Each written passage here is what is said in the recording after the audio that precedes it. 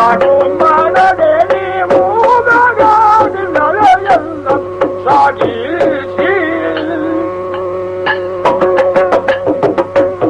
ಪದಿಗಳ ಕೂಡೆ ಹೋಗಿಸಿ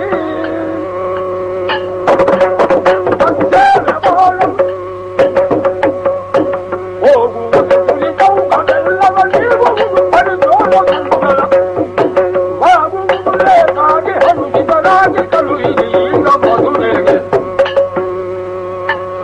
ಹೋಗಿ ಮದುವೆ ಹೋಗ ನಡಬೇಡಿಯಗೆ ಎಲ್ಲಾಗಿ ಮಮತೆ ಪೂರ್ಣ ಮಾಡಿರಲಿ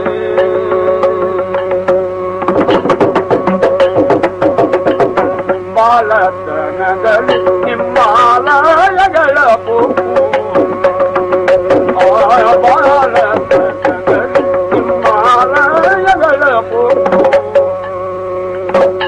ಪಾಲು ಮೊದಲುಡೆ ಕಟ್ಟು ಎದ್ದು ಪಾಲು ಮೊದಲುಡೆ ಕಟ್ಟು ಎದ್ದು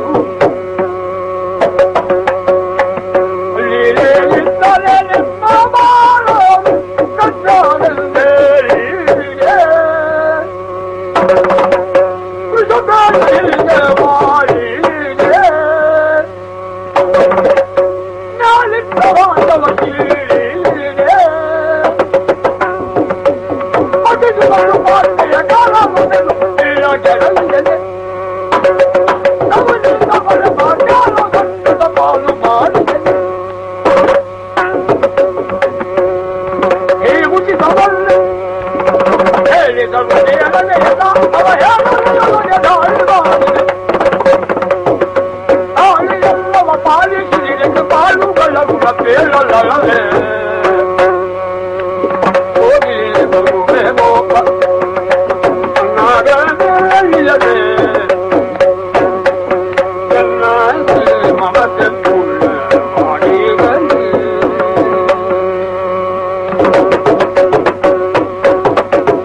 ಮುಳ್ಳಾಗಿಯದೆ ನಿಮ್ಮೆಲ್ಲರ ಮನವು ಮುಳ್ಳಾಗಿಯದೆ ನಿಮ್ಮೆಲ್ಲರ ಮನವು ಎನ್ನಲ್ಲೇ ಇರುವುದೆಂದು ಅಲ್ಲೇ ಕೇಳಿ ಎನ್ನಲ್ಲೇ ಇರುವುದೆಂದು ಅಲ್ಲೇ ಕೇಳಿ ಇಲ್ಲಿ ನಿಮ್ಮನ್ನು ಸರ್ ನಮಸ್ತೆ. ನಮಸ್ತೆ.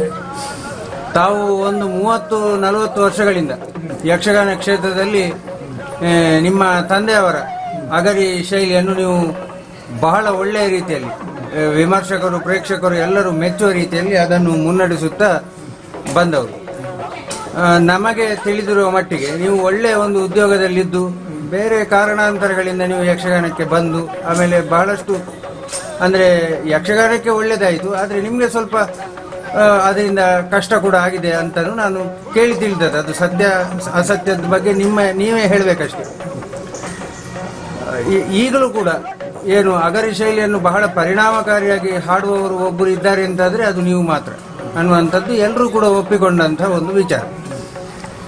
ಯಕ್ಷಗಾನದ ಒಂದು ಸಮಗ್ರ ವಿಮರ್ಶಕ ಅಂತ ಪ್ರಖ್ಯಾತಿಯನ್ನು ಪಡೆದಿರುವಂತಹ ರಾಘವ ನಂಬ್ಯಾರವರು ಹೇಳುವ ಪ್ರಕಾರ 90-95% ಹಾಗಾದರೆ ಶ್ರೀನಿವಾಸ ಭಾಗವತರ ಅದೇ ಶೈಲಿಯಲ್ಲಿ ಉಂಟು. ಬಹಳ ಅವರು ಯಕ್ಷಗಾನಕ್ಕೆ ಬಹಳ ದೊಡ್ಡ ಒಂದು ಏನು ದೇಣಿಗೆಯನ್ನು ಕೊಟ್ಟಿದ್ದಾರೆ ಅಂತ ಹೇಳಿ ಬಹಳ ಗೌರವಯುತವಾಗಿ ನಿಮ್ಮ ಬಗ್ಗೆ ವಿಶೇಷವಾಗಿ ಮಾತಾಡ್ತಾರೆ.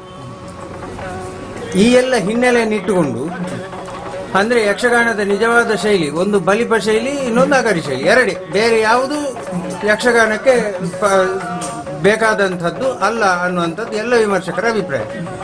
ಈ ಎಲ್ಲ ಹಿನ್ನೆಲೆಯನ್ನು ಇಟ್ಟುಕೊಂಡು ಈ ಯಕ್ಷಗಾನದ ಬಗ್ಗೆ ಮತ್ತು ತಾವು ನಡೆದು ಬಂದ ದಾರಿಯ ಬಗ್ಗೆ ಒಂದಷ್ಟು ವಿಚಾರಗಳನ್ನು ತಿಳಿದುಕೊಳ್ಳುವ ಒಂದು ಕುತೂಹಲ ಸರ್. ತಾವು ಯಕ್ಷಗಾನ ಕ್ಷೇತ್ರಕ್ಕೆ ಪಾದಾರ್ಪಣೆ ಮಾಡಿದ ಹಿನ್ನೆಲೆಯ ಬಗ್ಗೆ ಸ್ವಲ್ಪ ಹೇಳ್ತೀರಾ? ಹಿನ್ನೆಲೆ ಅಂತ ಅದರ ಮೇಲಿನ ಆಸಕ್ತಿ ಮತ್ತು ಪ್ರೀತಿ ಇದೆ. ಆದರೆ ಈಗಿನ ಇಷ್ಟು ಸುಲಭ ಆಗ ಇರಲಿಲ್ಲ. ಆಗ ಜೀವನವು ಬಹಳ ಕಷ್ಟ. ಯಕ್ಷಗಾನ ಕಲಾವಿದರದು ಮತ್ತು ಮೇಳಗಳ ಸ್ಥಿತಿಯು ಹೀನವಾಗಿತ್ತು. ಕರೆಕ್ಟ್.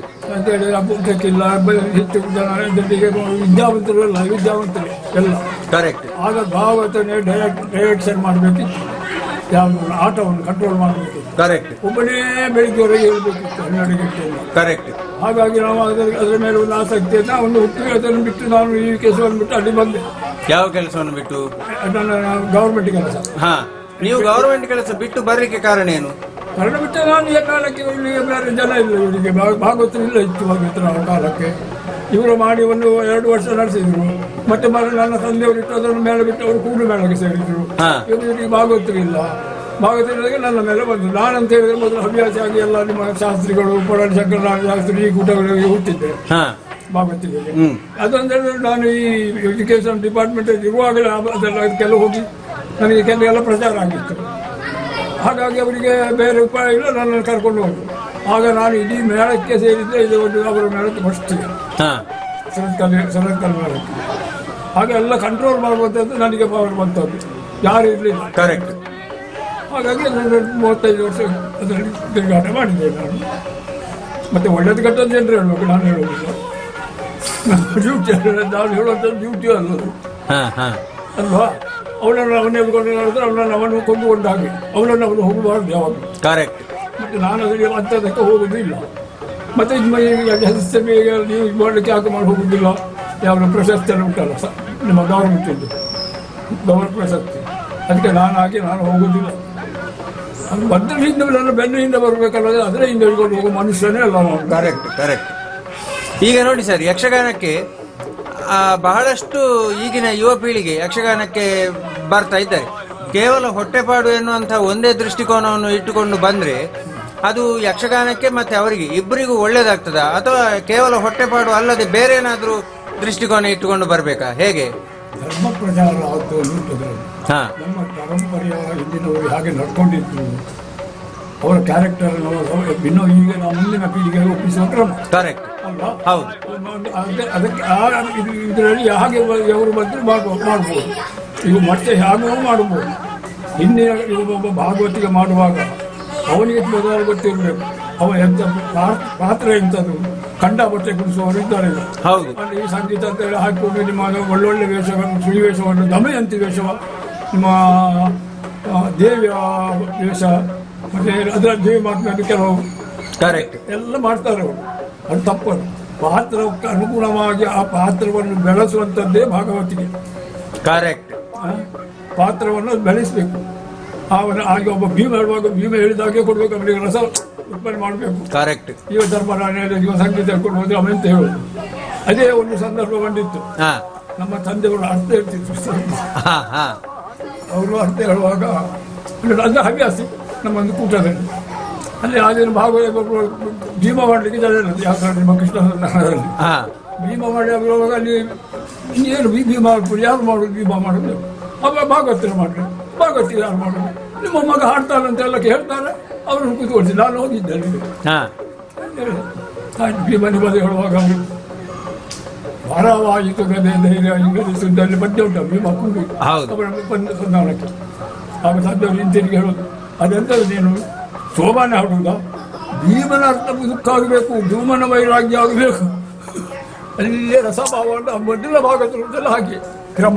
ಕರೆಕ್ಟ್. ಅಂದ್ರೆ ಕೇವಲ ಹೊಟ್ಟೆಪಾಡು ಎನ್ನುವ ದೃಷ್ಟಿಕೋನದಿಂದ ಬರಬಾರ್ದು, ಯಕ್ಷಗಾನಕ್ಕೆ ಏನಾದ್ರೂ ದೇಣಿಗೆ ಕೊಡುವ ಹಾಗೆ ಆಗಬೇಕು. ಹೌದು, ಅಲ್ಲ ಅದೇ. ಮತ್ತೆ ಈಗ ನೋಡಿಗಲ್ಲೂ ಕೆಲವು ಭಾಗವತಿದ್ದಾರೆ 3-4 ಗಂಟೆ ಕೊಟ್ಟುಕೊಂಡು 4-5 ಬೈಕಿನ 10 ಗಂಟೆವರೆಗೂ 3 ಭಾಗವತು. ಇದೆಲ್ಲ ಆ ಕಥೆ ಎಲ್ಲಿ ಕಥೆ ಮರ್ಮ ಅಂತ ಗೊತ್ತಿರುವುದಿಲ್ಲ, ಹೇಳ್ತಾರೆ ಅವರು. ಆಗ್ತದೆ ಹಾಗೆ ತಂದೆ ಕೇಳ್ತಾರೆ ಅಷ್ಟೇ. ಈಗ ನೋಡಿ ಸರ್, ಅಗರಿ ಶೈಲಿ ಅಥವಾ ಬಲಿಪ ಶೈಲಿ ಅಂತ 2 ಯಕ್ಷಗಾನಕ್ಕೆ ಒಳ್ಳೆಯ ಒಂದು ಶೈಲಿಗಳು ಅಂತ ಹೇಳಿ ಎಲ್ಲರೂ ಅದನ್ನು ಒಪ್ಪಿಕೊಂಡಿರುವಂಥದ್ದು. ಇದರ ನಿಜವಾದ ಅರ್ಥ ಏನು? ಅಂದ್ರೆ ಯಕ್ಷಗಾನ ಈ ಶೈಲಿ ಅಂತ ಯಾಕೆ ವರ್ಗೀಕರಣ? ಹೇಳುವ ಕ್ರಮ, ಪಾತ್ರವನ್ನು ಬೆಳೆಸುವ ಕ್ರಮ. ಆ ಪಾತ್ರ ಈಗ ನೋಡಿ, ಬಲಿಪುರ ಶೈಲಿ ಅವ್ರಿಗೆ ಹಿಂದಿನ ಪರಂಪರೆಯಿಂದ ಬಂದ ಶೈಲಿ. ಕರೆಕ್ಟ್. ಅಗರಿ ಅಂತ ಹುಟ್ಟಾಕಿದವರೇ ಇವರು. ಕರೆಕ್ಟ್. ಅಗರಿ ನೃತ್ಯ. ಹೌದು. ಅಗರಿ ಶೈಲಿನಲ್ಲಿ ಇವರು ವಿಶೇಷ ಎಂಥದ್ದು ಅಂತ ಹೇಳಿದ್ರೆ, ಇವರು ಮೊದಲು ನಿಮ್ಮ ಭಾಗವತಿ ಆಗಿರುವ ಕಾರಣ ನನ್ನ ತಂದೆ ಇದು ನಾಟಕ ಮಾಡಿದ್ರು. ಹಾ ಹಾ ಹಾ ಹಾ ಅದಕ್ಕೆಲ್ಲ ಹಾಡು ಬರೆಯುವುದು ಅವರು ಕವಿಯೂ ಹೌದು. ಹಾ ಅದಕ್ಕೆಲ್ಲ ಹಾಡು ಬರೆಯುವಂಥದ್ದು ಎಲ್ಲ ಇತ್ತು ಅವ್ರದ್ದು. ಅದೆಲ್ಲ ಕೈ ಸುಟ್ಟುಕೊಂಡ ಮೇಲೆ ಮತ್ತೆ ಎಂತ ಮಾಡುವುದು ಹೇಳಿದ್ರೆ ಯಕ್ಷಗಾನ ಕ್ಷೇತ್ರ ಬಂದು ಆ ಮೆಸರಿನಲ್ಲಿ ಹೋಗುದು. ಹಾ ಹಾ ಹಾ ಈಗ ನೀವು ಕೇಳ್ತಾರಲ್ಲ, ಈಗ ಬಬ್ರುವಾಹನ ಕಾಲದಲ್ಲಿ ಯಾರು ತಿಳಿಯಲು ನೀನು ಅದು ನಾಟಕ ತಿಳಿಯಬೇಕು. ಕರೆಕ್ಟ್. ಈಗ ನಮ್ಮ ಈ ನೇರು ನಟ ಯಾರಪ್ಪ ಡಾಕ್ಟರ್ ರಾಜ್ಕುಮಾರ್, ಡಾಕ್ಟರ್ ರಾಜಕುಮಾರ್ ನೇರು ನಟ ಆಗಿ ಅವರ ಟ್ರೈನಿಂಗಲ್ಲಿ ನಾಟಕ ರಂಗಭೂಮಿಯಲ್ಲಿ ಈಗ ಯಾವ ಪಾತ್ರ ಮಾಡಿ ಆ ಛಾಪಕ ಅಂತದೆ. ಕರೆಕ್ಟ್. ಅದನ್ನು ಇಟ್ಕೊಂಡು ಒಮ್ಮೆ ನೇರು ನಟ ಆಟ ಹಾಗೆ ಅದನ್ನೇ ಮೇಡ್ಕೊಂಡು ಅವರು ಇವರೊಂದು ಮೆಥಡ್ ಮಾಡಿದರು. ಸರಿ, ಇವರ ಮೆಥಡ್ ದಾಮೋದರ ಮಂಡಲದಲ್ಲಿ ಬೆಸ್ಟ್ ಅಂತ ಕಂಡಿತು. ಅವರೇ ನನ್ನ ಹತ್ರ ಹೇಳಿದರು, ಅವರೇ ಹೇಳಿದರು ನನಗೆ, ನಾನು ಈಗ ಈ ಯಕ್ಷಗಾನವನ್ನು ಸಂಗೀತ ಮಟ್ಟಿಗೆ ತರಲಿಕ್ಕೆ ಕಾರಣ ನಿಮ್ಮ ಅಪ್ಪ. ಅವರ ಸ್ಟೈಲು, ಅವರು ಮಾತುಗಳು ಹೇಳುವ ಒಳ್ಳೆಯದು. ಹಾಗಾಗಿ ನಾನು ಅದಕ್ಕೆ ಪ್ರಯತ್ನ ಮಾಡಿದೆ. ಆಮೇಲೆ ಈಗೆಲ್ಲ ಬಂದ್ದಾರೆ, ಆಮೇಲೆ ಮಹಿಂದಪುರ ಇವರು, ಆಮೇಲೆ ಈಗೆಲ್ಲ ಅದೇ ಇದರಲ್ಲಿ ಇದ್ದಾರೆ. ಅಂದ್ರೆ ಈ ಸಂಗೀತ ಶೈಲಿ ಯಕ್ಷಗಾನಕ್ಕೆ ಎಷ್ಟು ಪೂರಕ? ಪೂರಕೇನ ಸಂಗೀತ ಚೌಕಟ್ಟು, ಮಟ್ಟು ಮಟ್ಟು ಅಂತ ಹೇಳ್ತಾರೆ. ಹೌದು ಹೌದು, ಆ ಮಟ್ಟು ಮಾತ್ರ ಸಾಕು. ಹಾ, ಹಾಗಾದ್ರೆ ಈಗ ನಾಟಕದಲ್ಲಿ ಪದ್ಯ ಯಾವ ವಿಧದಲ್ಲಿ ಹೇಳ್ತಂತ ಹೇಳೋದಿಲ್ಲ. ಕರೆಕ್ಟ್, ಅದೊಂದು ಹೌದು ಹೌದು, ರಾಗ ಅಲ್ಲಿ ಉಂಟು. ಕರೆಕ್ಟ್. ಅಂದ್ರೆ ಯಕ್ಷಗಾನಕ್ಕೆ ಈ ಮಟ್ಟು, ಈ ಮಟ್ಟೆ ಪ್ರಧಾನ. ಈ ಮಟ್ಟಿನಲ್ಲಿ ಸ್ಟೈಲ್, ಪಾತ್ರವನ್ನು ಬೆಳೆಸುವ ಸ್ಟೈಲ್. ಕರೆಕ್ಟ್. ಈಗ ಕೆಲವರಿಗೆ ಉದ್ದ ಮಾಡಿ ಮಾತಾಡಿಕೊಂಡು ಸುಮಾರಾಗಿ ಹೇಳಿದುಕೊಂಡು ಅದನ್ನು ತಾಳಕ್ಕೆ ಹಾಕೊಂಡು ಏನಂತ ಪಾತ್ರ ಸಾಕ್ತದೆ ರಂಗಸ್ಥಳದಲ್ಲಿ. ಕರೆಕ್ಟ್. ಅಂದ್ರೆ ಇಡೀ ರಂಗಭೂಮಿ ಅನ್ನುವಂತ ಕಲ್ಪನೆ ಇಟ್ಟುಕೊಂಡಾಗ ನಾವು ಕಚೇರಿ ಮಾಡಿದ್ರೆ ಅದು ಆಡುವ ಪದಕ್ಕೆ ಒಬ್ಬ ಅದರಲ್ಲಿ ಪಾತ್ರವನ್ನು ಬೆಳೆಸಲಿಕ್ಕೆ ಉಂಟು, ಅದರೊಂದು ಪಾತ್ರ ಸೃಷ್ಟಿಯಾಗಬೇಕು ಅಂತ ಅನ್ಬೇಕು ಕಲ್ಪನೆ. ಕರೆಕ್ಟ್. ಈಗ ಬಬ್ರುವಾಹನ ಕಾಲದಲ್ಲಿ ಒಬ್ಬ ಪ್ರಸಂಗಿತ್ತ ನೈನ್ ಶ್ರೀವಾಸಿದ್ದ ಅದ್ರ ಒಂದೇ. ಕರೆಕ್ಟ್. ಚಿತ್ರಾಂಗ ಅಲ್ವಾ? ಹೌದು. ಚಿತ್ರಾಂಗದಲ್ಲಿ ಈ ಭಾಗವತ ನನಗೆ ರಾಗ ಗೊತ್ತುಂಟು ಅಂತ ಔಡಯ್ಯನ ರಮಣ ಅಂತ ಹೇಳುವಾಗ ಪದ್ಯವನ್ನು 25 ಸತಿ ಹೇಳಿಕೊಂಡು ಅದರ ಮರ್ಮ ಎಂಥದ್ದು, ಅವಳು ಯಾರು? ಬಬ್ರುವಾಹನ ತಾಯಿ, ಮಣಿಪುರದ ರಾಜ ಮಾತೆ. ಕರೆಕ್ಟ್. ಅವಳಿಗೆ ಅಷ್ಟು ಬಿಟ್ಟು ಬರುವಾಗ ಹಾಗಾದ್ರೆ ಅವಳು ಯಾಕೆ ಈ ಇದೆ ನಿಮ್ಮ ರಮಣ ಬಂದದ್ದು ಹೌದೌದು ಅಂತ ಸಾಗಿ ಕೇಳ್ತಾಳೆ.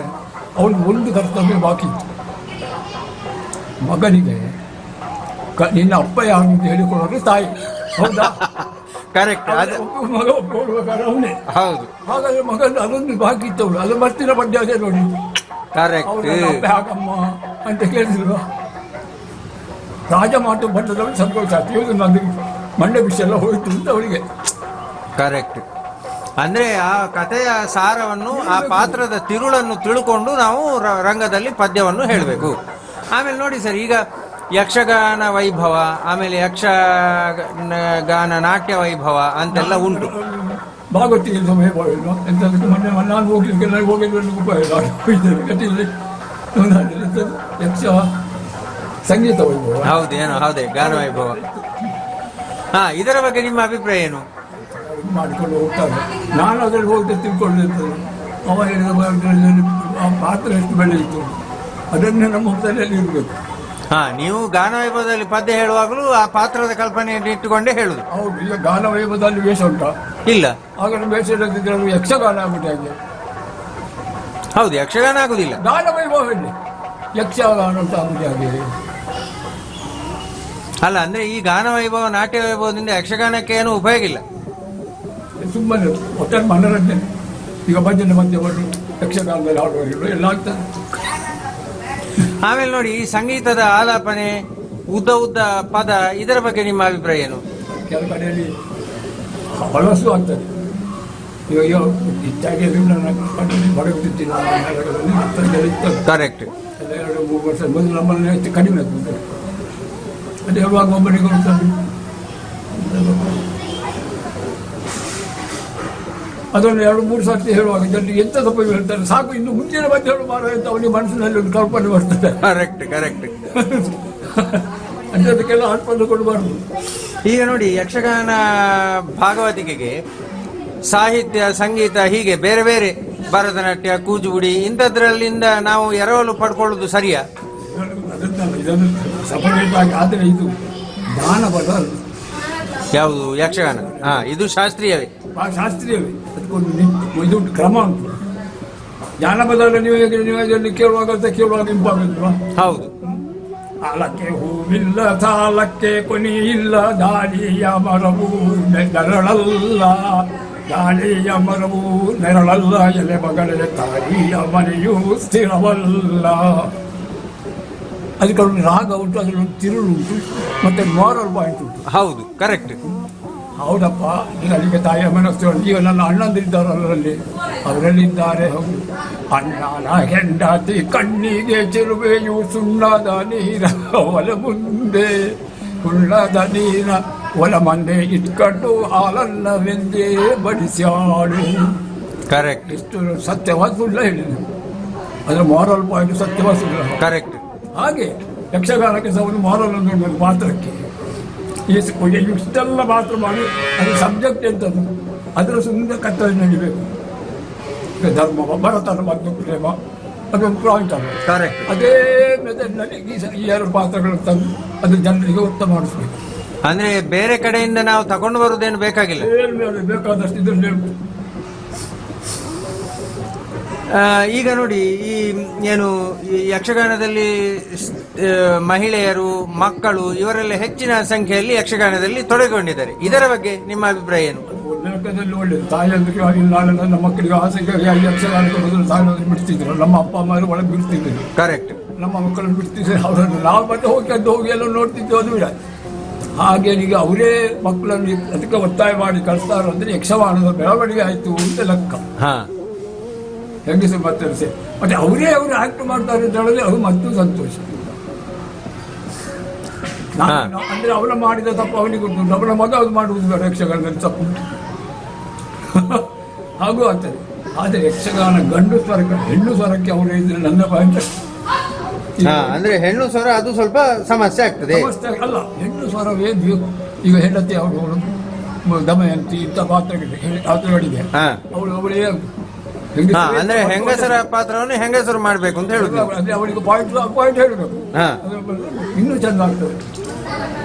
ಅವರು ಗಂಡಸರು ಮಾಡುವುದರಲ್ಲಿ ಹೋಗುವಾಗ ಸ್ವರ ಹೋಗ್ತದೆ. ಈಗ ನೋಡಿ, ಕೇಶವಾಣಿ ತಟ್ಟಿ ಇದನ್ನು ಮಾಡುವಾಗ ಅವರ ಸ್ವರ ಹೋಗ್ತದೆ, ಈಗ ಗಂಡು ಸ್ವರ ಬರುವುದಿಲ್ಲ. ಈಗ ನೋಡಿ, ಪುರಾಣೇತರ ಪ್ರಸಂಗಗಳು ಯಕ್ಷಗಾನಕ್ಕೆ ಎಷ್ಟು ಪೂರಕ ಅಥವಾ ಮಾರಕವೇ? ಪುರಾಣೇತರ ಪ್ರಸಂಗಗಳು ಅಂತ ಹೇಳಿದ್ರೆ ಈಗ ಕೆಲವು ತುಳಿದು ಆಗಿದೆ. ಪುರಾಣೇತರ ಪ್ರಸಂಗಗಳನ್ನು ಎಲ್ಲವರು ತಂದು ಅದನ್ನು ವಿಮರ್ಶೆ ಮಾಡಿ ಕೆಲವರೆಲ್ಲ ಅದನ್ನು ಸುಳ್ಳೆಲ್ಲ ಕಲ್ಪನೆ ಮಾಡಿ ಎಲ್ಲ ಮಾಡ್ತಾರೆ. ಒಟ್ಟಾರೆ ಆ ಪುರಾಣದ ಆ ಕಥೆಯಲ್ಲಿ ಒಂದು ತಿರುಳಿದ್ರೆ ಅದು ಪುರಾಣ ಮಾಡ್ಬೋದು.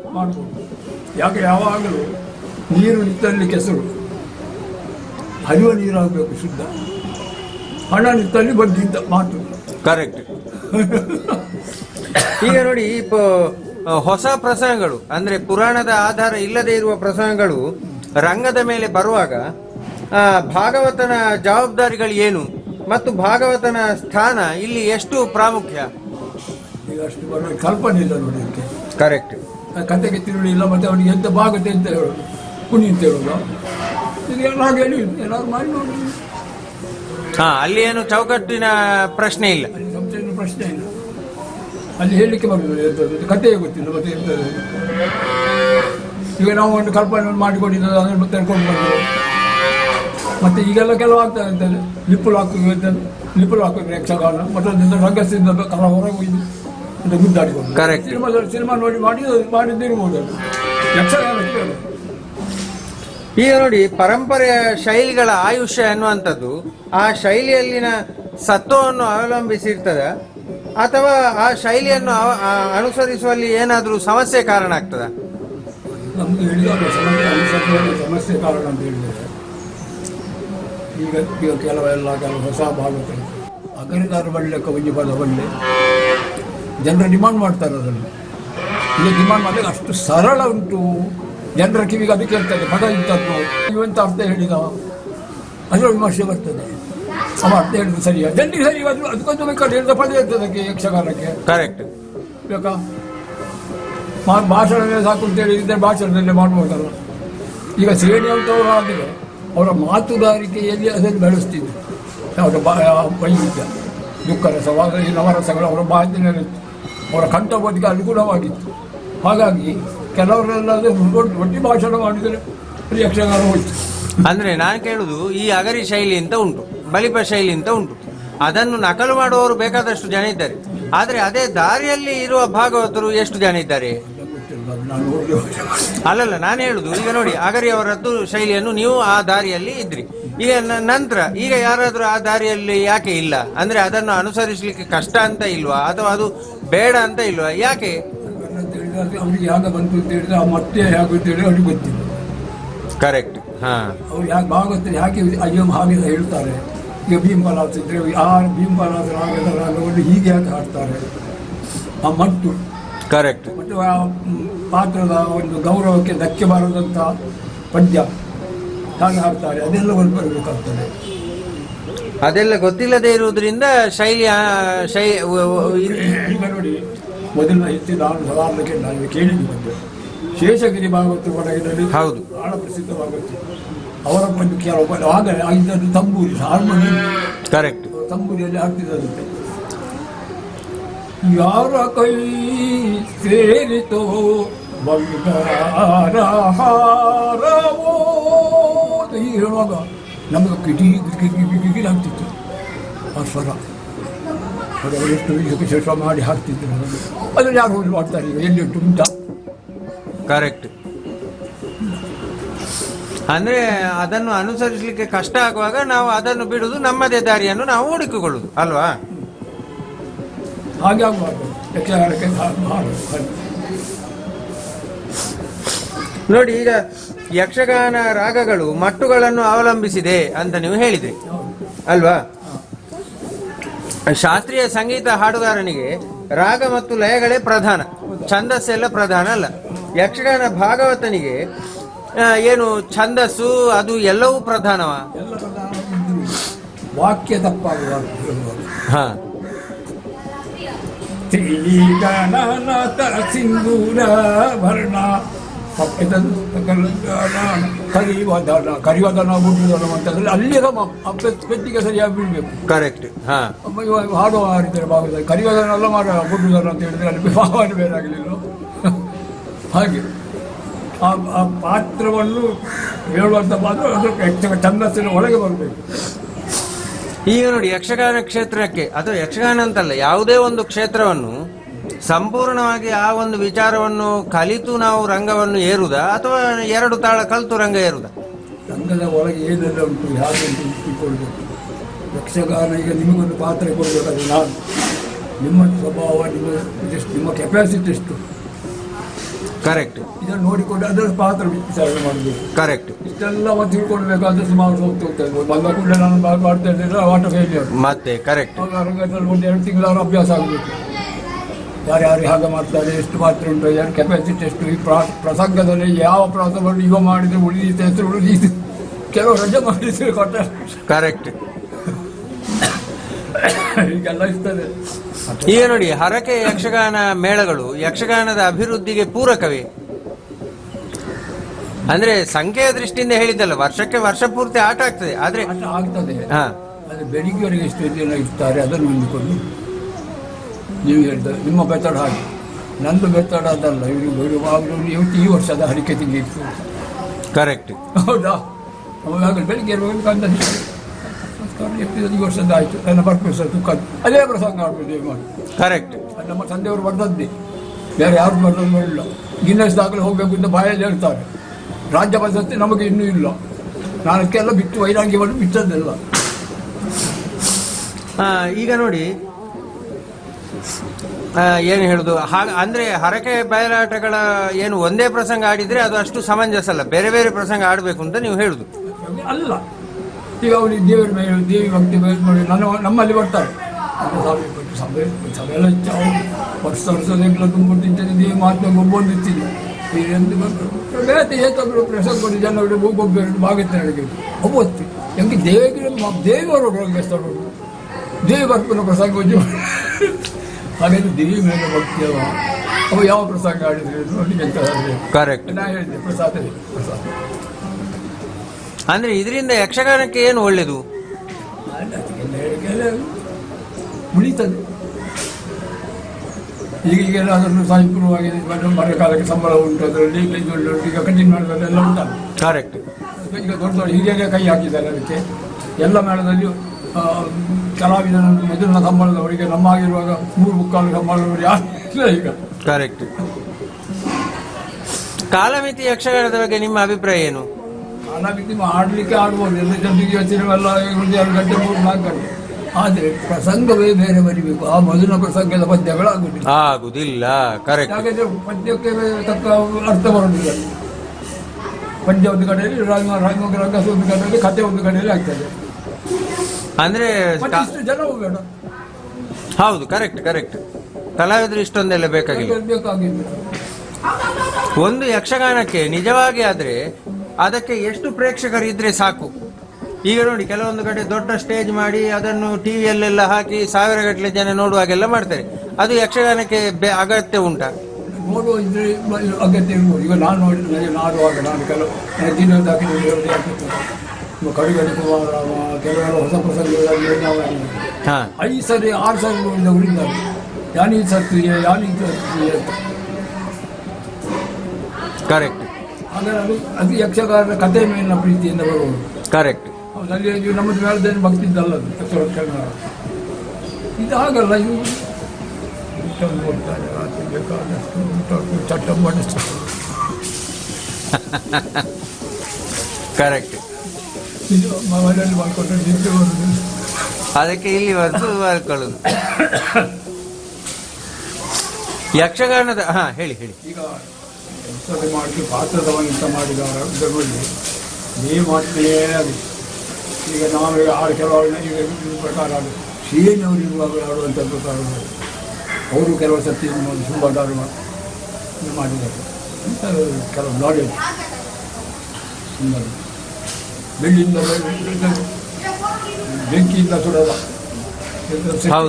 ಅತೀತವಾದ ಬರಬರ ಅವರ ಲಕ್ಷ್ಯದಲ್ಲಿ ಕೂಡ ಅಷ್ಟೇ ಹೇಳೋದು. ಬಾಕಿದವರನ್ನು ಬಂದವರಿಗೆ ನಿಜವಾದ ಹೇಳುವಾಗ ನಿಮಗೆ ಬೇಡ, ಅಲ್ಲಿಗೆ ಹೋಗಿ ನಿಂಗೆ ಅರ್ಥ ಆಗಲಿಲ್ಲ, ನನ್ನ ಉದ್ದೇಶ ಬೇರೆ ಉಂಟು. ಅದು ಕೆಲವರೆಲ್ಲ ಕೊಂಡು ಚಿತ್ರ ಮಾಡಿದ್ದಾರೆ. ಈ ಯಕ್ಷಗಾನದ ಏನು ಒಂದು ಬೆಳವಣಿಗೆಗೆ ಯಾರ ಜವಾಬ್ದಾರಿ ಹೆಚ್ಚು ಅಂದ್ರೆ ಕಲಾವಿದರದ್ದ, ಪ್ರೇಕ್ಷಕರದ್ದ, ಮೇಳದ ಯಜಮಾನರುಗಳದ್ದ, ಯಾರ ಜವಾಬ್ದಾರಿ ಹೆಚ್ಚು? ಯಾರ್ದಂತ ಈಗ ಹೇಳಲಿಕ್ಕಾಗಲ್ಲ. ಈಗ 2-3 ಭಾಗವತಿದ್ದಾರೆ, ಹೇಳಲಿಕ್ಕಾಗಲ್ಲ. ಈಗ ನನಗೆ ನಾವು 1 ಗಂಟೆ ಇನ್ನೊಬ್ಬರು ನಾನು 1 ಗಂಟೆ ಬಿಟ್ಟುಕೊಡುವುದಿಲ್ಲ. ಕರೆಕ್ಟ್. ನನ್ನ ಎಬಿಲಿಟಿ ಅದನ್ನು ತೋರಿಸ್ಲಿಕ್ಕೆ ಆಗ್ತದ? ಆಗುದಿಲ್ಲ. ಮತ್ತೆ ಭಾಗವತ ಇದಿಲ್ಲ. ವೇಷಧಾರಿಗಳು ಬರ್ತಾರೆ, ಹೋಗ್ತಾರೆ, ಮಲಗ್ತಾರೆ, ಹೋಗ್ತಾರೆ ಮನೆಗೆ. ಯಜಮಾನರಿಗೆ ಬಗ್ಗೆ ಸಿಗ್ತದೆ. ಈಗೆಲ್ಲ ಕಂಟ್ರಾಕ್ಟ್ ಇತ್ತಲ್ವ. ಅವತ್ತು ಎಲ್ಲ ಮಾಡುವಾಗ ಕಂಟ್ರಾಕ್ಟಲ್ಲಿ ಹಣ ಕಡಿಮೆ ಆದರೆ ಮೇಲೆ ನಿಲ್ಲಿಸಿದ್ರೆ ಇಷ್ಟು ಜನ ಕಲಾವಿದರ ಗತಿಯಲ್ಲಿ ಮಂಡಳಿ. ಈಗ ಅದೇ ಉಂಟಾ? ಕರೆಕ್ಟ್. ಅದರಿಂದಾಗಿ ಒಟ್ಟು ನಡೀತಾ ಉಂಟು.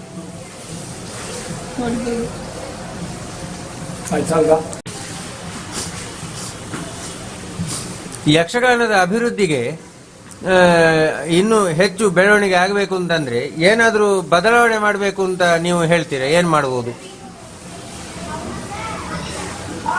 ಬಾಲ್ಯದಿಂದಲೇ ರಾಮಾಯಣ ಭಾರತದ ತತ್ವವನ್ನು ಮಕ್ಕಳಿಗೆ ಗೊತ್ತಾಗುವಾಗ ಈಗ ರಾಮಾಯಣದಲ್ಲಿ ಭಾಗವತನಿಗೆ ಗೊತ್ತಿದೆ. ಕರೆಕ್ಟ್. ಉಳಿಸಿ ರಾಮ ಉಳಿಸಿ ಲಕ್ಷ್ಮಣ ಇರ್ತಾರೆ ಅಂತ ಕೇಳಿದ್ರೆ ಹಾಗಾಗಿ ಹೇಳಲಿಕ್ಕೆ ಆಗುವುದಿಲ್ಲ. ಅವರಿಗೆ ಅದರಲ್ಲಿ ಇಂಟ್ರೆಸ್ಟ್ ಪರಾವ ಮಾಡಿದರೆ ಆಗ ಜನರಿಗೆ ಗೊತ್ತಾಗ್ತದೆ. ಅವರು ಮಕ್ಕಳ ದೊಡ್ಡವರಾಗಿ ಹೇಗೆ ಬೆಳೆಸ್ಬೋದು ಅಂತ ಮಕ್ಕಳ ಬಾಲ್ಯದಿಂದಲೇ ಬೆಳೆಸ್ಬೇಕು. ಅಂದ್ರೆ ಯಕ್ಷಗಾನ ನೋಡ್ಲಿಕ್ಕೆ ಬಾಲ್ಯದಿಂದಲೇ ನಾವು ಕಲಿಸ್ಬೇಕು. ಪಾತ್ರಗಳು ನಾವು ಚಾರಿತ್ರಿಕ ನಮ್ಮ ಪಠ್ಯ ಪುಸ್ತಕದಲ್ಲಿ ಇಲ್ಲ, ನಮಗೆಲ್ಲ ಇತ್ತು. ಕರೆಕ್ಟ್.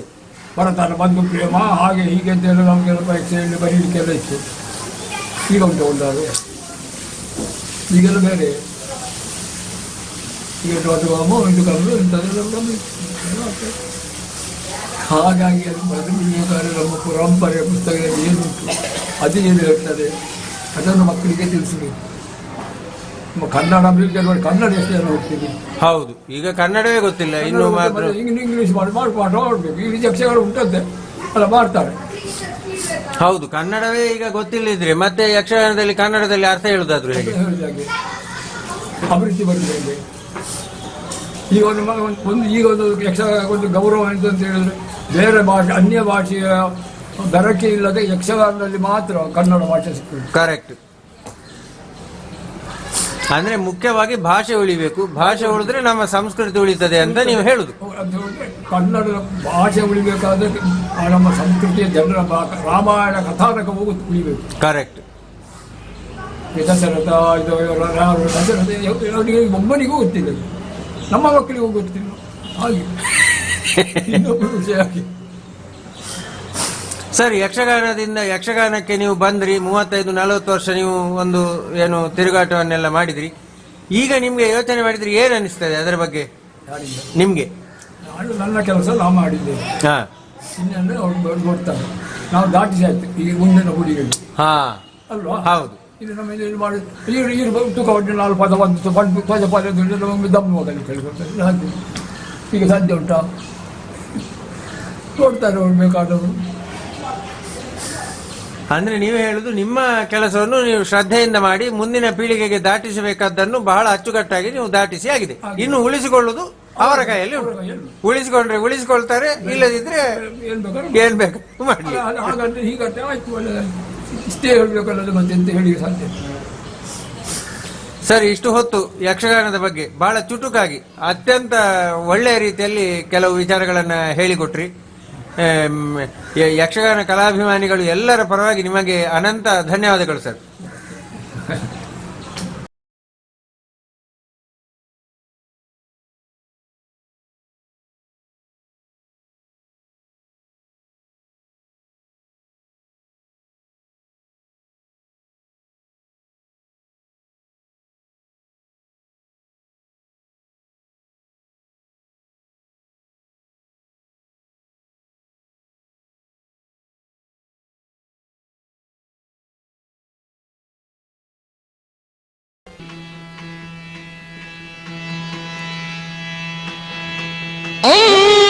ಅಂಗುರುಗಳ ನೇತ್ರ ಶ್ರೀ ದುರ್ಗಾಂಬಿಕೆಯ ಬಲಗೊಂಡು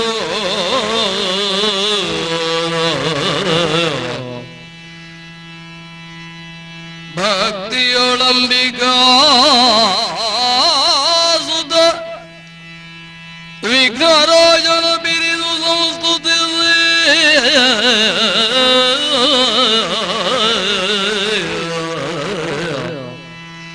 ಅಂಬುನಿಧಿಯಾತ್ಮಜಗೆ ಕೈ ಮುಗಿದು ಅಂಬುನಿಧಿಯಾತ್ಮಜಗೆ ಕೈ ಮುಗಿದಂಬುಜಾಸನ ವಾಣಿಯರ ಪಾದಾಂಬುಜಕ್ಕೆ ಪೊಡಮಡುತ್ತ ವರ್ಣಿ ಬೆನಿ ಕಥಾಮೃತವ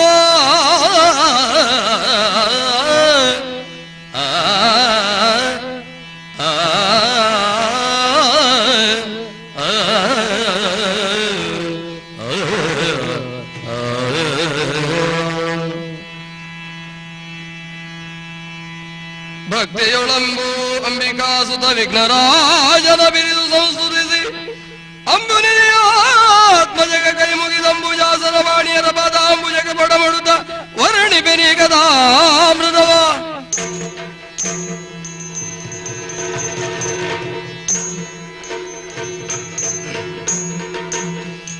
ಬಂದೋ ರಥ ಕಾಣುತ್ತ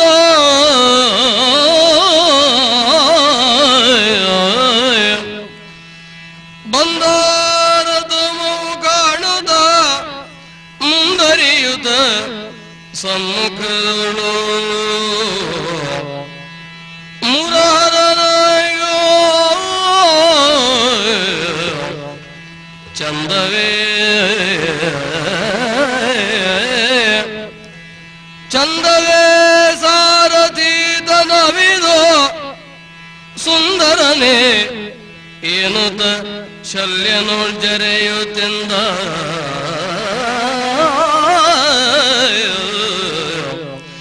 ಚಂದವೇ ಸಾರಥೀತನವಿದು ಸುಂದರ ಶರಣೆ ಎನ್ನುದ ಶಲ್ಯ ನೋಡಿದರೆಯುವುದೆಂದೋ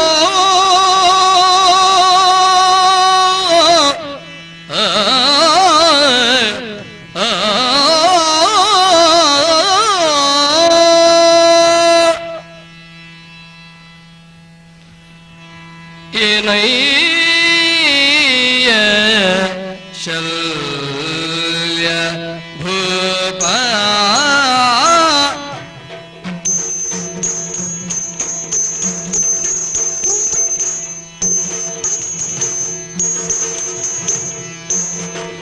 ಏನಯ್ಯ ಶಲ್ಯ ಭೂಪ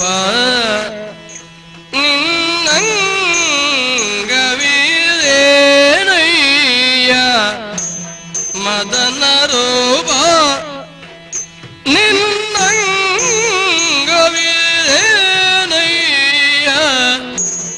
ಮದನ ರೂಪ ಮದನ ರೂಪ ಮದನ ರೂಪ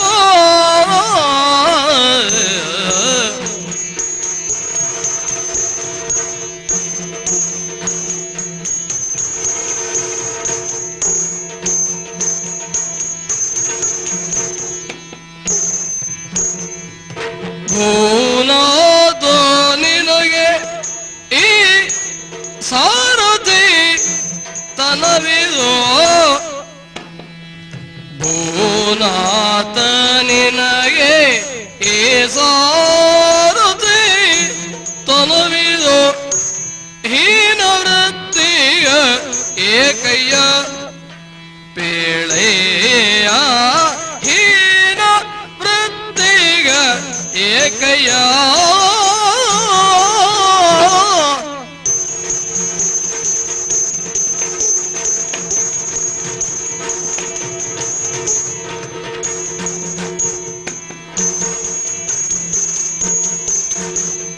ಭೂನಾಥ ನಿನಗೆ ಈ ಸಾರಥಿ ತನವಿದೋ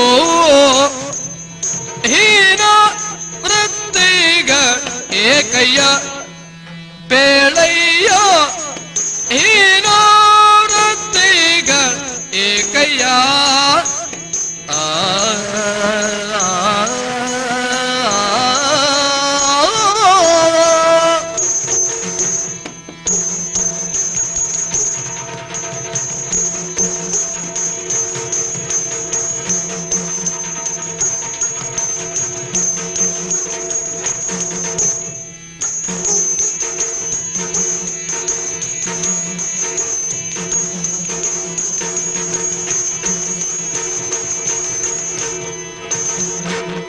ಭೂನಾಥ ನಿನಗೆ ಇದೋರದಿತನವಿದು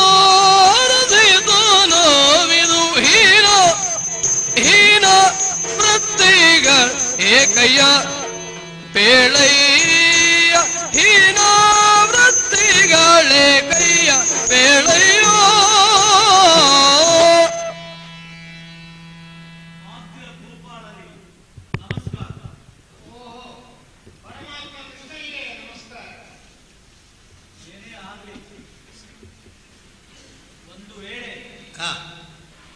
ದುರ್ಯೋಧನ ಏನಾದರೂ ಯುದ್ಧವನ್ನು ನಿಶ್ಚಯ ಮಾಡದೇ ಇರ್ತಿದ್ರು, ನಾನು ಮಾಡಿದ ಸಂಧಾನಕ್ಕೆ ಸಮ್ಮತಿಯನ್ನು ಕೊಡ್ತಿದ್ದೆ, ಅಂತ ನಷ್ಟ ಆಗ್ತಿತ್ತು ನೋಡಿ. ಊರಿಗೆ ಒಳ್ಳೇದಾಗ್ತದ ಹಾಳಾಗ್ತದ ವಿಷಯ ಬೇರೆ. ಒಂದು ಯುದ್ಧ ನಿರ್ಣಯ ಆದ್ರಿಂದ ನಿಮ್ಮಂಥವರನ್ನು ನಮಗೆ ನೋಡುವ ಭಾಗ್ಯ ಬಂತ ನೋಡಿ.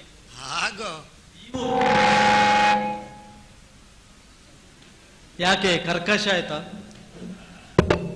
ಇಲ್ಲಪ್ಪ, ಇಂಥ ವಿಶಿಷ್ಟ ಶಬ್ದಗಳನ್ನು ಕೇಳುವ ಒಂದು ಅವಕಾಶ ಸಿಕ್ಕಿತ್ತು. ನಾನು ಅದೇ ಹೇಳುದು, ಇಂಥದ್ದೊಂದು ರಣಭೂಮಿಯ ವೇದಿಕೆ ಇಲ್ಲವಾಗ್ತಿದ್ರೆ ಹೌದು, ನೀವೆಲ್ಲ ಇಲ್ಲಿಗೆ ಬರ್ತಿದ್ರು. ದಕ್ಷಿಣದವರು ಉತ್ತರದವರು ಅವರದ್ದೊಂದು ಸಮ್ಮೇಳನ, ಆ ತಿಟ್ಟುಗಳೇನು ಮಟ್ಟುಗಳೇನು ಅಂತ ನೋಡುವ ಭಾಗ್ಯ, ಕೇಳುವ ಯೋಗ ಇಲ್ಲಿ ಸೇರಿದವರಿಗೆ ಇರ್ತದೆ ನೋಡಿ. ಉಳಿದವರ ವಿಷಯ ಬಿಡಿ, ನನ್ನ ಭಾಗ್ಯ ಬಹಳ ದೊಡ್ಡದೇ. ಏನು ಎಂಥವರು ನೀವು, ಎಷ್ಟು ಎತ್ತರದವರು ನೀವು ಅಂದ್ರೆ ಏನು ವ್ಯಂಗ್ಯ ಅಲ್ಲದು, ಶಾರೀರಿಕವಾಗಿ ಮಾನದಲ್ಲಿ ಹೇಳಿದ್ದಲ್ಲ. ಕೀರ್ತಿಯಲ್ಲಿ, ಶ್ರೀಮಂತಿಕೆಯಲ್ಲಿ, ಕೌಶಲದಲ್ಲಿ, ಅನುಭವದಲ್ಲಿ, ಹೆಚ್ಚೇಕೆ ವಯಸ್ಸಿನಲ್ಲಿ ನ್ಯಾಯವಾಗಿ ನಿವೃತ್ತರಾಗಿ ಮನೆಯಲ್ಲಿ ಕುಳಿತುಕೊಳ್ಳಬೇಕಾದ ಈ ವಯಸ್ಸಿನಲ್ಲಿಯೂ ನೀವು ಈ ಉದ್ಯೋಗವನ್ನು ಬಿಡದೆ ಮುಂದರಿಸ್ತೀರಿ ಅಂದ್ರೆ ನೋಡಿ, ನಮ್ಮಂಥವ್ರು ನಾಚಬೇಕು. ಯಾಕೆ ನಮಗೆ ಪ್ರಾಯ? ನಿಮ್ಮ ವಯಸ್ಸೇನು, ನಮ್ಮ ವಯಸ್ಸೇನು? ನಿಮ್ಮ ಅನುಭವ ಏನು, ನಮ್ಮ ಅನುಭವ ಏನು? ಯಾವುದ್ರಲ್ಲಿ ಕಡಿಮೆ ಇದ್ದೀರಿ ನೀವು? ನಿಮ್ಮ ತೀರ್ಥರೂಪರು ಬ್ರಹ್ಮನನ್ನು ಕುರಿತು ತಪಸ್ಸು ಮಾಡಿ ಇಂದ್ರನಿಗೆ ಸಮಾನನಾಗಿರ್ತಕ್ಕಂಥ ಮಗ ಬೇಕು ಅಂತ ಬಯಸಿದವಾಗ ಹುಟ್ಟಿದವರಂತೆ ನೀವು. ಆರ್ತಾಯನಿ ಅಂತ ಪ್ರಸಿದ್ಧಿ. ನಮ್ಮ ಹಿರಿಯರೇ ಋತಾಯನರು ಅಂತ ಪ್ರಸಿದ್ಧ. ಋತ ಆಯನ. ಹೌದು. ಸುಳ್ಳು ಹೇಳುವವರಲ್ಲ ನೀವು. ಸತ್ಯಕ್ಕೆ ನೆಲಮನೆ ನಿಮ್ಮದ್ದು. ಆದ್ರೂ ಕೆಲವರು ಆಕ್ಷೇಪಿಸ್ತಾರಪ್ಪ, ಏನು ಮಾತೃ ದೇಶದವರೆಲ್ಲ ಹಾಗೆ ಅಂತ ಹೇಳೋರಿದ್ದಾರೆ. ಏನು ಮಾಡೋದು ಹೇಳಿ? ಅದನ್ನು ತೆಗೆದುಕೊಳ್ಳಬೇಕು ಅಂತಿಲ್ಲ, ಎದುರುಗಡೆ ತಿರುಗಾಡಿದ್ರೂ ಸಾಕು ಅಪವಾದ ಬರ್ತದೆ. ಅಲ್ಲ, ಹಿಂದಿನಿಂದ ಏನು ಹೇಳಿದ್ರು ನಾವು ಆಕ್ಷೇಪಿಸುವುದಿಲ್ಲ, ಇದರಿಂದ ಹೇಳಿದ್ರೆ ಬಿಡುವುದೂ ಇಲ್ಲ. ನೀವು ಇದರಿಂದ ಹೇಳಲಿಕ್ಕೆ ಬಿಡುವವರಲ್ಲ ನೀವು. ನಿಮ್ಮ ಹೆಸರೇ ಶಲ್ಯ ಅಂತಲ್ವಾ? ಹೌದು. ಶಲ್ಯ ಎಂಬ ಶಬ್ದಕ್ಕೆ ಸಾಮಾನ್ಯವಾಗಿ 2 ಅರ್ಥ ಉಂಟು. ಒಂದು ಅಲಂಕಾರಕ್ಕೆ ಹಾಕೊಳ್ಳುವುದು, ಅದನ್ನು ಶಲ್ಯ ಅಂತಲೂ ಕೆಲವರು ಹೇಳ್ತಾರೆ. ಹೌದಪ್ಪ, ಅಲಂಕಾರಕ್ಕದು. ಇನ್ನೊಂದು ಶಲ್ಯ ಅಂದ್ರೆ ಆಯುಧ. ಅದು ಕರುಳಿಗೆ ಹಾಕಿ ತಿವಿದು ಕರುಳನ್ನ ಬಳ್ಳಿಯನ್ನೇ ಹೊರಗೆ ತೆಗೆಯಬಹುದಾದಂಥದ್ದು. ಶಲ್ಯ ಚಿಕಿತ್ಸಾ ಅಂತ ಒಂದು, ಶಲ್ಯ ತಂತ್ರ ಅಂತ ಇನ್ನೊಂದು. ಈ ಜಗತ್ತಿನಲ್ಲಿ ಕೆಲವು ಮದ್ದಾನೆಗಳಿದ್ರೆ ಉಂಟಲ್ಲ, ಅವರಿಗೆ ಶಲ್ಯ ಸ್ವಲ್ಪ ಕಿವಿಗೆ ಹಾಕದಿದ್ರೆ ಏನು ನಡೆಯುವುದಿಲ್ಲ. ಅದು ಹತೋಟಿಗೆ ಬರುವುದೇ ಇಲ್ಲ ಆ ಮದ್ದಾನೆಗಳು. ಹೀಗೆ ಇಷ್ಟೆಲ್ಲ ಅನುಭವ ಇದ್ದವರು ನೀವು. ಸಹಸ್ರಾರು ಮಂದಿಗೆ ದಾನವನ್ನು ಕೊಟ್ಟಂತ ಕೈ ತಮ್ಮದ್ದು. ಹೌದು. ಶ್ರೋತ್ರಿಯಿಂದ ವೈದಿಕ ಮಂತ್ರಾಕ್ಷತೆಗಳನ್ನು ಹಾಕಿಸಿಕೊಂಡು ಪುಲಕಿತವಾದಂತ ಮೈ ತಮ್ಮದ್ದು. ತಾವು ಭೂಪಾಲರು. ಮಾತ್ರ ಎಂಬ ಶಬ್ದವೇ ವಿಶಿಷ್ಟವಾದುದಲ್ವೇ? ಮಧುರಕ್ಕೆ ಬಹಳ ಹತ್ರವಾದದ್ದು. ನಮ್ಮ ಅತ್ತೆಯೊಟ್ಟಿಗಿದ್ದವಳು ಮಾದ್ರಿ ಲೋಕೋತ್ತರ ಸುಂದರಿ ಅಂತ ಪ್ರಸಿದ್ಧಿ ಈ ಹೊತ್ತಿಗೆ ಉಂಟು. ಹೌದಪ್ಪ. ಅಲ್ಲ, ನಿಮಗೆ ಈ ಉದ್ಯೋಗ ಗೊತ್ತಿಲ್ಲ ಅಂತಲ್ಲ ನಾನು ಹೇಳುದು. ನಮ್ಮ ಮಾವನಿಗೆ ಮದುವೆ ಆದಾಗ್ಲೂ ನೀವು ಈ ಉದ್ಯೋಗ ಮಾಡಿದ್ರಂತೆ. ಹೌದು. ಆದ್ರೆ ಅದು ಮದುವೆಯಲ್ಲಿ, ಅದಕ್ಕೆ ಉತ್ಸವ ಮೆರವಣಿಗೆ ಅಂತ ಹೆಸರಲ್ವಾ? ಮೆರವಣಿಗೆಯಲ್ಲಿ ಮಾಡಿದ್ರೆ ಅದಕ್ಕೊಂದು ಮರ್ಯಾದೆ ಉಂಟು. ಅದೇ ಕೆಲಸವನ್ನು ಮನೆಯಲ್ಲಿ ಮಾಡಿದ್ರೆ ಮರ್ಯಾದೆ ಇದ್ದೀತೋ ಅಂತ ನಾನು ಆಲೋಚನೆ ಮಾಡುದು.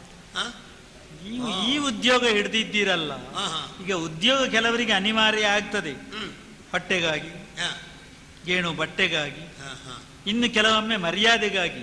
3 ದೃಷ್ಟಿಯಿಂದ ಮಾಡ್ತಾರೆ. ಮನೆಯಲ್ಲಿ ಬೇಕಷ್ಟು ಇದ್ದು ಕೆಲವರು ಉದ್ಯೋಗ ಮಾಡುವವರಿದ್ದಾರೆ. ನನಗೆ ತಿನ್ಲಿಕ್ಕೆ ಕಡಿಮೆಯಾಗಿ ಮಾಡುವುದಲ್ಲ, ನಾನೊಂದು ಉದ್ಯೋಗಿ ಅಂತ ಲೋಕ ಗೊತ್ತಾಗ್ಬೇಕಲ್ಲ, ಅದಕ್ಕೋಸ್ಕರ ಉದ್ಯೋಗ ಮಾಡುದು ಅಂತ ಹೇಳ್ತಾರೆ. ನಿಮಗೆ ಈ 3 ವಿಷಯದಿಂದ ಆಲೋಚನೆ ಮಾಡಿದ್ರು ಈ ಉದ್ಯೋಗ ಇದು ಅನಿವಾರ್ಯ ಅಂತ ನನಗೆ ಅನ್ನಿಸುವುದಿಲ್ಲ. ನೀವೊಂದು ಸಾರಥ್ಯವನ್ನು ಮಾಡ್ತಾ ಇದ್ದೀರಲ್ಲ, ನನಗೆ ಕಾಣ್ತದೆ ಇದು ಹೀನ ವೃತ್ತಿಯೇ. ಇದು ವೃತ್ತಿಹೀನ ಅಲ್ಲ, ನಿಮಗೆ ಈ ವೃತ್ತಿಹೀನ ಅಂತ ಅನ್ನಿಸ್ತಾ ಇದೆ. ಏನ್ ಹೇಳ್ತೀರಿ? ನಾನು ಕರ್ಣನ ಬಂಡಿಯನ್ನು ನೋಡಿದ್ದೀನಿ. ಓಹೋ, ಕರ್ಣನ ಬಂಡಿಯನು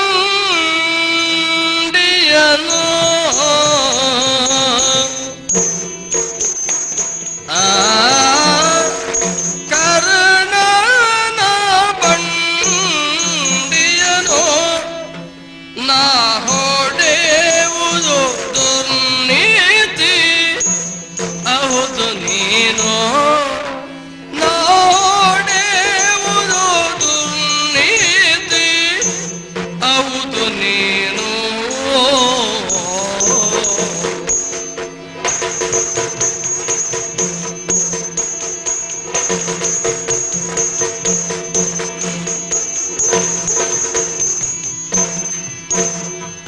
ಎನ್ನವ ಗುಣವ ಶೋಧಿಸುವಾದ ನರನಶ್ವವನ್ನು ನಡೆಸುವೆ ಏಕೆ ಪರಾಗೆ.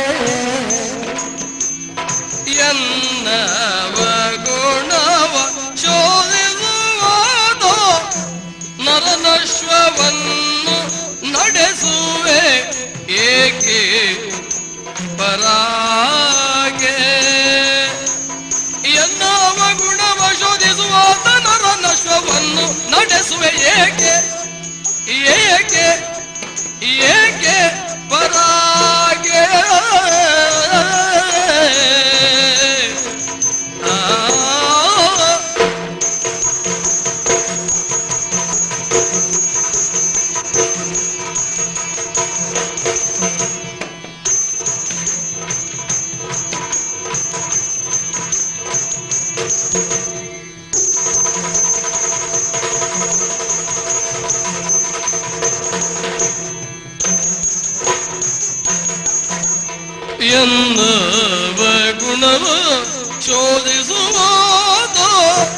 ನರನಶ್ವವನ್ನು ನಡೆಸುವೆ ಏಕೆ ಏಕೆ ಪರಾಗೆ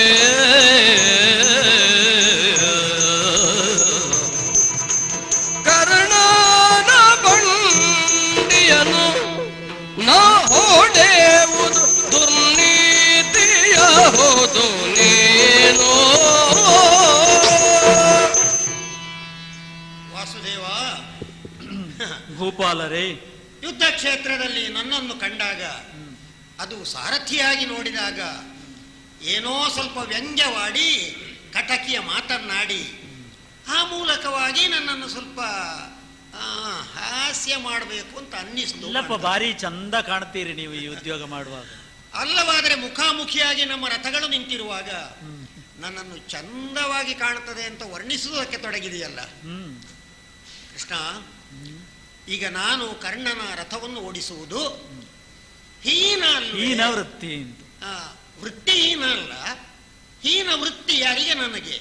ಯಾಕೆ? ನಾನು ಇದಕ್ಕಿಂತ ಮೇಲ್ಮಟ್ಟಿಯನ್ನು ಮಾಡಬೇಕಾಗಿತ್ತು. ಎತ್ತರದಲ್ಲಿದ್ದೀರಿ, ಆರಂಭವೇ ಹಾಗಾಗಿದೆ ಅಲ್ವಾ? ಆದ್ರೆ ಈ ಜಗತ್ತಿನಲ್ಲಿ ವೃತ್ತಿಗಳಲ್ಲಿ ಮೇಲ್ಮಟ್ಟದ್ದು ಕೀಳುಮಟ್ಟದ್ದು ಅಂತ ನಾವು ತೀರ್ಮಾನ ಮಾಡೋದಕ್ಕೆ ಕಷ್ಟ ಸಾಧ್ಯ ಅಲ್ವಾ? ಯಾಕೆ? ನಾವು ಯಾವುದನ್ನು ಕೀಳು ಅಂತ ತಿಳ್ಕೊಳ್ತೇವೋ ಆ ವೃತ್ತಿಯನ್ನೇ ಮೇಲ್ಮಟ್ಟದವರು ಮಾಡಿದರೆ ವೃತ್ತಿಗೆ ಬಹುಮಾನ ಬರ್ತದೆ. ವೃತ್ತಿಗೆ ಬಹುಮಾನ ಬರ್ತದೆ. ಅಂಥವ್ರು ಈ ಕೆಲಸ ಮಾಡಿದ್ದಾರೆ, ಆದ್ರಿಂದ ಕೆಲಸ ದೊಡ್ಡದು ಅಲ್ವಾ?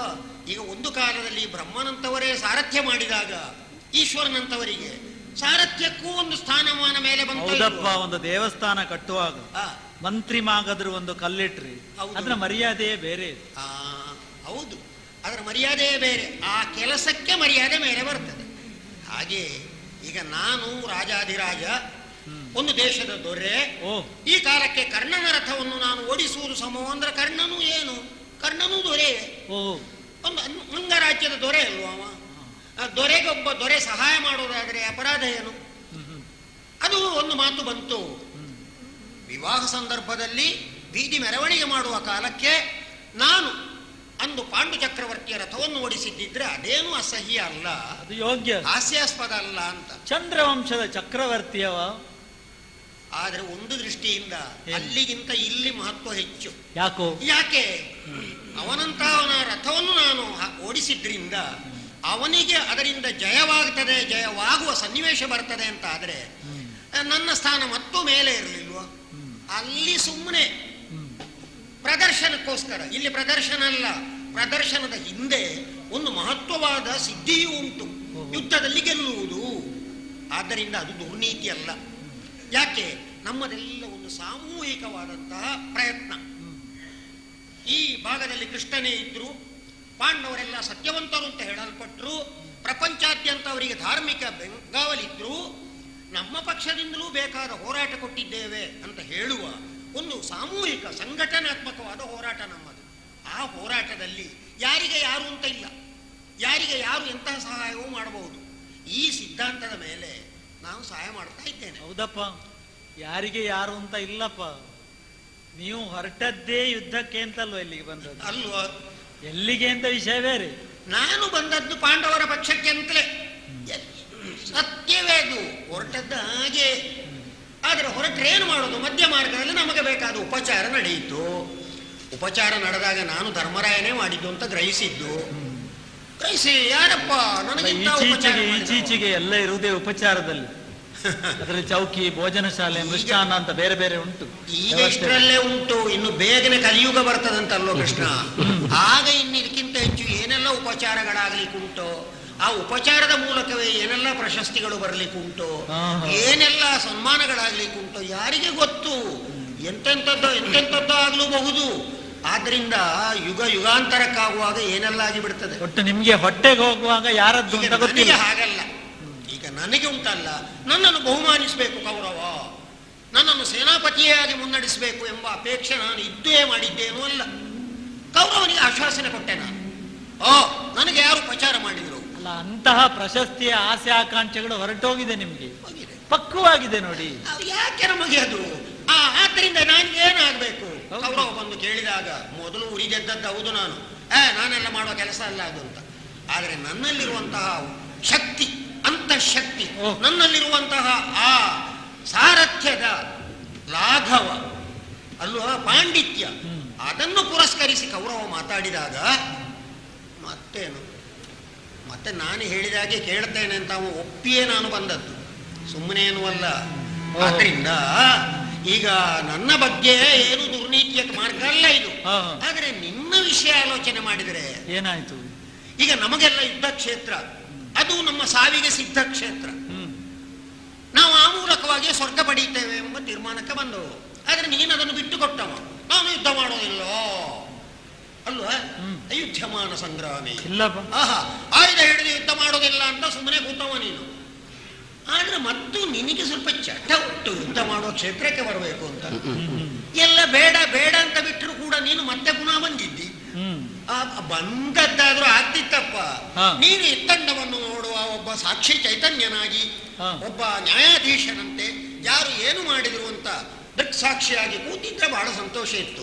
ಇದಲ್ಲ, ನೀನು ಮಾಡಬಹುದಾದ ಒಂದು ಕೆಲಸವನ್ನು ಆಯ್ಕೆ ಮಾಡಿಕೊಂಡು ಆ ಮೂಲಕ ಅರ್ಜುನನ ಸಾರಥ್ಯ ಅದೇ. ಈಗ ನನಗಾದ್ರೆ ಸಾರಥ್ಯ ಪರಿಣತ ಕೈ, ನನ್ನನ್ನು ಮಾಡೋದಕ್ಕೆ ಏನೂ ತೊಂದರೆ ಇಲ್ಲ. ಈಗ ನೀನು ಯಾಕೆ ಅರ್ಜುನನಿಗೆ ಸಾರಥ್ಯ ಅದೇ? ಅರ್ಜುನನಿಗೆ ಯಾಕೆ ಬೇಕಾಗಿ? ಅರ್ಜುನ ನಿನಗಿಂತ ಮೇಲಾದವನ. ಈಗ ನನಗೆ ಕರ್ಣ ಕೀಳಾದವನಾದ್ರಿಂದ ಅಧರ್ಮ ಅಂತ ಹೇಳ್ತೀನಿ ನೀನು, ನಿನಗಿಂತ ಅರ್ಜುನ ಏನು ಮೇಲ? ಅವನಿಗೆ ಯಾಕೆ ನೀನು ತೊಡಗಿದೀಯೇ ಸಾರಥ್ಯ ಮಾಡಲಿಕ್ಕೆ? ಪ್ರಶ್ನೆ ಒಳ್ಳೇದುಂಟು ಏನು? ಆದ್ರೆ ನನಗೂ ನಿಮಗೂ ತುಂಬಾ ವ್ಯತ್ಯಾಸ ಉಂಟು. ಹೇಗದು? ನೀವು ಭೂಪಾಲರು, ನಾವು ಗೋಪಾಲರು. ಧರ್ಮವಲ್ಲರ ಸರಿಯೇ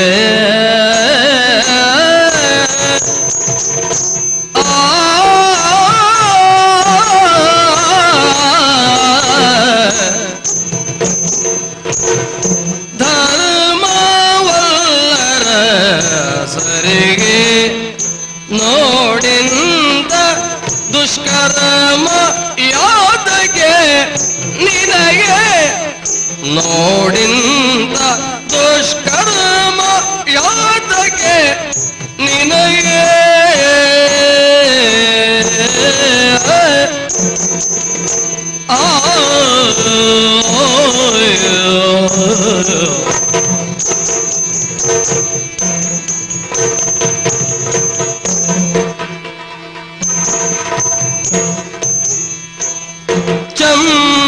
ಚಮ್ಮಟಿಗೆಯ ಪಿಡಿದ ಶ್ವಾವ ನಡೆಸುವ, ಚಮ್ಮಟಿಗೆಯ ಪಿಡಿ ಅಶ್ವವ ನಡೆಸುವ ಮರ್ಮವಾದರು ಬಲ್ಲೆಯ, ಮರ್ಮ ಆದರು ಬಲ್ಲೆಯ.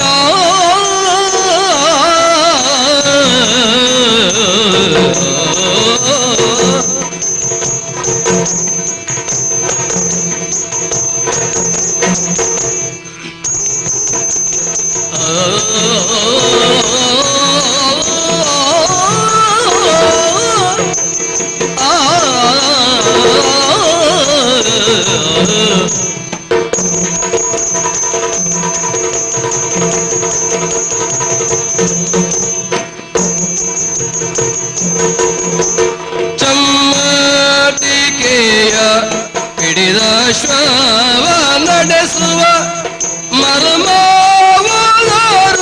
ಬಲ್ಲೆಯ, ಮರ್ಮ ಆದರು ಬಲ್ಲೆಯ ಪೇಳೆಯ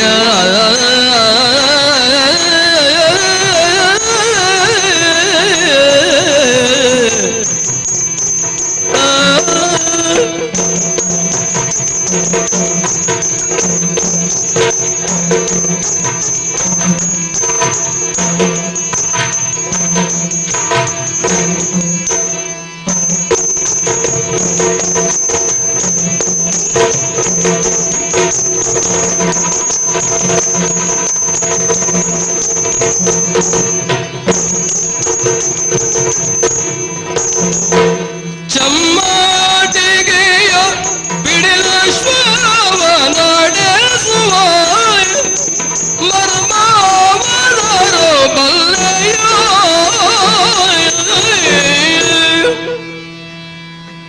ಶಲ್ಯ ಭೂಪಾಲರೇ, ನನ್ನ ಪ್ರಶ್ನೆಗೆ ಬಹಳ ಜಾಣ್ಮೆಯಿಂದ ಉತ್ತರಿಸುವುದಕ್ಕಿಂತಲೂ ಜಾಣ್ಮೆಯಿಂದ ಪ್ರಶ್ನೆಯನ್ನೇ ಉತ್ತರವನ್ನಾಗಿ ಹೇಳಿಬಿಟ್ರಿ ನೀವು.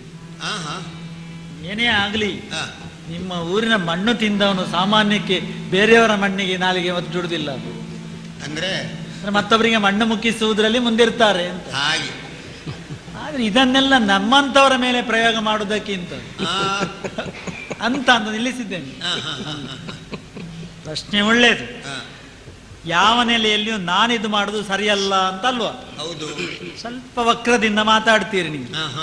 3 ರೀತಿಯಿಂದ ಉತ್ತರಿಸ್ತೇನೆ ನಾನು. ನೋಡಿ, ನನಗೆ 2 ಜನ ತಂದೆ ಮತ್ತು 2 ಜನ ತಾಯಿಯರಿದ್ದಾರೆ ಲೋಕದ. ಇದೀಗ ನಾನು ವಸುದೇವನ ಮಗನಾಗಿ ವಾಸುದೇವನ, ಹೌದಪ್ಪ, ನಂದಗೋಪ ತನೂಜನಾಗಿ ನಂದನಂದನ ನಂದಗೋಪ. ಹಾಗೆ ತಾಯಿಯವರು ಇಬ್ಬರು ಇದ್ದಾರೆ. ಯಶೋಧ ಕಂದನೂ ಹೌದು, ನಾನು ದೇವಕಿ ತನಯನೂ ಹೌದು. 2 ನೆಲೆಯಿಂದಲೂ ಯೋಚಿಸಿನಿ.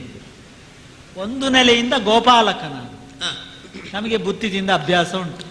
ನಿಮ್ಮ ಹಾಗೆ ಬಂಗಾರದ ಬಟ್ಟಲಿನಲ್ಲಿ ಬಿಸಿ ಬಿಸಿಯಾದ ಶಾಲ್ಯನ್ನವನ್ನು ಹಾಕಿ ಅದಕ್ಕೆ ದನದ ತುಪ್ಪವನ್ನು ಹಾಕಿ ಅದಕ್ಕೆ ಅದು ಬಂಗಾರದ ಹುಡಿಯನ್ನು ಸೇರಿಸಿ ಊಟ ಮಾಡಿದ ಮೈಯಲ್ಲ, ಮನಸ್ಸಲ್ಲ, ಬುದ್ಧಿಯೂ ಅಲ್ಲ, ಕೈಯಲ್ಲ, ಹೊಟ್ಟೆಯೂ ಅಲ್ಲ. ಎಷ್ಟು ವ್ಯತ್ಯಾಸ ಉಂಟು ನೋಡಿ. ನಾವೆಲ್ಲ ನಿನ್ನೆ ಎದ್ದು ಕಟ್ಟಿ ಇಟ್ಟದ್ದನ್ನು ಬೆಳಿಗ್ಗೆ ತಿಂದವರು, ದನದ ಬಾಲ ಹಿಡ್ಕೊಂಡು ಗುಡ್ಡಗಾಡಿನಲ್ಲಿ ತಿರುಗಾಡಿದವರು ನಾವು ಬಿದ್ರೇನು, ಎದ್ರೇನು, ನಲಿದರೇನು, ನರ್ತಿಸಿದ್ರೇನು. ನರ್ತನ ಎಂಬ ಶಬ್ದ ಇಲ್ಲ. ನಾವು ಕುಣಿಯುವುದು ಮತ್ತು ಕುಪ್ಪಳಿಸುವುದು ಅಷ್ಟೇ. ಮತ್ತೆ ನಮ್ಮದೆಲ್ಲ ವಾಗ್ಮಿತೆ ಅಲ್ಲ, ನಮ್ಮದು ವೈಖರಿಯೂ ಅಲ್ಲ. ನಾವೆಲ್ಲ ಬೊಬ್ಬೆ ಹೊಡೆಯುವುದು ಗೋಪಾಲಕರು. ಅರಸರು ಹಾಗಾಗುದಿಲ್ಲ ನೋಡಿ. ಆಡುವ ಮಾತನ್ನು ತೂಗಿ ಆಡ್ಬೇಕಾಗ್ತದೆ. ಹೋಗುವ ದಾರಿ ಯಾವುದು ಅಂತ ಗೊತ್ತಿದ್ರು, ಅಲ್ಲಿ ಯಾರಿದ್ದಾರೆ ಅಂತ ತಿಳಿದಿದ್ರು, ಏಯ್ ಅಲ್ಲಿಗೆ ಹೋಗುವ ದಾರಿ ಯಾವುದು ತೋರಿಸು, ಅವ್ರು ಯಾರು ಗೊತ್ತಿರ್ತದೆ. ಗೊತ್ತಿದ್ರು ನೀವು ಕೇಳ್ತೀರಿ, ಅವ್ರು ಯಾರು? ಅವರು ಮಂತ್ರಿಗಳು. ಹೋಗುವ ದಾರಿ ಯಾವುದು? ಈಚೆ ಬನ್ನಿ, ಈಚೆ ಬನ್ನಿ, ಹೀಗೆ ಬನ್ನಿ. ತನ್ನ ಹೆಂಡತಿಯ ಅರಮನೆಗಾದ್ರೂ ಮಹಾರಾಣಿಯವರ ಅರಮನೆಗೆ ದಾರಿಯನ್ನು ತೋರಿಸು. ನಿಮಗೆ ಗೊತ್ತಿಲ್ವಂತವ ಕೇಳಬಾರ್ದು. ಮರ್ಯಾದೆ ಆಲೋಚನೆ ಮಾಡಿ. ಈ ಮರ್ಯಾದೆಯನ್ನು ಕಾಯ್ದುಕೊಳ್ಳುವುದಕ್ಕೆ ಹೀಗೆ ಬಂಗಾರದ ಬಟ್ಟಲಿನಲ್ಲಿ ಉಂಡವರಿದ್ದಾರಲ್ಲ, ಅವರು ಎಷ್ಟು ಮೈಯೆಲ್ಲ ಕಣ್ಣಾಗಿ ಮೈಯೆಲ್ಲ ಕಿವಿಯಾಗಿ ಎಚ್ಚರಾಗಿರ್ತಾರೆ. ಆ ರೀತಿ ಬೆಳೆದವರು ನೀವು. ನಾವು ಮಣ್ಣಿನಲ್ಲಿ ಹೊರಳಾಡಿದವರು. ಗೋಪಾಲಕನ ಇನ್ನೊಂದು ವಸುದೇವ ಕುಮಾರನಾಗಿ ಸ್ವಲ್ಪ ರಾಜವಂಶದ ಲಕ್ಷಣಗಳು ನಮಗುಂಟು. ಆದರೂ ಯಾದವರು ಅಂದ್ರೆ ಸಾಮ್ರಾಜ್ಯಕ್ಕೆ ಬಾಹ್ಯರಾಗಿದ್ದವರು ಅಂತ ಹೇಳಿದ್ದಾರೆ. ಈ 2 ನೆಲೆಯಲ್ಲಿಯೂ ಹೋದ್ರೆ ನಮ್ದು ಎಷ್ಟು ಓದೀತು ಮರ್ಯಾದೆ ಇದ್ರೆ ಅಲ್ವೋ. ನಿಮ್ದಾದ್ರೆ ಹಾಗಲ್ಲ, ಸ್ವಲ್ಪ ಮುಟ್ಟಿದ್ರೆ ಸಾಕು ಅದು ಮುಕ್ಕಾಗಿ ಹೋಗ್ತದೆ. ಆಮೇಲೆ ಇನ್ನೊಂದು ನೆಲೆಯಲ್ಲಿ ಹೇಳಿದ್ರಿ, ನಮಸ್ಕಾರ ಶಲ್ಯಭೂಪರೆ ಅಂತ ಹೇಳಿದಾಗ ಕೃಷ್ಣ ಪರಮಾತ್ಮನಿಗೆ ನಮಸ್ಕಾರ. ನೀವು ಬಹಳ ಮೇಲಕ್ಕೆ, ನಾನು ನಿಮ್ಮ ಎತ್ತರದಲ್ಲಿದ್ರೆ ನನ್ನನ್ನು ನೀವು ಮೇಲಕ್ಕೆ ಹಾರಿಸಿಯೇ ಬಿಟ್ರಿ, ಬಾನಿಗಿಂತೂ ಆಚೆಗೆ. ಹೀಗೆ ವ್ಯೋಮ ಕಕ್ಷೆಯನ್ನೇ ನನ್ನನ್ನು ದಾಟಿ ನೀವು ಯಾಕೆ ಆ ಮಾತು ಹೇಳಿದ್ರಿ ಅಂತ ಈಗ ಗೊತ್ತಾಯ್ತು ನೋಡಿ. ನೀವು ದೊಡ್ಡವರು ಅಂತ ಒಂದ್ಸರ್ತಿ ಹೇಳಿದ ಮೇಲೆ ಆ ದೊಡ್ಡತನ ಉಳಿಸಿಕೊಳ್ಳಿಲ್ಲ ಅಂತ ಆಕ್ಷೇಪಿಸುವುದಕ್ಕೆ ಸುಲಭ ಆಗ್ತದಲ್ವಾ. ಆ ನೆಲೆಯಲ್ಲಿಯೂ ದೇವರಿಗೊಂದು ಜಾತಿ ಉಂಟು, ದೇವರಿಗೊಂದು ಮರ್ಯಾದೆ ಉಂಟು, ದೇವರಿಗೊಂದು ಮಾನ ಉಂಟು. ಅಪ್ರಮೇಯ ಅಲ್ವಾ ಅದು? ಅಮಾನ ಆಗ್ತದೆ. ಅದು ಅಜ, ಅದು ನಿರಂಜನ. ಹೌದು. ಆದ್ರಿಂದ ಯಾರಿಗೂ ಯಾವ ಹೊತ್ತಿಗೂ ಏನನ್ನೂ ಮಾಡಬಹುದು. ಯಾಕೆಂದ್ರೆ ಅವ ದೇವರು, ಯಾವ ಕಟ್ಟಿಗೂ ಒಳಪಟ್ಟವನಲ್ಲ. ಇನ್ನು ಕೊನೆಯದು 4ನೇದುಂಟು, ನರ, ಮನುಷ್ಯ. ಮನುಷ್ಯ ಎಂಬುದಲ್ವ ಸಂಬಂಧವನ್ನು ಬೆಸೆಯುವುದಕ್ಕಿರುವುದು, ಮಾನವೀಯ ಸಂಬಂಧ ಅಂತ. ಮತ್ತೆ ನರ ಎಂಬುದಕ್ಕೆ ಇನ್ನೊಂದು ವೈದ್ಯಶಾಸ್ತ್ರದಲ್ಲಿ ಒಂದು ಅರ್ಥ ಉಂಟು, ನರ ಅಂತ. ಹೌದಪ್ಪ. ಮತ್ತೆ ನರ ಸತ್ತವ ಅಂತಲೂ ಹೇಳುದಿಲ್ವ ಕೆಲವರು. ಅದು ಆ ಅರ್ಥದಲ್ಲಿ, ಆ ಅರ್ಥದಲ್ಲಿ ಅಂದ್ರೆ ಯಾವಾಗ ಹೇಗೆ ಸ್ಪಂದಿಸಬೇಕು ಹಾಗೆ ಸ್ಪಂದಿಸದೇ ಇದ್ರೆ ಅವನಿಗೆ ನರಸತ್ತವ ಅಂತ ಅರ್ಥ. ಸ್ಪಂದಿಸಬೇಕು. ಇದನ್ನು ನಾನು ಅವನಿಗೂ ಹೇಳಿದ್ದೇನೆ, ನೀನು ಸ್ಪಂದಿಸಬೇಕು, ನರಸತ್ತವನಾಗಿ ಮಾಡಬಾರದು ಅಂತ. ಅವ ನರ. ಆ ನರನ ಸಂಬಂಧವನ್ನು ನೆಲೆಯಲ್ಲಿ ಇಟ್ಟುಕೊಂಡು ನನಗೆ ಭಾವ ನೋಡಿ, ಅತ್ತೆಯ ಮಗ, ಹೀಗೊಂದು ಮಾನವೀಯ ಸಂಬಂಧ ಉಂಟು. ಈಗ ನಮ್ಮ ಮನೆಯಲ್ಲಿ ನಾವು ಗೊಬ್ಬರ ಹೊರಬಹುದು, ಮಣ್ಣು ಹೊರಬಹುದು, ನೆಲ ಒರೆಸಬಹುದು, ಗುಡಿಸಬಹುದು. ಎಲ್ಲಿ ಅದು? ಅದು ನಮ್ಮ ಮನೆಯಲ್ಲಿ. ಈಗ ನಾನು ಯಾರು ಹೇಳಿದಾಗಲೂ ಕೇಳುದಿಲ್ಲ ಅಂತ ಹೇಳಿದವನು ಅವನ ಹೆಂಡತಿ ಹೇಳಿದಾಗ ಕೇಳುದಿಲ್ವಾ? ನೋಡುವ, ಒಂದು ಕೊಡಪಾನ ನೀರು ತನ್ನಿ, ತಾರದಿರೋ ಉಪಾಯ ಇಲ್ಲ ಅವನಿಗೆ. ಮಧ್ಯಾಹ್ನ ಅನ್ನ ಬೀಳುದಿಲ್ಲ ಹೊಟ್ಟೆಗೆ, ತರ್ತಾನೆ ಅವ. ನಾನು ಇಷ್ಟು ದೊಡ್ಡ ಪಂಡಿತ, ವಿದ್ವಾಂಸ, ಮಹಾರಾಜ, ನೀನು ಹೇಳಿದ ಹಾಗೆ ಕೇಳಲಿಕ್ಕಿಲ್ಲ ಅಂತ ಹೇಳಲಿಕ್ಕೆ ಆಗುದಿಲ್ಲ. ಯಾಕೆ? ಹೆಂಡತಿಗೆ ಗಂಡವ. ನಿಮಗೇನು ಕರ್ಣ ಭಾವನ, ತಮ್ಮನೋ, ಅಣ್ಣನೋ, ಅಪ್ಪನೋ, ವಂಶದವನೋ, ಜಾತಿಯವನೋ, ಊರಿನವನೋ, ಇಲ್ಲ ಏನಾದ್ರೂ ನಿಮ್ಮನ್ನು ಕೊಟ್ಟು ಉದ್ಧಾರ ಮಾಡಿ ಪ್ರಶಸ್ತಿ ಸಮ್ಮಾನಗಳನ್ನು ಮಾಡಿದ್ದಾನೆ ಎಂಬ ಸಂಕಟಕ್ಕೋ? ಈಗ ಬಹುಮಾನ ಮಾಡಿದರೆ ಅವ್ರು ಹೇಳಿದ ಕೇಳಬೇಕಾಗ್ತದೆ. ಏನು ಮಾಡಿದ್ದಾನೆ ಅವ, ಯಾವ ರೀತಿಯಲ್ಲಿ ಅಲ್ಲ. ನನಗಿವ ಹಾಗಲ್ಲ, ಇವ ಬಂಧು, ಇವ ಶಿಷ್ಯ, ಅವನಿಗೆ ನಾನು ಗುರ, ಇವ ನನಗೆ ಸಖ, ನನ್ನ ಅತ್ತೆಯ ಮಗ. ಸಾಕ? ಹೌದಪ್ಪ, ಒಂದಿಷ್ಟು ಕೊಟ್ರೆ ಮಾಡುವುದ? ಹರಿಯೇ ಹರಿ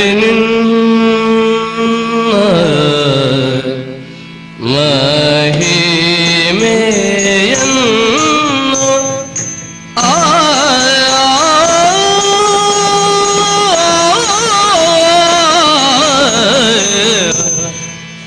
ಹರಿ ನಿನ್ನ ಮಹಿಮೆಯನ್ನು ಹರಿ ನಿನ್ನ ಮಹಿಮೆಯನ್ನು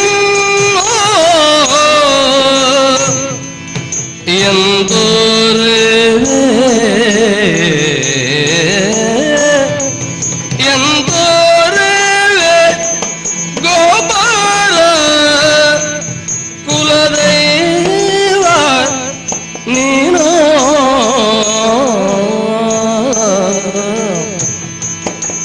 ಎಂದೋರವೆ ಗೋಪಾಲ ಕುಲದೈವ ನೀನು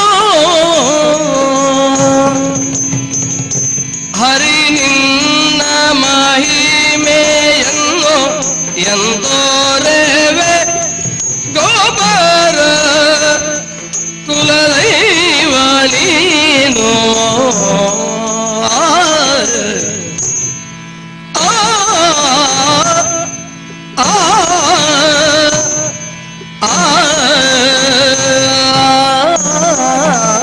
ಹರಿ ನಿನ್ನ ಮಹಿಮೆ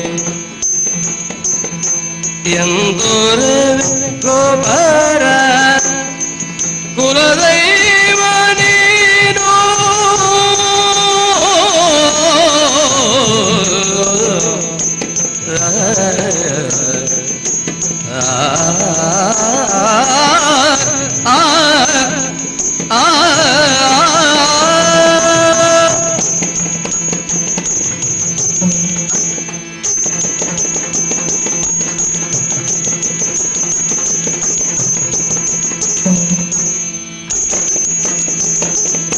ಎಂದೋರವೆ ಗೋಪಾಲ ಕುಲದೈವ ನೀನು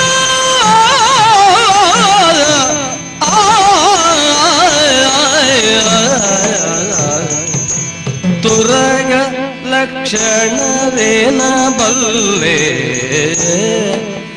ತುರಗ ಲಕ್ಷಣವೇನ ಬಲ್ಲೆ ಏನ ಬಲ್ಲೆ ಹೇಳೇನು ತಲೆ ತುರಗ ಲಕ್ಷಣವೇನ ಬಲ್ಲೆ ಹೇಳೇನು ತಲೆ ಜರೆದ ಜರೆದ ಜರೆದ ಸಮ್ಮತಿ ವೆರದು ಕೈ ಮುಗಿದ ಆ ಆ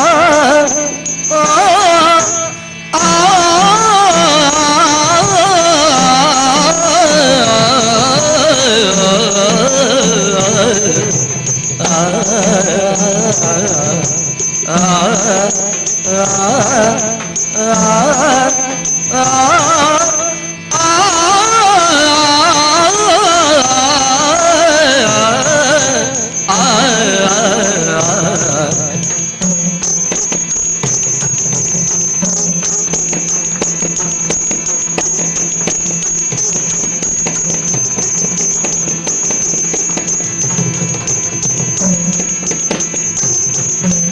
ತುರಗ ಲಕ್ಷಣವೇನ ಬಲ್ಲೇನು ದೋಲೆ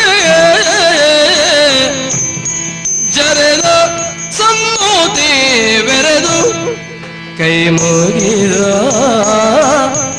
ಆ ಆ ಆ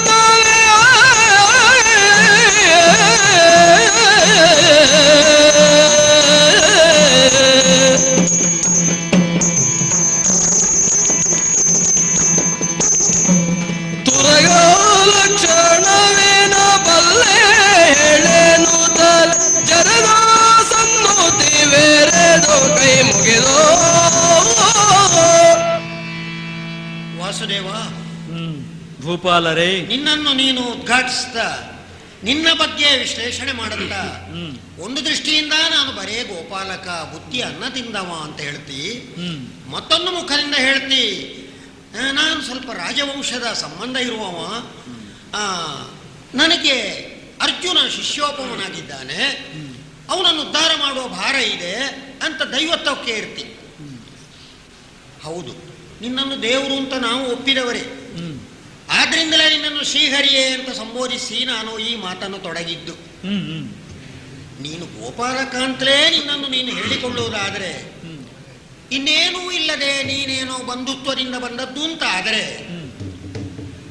ಒಂದಂತೂ ನಿಶ್ಚಯ ಆಯ್ತು ನನಗೆ, ಕೊನೆಯವರೆಗೂ ದೇವರಲ್ಲದೆ ಇರ್ತಾನಲ್ಲ ಕೃಷ್ಣ, ನಮ್ಮ ಇದಿರಾಗಿ ನಮ್ಮ ಹಾಗೆ ಒಬ್ಬ ಮನುಷ್ಯನಾಗಿದ್ದಾನಲ್ಲ, ಇದ್ರೆ ಏನು ಮಾಡಿಯಾನು ಕೃಷ್ಣ, ಏನು ಸಾಧ್ಯ ಆದೀತು? ನಮಗೆ ಗೊತ್ತಿದ್ದಷ್ಟೇ ಅಲ್ವಾ ಕೃಷ್ಣನಿಗೂ ಗೊತ್ತಾಗುವುದು. ನಾವು ಮಾಡಿದ್ದಕ್ಕಿಂತ ಹೆಚ್ಚು ಕೃಷ್ಣ ಏನು ಮಾಡಿಯಾನು? ಈಗ ಯುದ್ಧ ಕ್ಷೇತ್ರದಲ್ಲಿ ನಾವು ಸಾಮಾನ್ಯರಾದ ಸಾರಥಿಯಂತೆ ವರ್ತಿಸ್ತೇವೆ, ಕೃಷ್ಣನು ವರ್ತಿಸಿಯಾನೆ ಆಲೋಚಿಸಬೇಕಾಗ್ತದೆ. ಯಾಕೆಂದ್ರೆ ಕೃಷ್ಣನಿಗೆ ನಿಜವಾಗಿಯೂ ಸಾರಥ್ಯದಲ್ಲಿ ಕೈಚಳಕ ಉಂಟು. ಈ ನಾವೆಲ್ಲ ಸಾರಥ್ಯ ಮಾಡಿದ್ದು ನಿಜವಾಗಿ ರಥಿಕನಾಗಿ ಹೋರಾಡಿದಷ್ಟೇ ಉಂಟು, ಆದ್ರೆ ಕೃಷ್ಣ ಸಾರಥ್ಯ ಮಾಡಿದ್ದು ಎಲ್ಲಿ ಉಂಟು? ಒಬ್ಬ ಸಾರಥಿ ಅಂತ ಆಗಬೇಕಾದ್ರೆ ಏನೆಲ್ಲ ಗೊತ್ತಿರಬೇಕಾಗ್ತದೆ? ಏನು? ಸಮತೋಲನ, ಸಮತೋಲನ, ಭಾರ ಅತಿಭಾರ, ಆಕಾಶದಲ್ಲಿ ಹಾರುವ ಪಕ್ಷಿಗಳು, ಭೂಮಿಯಲ್ಲಿರುವ ಪ್ರಾಣಿಗಳು, ಜಯಾಪಯ ಸೂಚಕವಾಗಿ ಮಾಡುವ ಶಬ್ದಕ್ಕೆ ಅರ್ಥೈಸುವುದಕ್ಕೆ ಸಾರಥಿಗೆ ಬರಬೇಕು. ವಿರೋಧಿ ಪಾಳಯದಲ್ಲಿರುವ ವಿರೋಧಿಯ ದೌರ್ಬಲ್ಯ, ಅವನ ವಿಶಿಷ್ಟವಾದ ಶಕ್ತಿ ಅದು ಗೊತ್ತಿರಬೇಕು, ತನ್ನವನದ್ದು ಗೊತ್ತಿರಬೇಕು. ತನ್ನವನಾದಂತಹ ರಥಿಕ ಯಾವ ಮಟ್ಟದಲ್ಲಿ ಯಾವ ಲಾಘವದಿಂದ ಬಾಣ ಪ್ರಯೋಗ ಮಾಡ್ತಾನೆ ಎಂಬುದೂ ಇವನಿಗೆ ಗೊತ್ತಿರಬೇಕು. ಅದರ ಜೊತೆಗೆ ಅಶ್ವ ಚಿಕಿತ್ಸೆ ಗೊತ್ತಿರಬೇಕು, ಅಶ್ವ ಪರೀಕ್ಷೆ ಗೊತ್ತಿರಬೇಕು, ಹಾಗೆ ರಥವನ್ನು ಎತ್ತುವುದು ಇಳಿಸುವುದು ಗೊತ್ತಿರಬೇಕು. ಇದೆಲ್ಲ ರಥಿಕರಿಗೆ ಬೇಕಾದ್ದು, ಸಾರಥಿಗೆ ಬೇಕಾದ್ದು. ವಾಸುದೇವ, ನಿನಗೆ ಅದೆಲ್ಲ ಏನು ಗೊತ್ತು? ಹೇಳಿದೆಯಲ್ಲ, ನಾವೆಲ್ಲ ಹಾಲು, ಮಜ್ಜಿಗೆ, ಮೊಸರು, ತುಪ್ಪ. ನೀನು ನಂದಗೋಕುಲದಲ್ಲಿ ಬಂದ ಮೇಲೆ ಹಾಲು ಮೊಸರೆಲ್ಲ ಮಾರಾಟ ಮಾಡ್ಲಿಕ್ಕೆ ಬಿಡ್ಲಿಲ್ಲ ಅಂತ ನಮಗೆ ಸುದ್ದಿ. ಮೊದಲು ತೆಕ್ಕೊಂಡೋಗಿ ಮಥುರೆಯಲ್ಲಿ ಮಾರ್ತಿದ್ರಂಪ, ಅದನ್ನು ಅಲ್ಲಿ ಮಾರ್ತಿದ್ದದನ್ನು ಬೇಡ ಮಾರಬೇಡಿ. ಬಾಲ್ಯದಲ್ಲಿ ಮಾರ್ಲಿಕ್ಕೆ ಉಳಿಸ್ಲಿಲ್ಲೇ ಇಲ್ಲ ಅಂತ ನೀನು ಪ್ರತಿಯೊಬ್ಬರದ್ದನ್ನು ತಿಂದದ್ದು ಮಾತ್ರ ಅಲ್ಲ, ಗಡಿಗೆಯನ್ನೇ ಒಡೆದಾಕುತ್ತಿದ್ಯಂತೆ. ದೊಡ್ಡವನಾದ ಮೇಲೆ ಅಡ್ಡ ನಿಂತೆ ಅಂತೆ, ಕೂಡುದು. ಕಂಸನ ಕ್ಷೇತ್ರಕ್ಕೆ ನಮ್ಮ ಹಾಲು ಹೋಗ್ಲಿಕ್ಕೆ ಕೂಡುದು. ಈ ರೀತಿಯಾಗಿ ಏನು ನಿಮ್ಮಲ್ಲಿಯೂ ಹಾಲು, ಬೆಣ್ಣೆ, ಮೊಸರು, ತುಪ್ಪಕ್ಕೆ ಕಡಿಮೆ ಆಗಲಿಲ್ಲ. ನಾವು ಮಾತ್ರ ತುಪ್ಪ ಹಾಕಿ ಊಟ ಮಾಡೋದಲ್ಲ, ನೀವು ಸ್ವಲ್ಪ ಬೆಳೆಸಿಕೊಂಡಿದ್ದೀರಿ. ಆದ್ರಿಂದಲೇ ಗೋಪರ ಕುಲದೈವ ನೀನಾದೆ. ಗೋಪಿಕೆಯರು, ಗೋಪಾಲಕರು, ಕೃಷ್ಣ ಅಂದ್ರೆ ನಮಗೆ ದೇವರು, ಎಂತೆಂತೆಲ್ಲ ಮಾಡ್ತೀನಿ ನೀನು. ಅಲ್ಲ, ನಂದ ಗೋಕುಲದವರೆಲ್ಲ ಕೂಡಿ ಏನೋ ಇಂದ್ರ ಪೂಜೆ ಅಂತ ಮಾಡ್ತಾ ಇದ್ರಂತೆ. ಮಾಡಬೇಡಿ ಪೂಜೆ. ಮತ್ತೆ ನೀವು ಪರ್ವತಕ್ಕೆ ಪೂಜೆ ಮಾಡಿ, ನಿಮಗೆ ಆಧಾರಭೂತವಾದ್ದು ನಿಮ್ಮ ಪಶುಗಳಿಗೆ ಬೇಕಾದಂತಹ ಹುಲ್ಲು ಮೇವನ್ನು ಕೊಡುವಂತಹದ್ದು, ನೀರಿನ ಆಶ್ರಯವನ್ನು ಕೊಡುವಂತಹದ್ದು, ಅದು ನಮ್ಮ ಪರ್ವತ, ಅದನ್ನು ಪೂಜೆ ಮಾಡಿ, ಪರಿಸರವನ್ನು ಪ್ರೀತಿಸಿ ಪೂಜಿಸಿ. ಹಾಗಾದ್ರೆ ಪ್ರಕೃತಿ ಪೂಜೆಗೆ ನೀನೊಬ್ಬ ಆದ್ಯ ವ್ಯಕ್ತಿ. ಕೃಷ್ಣ ಮಾಡಿದ ಕೆಲವೆಲ್ಲ ಬದಲಾವಣೆಗಳನ್ನು ನೋಡಿದ್ರೆ ಉಂಟಲ್ಲ ನೋಡಿ ಭೂಪಾಲರೇ, ಈಗ ಲೋಕದಲ್ಲಿ ಹೆಸರು ಬರ್ಬೇಕಿದ್ರೆ ಹಾಗಿದ್ದೇನಾದ್ರೂ ಮಾಡ್ಬೇಕು, ಮಾಡಿ ನೀವು. ಅದು ಸರಿಯಪ್ಪ. ಈಗ ನವಿಲುಗರಿಯನ್ನೇ ನೀನು ಕಟ್ಟಿಕೊಂಡಿದ್ದಿ ತಲೆಯಲ್ಲಿ, ಬೇರೆಯವರಿಗೆ ನವಿಲುಗರಿ ಕಟ್ಟಿಕೊಂಡ್ರೆ ಪ್ರವೇಶವೇ ಇಲ್ಲ, ನಿಷಿದ್ಧ. ಆದ್ರೆ ಕೃಷ್ಣ ಒಳ್ಳೇದು, ಒಳ್ಳೇದು, ಅದು ಅತ್ಯಂತ ವಿಶಿಷ್ಟ ಅಂತಾಯ್ತು. ಬಿದಿರ ಕೋಲನ್ನು ಹಿಡ್ಕೊಂಡು ಬರುವ ಪದ್ಧತಿಯೇ ಇಲ್ಲ, ಬಿದಿರಿನಿಂದ ಬಾಣ ಮಾಡುವ ಪದ್ಧತಿ ಉಂಟು ನಾವೆಲ್ಲ. ಈಗ ಬಿದಿರಿನಿಂದ ಒಂದು ಸಂಗೀತದ ಉಪಕರಣ ಮಾಡಿಬಿಟ್ಟಿದ್ಯಲ್ಲ ನೀನು. ಇನ್ನು ಮುಂದೆ ಇದು ನಿನ್ನದೇ ಆದ ಉಪಕರಣ ಅಂತ ಜಗತ್ತಿನಲ್ಲಿ ಪ್ರಸಿದ್ಧಿಗೆ ಬರ್ತದೆ. ಹೀಗಿದ್ದ ಕೆಲವೆಲ್ಲ ವಿಶಿಷ್ಟ ಕೆಲಸಗಳನ್ನು ನೀನು ಈ ಪ್ರಪಂಚದಲ್ಲಿ ಪರಿವರ್ತನಾಶೀಲವಾಗಿ ಏನೋ ಕ್ರಾಂತಿಕಾರಕವಾಗಿ ಮಾಡ್ತಾ ಬಂದಿದ್ದೀಯ ಹೊರತು ಮತ್ತೆ ಸಾರಥ್ಯದಲ್ಲಿ ನಿನಗೆ ನೈಪುಣ್ಯ ಉಂಟು ಅಂತ ನಾನು ಒಪ್ಪಿಕೊಳ್ಳುವ ಪರಿಸ್ಥಿತಿ ಇಲ್ಲ. ಯಾಕೆ ಇಲ್ಲ? ನೀನು ಮಾಡಿ ತೋರಿಸಿದ್ದಿಲ್ಲ ಕೃಷ್ಣ. ನಿನಗಂತೂ ಸಾರಥ್ಯ ಮಾಡಿದ್ರೆ ಮರ್ಯಾದೆ ಹೋಗುವುದಿಲ್ಲ, ಇಲ್ಲ ನಮಗೆ ಹೋಗುವುದಿಲ್ವೋ ಅಂತ ಒಂದು ಪ್ರಶ್ನೆ ಬಂತು. ನಾನು ಮೊದಲೇ ಹೇಳಿದೆ ನಿನಗೆ, ಮರ್ಯಾದೆ ಹೋಗುವ ಪ್ರಶ್ನೆ ಇಲ್ಲಿ ಇಲ್ಲ. ಇದು ಮನೆಯಲ್ಲಿ ಮಾಡುವ ಸಾರಥ್ಯದಲ್ಲಿ ಮರ್ಯಾದೆ ಇರ್ತದೆ, ಯುದ್ಧ ಕ್ಷೇತ್ರದಲ್ಲಾದ್ರೂ ಹೋಗ್ತದೆ ಅಂತ ಏನೂ ಇಲ್ಲ. ಯುದ್ಧ ಕ್ಷೇತ್ರದಲ್ಲಿಯೂ ಕೂಡ ಮಾಡಬೇಕಾದ ಕೆಲಸವನ್ನು ಮಾಡಲೇಬೇಕಾಗ್ತದೆ. ಹೇಳಿದ್ನಲ್ಲ, ಮಹಾವಿಷ್ಣು ಒಂದು ಬಾಣವಾಗಿ ಪರಿವರ್ತನೆ ಆಗಿದ್ದಾನೆ ಯುದ್ಧ ಕ್ಷೇತ್ರಕ್ಕಾಗುವಾಗ. ಸರಿಯಾ? ಮಹಾವಿಷ್ಣುವಿಗೆ ಆ ಸ್ಥಾನ ಚಿಕ್ಕದಾಗಲಿಲ್ವೋ? ಅಂತ ವಾಸುಕಿ ಅಂತವರು ಆ ರಥದ ದಂಡವಾಗಿ ನಿಂತಿದ್ದಾರೆ. ಇದೆಲ್ಲ ಆಗುವಾಗ ನಾವೇನು ಅಂತ ಹೇಳೋದು? ಆದ್ದರಿಂದ ನಾನು ಹೇಳಿದೆ, ಸಾಮೂಹಿಕವಾಗಿ ಬ್ರಹ್ಮನು ಸಾರಥ್ಯ ಮಾಡಿದ್ದಾನೆ. ಮಾಡಲಿಲ್ವಾ? ಹೀಗೆಲ್ಲ ಇರುವಾಗ ಸಾರಥ್ಯ ಮಾಡಿದ್ದರಿಂದ ನನಗೆ ಕೊರತೆ ಆಗುವುದಿಲ್ಲ. ನನಗೆ ಬಹುಮಾನ ಬಂದದ್ದು ಹೇಗೆ ಗೊತ್ತಾ? ನನ್ನಿಂದಾಗಿಯೇ ಕರ್ಣ ಜಯಿಸ್ತಾನೆ ಅಂತ ಕೌರವ ಹೇಳಿದ. ಮತ್ತೆಂಥದ್ದು? ಅದರಿಂದ ದೊಡ್ಡದೆಂಥದ್ದು? ನಿಮ್ಮಿಂದಾಗಿ ಜಯಿಸ್ತಾನೆ ಮಾವ, ಮುಗಿಯಿತು. ಈಗ ನನಗೆ ಆಶ್ವಾಸನೆಯೇ ಉಂಟು, ನಾನು ಹೇಳಿದ ಹಾಗೆ ಕೇಳ್ತಾನೆ ಅವ ಅಂತ. ಈಗ ನನ್ನ ಪ್ರಶ್ನೆ ಏನು ಅಂತ ಕೇಳಿ. ಏನು ಮುಖ್ಯವಾದದ್ದೇನು ಅಂದ್ರೆ, ಏನು? ಸಾರಥ್ಯಹೀನ ಅಂತಲೂ ಅಲ್ಲ, ಅಲ್ವಾ? ನೀವು ಸಾರಥ್ಯ ಆಗಬಾರ್ದು ಅಂತೂ ಇಲ್ಲ. ನನಗೊಬ್ಬ ಪ್ರತಿಸ್ಪರ್ಧಿ ಇರ್ತಾನೆ ಎಂಬ ಸಂಕಟದಿಂದ ಮಾತನಾಡೋದಲ್ಲ, ಅಲ್ವಾ? ಅಲ್ವೇ ಅಲ್ಲ. ಯಾಕೆಂದ್ರೆ ನನಗೆ ಯಾರು ಸಾರಥ್ಯವನ್ನು ಕಲಿಸಿದ್ದಾರೋ ಅವರೇ ನಿಮಗೆ ಸಾರಥ್ಯ ಕಲಿಸಿದ್ದು ಅಂತ ನನಗೆ ಗೊತ್ತುಂಟು. ಅದು ಗೊತ್ತುಂಟು. ನಾವು ಒಂದೇ ಗುರುಗಳಲ್ಲಿ ಕಲ್ತವ್ರು. ಈ ಒಂದೇ ಗುರುಗಳಲ್ಲಿ ಕುರಿತ 2 ಜನ ಶಿಷ್ಯರಿದ್ದಾರಲ್ಲ, ಅವರು ಒಂದೇ ವೇದಿಕೆಯಲ್ಲಿ ಇರಬಾರ್ದು ಅಂತ ಅಲ್ಲ, ಸ್ವಲ್ಪ ತೊಡಕಾಗ್ತದೆ. ಏನು ತೊಡಕಾಗ್ತದೆ? ನನಗೂ ನಿಮಗಿರುವ ವ್ಯತ್ಯಾಸ ಗಮನಿಸಿ. ಏನು? ಈ ಹಾಡುವ ಸಂಗೀತ ಉಂಟಲ್ಲ, ಅಲ್ಲಿ 2 ಕ್ರಮಗಳುಂಟು, ಉತ್ತರಾದಿ ದಕ್ಷಿಣಾದಿ ಎಲ್ಲ ಉಂಟು. ಅದೆಲ್ಲ ನಾನು ಹೇಳುದು ಗಾನ ಪ್ರಧಾನವಾದುದು ಅಂತ ಒಂದು, ಸಾಹಿತ್ಯ ಪ್ರಧಾನವಾದುದು ಅಂತ ಒಂದು. ಸಾಹಿತ್ಯ ಪ್ರಧಾನ ಸಂಗೀತದಲ್ಲಿ ಮರ್ಯಾದೆ ಸಿಕ್ಕುದು ಸಾಹಿತ್ಯಕ್ಕಲ್ವ? ಕೆರೆಯ ನೀರನ್ನು ಸರಿಯಾಗಿ ಹೇಳ್ತಾನೆ ಅವರು, ಅದೇ ಗಾನ ಕೆರೆಯ ನೀರನ್ನು ಆಗ್ತದೆ. ವ್ಯತ್ಯಾಸ ಬರ್ತದೆ ನೋಡಿ. ನಾದಕ್ಕೆ ಪ್ರಾಧಾನ್ಯ, ಅಲ್ಲಿ ಸಾಹಿತ್ಯವನ್ನು ಗಮನಿಸಬಾರದು. ಈಗ ನಮ್ಮ ಯುದ್ಧ ಕ್ಷೇತ್ರದಲ್ಲಿ ಯುದ್ಧ ಮಾಡುವಾಗ ರಥಿಕ ಮತ್ತು ಸಾರಥಿ, ಅಲ್ಲಿ ಇಲ್ಲಿಯೂ ರಥಿಕ ಮತ್ತು ಸಾರಥಿ, ಸರಿ ಅಲ್ವಾ? ಹೌದು. ಈಗ ಸಾರಥ್ಯದ ಹೆಚ್ಚಳ ತೋರ್ಬೇಕೋ ರಥಿಕತ್ವದ ಹೆಚ್ಚಳ ತೋರ್ಬೇಕು ಅಂತ ವಿಷಯ ಉಂಟು. ಸಾಹಿತ್ಯ ಪ್ರಧಾನವೋ ಸಂಗೀತ ಪ್ರಧಾನವೋ ಅಂತ ಉಂಟು. ಆದ್ರಿಂದ ಎಲ್ಲಿ ಸಾರಥ್ಯ ಪ್ರಧಾನವಾಗಿರ್ತದೆ ಅಲ್ಲಿ ಸಾರಥ್ಯ ಹೀನ ಅಲ್ಲ. ನಿಮಗೆ ಇದು ತಿಳಿತದೆ ಅಂತ ತಿಳಿದು ಹೇಳುದು ನಾನು. ಎಲ್ಲಿ ರಥಿಕತ್ವವೂ ಪ್ರಧಾನವಾಗಿರ್ತದೆ ಅಲ್ಲಿ ಸಾರಥ್ಯ ಕುಂದಿ ಹೋಗ್ತದೆ. ನಮ್ಮ ಸಾರಥ್ಯ ಹೇಗೆ ಸಾಹಿತ್ಯ ಪ್ರಧಾನವಾದ ಸಂಗೀತ ಇದ್ದ ಹಾಗೆ ಇಲ್ಲಿ ಸಾರಥ್ಯವೇ ಪ್ರಧಾನ. ಇಲ್ಲಿಗೆ ನಾನು ರಥವನ್ನು ನೋಡಿದ್ರೆ, ಏಯ್ ಕೃಷ್ಣ ಅಲ್ಲಿಗೆ ಯಾಕೆ ರಥವನ್ನು ನೋಡಿದಿ ಕೇಳುದಿಲ್ಲ ಅರ್ಜುನ.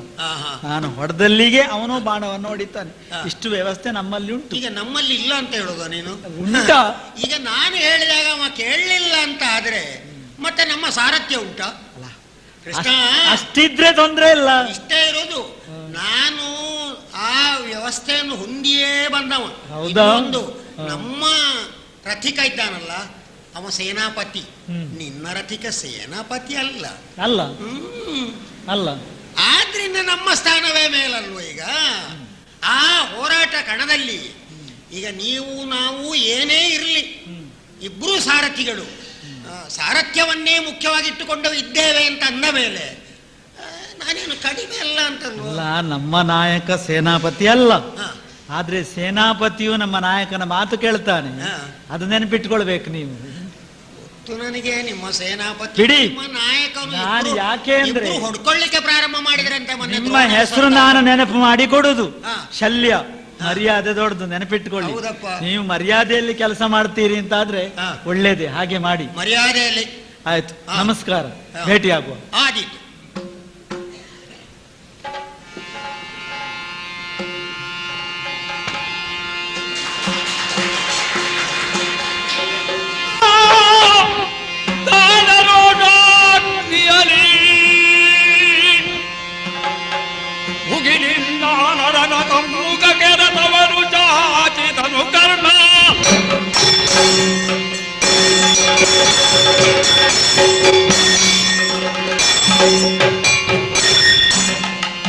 ಜೀವನದ ಆದಿಯಿಂದಲೂ ಪರಿಭೋಗವನ್ನೇ ಕಂಡಿರುವ ನನಗೆ ಇದು ಮೊದಲಿನ ಪರಾಭವವೇನೂ ಅಲ್ಲ.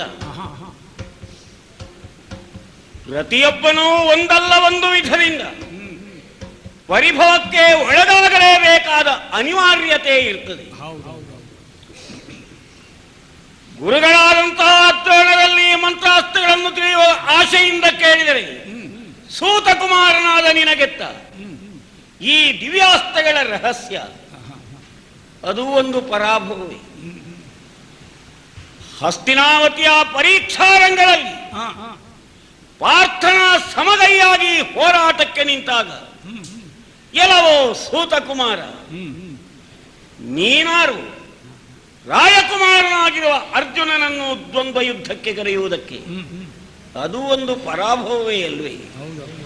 ಅಡಿಗಡಿಗೆ ಅಡಿಗಡಿಗೆ ಇದನ್ನು ಅನುಭವಿಸಿ ಅನುಭವಿಸಿ ನನಗೆ ಸಾಕಾಗಿದೆ. ನಿನ್ನೆಯ ದಿನ ನಕುಲನಿಂದ ನನಗಾದ ಪರಾಜಯ, ನನಗೊದಗಿದಂತಹ ಪರಿಭವ, ಸುಯೋಧನನಲ್ಲಿ ಸ್ಪಷ್ಟವಾಗಿಯೇ ಹೇಳಿದಾಗ ಮಾತೃಭೂಪತಿಗಳ ಸಾರಥ್ಯವನ್ನು ಒದಗಿಸಿಕೊಟ್ಟಿದ್ದ, ನನ್ನ ಕೇಳಿಕೆಯನ್ನು ಮನ್ನಿಸಿದಂತಹ ಒಡೆಯ ಸುಯೋಧನ ತೃಪ್ತಿಯೇ ನಮ್ಮ ಧ್ಯೇಯವಾದುದರಿಂದ ಸೂರ್ಯೋದಯದಿಂದ ಈ ತನಕವೂ ನಾನು ವಿಜೃಂಭಿಸುತ್ತಿದ್ದೆ. ಮಗನಾದ ವೃಷಸೇನ ಮರಣದಿಂದ ಕೌರವ ಸೇನೆ ತಲೆ ಕೆಳಗಾಯಿತು. ನನ್ನ ಸೇನಾಪತಿತ್ವದಲ್ಲಿ ಮಾದ್ರೇಶ್ವರನ ಸಾರಥ್ಯವೂ ಇರುವಾಗ ಈ ಪರಾಭವವನ್ನು ಕಂಡು ನನಗೆ ದುಃಖವಾಗುವುದಿಲ್ಲ. ನಾನು ಶೋಕಾಕುಲಿತ ಮನಸ್ಕನಾಗಿ ನೆಲವನ್ನು ನೋಡುತ್ತಾ ಸುಮ್ಮನಿರುವುದಕ್ಕೆ ಸಿದ್ಧನೂ ಇಲ್ಲ. ಈ ಪರಿಭವ ನನ್ನಲ್ಲಿ ರೋಷಾಗ್ನಿಯನ್ನು ಹೆಚ್ಚಿಸಿದೆ. ನನ್ನ ಮಗನ ಮರಣಕ್ಕೆ ಕಾರಣನಾದಂತಹ ಪಾರ್ಥನನ್ನು ಇದಿಕೊಳ್ಳುವ ಒಂದೇ ಉದ್ದೇಶದಿಂದ ಸಾರಥಿಯಾದಂತಹ ಮಾದ್ರೇಶ್ವರನಲ್ಲಿ ಹೇಳಿದೆ, ಎಲ್ಲಿ ಅರ್ಜುನನ ರಥವೋ ಅಲ್ಲಿಗೆ ನೇರಾಗಿ ಹಾರಿಸು.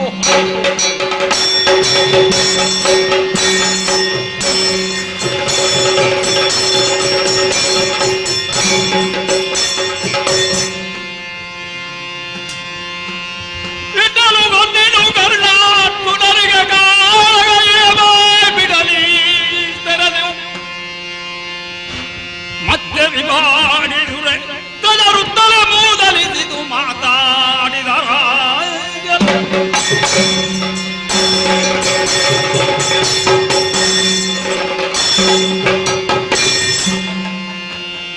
ಏನು ಮಾಡೋಣ? ಅರ್ಜುನನಲ್ಲಿ ಒಂದೊಮ್ಮೆಗೆ ಯುದ್ಧವನ್ನು ಎಸಗಲೇಬೇಕು ಅನ್ನುವಂತಹ ನಿಲುಮೆಯನ್ನು ತಳೆದು ಕರ್ಣ ಯಾವತ್ತೋ ಇರಬಹುದು. ಆದರೆ ನಾವದನ್ನು ಅಷ್ಟು ನಿರಾಯಾಸವಾಗಿ ಅಪೇಕ್ಷೆಯಿಂದ ಬಯಸಿದವರೇನೂ ಅಲ್ಲ. ಆದರೆ ಇಂದಿನ ಕ್ಷಣಕ್ಕೆ ಅನಿವಾರ್ಯ ಅಂತಾಗಿ ಹೋಯಿತಲ್ಲ. ಅಣ್ಣನಾದಂತಹ ಯುಧಿಷ್ಠಿರ ಸಮರ ಕ್ಷೇತ್ರದಲ್ಲಿ ದೆಸೆಗೆಟ್ಟುದನ್ನು ಕೃಷ್ಣ ಪರಮಾತ್ಮನಿಂದ ತಿಳಿದುಕೊಂಡಂತಹ ನಾನು ಶಿಬಿರದತ್ತ ಪಯಣಿಸಬೇಕಾದಂತಹ ಅನಿವಾರ್ಯತೆ ಒಂದು ಬಂದು ಹೋಯಿತು. ನಾನಾ ವಿಧವಾಗಿ ಶರೀರದಲ್ಲಿ ಗಾಯವಡೆದು ನೋವಿನಿಂದ ಮನ ನೋಯುವಂತಹ ನುಡಿಗಳನ್ನಾಡಿದಂತಹ ಧರ್ಮರಾಯನ ಮುಂಭಾಗದಲ್ಲಿ ಆಗ ಬಾರದ್ದೆಲ್ಲ ಆಗಿ ಹೋಗುವಂತಹ ಸನ್ನಿವೇಶ ಒಂದು ಒದಗಿ ಹೋಯಿತಲ್ಲ. ಕೃಷ್ಣ ಪರಮಾತ್ಮನ ಸಂಧಾನದ ಮೂಲಕವಾಗಿಯೇ ಸ್ವಸ್ಥಮಾನಸನಾದಂತಹ ನಾನು ಅಣ್ಣನಾದಂತಹ ಧರ್ಮಪ್ರಭುವಿನ ಮುಂಭಾಗದಲ್ಲಿ ಇಂದು ಸೂರ್ಯನಸ್ತಮಿಸುವುದಕ್ಕಿಂತ ಮುನ್ನವೇ ಆ ಕರ್ಣನ ಶಿರವನ್ನು ಚೆಂಡಾಡ್ತೇನೆ, ಅಲ್ಲದೆ ಹೋದರೆ ಅಗ್ನಿ ಪ್ರವೇಶವನ್ನು ಮಾಡ್ತೇನೆ ಅಂತ ಪ್ರತಿಜ್ಞೆಯನ್ನೆಸಗಬೇಕಾಗಿ ಬಂತು. ಯಾವಾಗ ನಮ್ಮಣ್ಣನಾದಂತಹ ಯುಧಿಷ್ಠಿರ ಪ್ರಭು ಕರ್ಣ ಘಾಸಿಗೊಳ್ಳಬೇಕಾದವನು ನನ್ನಿಂದ ಅನ್ನುವಂತಹ ನಿಲುಮೆಯನ್ನು ಸ್ಪಷ್ಟವಾಗಿ ತಿಳಿಯಪಡಿಸಿದನು. ಇನ್ನು ಅವನ ವಧೆಯ ಕುರಿತು ನಾವು ಅನಾಸಕ್ತಿಯನ್ನೋ ಅನಾದರವನ್ನೋ ತಳೆಯುವ ಹಾಗಿಲ್ಲ ಅನ್ನುವುದಕ್ಕಾಗಿ ಅಂತಹ ಪ್ರತಿಜ್ಞೆಯನ್ನೆಸಗಿತ್ತು. ಇತ್ತಂಡದವರು ಕರ್ಣಾರ್ಜುನರ ಕಾಳಗವನ್ನು ಕಾಣುವಂತಹ ತವಕದಿಂದ ಎರಡು ಪಕ್ಷಗಳಾಗಿ ಮೈಯೆಲ್ಲ ಕಣ್ಣಾಗಿ ನಿಂತು ಏನಾಗ್ತದೆ ಸಮರ ಕ್ಷೇತ್ರದಲ್ಲಿ ಅನ್ನೋ ಹಾಗೆ ನಿರೀಕ್ಷೆಯ ದೃಷ್ಟಿಯನ್ನು ಸುತ್ತಲೂ ಹರಿಯಗೊಡುತ್ತಾ ಇದ್ದಾರೆ. ಆಕಾಶ ಮಾರ್ಗದಲ್ಲಿ ಸಂಚರಿಸುವಂತಹ ಕೇಚರ ವರ್ಗದವರು ಕರ್ಣಾರ್ಜುನರ ಕಾಳಗವನ್ನು ವೀಕ್ಷಿಸುವಂತಹ ಉದ್ದೇಶವನ್ನು ಹೊಂದಿದ್ದಾರೆ. ಪರೀಕ್ಷಾರಂಗದಿಂದ ಮೊದಲುಗೊಂಡು ನನ್ನಲ್ಲಿ ವಿರೋಧವನ್ನು ಬೆಳೆಸಿಕೊಂಡಂತಹ ಕರ್ಣ ನನ್ನನ್ನು ಕೆಣಕುವಂತಹ ಅವಕಾಶಕ್ಕಾಗಿಯೇ ಹಾತೊರೆಯುತ್ತಿದ್ದವನು. ನಾವು ಈ ಕ್ಷಣಕ್ಕೆ ಹಿಂದೆ ಅವನ ಕಥೆಯನ್ನು ಮುಗಿಸಿಬಿಡಬೇಕು ಅನ್ನುವಂತಹ ನಿಲುಮೆಗೆ ಬದ್ಧರಾದವರು. ಆದ್ದರಿಂದಲೇ ನಿರ್ಣಯವಾಗಿಯೂ ಕರ್ಣಾರ್ಜುನರೊಳಗಿನ ಕಾಳಗವೇ ಹತ್ತಿತು ಅನ್ನುವುದು ಸ್ಪಷ್ಟ. ಮಾತ್ರ ಅಲ್ಲ, ಕರ್ಣನ ಕುರಿತಾದಂತಹ ಆಕ್ರೋಶ ನನ್ನಲ್ಲಿ ವಿಜೃಂಭಿಸಿದ್ದೇ ಕಾರಣವಾಗಿ ಕರ್ಣನ ಆಯುಷ್ಯವು ಹೊತ್ತಿತು ಅನ್ನುವುದು ಸ್ಪಷ್ಟ. ಇನ್ಯಾಕೆ ಸಾವಕಾಶ? ಕೃಷ್ಣ, ಹಾರಿಸು ರಥವನ್ನು.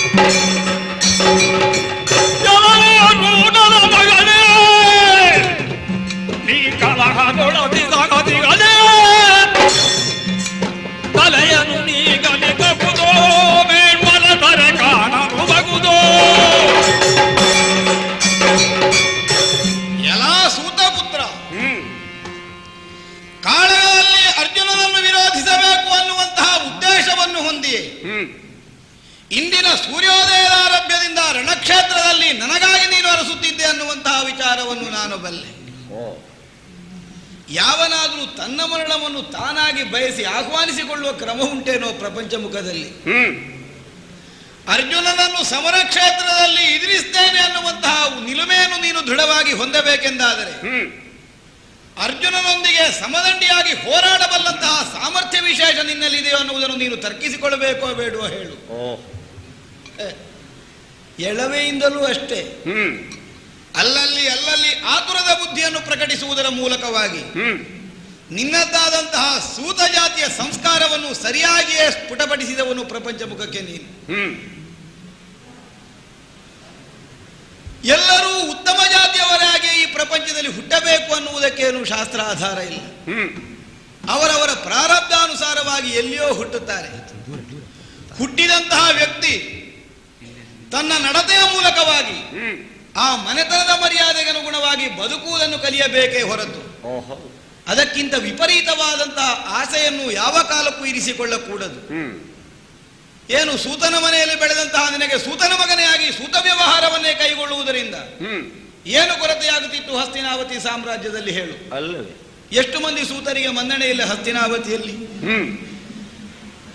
ಸಂಜಯನಂತೆಯೋ ಅಥವಾ ನಿನ್ನನ್ನು ಸಾಕಿದಂತಹ ಅಧಿರಥನಂತೆಯೋ ಸೂತದಾಗಿಯೇ ಉಳಿದುಕೊಂಡು ನಿನಗೆ ನಿನ್ನ ಮನ್ನಣೆಯನ್ನು ಉಳಿಸಿಕೊಳ್ಳುವುದಕ್ಕೆ ಸಾಧ್ಯವಾಗುತ್ತಿತ್ತು.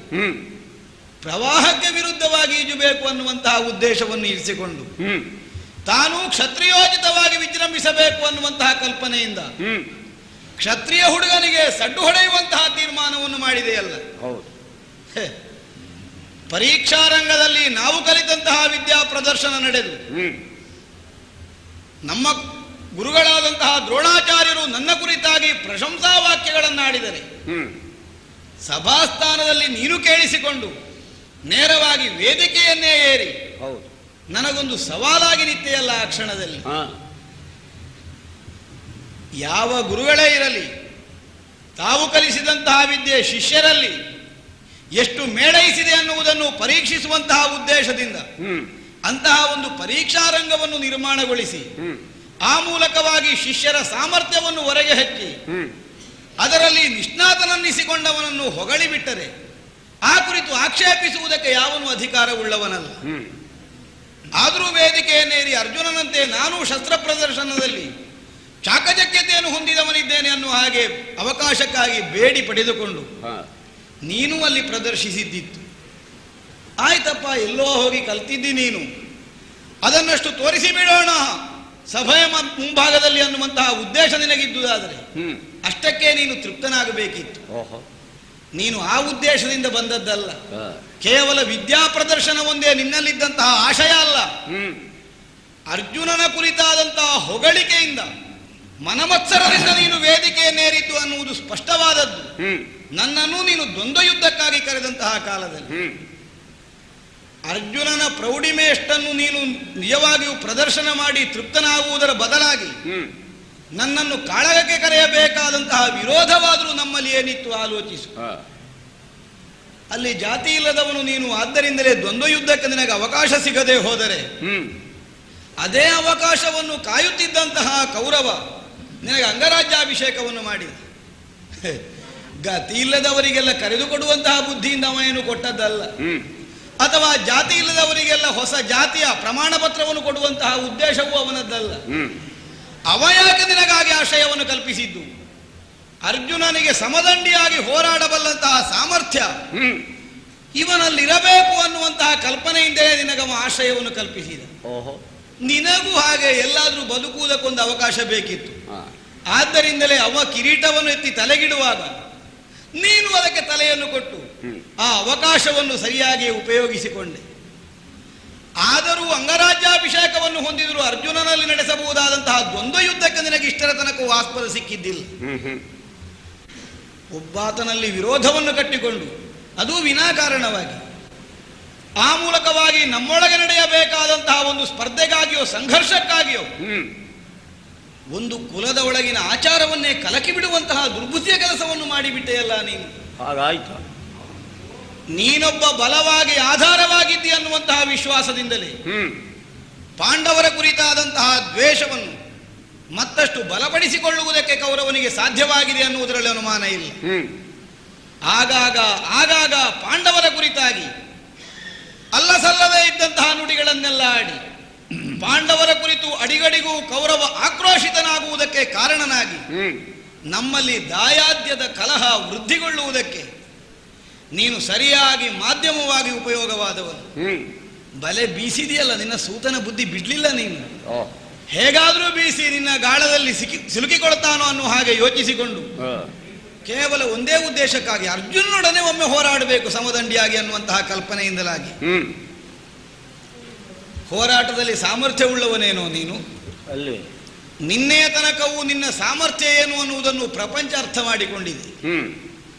ಕರ್ಣನ ಜೀವನದಲ್ಲಿ ರಣಕ್ಷೇತ್ರದಲ್ಲಿ ಸ್ವಲ್ಪ ವಿಜೃಂಭಿಸಿದ್ದು ಇಂದು ಸೂರ್ಯೋದಯದಿಂದ ಮೇಲೆ ಮಾತ್ರ. ನೀನು ನಿನ್ನೆಯ ತನಕವು ವಿಜೃಂಭಿಸುವುದಕ್ಕೆ ಸಾಧ್ಯವಾಗದೇ ಇದ್ದಂತಹ ನೀನು ಇಂದು ವಿಜೃಂಭಿಸುವುದಕ್ಕೆ ಹೇಗೆ ಸಾಧ್ಯವಾಗುತ್ತದೆ? ನಿನ್ನೆ ರಾತ್ರಿ ಹೋಗಿ ಬೇರೆ ಯಾವುದಾದ್ರೂ ಗುರುಗಳ ಹತ್ರ ಹೋಗಿ ಕಲಿತು ಬಂದದ್ದಲ್ವಲ್ಲ. ಹಾಗಿದ್ರೆ ನಿನ್ನ ಸಾಧನೆಯಿಂದ ವಿಜೃಂಭಿಸಿದ್ದಲ್ಲ ಅನ್ನುವುದು ಸ್ಪಷ್ಟ. ಬೇರೆ ಏನೋ ಒಂದು ಕಾರಣಕ್ಕಾಗಿ ವಿಜೃಂಭಿಸಿದ್ದಿರಬೇಕು. ನಂದುವ ದೀಪಕ್ಕೆ ಪ್ರಕಾಶ ಹೆಚ್ಚು, ಆದ್ದರಿಂದಲೇ ಇವತ್ತು ಹೆಚ್ಚು ಪ್ರಭೆಯನ್ನು ಬೀರುವುದಕ್ಕೆ ನೀನು ಸಾಧ್ಯವಾಗಿರಬೇಕು. ಏನೋ ಅರ್ಜುನನನ್ನು ರಣಕ್ಷೇತ್ರದಲ್ಲಿ ಕೊಲ್ಲದೆ ಪರನಿಂದ ಕಾಲು ಕಳಿಸುವುದಿಲ್ಲ ಅಂತ ಪ್ರತಿಜ್ಞಾಬದ್ಧನಾಗಿ ಬಂದಿದ್ಯಂತೆ. ಏನು ನಿನ್ನ ತಲೆ ನಿನಗೇ ಭಾರ ಆಗಲಿಕ್ಕೆ ಪ್ರಾರಂಭ ಆಗಿದವು. ಅರ್ಜುನನಲ್ಲಿ ಯುದ್ಧ ಮಾಡಿದ್ರೆ ತಲೆ ಉಳಿದು ಆಲೋಚನೆ ಮಾಡಿ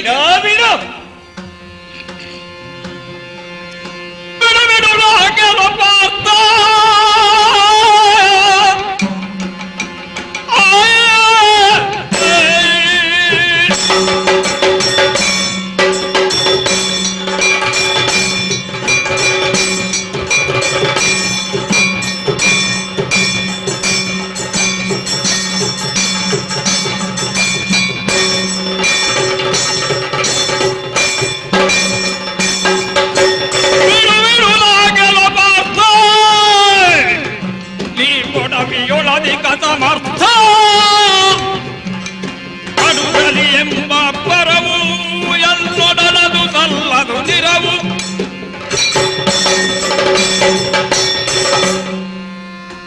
ಪಾರ್ಥ, ವೃಥಾದೇವಿಯ ಮಕ್ಕಳೆಲ್ಲರೂ ಈವರೆಗೆ ಪಾರ್ಥನೆಂದು ಗುರಿಸಲ್ಪಟ್ಟವರಲ್ಲ. ಇಲ್ಲವಾದರೆ ಧರ್ಮಜನನ್ನು ಪಾರ್ಥನೆಂದೇ ಕರೆಯಬಹುದಿತ್ತು, ಭೀಮನನ್ನು ಆ ಹೆಸರಿನಿಂದಲೇ ಗುರುತಿಸಬಹುದಿತ್ತು. ಪಾರ್ಥನೆಂಬ ಹೆಗ್ಗಳಿಕೆಗೆ ಒಳಗಾದವ ನೀನು ಮಾತ್ರ. ಅಂದರೆ ಕುಂತಿದೇವಿ ಹೆತ್ತ ಮಕ್ಕಳೆಲ್ಲ ಕೌಂತೆಯರೇ ಆದರಲ್ಲದೆ ಪಾರ್ಥರಾಗಲಿಲ್ಲ. ಜಾತೀಯತೆಯ ಬಗ್ಗೆ ಹೇಳುವುದಕ್ಕೆ ಹಸ್ತಿನಾವತಿಯಲ್ಲಿ ಉಳಿದದ್ದಾದರೂ ಏನು? ದಾಶರಾಜನ ಮಗಳನ್ನು ತಂದು ಹಸ್ತಿನಾವತಿಯ ಚಕ್ರವರ್ತಿಗೆ ದೇವವ್ರತನು ಮದುವೆ ಮಾಡಿಸಿ ಭೀಷ್ಮನಾದಾಗಲಿ ಜಾತೀಯತೆಯ ಬಗ್ಗೆ ಉದ್ಗರಿಸುವುದಕ್ಕೆ, ಅಧಿಕಾರವಾಣಿಯಿಂದ ಹೇಳುವುದಕ್ಕೆ ಹಸ್ತಿನಾವತಿಯಲ್ಲಿ ಯಾರಿಗೆ ಸಾಧ್ಯ ಇದೆ ಹೇಳು? ಶರವಿದ್ಯಾ ಪರೀಕ್ಷಾ ರಂಗದಲ್ಲಿ ನಾವಿಬ್ಬರು ಪಾರ್ಥನೆಂಬ ಹೆಗ್ಗಳಿಕೆಗೆ ಒಳಗಾದವ ನೀನು ಮಾತ್ರ. ಅಂದರೆ ಕುಂತಿದೇವಿ ಹೆತ್ತ ಮಕ್ಕಳೆಲ್ಲ ಕೌಂತೆಯರೇ ಆದರಲ್ಲದೆ ಪಾರ್ಥರಾಗಲಿಲ್ಲ. ಜಾತೀಯತೆಯ ಬಗ್ಗೆ ಹೇಳುವುದಕ್ಕೆ ಹಸ್ತಿನಾವತಿಯಲ್ಲಿ ಉಳಿದದ್ದಾದರೂ ಏನು? ದಾಶರಾಜನ ಮಗಳನ್ನು ತಂದು ಹಸ್ತಿನಾವತಿಯ ಚಕ್ರವರ್ತಿಗೆ ದೇವವ್ರತನು ಮದುವೆ ಮಾಡಿಸಿ ಭೀಷ್ಮನಾದಾಗಲಿ ಜಾತೀಯತೆಯ ಬಗ್ಗೆ ಉದ್ಗರಿಸುವುದಕ್ಕೆ, ಅಧಿಕಾರವಾಣಿಯಿಂದ ಹೇಳುವುದಕ್ಕೆ ಹಸ್ತಿನಾವತಿಯಲ್ಲಿ ಯಾರಿಗೆ ಸಾಧ್ಯ ಇದೆ ಹೇಳು? ಶರವಿದ್ಯಾ ಪರೀಕ್ಷಾ ರಂಗದಲ್ಲಿ ನಾವಿಬ್ಬರೂ ಮುಖಾಮುಖಿಯಾಗಬೇಕು ಎಂಬ ಆಶೆ ನನಗಿತ್ತು. ಆದ್ದರಿಂದಲೇ ನಿನ್ನನ್ನು ದ್ವಂದ್ವ ಯುದ್ಧಕ್ಕೆ ಕರೆದೆ. ಪಾರ್ಥನೊಬ್ಬನೇ ಧನುರ್ಧರ, ಪಾರ್ಥನೂ ಧನುರ್ಧರ, ನನಗೇನು ಕ್ಲೇಶ ಇರ್ತಿರ್ಲಿಲ್ಲ. ಪಾರ್ಥೋ ಏವ ಧನುರ್ಧರ, ಅವನೊಬ್ಬನೇ ಯಾಕಾಗಬೇಕು? ಭಾರತದ ಗುರುಕುಲದಲ್ಲಿ ಅಭ್ಯಾಸವನ್ನು ನಡೆಸಿದ ಅನೇಕ ಶಿಷ್ಯರು ಇರುವಾಗ ನೀನೊಬ್ಬನೇ ಅಷ್ಟು ಸಾಧಿಸಿದೆ ಎಂದರೆ ಆಶ್ಚರ್ಯವಲ್ಲವೇ? ಪ್ರಯೋಗ ಕುಶಲತೆಯನ್ನು, ಧನುಸ್ಸನ್ನು ಹಿಡಿಯುವ ರೀತಿ ನೀತಿಗಳನ್ನು ನಾನು ದ್ರೋಣರಿಂದಲೇ ಕಲಿತವ. ಅಷ್ಟರವರೆಗೆ ಜಾತೀಯತೆಯ ಬಗ್ಗೆ ಯಾರೂ ಹೇಳಿದವರಿಲ್ಲ, ಯಾರೂ ಕೇಳಿದವರೂ ಇಲ್ಲ. ಮಂತ್ರಾಸ್ತ್ರಗಳನ್ನು ತಿಳಿಸುವುದಕ್ಕಾಗಲಿಲ್ಲ. ನಾನು ಬೇರೆ ಅಭ್ಯಾಸ ಮಾಡಿದ್ದ ಹೌದು, ಆದರೆ ನೀನು ಎರಡೂ ಕೈಗಳಿಂದ ಮಾಡಿ ತೋರಿಸಿದ್ದನ್ನು ನಾನು ಒಂದೇ ಕೈಯಿಂದ ಮಾಡಿ ತೋರಿಸಿದ್ದೆ. ಆಗ ಪಾರ್ಥನೋ ಕರ್ಣನೋ ಇದು ನಿರ್ಣಯವಾಗಲಿ. ಪಾರ್ಥೋ ಏವ ಧನುರ್ಧರ, ಹೇಳಿದಂತಹ ಗುರುಗಳ ಮಾತಿನ ಸತ್ಯಾಸತ್ಯತೆಗಳನ್ನು ತಿಳಿದುಕೊಳ್ಳೋಣ. ಅದಕ್ಕಾಗಿಯೇ ನಿನ್ನಲ್ಲಿ ದ್ವಂದ್ವ ಯುದ್ಧವನ್ನು ನಾನು ಅಪೇಕ್ಷಿಸಿದವ. ಇಲ್ಲವಾದರೆ ಎಲ್ಲಾದರೂ ಹೇಗೋ ಯುದ್ಧವನ್ನು ಬಯಸುತ್ತಿದ್ದೆ. ಅದು ನನ್ನ ಉದ್ದೇಶವಾಗಿರಲಿಲ್ಲ. ನಿನ್ನಲ್ಲಿ ದ್ವೇಷದಿಂದ ಅಲ್ಲ, ಪಂಥಾಹ್ವಾನ. ನೀನು ಕ್ಷತ್ರಿಯ ಶ್ರೇಷ್ಠ, ನಾನು ಸಾಮಾನ್ಯನಾದಂತಹ ಯಕ್ಕಚ್ಚಿತ್ ಸೂತ. ಲಘುವಾಗಿ ಹೇಳುತ್ತಿರುವೆಯಲ್ಲ. ಪಾಂಡು ಚಕ್ರವರ್ತಿ ಸತಿಯರ ಸಮೇತನಾಗಿ ಅರಣ್ಯಕ್ಕೆ ಹೋದಾಗ ಸತಿಯ ಸ್ಪರ್ಶ ಮಾತ್ರದಿಂದ ಆತನಿಗೆ ಸಾವುಂಟಾಗ್ತದೆ ಎಂಬ ಶಾಪವಾಕ್ಯವನ್ನು ಹಸ್ತಿನಾವತಿಯವರು ಮರೆತಿರಲಿಲ್ಲ. ಇಲ್ಲವಾದರೆ ಕುಂತಿದೇವಿ ಕಾಡಿನಲ್ಲಿ ಹೆತ್ತಿದ್ದಾಳೆ ಎಂಬುದನ್ನು ಹಸ್ತಿನಾವತಿಯವರಿಗೆ ತಿಳಿಸುವುದಕ್ಕೆ ಯಾರೂ ಬೇಕಾಗಿರಲಿಲ್ಲ. ಗಾಂಧಾರಿ ದೇವಿ ಬಸುರಿಯಾಗಿದ್ದವಳಿಗೆ, ಅಂತಃಪುರದ ಒಳಗಿದ್ದವಳಿಗೆ ಕಾಡಿನಲ್ಲಿ ಕುಂತಿದೇವಿ ಹೆತ್ತ ಸುದ್ದಿ ಗೊತ್ತಾಗ್ತದಂತೆ ಭೀಷ್ಮಾದಿಗಳಿಗೆ ಗೊತ್ತಾಗುತ್ತಿರಲಿಲ್ವಿ.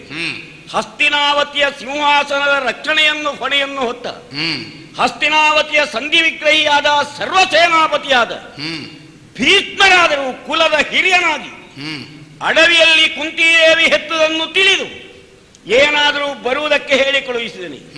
ಹಾಗಿದ್ದರೆ ಆ ಬಗ್ಗೆ ಆತನಲ್ಲಿಯೂ ಸಂದೇಹವಿರಬೇಕು ಎಂಬುದು ಸ್ಪಷ್ಟ ತಾನೆ.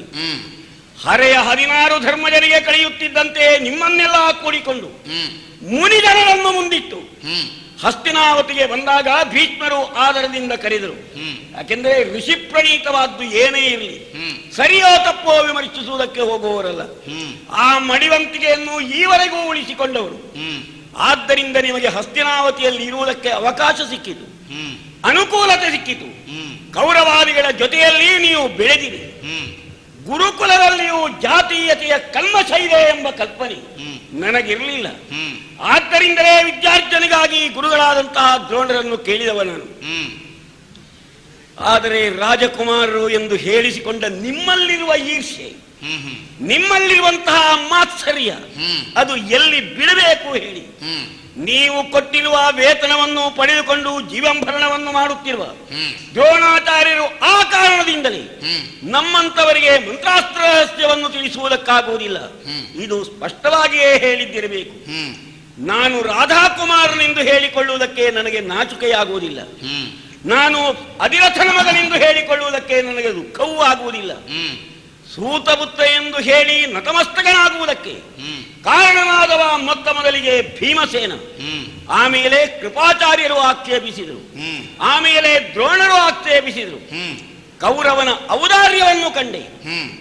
1000 ಮಂದಿಯೊಳವಮಾನ, ಅದು ಸಾವಿಗೆ ಸಮಾನ. ಇದನ್ನು ಭಾವಿಸಿಯೇ ಆತ್ಮಹತ್ಯೆಗೆ ಸಿದ್ಧನಾಗುತ್ತಿದ್ದ ವೇಳೆಗೆ ನನ್ನ ತಲೆಗೆ ಅಂಗಾಧಿಪತಿತ್ವದ ಹೊಣೆಯನ್ನಪ್ಪಿಸಿ ನೀನು ಅಂಗದೇಶದ ದೊರೆ ಎಂದು ಘೋಷಿಸಿದ. ಯಾರೂ ಆಕ್ಷೇಪಿಸಲಿಲ್ಲ. ಆಕ್ಷೇಪಿಸಬೇಕಾದವರು, ಆಕ್ಷೇಪಿಸುವ ಅಧಿಕಾರವುಳ್ಳವರು ಆ ಸಭೆಯಲ್ಲಿರಲಿಲ್ವೇ? ಇಲ್ಲವಾದರೆ ಅರಸನಾದ ಮೇಲೆ ನಾನು ನಿನ್ನನ್ನು ದ್ವಂದ್ವ ಯುದ್ಧಕ್ಕೆ ಕರೆಯುತ್ತಿದ್ದೆ.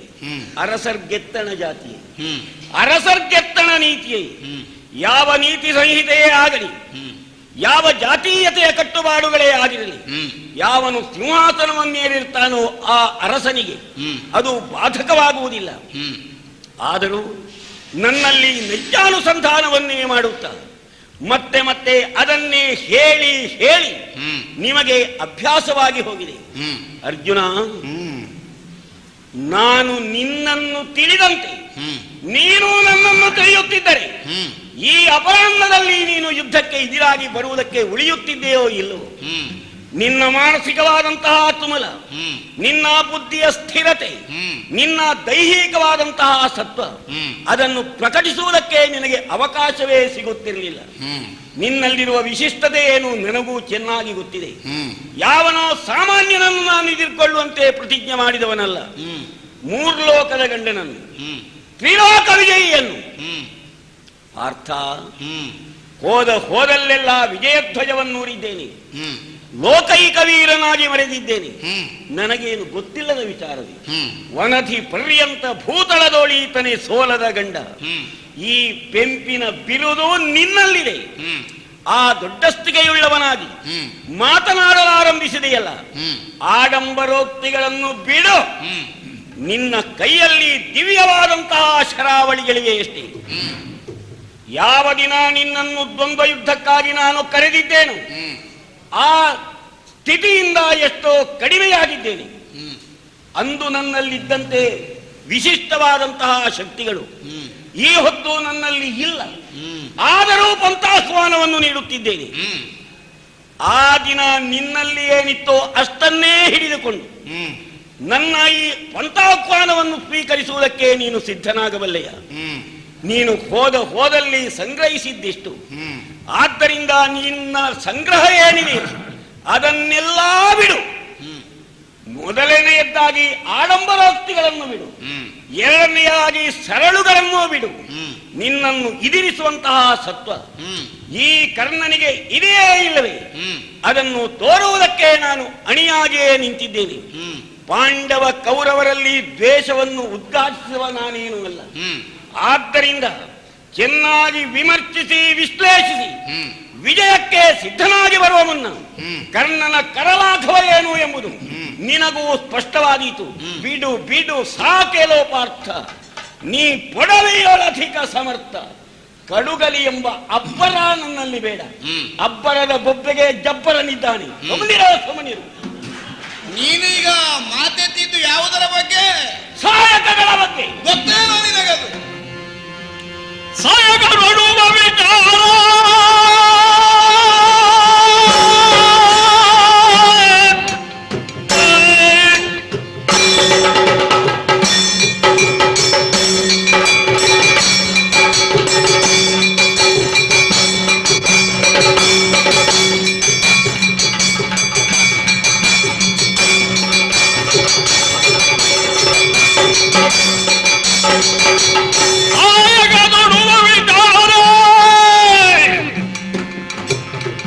ರಾಧೆಯಗೆ ತರುವಗೆ ತೋರ ಕಾಯುವರಾರ ಇಳಿಲಗೆ ದಯಾದ ನಡೆಯ ಮನೆಗೆ. ರಾಧೇಯ, ಸೂತನ ಮನೆಯಲ್ಲಿ ನೀನು ಹುಟ್ಟಿದವನಲ್ಲ ಅನ್ನುವುದನ್ನು ಲೋಕವೇ ಬಲ್ಲುವುದು. ಗಂಗಾ ನದಿಯ ಹೊಟ್ಟೆಯಲ್ಲಿ ತೇಲ ಬಂದಂತಹ ಶಿಶುವನ್ನು ಅಧಿರಥ ಜೋಪಾನವಾಗಿ ಸಾಕಿ ಸಂರಕ್ಷಿಸಿದ ಅನ್ನುವಂತಹ ಕತೆ ಹಸ್ತಿನಾವತಿಯಲ್ಲಿ ಎಲ್ಲರೂ ಬಲ್ಲರು. ಹಾಗಿದ್ರೆ ನಿನ್ನ ಹುಟ್ಟುವಿಕೆಗೆ ಕಾರಣವಾದಂತಹ ಹಿನ್ನೆಲೆ ಒಂದು ಬೇರೆ ಇದೆ ಅನ್ನುವುದಂತೂ ಸ್ಪಷ್ಟ. ಇಷ್ಟೊಂದು ವಿಜೃಂಭಿಸುತ್ತಿರುವ, ಇಷ್ಟೊಂದು ನಿಷ್ಪಕ್ಷಪಾತವಾಗಿ ಪ್ರಪಂಚವನ್ನು ವಿಮರ್ಶೆ ಮಾಡಬಲ್ಲ ಸಾಮರ್ಥ್ಯವುಳ್ಳ ನಿನ್ನಂತವನ ಅಭ್ಯುದಯವನ್ನು ಕಂಡು ಯಾಕೆ ನಿನ್ನನ್ನು ಹುಟ್ಟಿಸಿದವನೋ ಹೆತ್ತವಳೋ ಬಂದು ನಿನ್ನನ್ನು ಮಗ ಅಂತ ಇನ್ನು ಒಪ್ಪಿಕೊಳ್ಳಿಲ್ಲ? ನಿನ್ನ ಈ ಬುದ್ಧಿಗಾಗಿ ನಿನಗೆ ಲೋಕದಲ್ಲಿ ಸರಿ ಇರುವವರು ಯಾರು ಹೇಳು? ಪ್ರಾಯಶಃ ಹೆತ್ತವಳಿಗೆ 10 ಮಂದಿ ಐದಿರು ಮಗನೆಂದು ಹೇಳುವುದಕ್ಕಾಗಲಿಲ್ಲ. ಒಪ್ಪಿಕೊಳ್ಳಿಕ್ಕೆ ಧೈರ್ಯ ಬರಲಿಕ್ಕಿಲ್ಲ ನಿನ್ನನ್ನು ಮಗ ಅಂತ. ಯಾಕೆ? ಪ್ರತಿಯೊಬ್ಬನನ್ನು ವಿಮರ್ಶಿಸುವುದಕ್ಕೆ ಹೊರಟೆ ಅಲ್ಲ. ಹಸ್ತಿನಾವತಿಯ ಹಂಗಿನ ಅನ್ನವನ್ನುಂಡು ವಿಮರ್ಶಿಸುವುದು ಎಷ್ಟು ವಿಮರ್ಶಿಸಿ ಏನು ವಿಶ್ಲೇಷಿಸಿ ನಿನಗೆ ಭೀಷ್ಮಾಚಾರ್ಯರ ವ್ಯವಹಾರದಲ್ಲಿ ದೋಷ ಕಾಣುತ್ತದೆ, ದ್ರೋಣಾಚಾರ್ಯರ ನಡತೆಯಲ್ಲಿ ತಪ್ಪು ಕಾಣುತ್ತದೆ. ನಿನಗೆ ದೋಷ ಅಲ್ಲ, ಇದ್ದದ್ದನ್ನು ಹೇಳಿದ್ದೇನೆ. ಹೌದಲ್ಲ? ಇದ್ದದ್ದನ್ನು ಅಂದ್ರೆ ಸರಿಯಾಗಿ ಆಲೋಚಿಸಿ ಹೇಳಬೇಕೋ ಬೇಡವೋ ಹೇಳು. ಆಲೋಚಿಸದೆ ಅಲ್ಲ, ಕೇವಲ ಬೆಸ್ತರವನ ಮನೆಯಲ್ಲಿ ಇದ್ದಳು ಸತ್ಯವತಿ ದೇವಿ ಅನ್ನುವುದಕ್ಕಾಗಿ ದೇವವ್ರತ ಮಹಾಶಯ ಕರ್ಕೊಂಡು ಬಂದದ್ದೇನು ಅಲ್ಲ. ಆಕೆಯ ಪೂರ್ವಾಪರವನ್ನು ವಿಚಾರಿಸಿ ಸರಿಯಾಗಿ ವಿವೇಚಿಸಿ ಗಿರಿಕೆಯ ಮಗಳಾದವಳನ್ನು, ಚೇದಿರಾಜನ ಕುಮಾರಿಯಾದವಳನ್ನು ದೇವವ್ರತ ಮಹಾಶಯ ಹಸ್ತಿನಾವತಿ ಅರಮನೆಯ ಸೊಸೆಯಾಗಿ ಕರ್ಕೊಂಡು ಬಂದದ್ದು. ಅಷ್ಟನ್ನು ವಿಮರ್ಶಿಸದೆ ಕಟ್ಟಿಕೊಂಡು ಬಂದದ್ದಲ್ಲ. ಹಾಗಿದ್ದರೆ ನನ್ನ ಬಗ್ಗೆ ವಿಮರ್ಶಿಸುವುದಕ್ಕೆ ಯಾರೂ ಮುಂದಾಗಲಿಲ್ಲ ಅಂತೇಳಿ.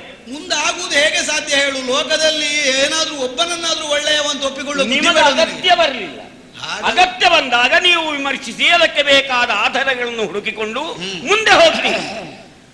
ಮೇಲಿಂದ ಮೇಲೆ ಎಲ್ಲವನ್ನೂ ಸರಿ ಅಂತ ಒಪ್ಪಿಕೊಳ್ತೀವಿ. ನಮಗಲ್ಲ ಅಗತ್ಯ ಬೀಳಬೇಕಾದದ್ದು, ನಿನಗೆ ಅಗತ್ಯ ಬೀಳಬೇಕಾದ್ದು. ಹುಟ್ಟಿಸಿದವ ಯಾರು ಅಂತ ಹೇಳಬೇಕಾದ ಹೊಣೆ ನಿನಗಿರುವುದದು. ಏನೂ ಊರಿನವರಿಗಲ್ಲ. ನನಗೇನೂ ಬರಲಿಲ್ಲ. ಆದ್ದರಿಂದಲೇ ಊರಿನಲ್ಲಿ ಏನು ಪ್ರಚಾರದಲ್ಲಿ ಉಂಟು ಅದರಲ್ಲೇ ನಾವು ನಿನ್ನನ್ನು ಗುರುತಿಸುವುದು. ಅದರಿಂದ ಆಚೆಗೆ ಗುರುತಿಸಲಿಕ್ಕೆ ಆಗೋದಿಲ್ಲ. ನಾನು ಆಕ್ಷೇಪಿಸಿದ್ರಲ್ವ ಸೂತನ ಮಗ ಅಲ್ಲ ಅಂತ. ಅಲ್ಲ, ನಿಮಗೆ ಅಭ್ಯಾಸ ಆಗಿ ಹೋಗಿದೆ ಅಂತ ಹೇಳಿದ್ದೀನಿ. ಬೇರೆ ಅಭ್ಯಾಸ ಮಾಡ್ಲಿಕ್ಕೆ ನೀನು ಅವಕಾಶ ಮಾಡಿ ಕೊಡ್ಲಿಲ್ಲ. ನಿನಗೆ ಬೇರೆ ಹುಡುಕಿ ಕೊಡಬಹುದಿತ್ತಲ್ಲ ಯಾರು ನಿನ್ನ ಅಪ್ಪ ಅಮ್ಮ ಅಂತ ಹೇಳ್ತಿದ್ದೇವೆ ನಾವು. ನಮಗೇನು ಆಕ್ಷೇಪ ನನಗಲ್ಲೋ ನಿಮಗೂ. ಹಾಗಿದ್ರೆ ನಾವು ಹೇಳಿದ್ದನ್ನು ಒಪ್ಪೋದು. ನನಗೆ ಅಗತ್ಯ ಬರಲಿಲ್ಲ. ನಾನು ಈಗ ಸೂತನ ಮಗ ಅಲ್ಲ ಎಂದು ನೀನು ಹೇಳಿದರು ಆಕ್ಷೇಪಿಸ್ತೇನೆ. ಹೌದು, ಒಳ್ಳೆ. ಹಾಗಿದ್ರೆ ಸೂತನ ಮಗ ಆಗಿ ಉಳಿಬಹುದಿತ್ತಲ್ಲ ನಿನಗೆ. ಕ್ಷತ್ರಿಯೋಚಿತವಾದಂತಹ ಪಂಥವನ್ನು ಮೆರೆಸುವಂತಹ ಉದ್ದೇಶ ಯಾಕೆ ಬಂತು? ಬೇರೆ ತೋರಿಸಿಕೊಳ್ಳಿಕ್ಕೆ ಗತಿ ಇಲ್ಲದಿದ್ದದಕ್ಕೆ ನೀನೀಗ ಹೇಳುದು ಸೂತನ ಮಗ ಅಂತ ಹೇಳಿದ್ರೆ ಒಪ್ಪಿಕೊಳ್ತೇನೆ ನಾನು ಅಂತ. ಕೌಶಿಕರಿಗೆ ಅರಸನಾಗಿಯೇ ಉಳಿಯಬಹುದಿತ್ತಲ್ಲ. ವಸಿಷ್ಠದಲ್ಲಿ ಪ್ರತಿಜ್ಞೆಯನ್ನು ಯಾಕೆ ಮಾಡಿದ್ರು? ವಿಶ್ವಾಮಿತ್ರನಾಗಿ ಯಾಕೆ ಬ್ರಹ್ಮರ್ಷಿಗಳಾದ್ರು?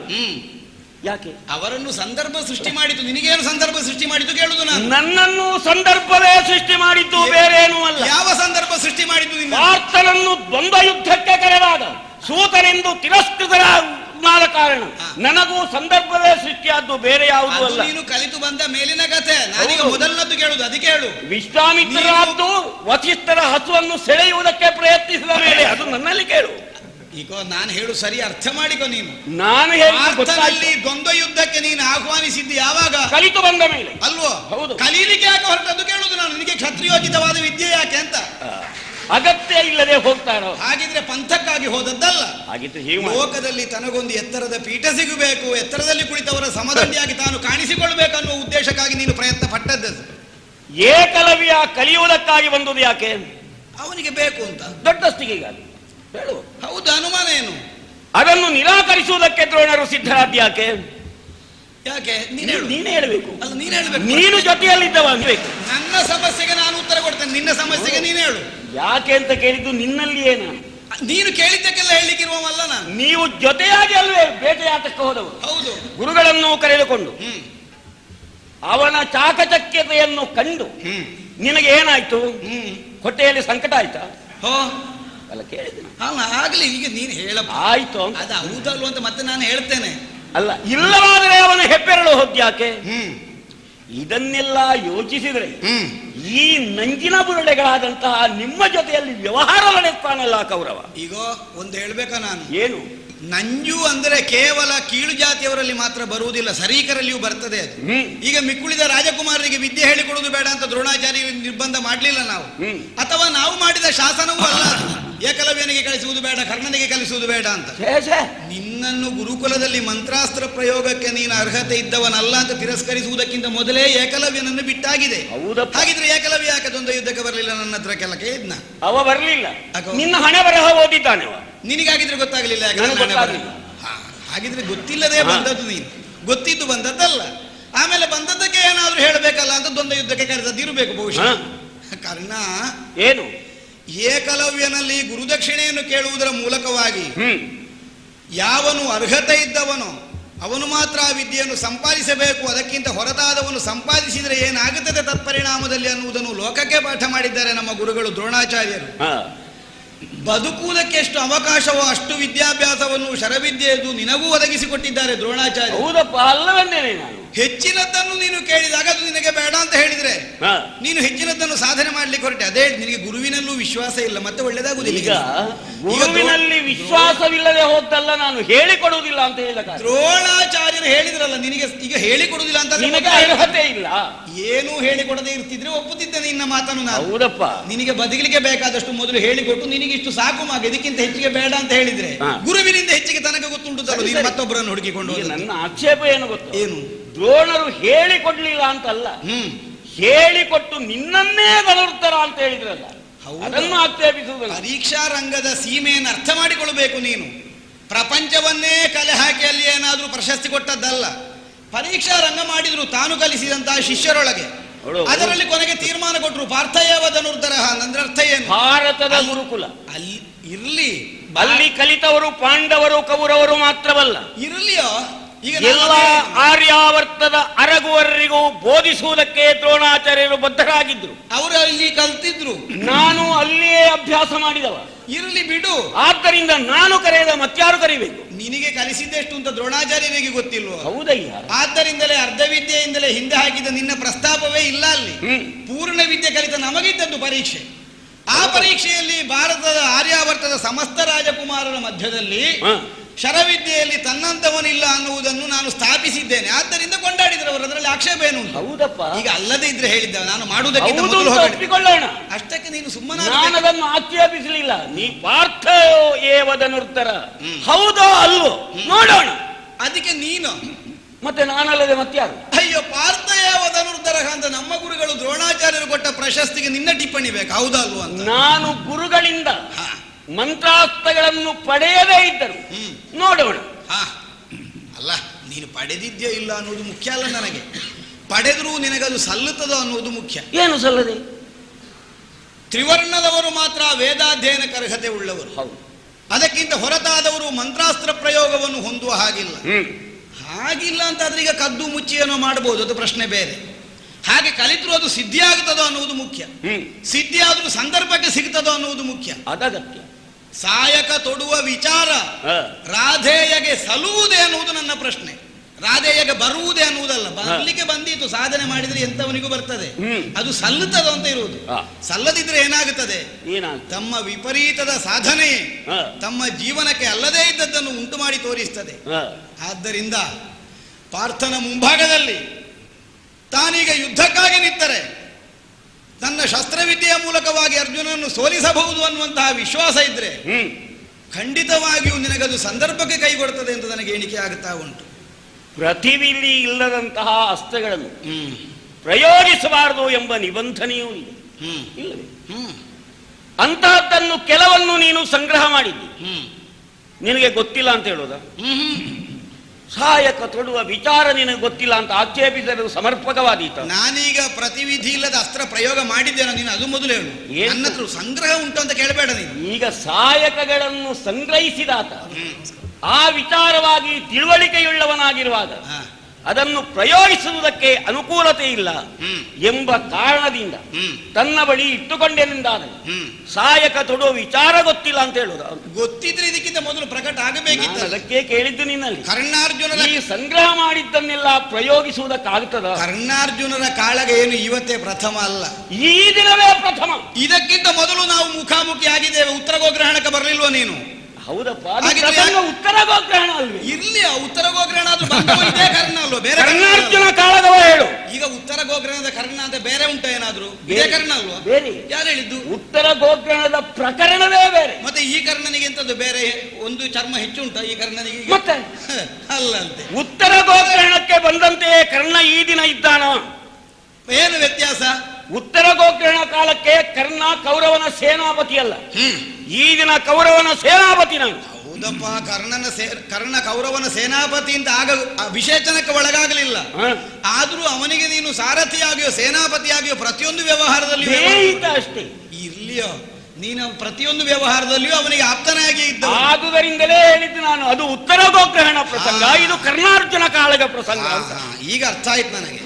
ಹಾಗಿದ್ರೆ ನೀನು ಕೌರವನನ್ನು ಆಶ್ರಯಿಸಿದ್ದು ಸೇನಾಧಿಪತಿ ಆಗ್ಲಿಕ್ಕೆ, ಕೌರವನ ಒಳಿತಿಗಲ್ಲ, ಸೇನಾಪತಿ ಆಗಿ. ಹೌದು, ಅದೇ ಭೀಷ್ಮರಿಗೆ ಸೇನಾಧಿಪತಿತ್ವವನ್ನು ಕೊಟ್ಟ ಕಾಲಕ್ಕೆ ಭೀಷ್ಮಾಚಾರ್ಯರು ಹೋರಾಟ ಮಾಡುವಷ್ಟು ದಿವಸವು ತನಗೆ ಶಸ್ತ್ರ ಸನ್ಯಾಸ ಅಂತ ಹೇಳಿ ಹೊರಟೋದೆ ಅಂತೆ ನೀನು. ಹೌದು, ನಿನ್ನಂತ ಕೃತಜ್ಞ ಇದ್ದಾನ. ಏನಾಗಿದೆ? ಭೀಷ್ಮರು ಇಚ್ಛಾಮರಣಿ ಅಂತ ಗೊತ್ತುಂಟು ನಿನಗೆ. ಅವರು ಇಚ್ಛಿಸಿದ ಅವರಿಗೆ ಮರಣ ಬರುವುದಿಲ್ಲ, ಅವರು ಹೋರಾಡುವ ತನಕ ತಾನು ಯುದ್ಧ ಮಾಡುವುದಿಲ್ಲ ಅಂತ ಬಿಲ್ಲು ಕೆಳಗೆ ಹಾಕಿ ಹೋದವನು ನೀನು. ಕೆಳಗೆ ಹಾಕಿ ಹೋದ್ದು ಮಾತ್ರವಲ್ಲ, 10 ದಿನಗಳವರೆಗೆ ರಣರಂಗಕ್ಕೆ ಬರಲಿಲ್ಲ. ಅದು 10ನೇ ದಿವಸ ಅವರು ಮಲಗಿದ ಕಾರಣ, ಅಲ್ಲದಿದ್ರೆ 11ನೇ ದಿವಸಕ್ಕೂ ಬರ್ತಿರ್ಲಿಲ್ಲ ನೀನು. ನಿನ್ನನ್ನು ಆಕ್ಷೇಪಿಸಬೇಕಾದವ ಯಾರು? ಅಲ್ಲ, ಅವನಿಗೆ ಬುದ್ಧಿ ಇಲ್ಲ ಅಂತ ಕೇಳುವುದು ನಾನು. ಅವನಿಗೆ ಆಕ್ಷೇಪಿಸಬೇಕಾದವ ಯಾರು? ಅವ ಆಕ್ಷೇಪಿಸಿಲ್ಲ ಅಂದ್ರೆ ನೀನು ಮಾಡಿದ್ದು ಸರಿ ಅಂತ ಅರ್ಥ ಅಲ್ಲ. ಅವನಿಗೆ ಆಕ್ಷೇಪಿಸುವ ಬುದ್ಧಿಯೂ ಇಲ್ಲ. ಕೌರವ ಆಕ್ಷೇಪಿಸಲಿಲ್ಲ ಎಂಬುದರಿಂದ ಕರ್ಣನ ವ್ಯವಹಾರ ಸರಿ ಎಂದಾಯ್ತಲ್ಲ. ಇಲ್ಲವಾದ್ರೆ ನನಗೆ ಸೇನಾಪತಿತ್ವವನ್ನು ಕೊಡ್ತಾನೆ. ಕೇವಲ ಸೇನಾಧಿಪತಿಯಾಗಿ ನಿನ್ನ ಸ್ಥಾನವನ್ನು ಮೆರೆಸುವಂತಹ ಉದ್ದೇಶವನ್ನೇ ಮನಸ್ಸಿನಲ್ಲಿ ತುಂಬಿಕೊಂಡವನು ನೀನು ಅನ್ನುವಂತಹ ನಿನ್ನ ಸಂಚ ಅವನಿಗೆ ಇನ್ನೂ ಗೊತ್ತಾಗ್ಲಿಲ್ಲ ಅನ್ನುವುದಕ್ಕಾಗಿ ವಿಷಾದ ಆಗ್ತದೆ ನನಗೆ ಕೌರವನ ಬಗ್ಗೆ. ನಿಮಗೆ ಎಲ್ಲೆಲ್ಲ ವಿಷಾದ ಯೋಗ ಬರ್ತದೆ, ನಿನ್ನ ವಿಷಾದ ಯೋಗವಾಗುತ್ತದೆ. ನಮ್ಮ ವಿಷಾದ ನಿಮ್ಮಂತವರಿಗೆ ಯೋಗ, ನಮಗಲ್ಲ. ಅದು ವಿಷಾದ ನಮಗಾದ್ರೂ ಅದರ ಯೋಗವಾಗುವುದು ನಿಮಗೆ.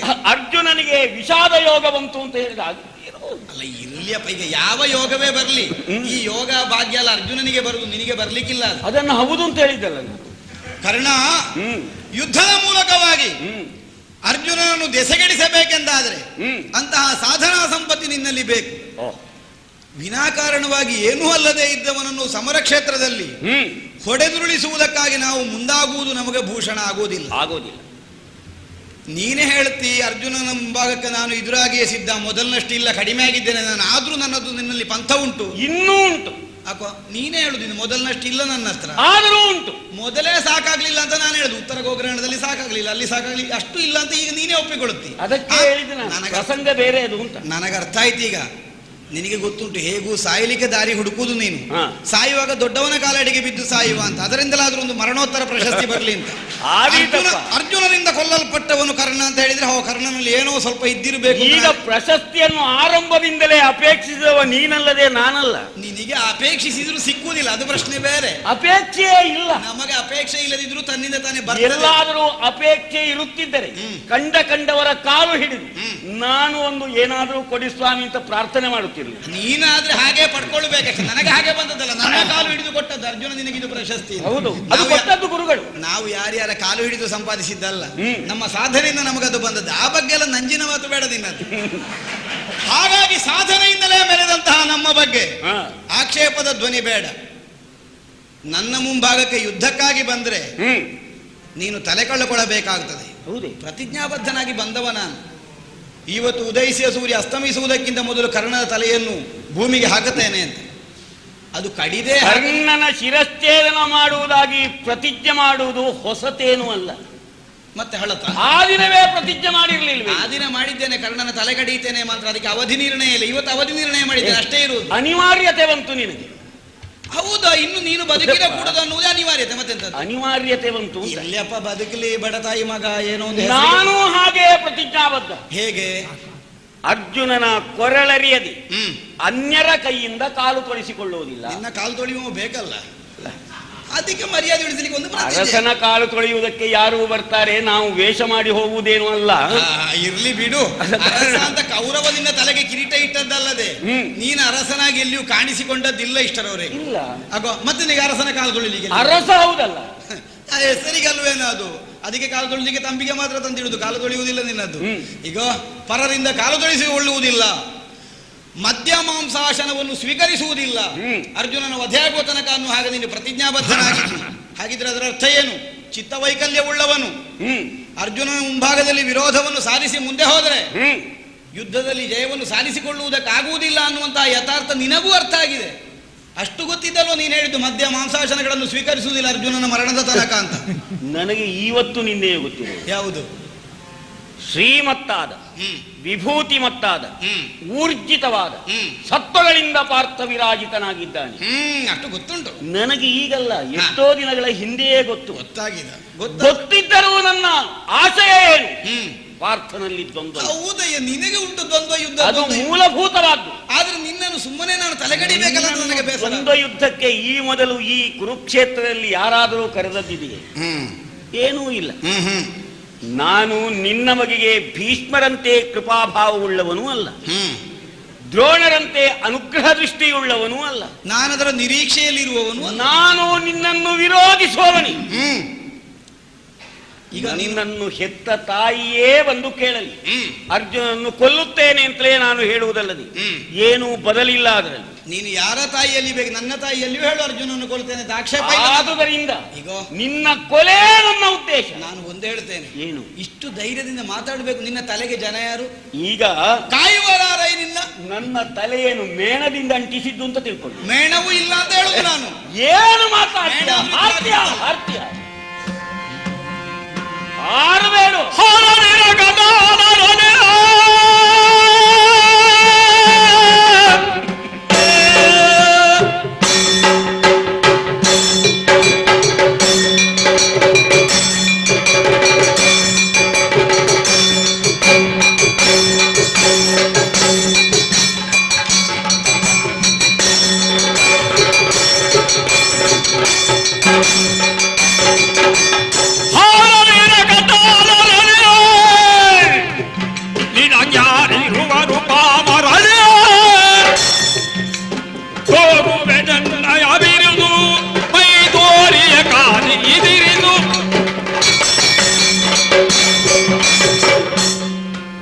ಅಕಟಾನರಣಿ, ನಾನು ನಿನ್ನನ್ನು ತಿಳಿಯದ ಪಾಮರನಿ. ಈ ಲೋಕ ವ್ಯವಹಾರ ಏನು ಎಂಬುದನ್ನು ಚೆನ್ನಾಗಿ ಅರ್ಥ ಮಾಡಿಕೊಂಡಿರುವಂತಹ ಈ ರಾಧಾಕುಮಾರನಲ್ಲಿ ಈ ರೀತಿ ನೀನು ಮಾತನಾಡುವುದಕ್ಕಾರಂಭಿಸಿದೆಯಲ್ಲ, ಮಧ್ಯವರ್ತಿಯಾದಂತಹ ಮುರಾರಿಗೆ ದಿವ್ಯತೆ ಇದೆ, ಅದ್ಭುತವಾದಂತಹ ಯೋಗ್ಯತೆ ಇದೆ. ಆದ್ದರಿಂದ ಸೀಮೋಲ್ಲಂಘನೆಯನ್ನು ಮಾಡುವುದಕ್ಕೆ ಅವನೊಬ್ಬನೇ ಶಕ್ತ. ಹರಿಯನ್ನು ಬಿಟ್ಟರೆ ಸೀಮಾತೀತ ತಾನು, ಅದ್ಭುತ ವ್ಯಕ್ತಿತ್ವವುಳ್ಳವನು ನಾನು. ಕೇಳುವುದಕ್ಕೆ ಅರ್ಹತೆಯನ್ನು ಪಡೆದವರು ಈ ಪ್ರಪಂಚದಲ್ಲಿ ಯಾರೂ ಇಲ್ಲ. ಕಾಲದಿಂದ ತಳ್ಳಲ್ಪಟ್ಟು ಕರ್ಮದಿಂದ ಸೆಳೆಯಲ್ಪಟ್ಟು ಜೀವನು ದೇಹವನ್ನು ಧರಿಸಿ ಈ ಪ್ರಪಂಚದಲ್ಲಿ ನಾನಾ ವ್ಯವಹಾರಗಳನ್ನು ಕೈಗೊಳ್ತಾನೆ. ದೈವಾಯತ್ತಂ ಕುಲೇ ಜನ್ಮ ಮದೀಯತ್ತಂತು ಪೌರುಷಂ. ಪೌರುಷ ನಮ್ಮ ಸಾಧನೆಯಿಂದ ನಮಗೆ ಪ್ರಾಪ್ತಿಸ್ತದೆ. ದೈವಾಯತ್ತವಾಗಿ ಬಂದಂತಹ ಕುಲ ಏನು, ಗೋತ್ರ ಏನು, ಈ ಬಗೆಗೆ ನಾನು ಗಮನ ಕೊಟ್ಟವನಲ್ಲ. ನನ್ನ ಸಾಧನಾಕ್ರಮದಲ್ಲಿ ನನ್ನ ಜೀವನದ ಗುರಿಯನ್ನು ಸಾಧಿಸುವುದಕ್ಕೆ ನಾನು ಮುಂದುವರಿಯುತ್ತಿರುವುದರಲ್ಲಿ ಏನೇನು ಈವರೆಗೆ ವ್ಯತ್ಯಯವಾಗಲೇ ಇಲ್ಲ. ಅದನ್ನು ತಿಳಿಯದೆ ನೀನು ಮತ್ತೆ ಹಾರುವುದಕ್ಕುಪಕ್ರಮಿಸಿದೆಯ. ಇಂದ್ರಾನುಗ್ರಹದಿಂದ ಜನ್ಮವನ್ನು ಪಡೆದವ ನೀನು. ಮೊದಲು ಸ್ವರ್ಗದಲ್ಲಿ ಅರ್ಧಾಸುರವನ್ನು ಪಡೆದು ಕಿರೀಟವನ್ನು ಹೊಂದಿದೆ. ಕಿರೀಟಿ ಸ್ವರ್ಗದಲ್ಲಿ ತನ್ನ ಅನುಗ್ರಹದಾತನಿದ್ದಾನೆ ಎಂದು ತಿಳಿದು ಮೇಲೆ ಹಾರುತ್ತಿರುವೆಯ. ಹಾರಿದರೆ ಜಾರಿ ಬೀಳಬೇಕಾದೀತು. ಅದಕ್ಕೆ ನಿನ್ನ ನರತ್ತದ ಪರಿಧಿಯನ್ನು ಮೀರಿ ನೀನು ಹಾರದಿರು. ರಾಧೇಯನಾಗಿರುವ ನನಗೆ ಶಸ್ತ್ರಾಸ್ತ್ರಗಳನ್ನು ತೊಡುವ ಬಿಡುವ ಕುಶಲತೆ ಇದೆ ಇಲ್ಲವೇ? ಇದನ್ನು ತಿಳಿಯಬೇಕಾಗಿದ್ದರೆ ಪ್ರಯೋಗದಿಂದಲೇ ಅರ್ಥ ಮಾಡಿಕೊಳ್ಳಬೇಕು. ನನ್ನ ಬಿರುಸೇನು, ನನ್ನ ತ್ವರಿತ ಗತಿಯೇನು, ಈ ದಿನ ಅದರಲ್ಲಿಯೂ ಮಧ್ಯಾಹ್ನದ ಮೇಲೆ ನಿನ್ನನ್ನೇ ದ್ವೈರಥ ಆಗ್ರಹದಿಂದ ಕರೆಯುತ್ತಿರುವಂತಹ ನಾನು ಎಚ್ಚರಿಸುತ್ತಿರುವುದು. ನೀನೊಬ್ಬ ಅದ್ವಿತೀಯನಾಗಿ ಈ ಪ್ರಪಂಚದಲ್ಲೇ ದ್ವೈರಥ ಯುದ್ಧದಲ್ಲಿ ಖ್ಯಾತನಾದವ. ನಾನು ಅಪೇಕ್ಷಿಸಿದ್ದದನ್ನು. ನಾನು ಪಾರ್ಥನು ಮೇಲ್ನೋಟಕರಾದಂತಹ ದಿವೌಕಸರು ಮೆಚ್ಚುವಂತೆ ಈ ಯುದ್ಧ ಕ್ಷೇತ್ರದಲ್ಲಿರುವ ಪ್ರತಿಯೊಬ್ಬ ವೀರಯೋಧನು ಫಳಿರೇ ಎನ್ನುವಂತೆ ಶಸ್ತ್ರಾಸ್ತ್ರಗಳಲ್ಲಿ ಪರಿಣಿತರಾದಂತಹ ವಿದ್ವಾಂಸರು ಮೆಚ್ಚುವಂತೆ ನನ್ನ ಬಾಣಗಳ ಕೂಡುವಿಕೆಯ ಚಮತ್ಕಾರ ಏನು ನಿನ್ನ ಎದುರು ತೋರಿಕೊಡ್ತೇನೆ. ಹಾಗಿದ್ರೆ ಅದೇ ಸಿದ್ಧತೆಯಿಂದಲೇ ನೀನು ಹೌದು ಹೌದು. ನಾನೆಷ್ಟು ಸಾರಿದ್ರು ನೀನು ಹಿಂದೆ ಸರಿಯುವ ಹಾಗಿಲ್ಲ. ಹಾಗಿದ್ರೆ ನಿನಗೆ ಸಾಯುವುದೇ ಬುದ್ಧಿ. ನಿಲ್ಲ ಮುಂದೆ.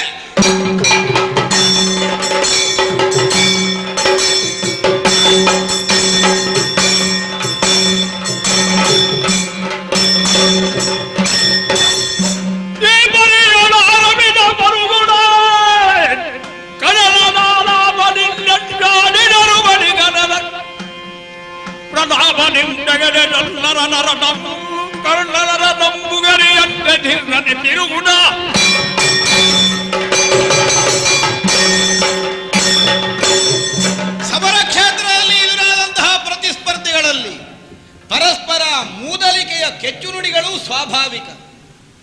ಅದರಲ್ಲಿ ಅವ ಹೆಚ್ಚು ಇವ ಕಡಿಮೆ ಅನ್ನುವಂತಹ ಪ್ರಶ್ನೆ ಏನೂ ಇಲ್ಲ.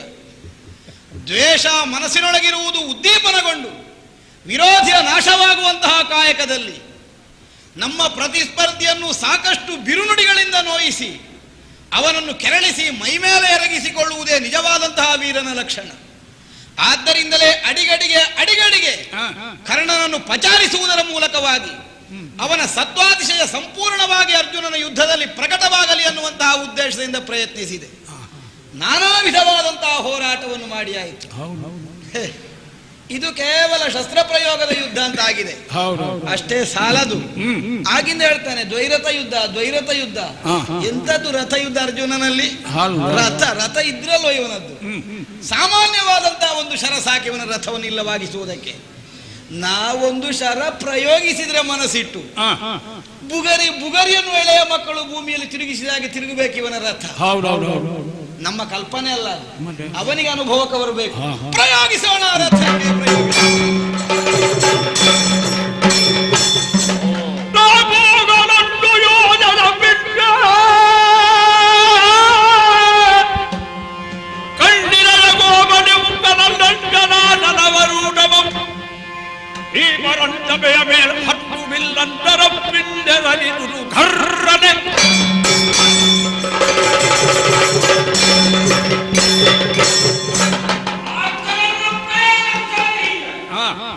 ನನ್ನ ರಥ ಯೋಜನಾಂತರ ಹಾರುವಂತೆ ಮಾಡಿದ.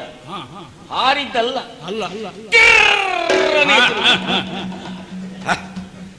ಇದೊಂದು ಚಮತ್ಕಾರ, ಪ್ರಯೋಗದ ಚಮತ್ಕಾರ.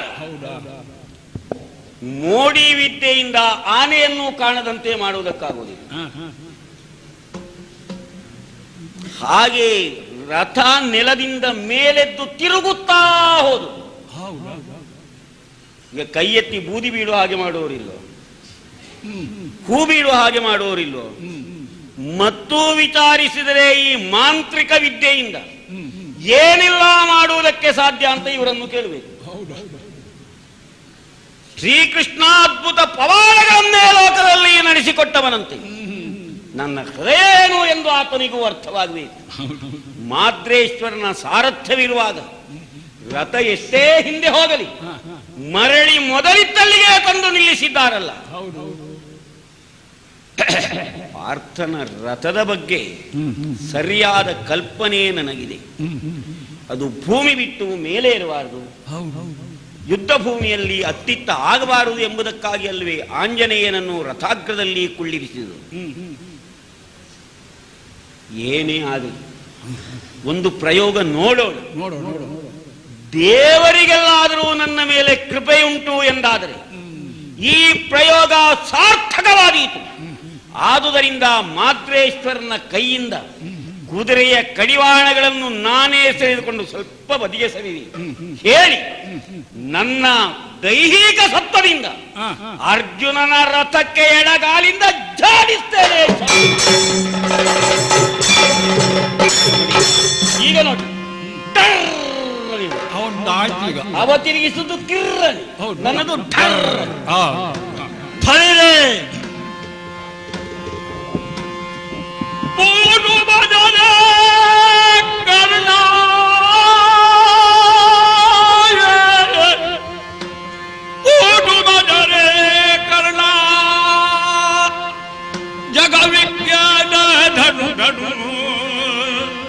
ಸಮರದಲ್ಲಿ ತತ್ವಾತಿಶಯ ನಶೆ ಧಿರುರೇ ಮಡವಿಲ್ಲಾರು ನೀನೆನುತ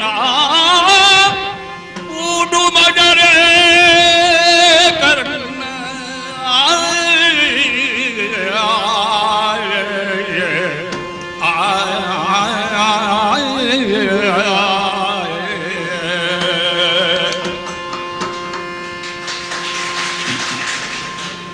ಫಲರೆ ಬಳಿರೆ ಬಾಪುರೆ ಪೂತುರೆ ಮಜರೆ ಪೂತು ಮಜರೆ ಮಜ ಪೂತುರೆ ಶಬ್ದ ಮುಗಿತಪ್ಪ, ಇನ್ನು ಶಬ್ದವೇ ಇಲ್ಲ.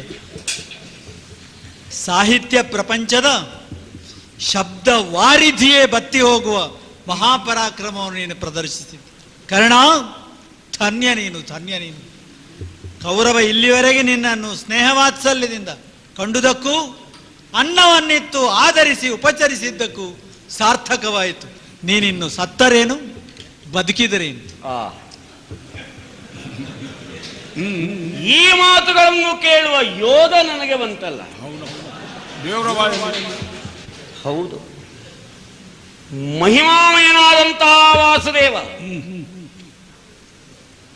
ಪೂತು ಮಜರೇ ಕರ್ಣ ಎಂದಾಗಲೇ ಪುಳಕಿತನಾಗಿದ್ದೆ. ಭೀಷ್ಮರಿಂದ ಅರ್ಧರಥಿಕರ ಸಾಲಿನಲ್ಲಿ ನಿಲ್ಲಿಸಲ್ಪಟ್ಟವನ. ನನ್ನ ಮನನೋಯುವಂತೆ ಅವರು ಮಾತನಾಡಿದ್ದಾರೆ ಎಂಬುದಕ್ಕಾಗಿ ಅಲ್ಲ, ಅವರನ್ನು ನಾನು ಕೆರಳಿಸಿದ್ದೇ ಕೌರವೇಶ್ವರನ ಪ್ರಚೋದನೆಯಿಂದ. ಹೇಳಿದಷ್ಟನ್ನು ಮಾಡಿದ್ದೆ. ಈ ಕುರುಭೂಮಿಯಲ್ಲೇ ನಾನು ಮಹಾರಥಿ ಎಂದು, ಕೌರವನು ಸಾಕಿದ್ದಕ್ಕೆ ಸಾರ್ಥಕವಾಯಿತೆಂದು ಕೃಷ್ಣನ ಬಾಯಿಯಿಂದ ಹೇಳಿಸಿಕೊಂಡೆನಲ್ಲ.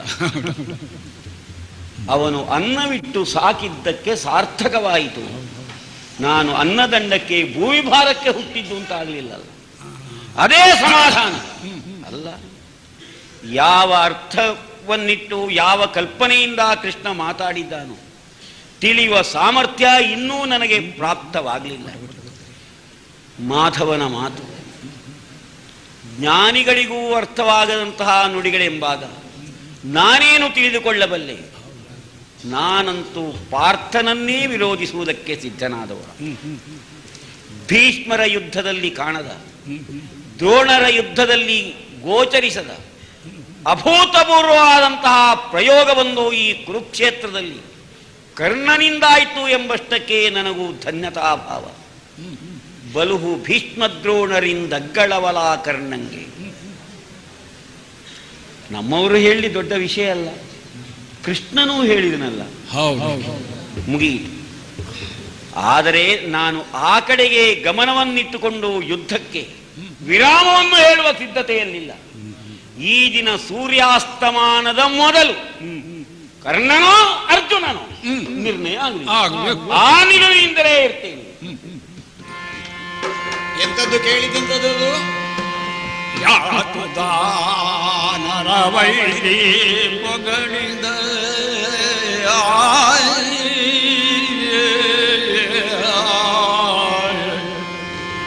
ಯಾತುದಾನರ ವೈರಿ ಪೊಗಳಿದ ಮಾತ ಕೇಳುತ್ತ ಪಾರ್ಥ ಮನದಲ್ಲಿ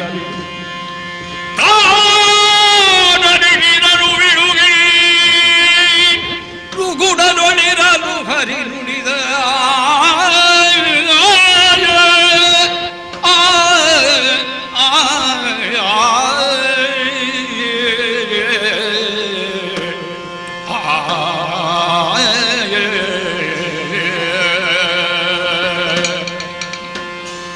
ಯುದ್ಧೋತ್ಸಾಹದಲ್ಲಿ ನಾವು ಮುಂದುವರಿಯುತ್ತಾ ರಥಯುದ್ಧದ ನಮ್ಮ ವೈಖರಿಯನ್ನು ತೋರಿಸುವಂತಹ ಉದ್ದೇಶದಿಂದಲೇ ರಣಕ್ಷೇತ್ರದಲ್ಲಿ ಚಾಕಚಕ್ಯತೆಯ ಪ್ರದರ್ಶನಕ್ಕೆ ಇಳಿದವರು. ಮಾರ್ಗಣದ ಎಸುಗೆಯ ಮೂಲಕವಾಗಿ ಬೂದಿಯಾಗಿ ಅಲ್ಲ, ಬಾಣ ಬಿಟ್ಟೆ ಮಂತ್ರವಾದ ಮಾಡಿದ್ದಲ್ಲ, ಐಂದ್ರಜಾಲವೂ ಅಲ್ಲ, ಬಾಣ ಬಿಟ್ಟೆ ಕರ್ಣನ ರಥವನ್ನು ಯೋಜನಾಂತರಕ್ಕೆ ಹಾರಿಸಿದ್ದೆ ನಾನು. ನನ್ನ ರಥವನ್ನು ಒಂದಷ್ಟು ಹಿಂದೆ ಸರಿಯುವ ಹಾಗೆ ಅವ ಮಾಡಿದ್ದ. ಹೌದಪ್ಪ, ಅದಕ್ಕೆ ಪ್ರತಿಯಾಗಿ ಇನ್ನೊಂದು ಬಿಡಬೇಕು ಬಾಣ ಅಂತ ಇದ್ದೆ ನಾನು. ಎಲ್ಲಿಗೆ? ಅಲ್ಲಿಗಾಯ್ತು. ಆದರೆ ಅಷ್ಟರಲ್ಲೇ ಸ್ವರ ಬೇರಾಗಿ ಹೋಯ್ತಲ್ಲ. ಶ್ರುತಿಯೇ ಬದಲಾಯಿತು. ಇಷ್ಟರ ತನಕವು ಏರು ಸ್ಥಾಯಿಯಲ್ಲಿ ಕರ್ಣಾರ್ಜುನರು ನಾವು ಪರಸ್ಪರ ಮೂದಲಿಸಿ ಮಾತನಾಡುತ್ತಿದ್ದರೆ ಒಮ್ಮೆಗೆ ಕಿವಿಗೆ ಮಧುರವಾದ ಹಾಗೆಂದು ಮನಸ್ಸಿಗೆ ಕಠಿಣವಾದ ಕಹಿಯಾದ ಮಾತುಗಳು ಕೇಳಿ ಬಂತಲ್ಲ. ಕಿವಿಗೆ ಅಮೃತವನ್ನು ಸುರಿದ ಹಾಗೆ ಇಂತಹ ಮಾತು ಬರಬೇಕು ಅಂತಾದರೆ ಅದು ಯಾರ್ದು ಅಂತ ನಮಗೆ ಗೊತ್ತುಂಟು. ನಮ್ಮ ಮುಂದಿನಿಂದಲೇ, ಎದುರಿನಿಂದಲ್ಲ. ನಮ್ಮ ರಥದಲ್ಲಿ ಕುಳಿತಂತಹ ಸಾರಥಿ ಕೃಷ್ಣಸ್ವಾಮಿ ಯಾತುದಾನರ ವೈರಿ ಎಂದೇ ಖ್ಯಾತನಾದವನು. ಕರ್ಣಾರ್ಜುನರ ಕಾಳಗ ಪ್ರಾರಂಭವಾಗುವುದಕ್ಕಿಂತ ಮೊದಲೇ ಆಕಾಶ ಮಾರ್ಗದಲ್ಲಿ ರಾಕ್ಷಸರೆಲ್ಲ ಕರ್ಣನ ಪಕ್ಷವನ್ನು ಹಿಡಿದು ದೇವತೆಗಳೆಲ್ಲ ಅರ್ಜುನನ ಪಕ್ಷಪಾತಿಗಳಾಗಿ ಅವರವರ ಪಕ್ಷವನ್ನೇ ವೃದ್ಧಿಯತ್ತ ಕೊಂಡೊಯ್ಯುವಂತಹ ಉದ್ದೇಶದಿಂದಲೇ ಹಾತೊರೆದು ಸಮರವನ್ನು ನಿರೀಕ್ಷಿಸುತ್ತಿರುವುದನ್ನು ನಾನು ಬಲ್ಲೆ. ಯಾವನು ರಾಕ್ಷಸರ ಪಕ್ಷವೆಂದು ಗುರುತಿಸಲ್ಪಟ್ಟನು ಅಂತಹ ಕರ್ಣನ ಕುರಿತಾಗಿ ಯಾತುದಾನರ ವೈರಿಯೇ ಶ್ಲಾಘಿಸ್ತಾನೆ ಅಂತಾದರೆ ಬೇಕ ಯುದ್ಧ? ನಾವು ಏನಿದ್ರು ದೇವರು ಮೆಚ್ಚುವ ಕೆಲಸ ಮಾಡುವ ಅಂತ ಹೊರಟದ್ದು. ನಮಗೆ ಬೇಕಾಗಿ ಎಲ್ಲ ಇದು. ಪ್ರಾರಂಭದಲ್ಲೇ ಹೇಳಿದ್ದೇನೆ ಯುದ್ಧ ಬೇಡ ಕೃಷ್ಣ ಅಂತ. ಆ ಸಮಯದಲ್ಲಿ ಅವ ಹೇಳಿದ ಯುದ್ಧ ಮಾಡಲೇಬೇಕಾದ ಅನಿವಾರ್ಯತೆಯನ್ನು ಬೋಧಿಸಿದ. ದೇವಪ್ರೀತ್ಯರ್ಥವಾಗಿ ಈ ಸಮರ ಕ್ಷೇತ್ರದಲ್ಲಿ ನಮ್ಮ ವ್ಯವಹಾರ ಅನ್ನುವಂತಹ ನಿಲುಮೆಯಿಂದ ಹೊರಟವರು. ಈಗ ನಮ್ಮೀರುವರ ಕಾಳಗದಲ್ಲಿ ಕರ್ಣನ ಕಾಳಗದ ಕುರಿತಾಗಿ ಪ್ರಶಂಸಾ ನುಡಿಗಳನ್ನು ಭಗವಂತ ಆಡ್ತಾನೆ ಅಂತಾದ್ರೆ ದೇವರ ಮನಸ್ಸಿಗೆ ಹಿತಾದದ್ದು ಕರ್ಣನ ಯುದ್ಧ ಅಂತ ಆಗ್ಲಿಲ್ಲ. ಇನ್ನು ನಮ್ಮದು ಅಲ್ಲ ಅಂತ ಬೇರೆ ಹೇಳಬೇಕು ಅಲ್ವಾ?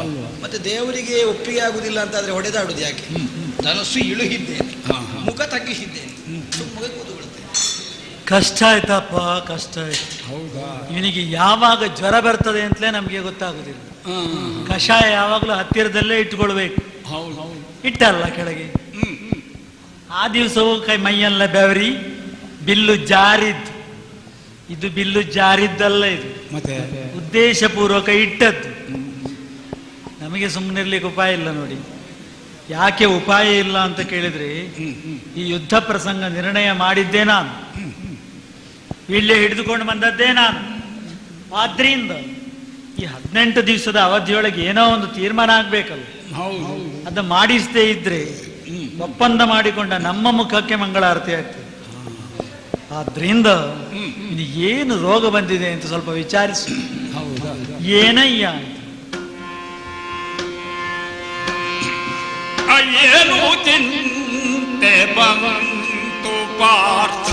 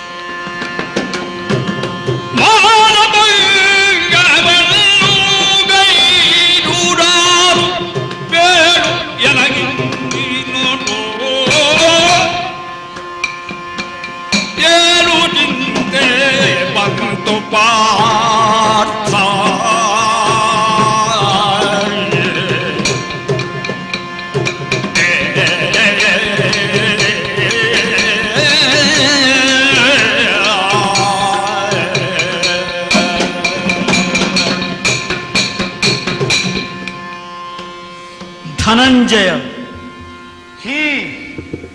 ಬರೀ ಹಣ ಸಂಪಾದನೆ ಮಾಡ್ತೀನಿ ಅಂತ ಹೆಸರು ಬಂದದ್ದಲ್ಲ ನಿನಗೆ.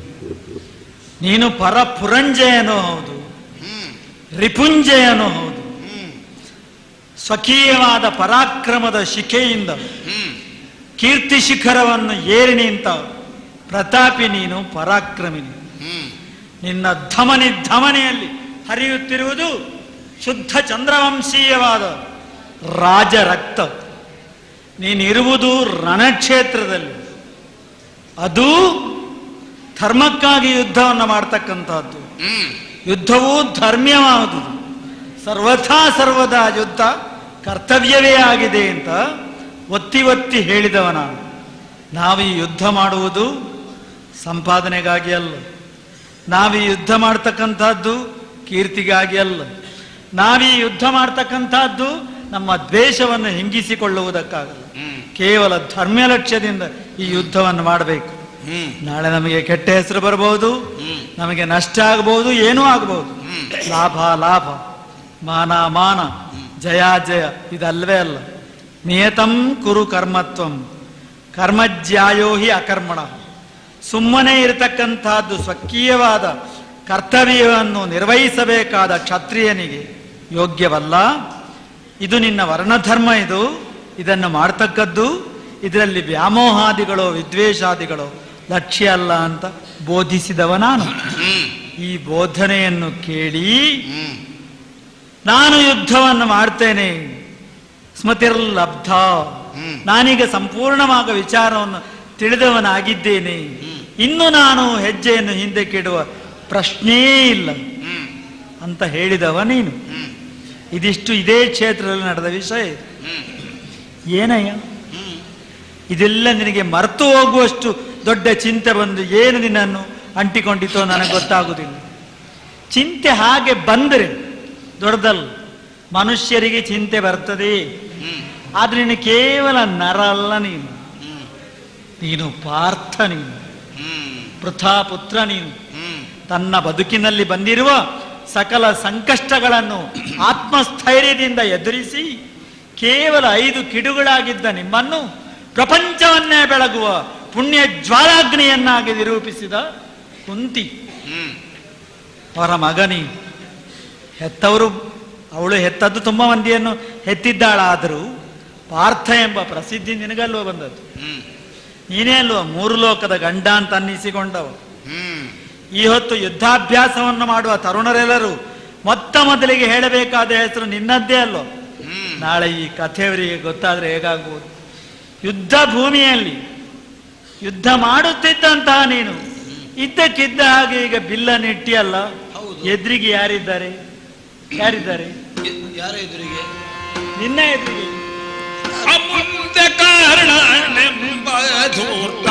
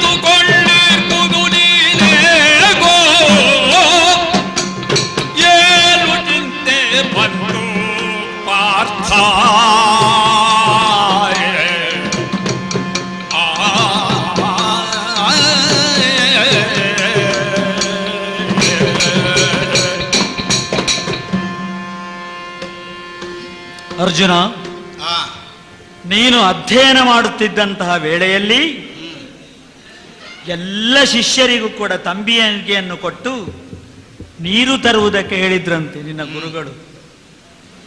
ಎಲ್ಲರಿಗಿಂತಲೂ ಮುಂದಾಗಿ ಅಶ್ವತ್ಥಾಮ ನೀರನ್ನು ತಂದು ಕೊಡ್ತಿದ್ದಂತೆ.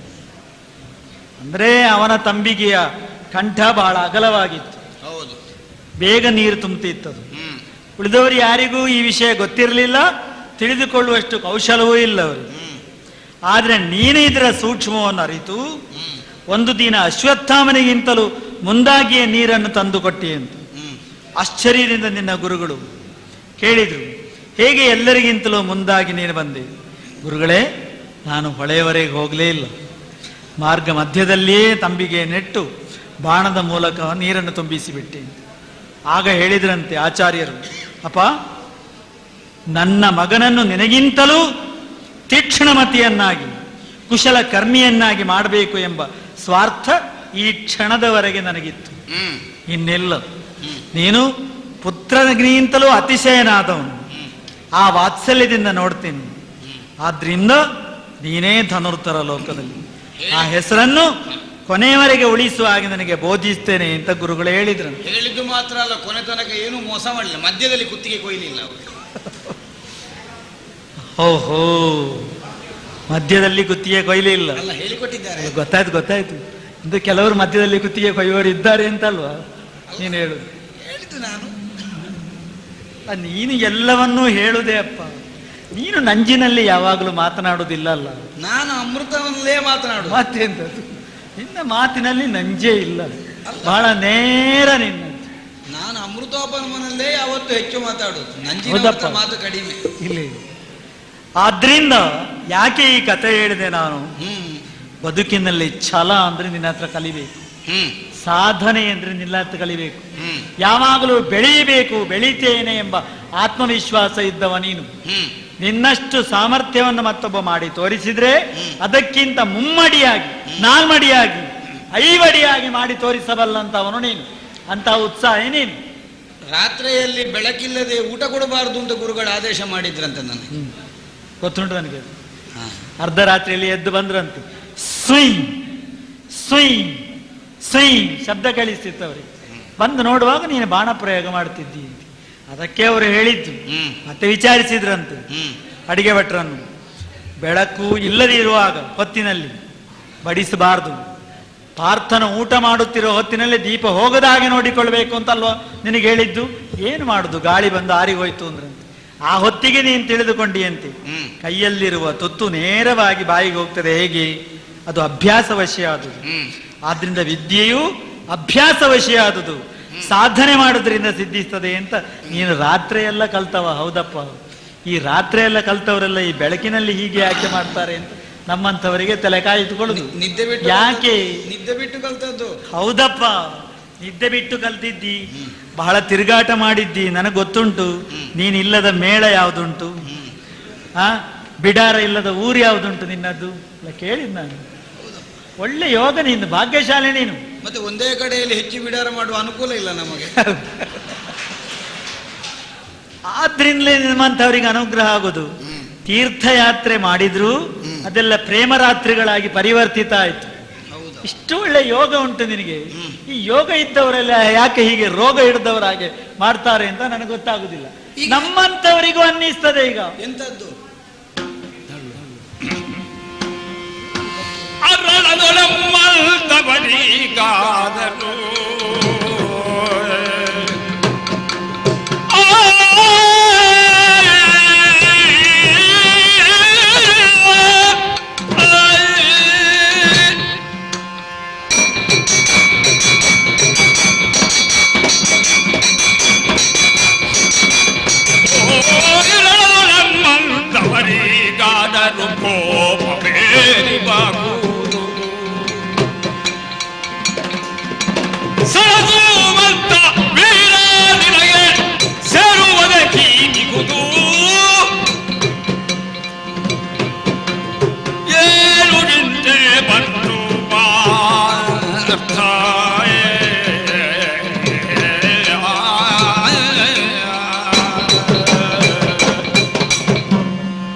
ಮಾಡುವ ಒಂದು ಮಾತು ಕೊಟ್ಟಾಗಿ ಹೋಯಿತು ಅಂತ ಸುಮ್ಮನಿರ್ಬೇಕಷ್ಟೇ ನಾನು.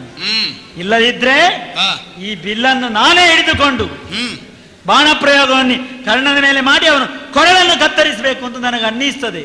ಆದ್ರೆ ಏನು ಮಾಡುದು, ಶಸ್ತ್ರ ಹಿಡಿದಿಲ್ಲ ಅಂತ ನನ್ನ ಪ್ರತಿಜ್ಞೆ ಉಂಟು. ಅದಕ್ಕಿಂತಲೂ ದೊಡ್ಡ ಪ್ರತಿಜ್ಞೆ ನಿನ್ನದ್ದುಂಟಲ್ಲ. ಯಾಕೆ ನನ್ನ ಮಾನ ಹೋದ್ರೂ ದೊಡ್ಡದಲ್ಲ, ನಿನ್ನ ಮಾನ ಹೋಗಬಾರ್ದು. ನಿನ್ನ ಮರ್ಯಾದೆ ಉಳಿಸುವುದೇ ಅಲ್ವಾ ನನ್ನ ಉದ್ದೇಶ. ಈ ಹೊತ್ತು ಸೂರ್ಯಾಸ್ತಮಾನ ಆಗೋದ್ರೊಳಗೆ ಕರ್ಣನ ಶಿರಸ್ಸನ್ನು ಕತ್ತರಿಸಿ ಇದ್ದರೆ ಕೆಡಗ್ತೇನೆ ಅಂತ ನೀನು ಪ್ರತಿಜ್ಞೆ ಮಾಡಿದವು. ಅಲ್ಲದಿದ್ದರೆ ಅದಕ್ಕೆ ಪ್ರತ್ಯಾಮ್ನಾಯ ಉಂಟು. ಏನು? ನಾನು ಬೆಂಕಿಗೆ ಬೀಳ್ತೇನೆ. ಹೌದು, ಅದನ್ನೇ ಹೇಳಿದ್ದು ನಾನು. ಸರ್ವಥಾ ಸರ್ವದಾ ನಿನ್ನನ್ನು ರಕ್ಷಿಸುವ ಹೊಣೆಯನ್ನು ನಿನ್ನ ಆಗ್ರಹದಿಂದಲ್ಲ, ಯಾರೋ ಏನಾದ್ರೂ ಸಂಭಾವನೆ ಬಹುಮಾನ ಕೊಡ್ತಾರೆ ಅಂತಲ್ಲ, ನಾನೇ ಸ್ವಯಂ ಇಚ್ಛೆಯಿಂದ ಸ್ವೀಕರಿಸಿದವನು. ಹೌದೌದು, ನಿನ್ನ ರಕ್ಷಣೆ. ಆದ್ರಿಂದ ನಿನ್ನ ಮರ್ಯಾದೆ ಮುಕ್ಕಾದ್ರೆ, ನಿನ್ನ ಮಾನಕ್ಕೆ ಹಾನಿಯಾದ್ರೆ ನನಗೆ ಎಂತ ವೇದನೆ ಆಗ್ತದೆ ಗೊತ್ತುಂಟ. ಸಾಯುವ ಅಂತ ಅನ್ನಿಸ್ತಾ ಇದೆ ನಿನಗೂ. ನನಗನ್ನಿಸ್ತದೆ. ಹಾಗಿದ್ರೆ ಒಟ್ಟಿಗೆ ಸಾಯುವನ ಹೇಗೆ? ಯಾಕೆ ಈಗ ನಿನಗೆ ಅಂತದ್ದೇನಾಯ್ತು ಅಂತ ಬೇಡವಾ? ನನಗೆ ಬದುಕಿ ಪ್ರಯೋಜನ ಇಲ್ಲ ಅಂತಾಗಿದೆ, ನಿನಗೆ ಸಾಯುವಂತಾಗಿದೆ. ಅಷ್ಟಾಯ್ತ ನಿನಗೀಗ? ಅಲ್ಲ, ನನಗೆ ಸಾಯುವ ಅಂತ ಆಗುದು ನಿನ್ನನ್ನು ನೋಡಿ. ನಿನ್ನ ಈ ಪರಿಸ್ಥಿತಿ ನೋಡಿ, ನನ್ನ ಮರ್ಯಾದೆ ತೆಗಿತಾನಲ್ಲ ನನ್ನ ಭಾವ ಅಂತ. ನಿನಗೆ ನನ್ನನ್ನು ನೋಡಿ ಹಾಗಾದದ್ದು, ನನಗೆ ಕೇಳಿ ಹಾಗಾದದ್ದು. ಏನಾಯ್ತು ನಿನಗೆ? ದೇವ್ರೇ ದೇವಲಾಲಿ ಪೂದಿಗ ಬಿಡರೊಂದು ಯೋಜನ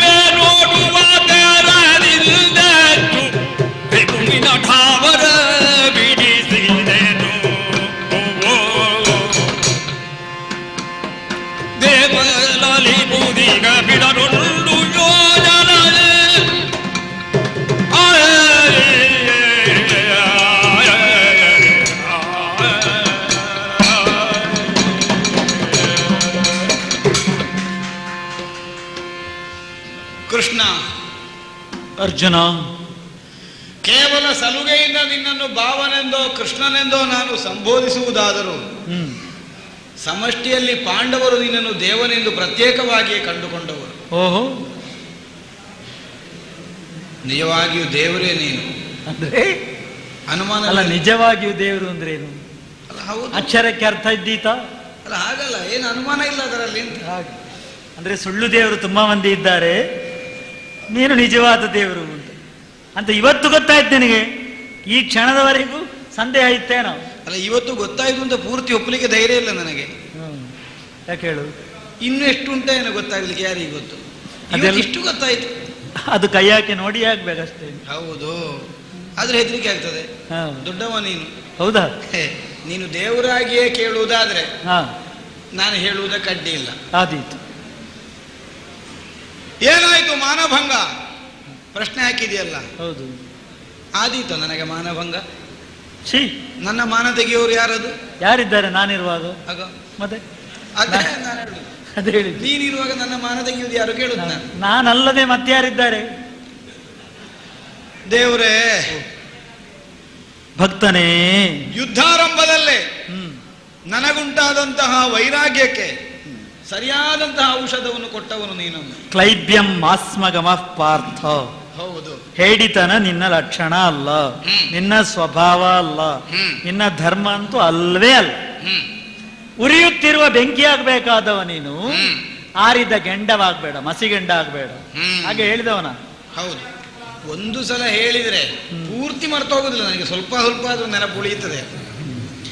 ಆದ್ದರಿಂದಲೇ ಹೇಡಿತನದಿಂದ ಯುದ್ಧಕ್ಕೆ ವಿರಾಮ. ಈ ಬುದ್ಧಿವಂತಿಕೆಯ ಮಾತೆಲ್ಲ ನನಗೂ ಗೊತ್ತುಂಟು. ನೀನು ಎಷ್ಟು ತಿಳಿದಿದ್ದಿ, ನೀನೆಷ್ಟು ನಿಪುಣ ಅಂತ ನನಗೆ ಗೊತ್ತಿಲ್ಲ. ಊರಿನವರ ಬಾಯಿ ಮುಚ್ಚಿಸಿಕೊಂಡು ಬರ್ತಿ ಅಂತ ವರ್ತಮಾನ ಉಂಟು ನನಗೆ. ನಿನಗೆ ಯಾಕೆ ಮರ್ತ ಹೋಗ್ತದೆ? ಅಲ್ಲ, ಊರಿನವರ ಬಾಯಿ ಮುಚ್ಚಿದೇನು, ನಿನ್ನಲ್ಲಿ ಆಗುದಿಲ್ಲ ಅದು ವಿಷಯ ಬಿಡು. ಆದ್ದರಿಂದಲೇ ಕೇವಲ ಹೇಡಿತನದಿಂದಲೋ ಯುದ್ಧದ ಕುರಿತಾದಂತಹ ಭಯದಿಂದಲೋ ಈಗ ಧನಸ್ಸನ್ನು ನಾನು ಕೆಳಗಿಳಿಸಿದ್ದಲ್ಲ. ಮಾಡಿ ಪ್ರಯೋಜನ ಇಲ್ಲ ಅಂತ ಕಂಡಿತು. ಹೌದಾ?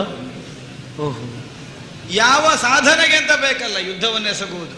ಎಲ್ಲ ದೇವರೇ, ಈಗ ಹೌದಪ್ಪ, ನೀನು ಹೇಳಿದ್ದು ಸರಿ, ನಿನಗೆ ಇದರಲ್ಲಿ ಲಾಭ ಇಲ್ಲ, ನೀನು ಇದರಲ್ಲಿ ಏನನ್ನು ಅಪೇಕ್ಷಿಸಬೇಡ, ಮಾಡಬೇಕಾದ ಕರ್ತವ್ಯ ಅಂತ ಮಾಡಬೇಕಾದದ್ದು ನಿಜ, ಎಲ್ಲವೂ ಹೌದು. ಆದರೂ ಮನಸ್ಸಿನಲ್ಲಿ ಮತ್ತೊಂದು ನಿಲುಮೆ ಆದರೂ ನಮಗಿರ್ತದೆ. ಗಾಳಿ ಬೀಸಿದ ಹಾಗೆ, ಬೆಂಕಿ ಉರಿದ ಹಾಗೆ, ನೀರು ಹರಿದ ಹಾಗೆ. ಹೌದು, ಕ್ಷತ್ರಿಯನಿಗೆ ಯುದ್ಧ ಎಂಬುದೊಂದು ಸ್ವಧರ್ಮ.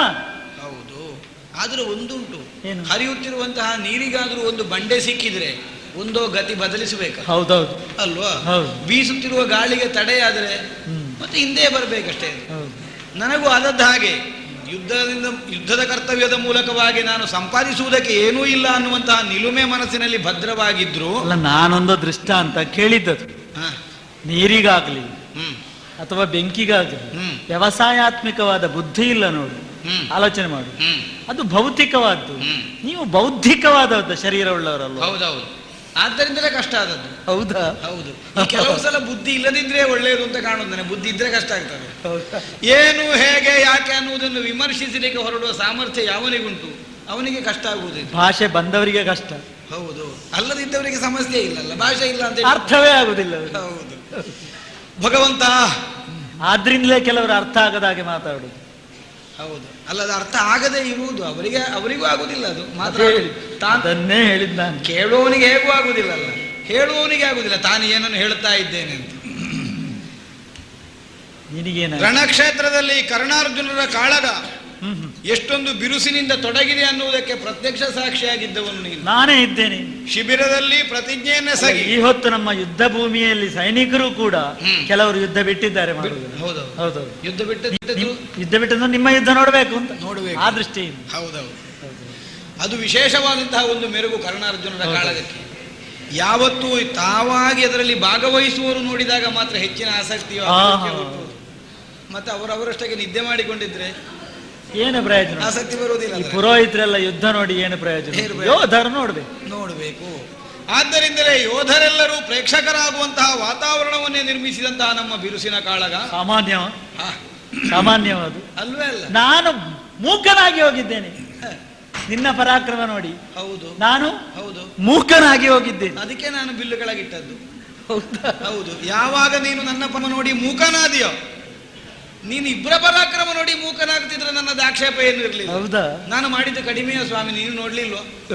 ಏನು ಮಾಡಿದಿ? ಕೇವಲ ಮೂದಲಿಕೆಯ ಮಾತುಗಳಿಂದ ಅವನ ಮನಚುಚ್ಚಿದ್ದು ಮಾತ್ರವಲ್ಲ, ನನ್ನ ಬತ್ತಳಿಕೆಯಲ್ಲಿ ತುಂಬಿರುವಂತಹ ಶಸ್ತ್ರಗಳಿಂದ ಅವನ ಶರೀರಕ್ಕೂ ಗಾಯಗೊಳಿಸಿ ಅವನ ನೆಲೆಯನ್ನೇ ನಾನು ಬೇಕೆಂದಾದರೆ ಅಭದ್ರಗೊಳಿಸಬಲ್ಲೆ ಅನ್ನುವಂತಹ ನಿಲುಮೆಯನ್ನು ಅವನಿಗೆ ಸ್ಪಷ್ಟಪಡಿಸುವ ಉದ್ದೇಶಕ್ಕಾಗಿ ಬೀಡ ಯೋಜನ.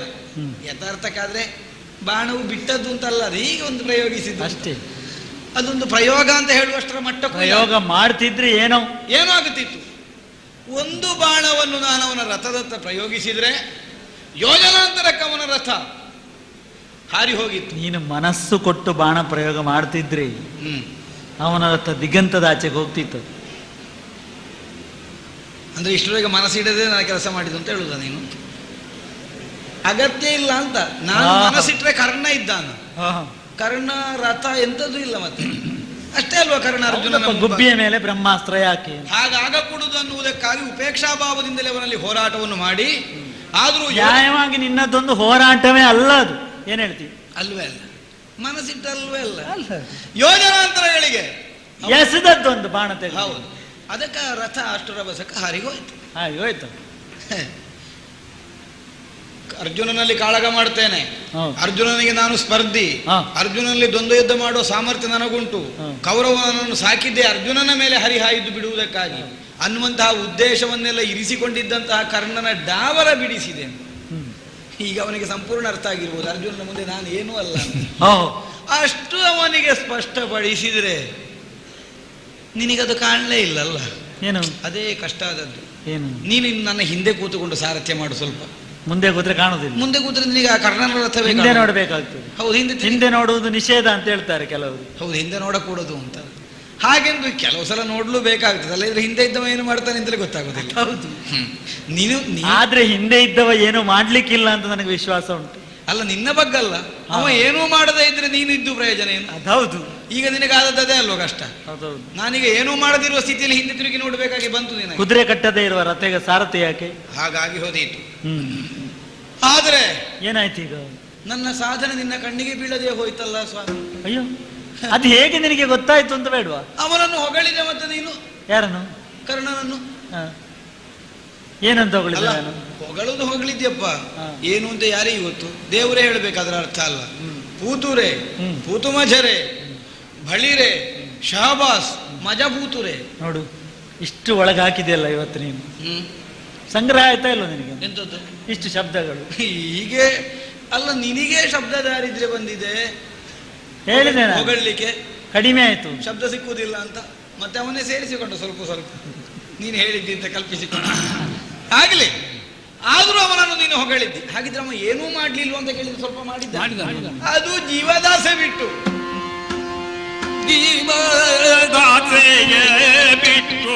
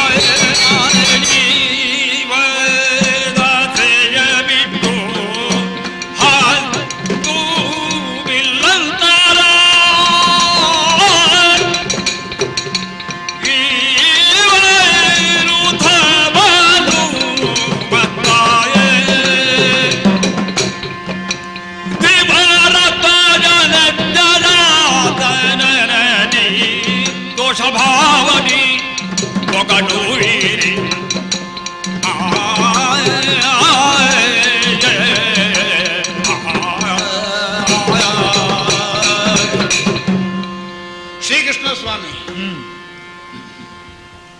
ಅವನ ರಥವನ್ನು ಯೋಜನಾಂತರಕ್ಕೆ ನಾನು ಹಾರಿಸಿದಾಗ ಶಮಂತ ಪಂಚಕದ ತನಕವೂ ಹೋಗಿರಬೇಕದು ಬಹುಶಃ. ಏನೋ ನಮ್ಮ ಮಾವಯ್ಯನಾದಂತಹ ಶಲ್ಯಭೂಪತಿಗಳ ಸಾರಥ್ಯದ ಚಾಕಚಕ್ಯತೆಯ ಮೂಲಕವಾಗಿ ಅದು ನಿಂತಿತ್ತು, ಹಿಂದೆ ಬಂದು. ಹೌದು, ಮತ್ತೆ ಹಿಂದೆ ಬಂದು ಇಲ್ಲಿ ನಿಂತಿತ್ತು ಸಮರ ಕ್ಷೇತ್ರದಲ್ಲಿ. ಇಲ್ಲದ್ರೆ ಬರ್ತೇ ಇರಲಿಲ್ಲ. ಎಲ್ಲಿಯೋ ಹೋಗುತ್ತಿದ್ದು, ಹುಡುಕಿಕೊಂಡು ನಾನು ಹೋಗಬೇಕಿತ್ತು. ಎಲ್ಲಿ ಹೋಗಿದ್ದಾನೆ ಕರ್ಣ ಅಂತ. ಇಲ್ಲಿ ಬಂದು ನಿಂತ ಮೇಲೆ ಇನ್ನೇನಾದ್ರೂ ಅರ್ಜುನ ಮಾಡಿದ್ದಕ್ಕೆ ತಾನೊಂದು ಮಾಡಬೇಕಲ್ಲ. ಮೊದಲಿನಿಂದಲೂ ಕರ್ಣನಲ್ಲಿ ಇರುವುದದೇ ಬುದ್ಧಿ. ವಿರೋಧದ ಒಂದು ಗುರುಭಕ್ತಿ ಉಂಟು ನನ್ನ ಮೇಲೆ ಅವನಿಗೆ. ವೈರಿಯಾಗಿ ಗುರುವಾಗಿಯೇ ಸ್ವೀಕರಿಸಿದ್ದಾನೆ. ಕರ್ಣನ ಜೀವನದ ಸವಾಲೇ ಅಷ್ಟು. ಅರ್ಜುನ ಎಷ್ಟು ಮಾಡಿದ್ದಾನೆ ಅಷ್ಟು ನಾನು ಮಾಡಬೇಕು ಅಂತ ಪ್ರಯತ್ನ ಅವನದ್ದು. ಅರ್ಜುನನಿಗಿಂತ ಹೆಚ್ಚು ಮಾಡಬೇಕು ಅನ್ನೋ ಉದ್ದೇಶವೇ ಇಲ್ಲ ಅವನಲ್ಲಿ. ಅರ್ಜುನ ಏನು ಪರೀಕ್ಷಾ ರಂಗದಲ್ಲಿ ಪ್ರಯೋಗಿಸಿ ಅಷ್ಟು ತಾನು ಮಾಡಿ ತೋರಿಸ್ತೇನೆ. ಒಟ್ಟಿಗೆ ಕರ್ಣ ಇಲ್ಲಿವರೆಗೆ ಏನಾದ್ರೂ ಸಾಧನೆ ಮಾಡಿದ್ರೆ ಅದಕ್ಕೆ ನೀನೇ ನಿಮಿತ್ತ, ಅದಕ್ಕೆ ನಾನೇ ಆದರ್ಶ ಅವನಿಗೆ. ಹೌದಪ್ಪ. ಆದ್ದರಿಂದಲೇ ಯುದ್ಧದ ವೈಖರಿಯಲ್ಲಿಯೂ ಅಷ್ಟೇ. ನಾನು ರಥ ಹಾರಿಸಿದ್ರೆ ಮತ್ತೆ ಅದಕ್ಕೆ ಪ್ರತಿಯಾಗಿ ಅವನು ಒಂದು ರಥ ಹಾರಿಸುವಂತ ಹೊರಟ. ಅದು ಬದುಕಿದ್ರೆ ಬೇಡಿ ತಿಂದೇನು, ಅಲ್ಲದಿದ್ರೆ ಪ್ರಾಣ ಹೋದ್ರೆ ಹೋಗಲಿ, ಮತ್ತೆ ಈಗಲೂ ನಾನು ಪ್ರಯತ್ನ ಬಾರದಿದ್ರೆ ಇನ್ಯಾವಾಗ ಬರುವುದು ಅನ್ನುವ ಹಾಗೆ ಜೀವದ ಮೇಲಿನ ಆಸೆಯನ್ನೇ ತೋರಿ ಸತ್ರೆ ಸಾಯಿಲಿ ಸಲ ಒಂದು ಪ್ರಯತ್ನ ಮಾಡುವುದೇ ಅನ್ನುವ ಹಾಗೆ ಪ್ರಾಣದ ಹಂಗು ತೊರೆದು. ಹೌದಪ್ಪ, ಮರ್ಯಾದೆಯ ಪ್ರಶ್ನೆ ಅಂತ ಮಾಡಿದವು. ಏನೋ ಒಂದು ಶರ ಪ್ರಯೋಗಿಸಿ ಏನು ಸ್ವಲ್ಪ ಹಿಂದೆ ಒಂದು 10 ಬಿಲ್ ಅಂತರ ಆದೀತು ಹೋದ್ದು. ನಮ್ಮ ಗಾಂಡೀವದ ಅಳತೆಯಲ್ಲಿ ಅಲ್ಲ, ಒಂದು ಸಣ್ಣ ಬಿಲ್ಲಿನಲ್ಲಿ ಅಳತೆ ಮಾಡಿದ್ರೆ. ಹೌದಪ್ಪ, ಸ್ವಲ್ಪ ಹಿಂದೆ ಹೋದ ಹಾಗೆ ಅನ್ನಿಸಿದೆ ಅಷ್ಟೇ. ಅಷ್ಟು ಮಾಡಿದ್ದೆ ಹೋಯ್ತು ಏನೋ ಅಷ್ಟೇ. ಅಷ್ಟರಲ್ಲಿ ಇಲ್ಲಿಯ ಸನ್ನಿವೇಶವನ್ನೇ ಬದಲು ಮಾಡಿಬಿಟ್ಟೆ ಅಲ್ಲ. ಏನಾಯ್ತು? ರಥ ನಡೆಸುವ ಉದ್ಯೋಗವನ್ನು ಕ್ಷಣಿಕವಾಗಿ ಮರೆತು ವಿರೋಧಿಯಾದಂತಹ ಕರ್ಣನ ಕುರಿತು ಹೊಗಳಿಕೆ ನುಡಿಗಳನ್ನಾಡಿದೆಯಲ್ಲ. ನಿನಗೆ ಇಷ್ಟು ಬಾಯಿ ನೀಳವಾಗಿ ತೆರೆದು ನಗುವುದಕ್ಕೆ ಬರ್ತದೆ ಅಂತ ಗೊತ್ತಾದದ್ದು ನನಗೆ ಇವತ್ತು. ನಿನ್ನ ತುಟಿ ಹಂಚು ಹೋಗಿ ಕಿವಿಗೆ ಸೇರಿದೆ. ಏನು ಸಂತೋಷ! ಆಹಾ, ನಿನ್ನ ಪರಮ ಭಕ್ತನೋರ್ವ ಜೀವನದ ಸಾಧನೆಯನ್ನೆಸಗಿದಾಗ ಕಂಡು ನೀನೆಷ್ಟು ಸಂತೋಷಿಸಬೇಕಿತ್ತು. ಅಷ್ಟನ್ನು ಆ ಕುನ್ನಿರಾಧೆಯ ಅವನನ್ನು ಹುಟ್ಟಿಸಿದವ ಯಾರು, ಹೆತ್ತವಳಿ ಯಾರು? ಕಲಾವಿದರ ಹೃದಯವೇ ಹಾಗೆ. ಎಂತದ್ದು? ಒಂದು ಕಲಾ ಪ್ರದರ್ಶನ ನೋಡಿದ ಕೂಡಲೇ ಹೊಗಳಿ ಹೋಗುದದು. ಹೌದಪ್ಪ, ಹೊಗಳುವುದು ಹೌದು. ಕಲಾವಿದನ ಹೃದಯ. ಅದು ಮತ್ತೊಬ್ಬ ಕಲಾವಿದನಿಗೆ ಎದೆಗೆ ನೋವಾಗ್ತದೆ ಅಂತ ಆಲೋಚನೆ ಬೇಡ. ಒಬ್ಬನನ್ನು ಹೊಗಳಿದ್ರೆ ಮುಗಿಯಿತು. ಇಬ್ಬರು ಕಲಾವಿದರು ಕಲಾ ಪ್ರದರ್ಶನವನ್ನು ಮಾಡುತ್ತಿರುವಲ್ಲಿ ಒಬ್ಬನ ಕುರಿತಾಗಿಯೇ ಪ್ರಶಂಸೆ ನುಡಿಗಳನ್ನಾಡಿ. ಹೌದು, ಆ ಕಲಾವಿದರಿಗೆ ಅದು ಪ್ರಶಸ್ತಿ ಸಿಗ್ತಲ್ಲ ಅಂತ ಈ ಕಲಾವಿದ ಸಮಾಧಾನ ಮಾಡಿಕೊಳ್ಬಹುದಲ್ಲ. ಅಲ್ಲ, ಮಾಡಬಹುದು. ಇವನದ್ದು ಸಾಧನೆ ಏನೂ ಇಲ್ಲ ಅಂತ. ಅವನಿಗಿಂತ ಹೆಚ್ಚಿನ ಸಾಧನೆಯನ್ನು ತಾನು ಮಾಡಿರುವಾಗಲೂ ಕಡೆಗಣಿಸಿದ ಹಾಗಾಯ್ತು. ಮತ್ತೊಬ್ಬನಿಗೆ ವಿನಾಕಾರಣವಾಗಿ ಪ್ರಶಸ್ತಿ ಕೊಡಮಾಡಲ್ಪಡ್ತದೆ ಅಂತಾದ್ರೆ ಅದರಲ್ಲಿ ನೀನು ಸರಿಯಾಗಿ ಆಲೋಚಿಸು. ನನ್ನ ರಥದಲ್ಲಿ ನನ್ನ ಸಾರಥಿಯಾಗಿ ಕುಳಿತವನು ನೀನು. ಹೌದು, ನೀನೇನು ಸಮರ ಕ್ಷೇತ್ರದಲ್ಲಿ ಸಾಕ್ಷಿಯಾಗಿ ಬಂದು ಮಧ್ಯವರ್ತಿಯಾಗಿ ನಿಂತವ ಅಲ್ಲಪ್ಪ. ಕರ್ಣಾರ್ಜುನರ ಕಾಳಗ ಸ್ಪರ್ಧೆಗೆ ತೀರ್ಮಾನ ಕೊಡುವಂತ ಅಧಿಕಾರವನ್ನು ಹೊಂದಿ ಬಂದವನಲ್ಲ. ಯಾವ ಕಾಲಕ್ಕೂ ವಿರೋಧಿಯನ್ನು ನೀನು ಹೊಗಳಲೇ ಕೂಡದಿತ್ತು. ಅಂತಹದರಲ್ಲಿ ಅಗತ್ಯ ಇಲ್ಲದೆ ವಿನಾಕಾರಣ ಅವನನ್ನು ನೀನು ಅಷ್ಟೊಂದು ಸಂತೋಷ ಭಾವದಿಂದ ಹೊಗಳತಿ ಅಂತಾದ್ರೆ ಈಗ ನನ್ನಲ್ಲಿ ಏನು ಕೊರತೆ ಅಂತ ಬೇಕಲ್ಲ. ನನ್ನ ಭುಜಸಿರಿಯಲ್ಲಿ ನಿನಗೆ ಏನು ಕೊರತೆ ಕಂಡಿದೆ? ನನ್ನ ಶಸ್ತ್ರಸಂಧಾನದಲ್ಲಿ ಏನು ಲೋಪವನ್ನು ನೀನು ಕಂಡಿದ್ದಿ? ಅಥವಾ ನನ್ನಲ್ಲಿರುವಂತಹ ಶರವಿದ್ಯಾ ಪಾಂಡಿತ್ಯದಲ್ಲಿ ಎಲ್ಲಿ ನಿನಗೆ ಲೋಪ? ಏನಿಲ್ಲ, ಏನೂ ಇಲ್ಲ ಅಂತ ಹೇಳ್ತೆ. ಅಷ್ಟಿದ್ದ ಮೇಲೂ ನೀನು ಕರ್ಣನನ್ನು ಹೊಗಳ್ತಿ ಅಂತ ಆದ್ರೆ ಅರ್ಥ ಏನು? ಏನು ಅಲ್ಲ, ಏನು ಅಲ್ಲ, ಅರ್ಥ ಏನು ನನಗೆ ಆಗ್ಲಿಲ್ಲ. ಮತ್ತೆ ನಾನು ಒಂದ್ ಹೇಳ್ತೇನೆ, ಅದು ನಿನಗೆ ಅರ್ಥ ಆಗ್ಲಿಲ್ಲ ಎಂಬುದೇ ಒಂದು ಚಿಂತೆ ಈಗ. ಹಾಗಲ್ಲ, ಅರ್ಥ ಆಗ್ಲಿಲ್ಲ ಅಂತಲ್ಲ, ಯಾಕೆ ನನಗೆ ಹೀಗಾಗ್ತದೆ ಅನ್ನುವುದನ್ನು ನಾನು ತರ್ಕಿಸಬಲ್ಲೆ. ಯಾಕೆ? ನಿನಗೇನಾದ್ರೂ ಕೊಡ್ತೇನೆ ಅನ್ನುವುದಕ್ಕಾಗಿ ನೀನು ನನ್ನ ಸಾರಥ್ಯಕ್ಕೆ ಬಂದದ್ದಲ್ಲ. ಇಲ್ಲಿ ಏನಾದ್ರೂ ತೆಕೊಂಡೋಗಬಹುದು ಅನ್ನುವುದಕ್ಕಾಗಿ ನೀನು ಈ ಉದ್ಯೋಗ ಮಾಡುವುದಲ್ಲ. ಅಲ್ಲಪ್ಪ, ಕೇವಲ ಅರ್ಜುನನ ಉದ್ಧಾರ. ಅಲ್ಲ, ನೀನಿಗೆ ಕೊಟ್ಟದ್ದು ಕಡಿಮೆ ಆದ್ರೂ ನಾನು ಈ ಉದ್ಯೋಗ ಬಿಟ್ಟು ಹೋಗುವುದೂ ಇಲ್ಲ. ಕೇವಲ ಅರ್ಜುನನ ಸಾರಥ್ಯವನ್ನು ನೀನು ವಹಿಸಿಕೊಂಡುದು ಯಾವ ಕಾರಣಕ್ಕಾಗಿ? ಕುರುಕ್ಷೇತ್ರ ರಣಧಾರುಣಿಯಲ್ಲಿ ಅರ್ಜುನನಿಗೆ ವಿಜಯವನ್ನು ಸಂಪಾದಿಸಿಕೊಡಬೇಕು ಅಂತ ತಿಳ್ಕೊಂಡಿದ್ದಿ ನೋಡು. ಗೊತ್ತುಂಟು ನನಗೆ. ತಿಳ್ಕೊಂಡಿದ್ದಿ. ನೀನಾಗಿ ಒಪ್ಪಿ ಬಂದು ಮಧ್ಯದಲ್ಲಿ ಕುತ್ತಿಗೆ ಕೊಯ್ತಿ ಅಂತ ಮಾತ್ರ ಗೊತ್ತಿರಲಿಲ್ಲ. ಈಗ ನೀನು ಸಂಬಳ ತೆಕ್ಕೊಳ್ಳುವ ಅಂತಾದ್ರೆ ನಾನೇ ನಿನ್ನನ್ನು ಎದುರಿಸುವುದಿಲ್ವ? ಅದೌದು. ನನಗೆ ಆವತ್ತು ಸಂತೋಷ ಆಗಿತ್ತು ನೀನಾಗಿ ಬಂದಿರುವಾಗ. ಏನು ಈ ಕೆಲವು ಯಜಮಾನರಿಗೆ ಕಷ್ಟ ಆಗುದು ಅದೇ. ಸಂಬಳ ತೆಕ್ಕೊಳ್ಳುವವನನ್ನಾದ್ರೆ ಆಚೆಗೆ ತಳ್ಳಿ ಬಿಡ್ಬೋದು. ಸಂಬಳ ತೆಕ್ಕೊಳ್ಳದೆ ಕೆಲಸ ಮಾಡ್ತಾನೆ ಅಂತಾದ್ರೆ ಮುಖದಾಕ್ಷಿಣ್ಯ ಆಗ್ತದೆ. ಆವತ್ತು ಸಂತೋಷ ಆಗಿತ್ತು, ಕೈಯಿಂದ ಖರ್ಚಾಗದೆ ಒಬ್ಬ ಆಯ್ತಲ್ಲ ಅಂತ. ಈಗ ಅದೇ ಯೋಚನೆ ಆಗ್ತದೆ ನನಗೆ. ಏನಾದ್ರೂ ಸ್ವಲ್ಪ ಸ್ವಲ್ಪ ಕೊಡ್ತಿದ್ರೆ ಇವತ್ತು ಹೆದರಿಸಬಹುದಿತ್ತಲ್ಲ. ಆ ಸ್ಥಿತಿ ಈಗ ಏನು ತೆಕ್ಕೊಳ್ಳದೆ ಈಗ ಕಷ್ಟಕ್ಕೆ ತಂದಿಟ್ರಲ್ಲ, ಒಟ್ಟು ಪ್ರದರ್ಶನ ಹಾಳಾಯ್ತು. ಬಹುಶಃ ನೀನು ಅವತ್ತು ಏನು ಬೇಡ ಅಂತ ಹೇಳಿದ್ದೆ ಇದಕ್ಕೆ ಮಧ್ಯದಲ್ಲಿ ಏನಾದ್ರೂ ಕುತ್ತಿಗೆ ಕೊಯ್ಯುವ ಆಲೋಚನೆ ನೀನು ಆವತ್ತೇ ಮಾಡಿದ್ದಿರಬೇಕು. ನಿನ್ನನ್ನು ದೂರಿ ಪ್ರಯೋಜನ ಇಲ್ಲ, ನನ್ನ ಪ್ರಾರಬ್ಧ ಇದು. ಈ ಜನ್ಮದಲ್ಲಿ ಏನು ಮಾಡಲಿಲ್ಲ ನಾನು ಅಂತದ್ದು.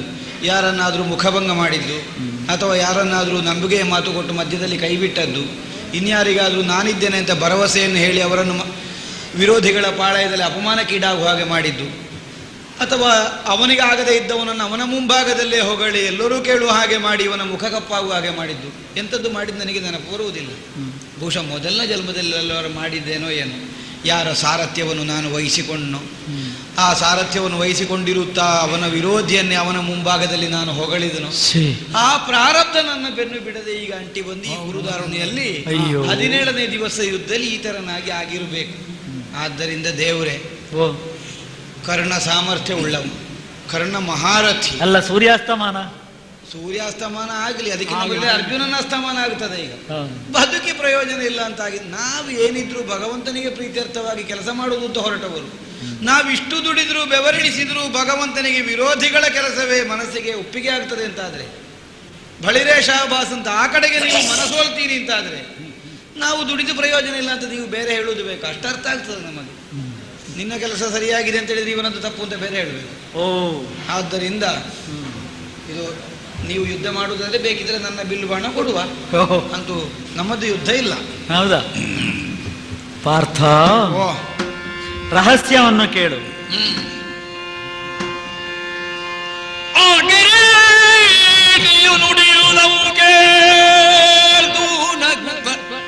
ಕರುಣಾಕರಂ ಪೇರ್ದ ನೆಲೆ ಮರುಳೆ ಕಂಕೌಂತೆಯ ಕೇಳಿ ಕಮಲ ಜಾಂಡಮಂ ಪುತ್ತಿಪ್ಪನೆನ್ನ ಸಗಿತಿ ದೇವದತ್ತ ಸಗಿತ ಕಬೀರ ಸಗಿದ ಈಜ ಬರೀ ಸಗಿದ ಈ ಕಠಿಣ ರಥವಿದವರೇ ಸತ್ವಂಗಳಂ ಬೇಕು. ಅವರ ಹುರತವಲೆಚ್ಚಡೇನಾಯ್ತು ರವಿಜಾತ ಗೆಳೆಗಾನ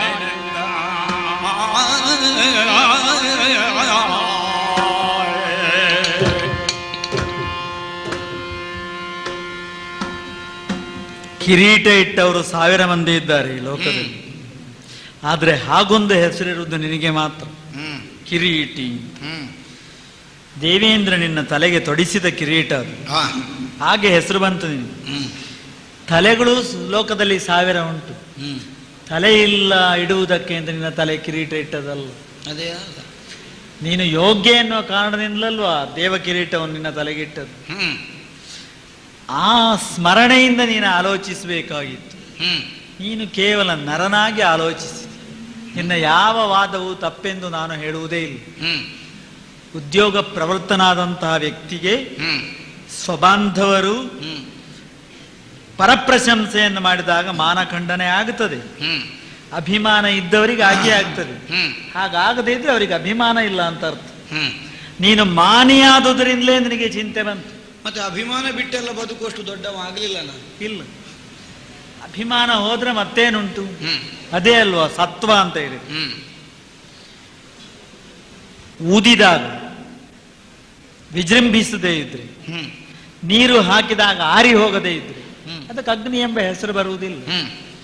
ಆದ್ರಿಂದ ಪ್ರಶಂಸಿಸಿದಾಗ ಪರಾಕ್ರಮ ಶಿಖಿ ಊರ್ಧ್ವಜ್ವಲನ, ಅದು ಬಾನಿನವರೆಗೆ ಎದ್ದು ಹಾರ್ತದೆ. ಅದೇ ರೀತಿ ಅವಮಾನವಾಗುವಂತೆ ವರ್ತಿಸಿದಾಗಲೂ ಅದು ಪಾತಾಳಕ್ಕೆ ಕುಸಿಯುತ್ತದೆ. ಇದು ವೀರಧರ್ಮವೇ. ಅದು ನಿನ್ನಲ್ಲಿ ಏನು ಸಂಚಲನ ಉಂಟಾಗಿದೆಯೋ ಅದರಲ್ಲಿ ಕ್ಲೈಬ್ಯವನ್ನು ನಾನು ಗುರುತಿಸುವುದಿಲ್ಲ, ಅದರಲ್ಲಿ ವೀರತನವನ್ನೇ ನಾನು ಗುರುತಿಸ್ತೇನೆ. ಒಂದು ವೇಳೆ ನಾನು ಕರ್ಣಪರವಾಗಿರ್ತಕ್ಕಂಥ ಪ್ರಶಂಸಾ ವಾಕ್ಯಗಳನ್ನು ಹೇಳಿಯೂ ನಿನಗೆ ಏನು ಅನ್ನಿಸದೇ ಇರ್ತಿದ್ರೆ ನಾನೊಬ್ಬ ಹೇಡಿಯ ರಥದಲ್ಲಿ ಕುಳಿತಿದ್ದೇನೆ ಅಂತ ಆಗ್ತಿತ್ತು.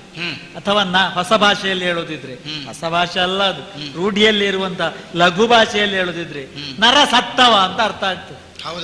ನೀನು ನರೋತ್ತಮನಲ್ವೇ, ನೀನು ಪುರುಷ ವ್ಯಾಘ್ರ. ಆದ್ರಿಂದಲೇ ನನ್ನ ಮಾತು ನಿನಗೆ ನೋವನ್ನುಂಟು ಮಾಡಿತು.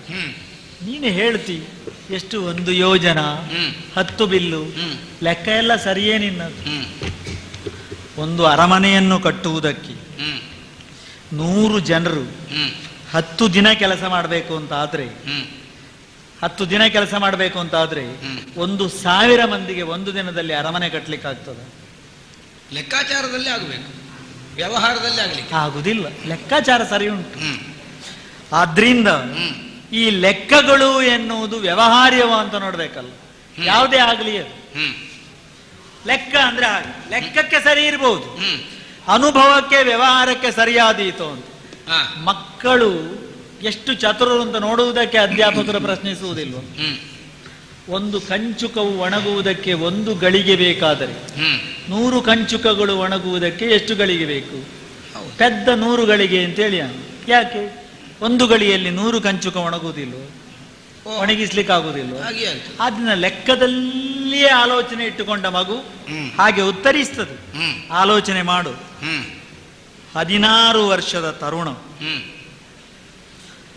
ಒಂದು ತಂಡುಲ ಭಾರವನ್ನು, ಅಕ್ಕಿ ಮುಡಿ ತಂಡಿಲ ಭಾರವನ್ನು ಹೊತ್ತು ನಡೀತಾನೆ. 16 ವರ್ಷದ. 5 ವರ್ಷದ ಒಂದು ಮಗು ಒಂದು ತಂಬಿಗೆ ನೀರನ್ನು ಹೊತ್ತುಕೊಂಡು ನಡೀತದೆ. ಜನರು ಯಾರಿಗೆ ಪ್ರಶಂಸೆ ಹೇಳ್ತಾರೆ? ಮಗುವಿಗೆ ಹೇಳಬೇಕು, ವಯಸ್ಸಿನ ದೃಷ್ಟಿಯಿಂದ. ಆ ವಯಸ್ಸಿಗೆ ಅದು ಹೆಚ್ಚು ಅಂತ ಆಯ್ತು. ಈಗ ನೀನು ಹೇಳಿದ ಕತೆ ಹೇಗೆ ಗೊತ್ತುಂಟ? ನೀರಿಲ್ಲದೆ ಇರುವಂತಹ ಕೊಡಪಾನವನ್ನು, ನೀರಿಲ್ಲದ ಕೊಡಪಾನವನ್ನು 16 ವರ್ಷ ತರುಣ ಹೊತ್ತು 10 ಗಾವುದ ನಡೆದ. ಆಶ್ಚರ್ಯ. ಅದೇ 5 ವರ್ಷದ ಮಗು ನೀರಿರುವ ತಂಬಿಗೆಯನ್ನು ಹೊತ್ತು 100 ಗಾವುದ ನಡೆಯಿತು. ಯಾವುದು ಅದು ಹೆಚ್ಚು? ಮಗುವಿನ ಸಾಧನೆಯೇ ಹೆಚ್ಚು. ಆ ಕೊಡಪಾನ ನೀರಿಲ್ಲದ್ದು, ಬರಿಯ ಕೊಡಪಾನ ಹೊತ್ತವ 16 ವರ್ಷ ತರುಣನೇ. ಕಾಣ್ಲಿಕ್ಕೆ ತಂಬಿಗೆಗಿಂತ ಗಾತ್ರದಲ್ಲಿ ದೊಡ್ಡದು ಅಷ್ಟೇ, ಒಳಗೇನಿಲ್ಲ. ಒಳಗೇನು? ಇದೇ ನಾನು ನಿನಗೆ ಹೇಳುವ ಉತ್ತರ. ಹಾಗೆಂದರೆ ಆ ಲೆಕ್ಕಾಚಾರ ಇಲ್ಲಿಗೆ ಯಾಕೆ ಕೇಳುದು ನಾನು? ಇಲ್ಲಿಗೆ ಯಾಕೆ ಅಂತ ಹೇಳ್ತೇನೆ. ಕರ್ಣನದ್ದು ರಥ, ನಮ್ದು ರಥ. ಕರ್ಣನಲ್ಲಿರುವುದು ಬಿಲ್ಲೆ, ನಿನ್ನೂ ಕೂಡ ಬಿಲ್ಲೆ. ಅಲ್ಲಿರುವವನು ಒಬ್ಬ ಸಾರಥಿ, ಇಲ್ಲಿರುವವನು ಒಬ್ಬ ಸಾರಥಿ. ಅಲ್ಲಿಯೂ ಒಂದು ಧ್ವಜ ಉಂಟು, ಇಲ್ಲಿಯೂ ಧ್ವಜ ಉಂಟು. ಇಷ್ಟೇ ವ್ಯವಹಾರ. ಹೌದು, ಮತ್ತೆಂತ? ಕರ್ಣನ ರಥದ ಕುದುರೆಗಳು ಬೆವರುತ್ತವೆ. ನಮ್ಮ ರಥದ ಕುದುರೆಗೆ ಬೆವರು ಬರ್ತದ? ದಿವ್ಯಾಶ್ವ, ಶ್ವೇತ ಹಯಗಳು, ಶುಭ್ರ, ಅದು ದಿವ್ಯಾಸಗಳು. ಆಯಾಸ ಇಲ್ಲ, ಮುಸುಗುಟ್ಟುವುದಿಲ್ಲ, ಏದಿಸುರಿ ಇಲ್ಲವೇ ಇಲ್ಲ. ಸಹಸ್ರಾರು ವರ್ಷಗಳ ಕೆಳಗೆ ಅಹೋರಾತ್ರಿ ನೀನು ಹೋರಾಡುತ್ತಿದ್ರು ಅಶ್ವಗಳು ಆಯಾಸವನ್ನು ಹೊಂದಲಾರವು. ಅಶ್ವದ ಮಹಾತ್ಮೆ ಎಷ್ಟು ನೋಡು. ಧ್ವಜದಲ್ಲಿ ಅಲ್ಲಿ ಏನುಂಟು? ಒಂದು ಸರ್ಪ ಶೃಂಖಲೆ ಉಂಟು ನೋಡುವುದಕ್ಕೆ. ಶೃಂಖಲ ಅದು ಭಾರವೂ ಇಲ್ಲ, ಏನಿಲ್ಲ. ಅದೊಂದು ಚಿತ್ರ ಮಾತ್ರ, ಚಿತ್ರಗಾತ್ರ. ಇಲ್ಲಿ ಚಿತ್ರಗಾತ್ರ ಅಲ್ಲ, ಇದು ಸಾಕ್ಷಾತ್ ಮಾರುತಿ ಇದ್ದಾನೆ. ಮಾರುತಿ ಮುಖ್ಯ ಪ್ರಾಣ. ಭಾರ ಎಷ್ಟಿರ್ಬೋದು? ಪ್ರಭಂಜನ ಸುಕುಮಾರ, ವಜ್ರ ಶರೀರ, ಭೀಮಗಾತ್ರ. ಅವನಿದ್ದಾನ ಧ್ವಜದಲ್ಲಿ. ಕಾಲಪೃಷ್ಠ ಎಂಬ ಧನುಸ್ಸು, ಹೆಸರು ಮಾತ್ರ ಒಂದು ಕಾಲಪೃಷ್ಠ ಅಂತ ಅಷ್ಟೇ. ಅಲ್ಲಿ ಒಂದು ಮಹಾಪ್ರಾಣ ಉಂಟು ಪೃಷ್ಠದಲ್ಲಿ. ಮತ್ತೆ ಬಿಲ್ಲಿನಲ್ಲಿ ಏನುಂಟು? ಗಾಂಡೀವ.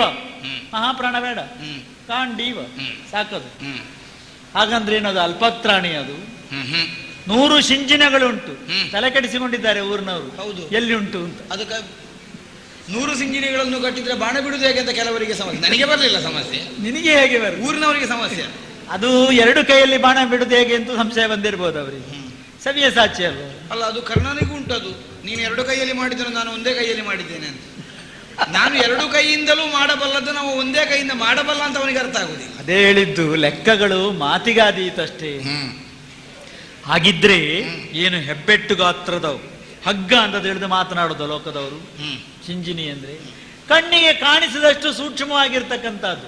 ಅದರಲ್ಲಿ ಬಾಣ ಪ್ರಯೋಗ ಮಾಡುವುದಕ್ಕೆ ನಿನಗೆ ಮಾತ್ರ ಸಾಧ್ಯ. ಮತ್ತೊಬ್ಬನಿಗೆ ಗಾಂಡಿ ಹೋಗಟ್ರೆ ಏನ್ ಮಾಡ್ಯಾನವ? ಪ್ರದರ್ಶನಕ್ಕಿಟ್ಟಾನು. ಒಂದು ಬಾಣವನ್ನಾದ್ರೂ ಶಿಂಜಿಯನ್ನು ಎಳೆದು ಹೂಡ್ಲಿಕ್ಕೆ ಸಾಧ್ಯವಾದು? ಅದು ದೇವ ನಿರ್ಮಿತವಾಗಿರ್ತಕ್ಕಂಥ ಧನುಸ್ಸದು. ಅದರ ಭಾರ ಎಂಥದ್ದು? ಅದನ್ನು ಎತ್ತಲಿಕ್ಕೆ ಹೋಗಿ ಮೂಗೊಡೆದುಕೊಂಡು ನೆತ್ತರಿಸಿಕೊಂಡು ಮಣ್ಣು ತಿಂದವರಿದ್ದಾರೆ ನಮ್ಮಲ್ಲಿ. ಸುಮ್ಮನೆ ಅರ್ಜುನ ದೇವರ ಬಿಲ್ಲನ್ನು ಎತ್ತಿ ನೋಡುವ ಮೈ ಮೇಲೆ ಹಾಕಿಕೊಂಡವರಿದ್ದಾರೆ. ಅಂತಹ ದಿವ್ಯವಾಗಿರ್ತಕ್ಕಂತಹ ಧನುಸ್ಸುಂಟು. ಅಗ್ನಿದತ್ತವಾಗಿರ್ತಕ್ಕಂತಹ ರಥ ಇದು. ಇದು ಸುಡುವುದಿಲ್ಲ, ಇದು ಕೆಡುವುದಿಲ್ಲ, ಇದು ಮುರಿಯುವುದಿಲ್ಲ. ದಿವ್ಯಾಸ್ತ್ರಗಳ ಆಘಾತಕ್ಕೆ ಇದು ಈಡಾಗುವುದಿಲ್ಲ. ಇಂತಹ ಮಹತ್ತರವಾಗಿರ್ತಕ್ಕಂತಹ ರಥ ಇದು. ಆಲೋಚನೆ ಮಾಡು. ಇಷ್ಟೆಲ್ಲ ಆಯ್ತು. ನೀನೇನು ನರೋತ್ತಮ, ನೀನು ನೀನೊಂದು ನ್ಯಾಯವಾದ ಆಸನದಲ್ಲಿ ನಿಂತರೆ ಸಾಮಾನ್ಯದ ಸಾರಥಿಗೆ ರಥವನ್ನು ಅಲಗಿಸ್ಲಿಕ್ಕೆ ಸಾಧ್ಯ ಇಲ್ಲ. ಅಂತಹ ಪಟ್ಟು ಗೊತ್ತುಂಟು ನಿನಗೆ. ಅಂಗಾಲಿನಲ್ಲಿ ಮೆಟ್ಟಿ ರಥವನ್ನು ನಿಲ್ಲಿಸಬಲ್ಲ ನೀನು. ರಥಿಕ ಅಂದ್ರೆ ಸುಮ್ಮನೆ ವೇಷಧಾರಿಯ ನೀನು, ಅಲ್ಲ ಅಲ್ಲ ಮತ್ತೆ ನೀನು ಕರ್ಣಿ. ಆದ್ರಿಂದ ಇಷ್ಟೆಲ್ಲ ಬಿಡು. ನಾನೇನು ದೇವಲಾಲಿಪುದಿಗ ಅಂತ ಆರಂಭ ಮಾಡಿದ್ದಲ್ವ ನೀನು? ಈ ಬ್ರಹ್ಮಾಂಡವೇ ನನ್ನ ಉದರದಲ್ಲಿ ಉಂಟು. ಈ ಹೊರಗೂ ಕೂಡ ಉಂಟು, ಹೌದಪ್ಪ, ಒಳಗೂ ಕೂಡ ಉಂಟು. ಆ ಪ್ರಶ್ನೆ ಎಲ್ಲ ನೀನು ಕೇಳಲಿಕ್ಕಿಲ್ಲ, ಯಾಕಂದ್ರೆ ಅಷ್ಟು ಉಪದೇಶ ಮಾಡಿ ಆಗಿದೆ. ಆದ್ರಿಂದ ಅಂತರ್ಬಹಿಶ್ಚ ತತ್ಸರ್ವಂ ವ್ಯಾಪ್ಯ ನಾರಾಯಣ ಸ್ಥಿತ ಎಂಬಂತಹ ಪ್ರಜ್ಞೆ ಉಳ್ಳವನೇ ನೀನು. ಎಲ್ಲವನ್ನು ನೋಡಿದ ಮೇಲೆ ನನ್ನ ಮೋಹ ನಷ್ಟ ಆದದ್ದು. ಹೌದಲ್ಲ? ಈ ಪ್ರಪಂಚದ ಸಮಸ್ತ ವ್ಯಾಪಾರವನ್ನು ನನ್ನ ಹೃದ್ಗತವಾಗಿದ್ದುದನ್ನು ನೀನು ಕಂಡವನೇ ಇದ್ದೀಯ. ಇಂತಹ ನಾನಿಲ್ಲಿ ಇದ್ದೇನೆ. ಇಂತಹ ರಥವನ್ನು 10 ಬಿಲ್ಲಲ್ಲ ಪಾರ್ಥ, ಒಂದು ಹೆಪ್ಪೆಟ್ಟಿನಷ್ಟು ಹಿಂದಕ್ಕೆ ಹಾಕಿದ್ರು ಅವನು ಸಾಹಸಿಯೇ. ಆದ್ರೆ ನಾನು ಕೊನೆಗೊಂದು ಮಾತು ಹೇಳಿದ್ದೇನೆ, ನೀನು ಅದನ್ನು ಲಕ್ಷಿಸಬೇಕಿತ್ತು. ನೀನಿನ್ನು ಬದುಕಿದರೆಷ್ಟು, ಸತ್ತರೆಷ್ಟು. ಏನು ಧ್ವನಿ ಗೊತ್ತ? ಒಬ್ಬ ವ್ಯಕ್ತಿಗೆ ತಾನು ಮಾಡಿದ್ದು ಸಾಕು, ಪ್ರಪಂಚದಲ್ಲಿ ಇದನ್ನೆಲ್ಲರೂ ಗಮನಿಸಿದ್ದಾರೆ ಅಂತ ಧನ್ಯತೆ ಬಂದಾಗ ಮುಂದಿನ ಕಾರ್ಯದ ಉತ್ಸಾಹ ಅವನಲ್ಲಿ ಉಳಿಯುವುದಿಲ್ಲ. ಆದ್ರಿಂದ ನಿನ್ನ ವಿಜಯಕ್ಕೆ ಅನುರೂಪವಾಗಿ ನಾನು ಹೇಳಿದ ಮಾತುಗಳಷ್ಟೇ ಹೊರತು ಅದು ಅಯಥಾರ್ಥವಾದುದಲ್ಲ. ಯಥಾರ್ಥವಾದುದಿದು. ಇದನ್ನೇ ರಹಸ್ಯ ಅಂತ ನಿನಗೆ ಹೇಳಿದ್ದು. ಓ ಹಾಗೆ. ಹಾಗಿದ್ರೆ ಹೊಗಳುವುದರ ಮೂಲಕವಾಗಿ ಏನೋ ಒಂದು ನಿಲುಮೆಯನ್ನು ನೀನು ಕೈಗೊಂಡಿದ್ದೀಯ ಅನ್ನುವುದಂತೂ ಸ್ಪಷ್ಟ. ಭೀಷ್ಮದ್ರೋಣರ ಕಾಳಗದಲ್ಲಿ ಕೂಡ ನನ್ನ ರಥ ಹಿಂದೆ ಸರಿದದ್ದಿಲ್ಲ. ಈ ರಾಧೇಯನ ಕಾಳಗದಲ್ಲಿ ನನ್ನ ರಥ ಸ್ವಲ್ಪವಾದರೂ ಹಿಂದೆ ಹೋಗುವುದಕ್ಕೆ ಸಾಧ್ಯವಾಗಿದೆ ಅಂತಾದರೆ ಕರ್ಣನ ಕುರಿತಾಗಿ ನಾನು ತಡೆದಂತಹ ಉಪೇಕ್ಷಾಭಾವವೇ ಕಾರಣ ಅಂತ ಈಗ ನನಗೆ ಅರ್ಥವಾಗುತ್ತಾ ಉಂಟು. ಹಾಗೆಯನ್ನು ಯಾವ ಕಾಲಕ್ಕೂ ನಿರ್ಲಕ್ಷಿಸಕೂಡದು. ಓಹೋ, ಈಗ ದುಮ್ಮಾನ ಕಡಿಮೆ ಆಗಿದೆ ನಮಗೆ.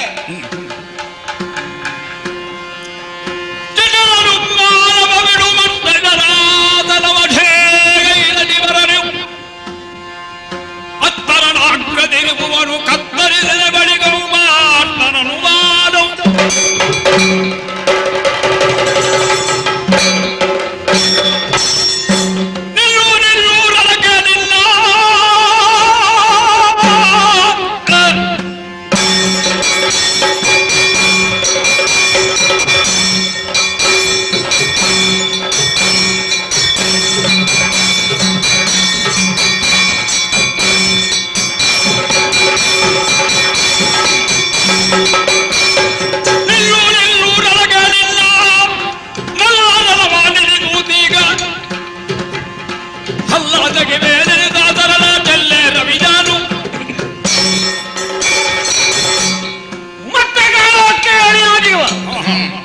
ಅರ್ಜುನ ನಿಲ್ಲು ನಿಲ್ಲು.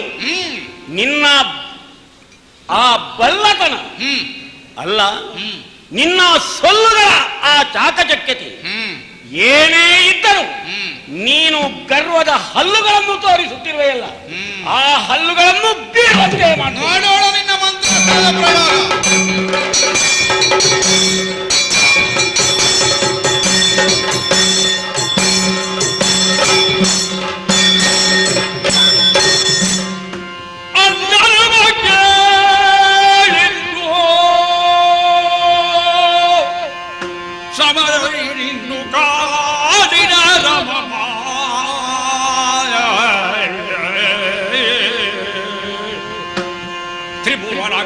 ಹೋಯ್ತವರನ್ನ ದಿವ್ಯಾಸ್ತ್ರಗಳ ಹೊಯ್ದಿರಲಿ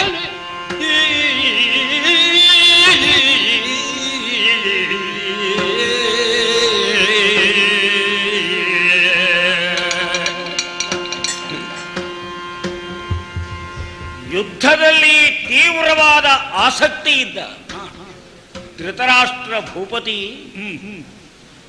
ನೋಡುವುದಕ್ಕೆ ಕಣ್ಣುಗಳಿಲ್ಲವಲ್ಲ ಎಂದು ದುಃಖಿಸುತ್ತಿದ್ದಾಗ ಮಹಾನುಭಾವರಾದಂತಹ ವೇದವ್ಯಾಸರು ಸಂಜಯನಿಗೆ ಈ ವಿಚಾರವನ್ನು ತಿಳಿಸಿ ಅಂಗೈಯನ್ನು ನೋಡುತ್ತಾ ಕುರುಕ್ಷೇತ್ರದ ಸಮಗ್ರ ವಿದ್ಯಮಾನಗಳನ್ನು ವಿವರಿಸುವುದಕ್ಕೆ ವಿಶೇಷ ದೃಷ್ಟಿಯನ್ನು ನೀಡಿದರಂತೆ. ಈಗ ಸಂಜೆ ಹೇಳಬೇಕು. ಅಂಥದ್ರಪನೇ ನೋಡು, ಕರ್ನಾಟಕದ ಕಾಲಗಳಲ್ಲಿ ನಡೆಯುತ್ತಿರುವಂತಹ ವಿಶೇಷ ಘಟನಾವಳಿಗಳೇನು, ಇದನ್ನು ನೀನು ಮನದಟ್ಟಾಗುವಂತೆ ಹೇಳುವುದಕ್ಕಾಗಿ ನಾನಿದ್ದೇನೆ. ನಾವು ಪ್ರಯೋಗಿಸಿದಂತಹ ಮಂತ್ರಾಸ್ತ್ರಗಳು ಒಂದೇ ಎರಡೇ, ನಾವೆಚ್ಚ ದಿವ್ಯಾಸ್ತ್ರಗಳ ಪ್ರಭಾವದಿಂದ 3 ಲೋಕಗಳು ಧೂಳು ಆವರಿಸಿದಂತೆ ಮಸುಕಾಗಿ ಕಾಣುತ್ತಿದೆ. ಆ ದಿವ್ಯಾಸ್ತ್ರಗಳ ಹೊಯ್ಲು ಅಷ್ಟು ಪ್ರಭಾವಕಾರಿಯಾಗಿತ್ತು. ಕ್ಷಣ ಹೊತ್ತು ಪಾರ್ಥ ನಿಸ್ತೇಜನಾದರೆ ನಾನು ನಿಸ್ಸತ್ವನಾದಂತೆ ಕಾಣಿಸಿದರೆ ಕ್ಷಣಾರ್ಥದೊಳಗೆ ಮತ್ತೆ ಚೇತರಿಸಿಕೊಂಡಿದ್ದೇನೆ. ಆದರೆ ನಮ್ಮೊಡೆಯನಾದ ಸುಯೋಧನನ ಇಚ್ಛಾ ಪೂರ್ತಿಯಾಗುವಂತೆ ನಾನು ವ್ಯವಹರಿಸಬೇಕು. ಕರ್ಣನಲ್ಲಿ ಪೂರ್ಣ ಭರವಸೆಯುಳ್ಳವನಾಗಿ ಸೇನಾಧಿಪತ್ಯವನ್ನು ನೀಡುವುದರೊಂದಿಗೆ ಶಲ್ಯನ ಸಾರಥ್ಯವನ್ನೂ ನನಗೆ ಒದಗಿಸಿಕೊಟ್ಟಿದ್ದಾನೆ. ಮಾದ್ರೇಶ್ವರನ ಸಾರಥ್ಯದಲ್ಲಿ ನೀನು ವಿಜೃಂಭಿಸು. ಪೂಜ್ಯರಾದಂತಹ ಭಾರ್ಗವರಾಮರು ನನಗೆ ಅನುಗ್ರಹ ಮಾಡಿದರು. ಆದ್ದರಿಂದಲೇ ಅವರು ಹೇಳಿಕೊಟ್ಟಿರುವಂತಹ ಮಂತ್ರಾಸ್ತ್ರಗಳೇನು ಅದೆಲ್ಲ ಜ್ಞಾಪಕಕ್ಕೆ ಬರಲಾರಂಭಿಸಿದೆ. ಅವರಿತ್ತ ಆ ದಿವ್ಯವಾದಂತಹ ಮಂತ್ರ ಪ್ರಭಾವ, ಅವರು ಉಪದೇಶಿಸಿದಂತಹ ಸರಳುಗಳು ನನ್ನ ಬತ್ತಳಿಕೆಯಲ್ಲೇ ಇದೆ. ಕೈ ಇಕ್ಕುತ್ತೇನೆ.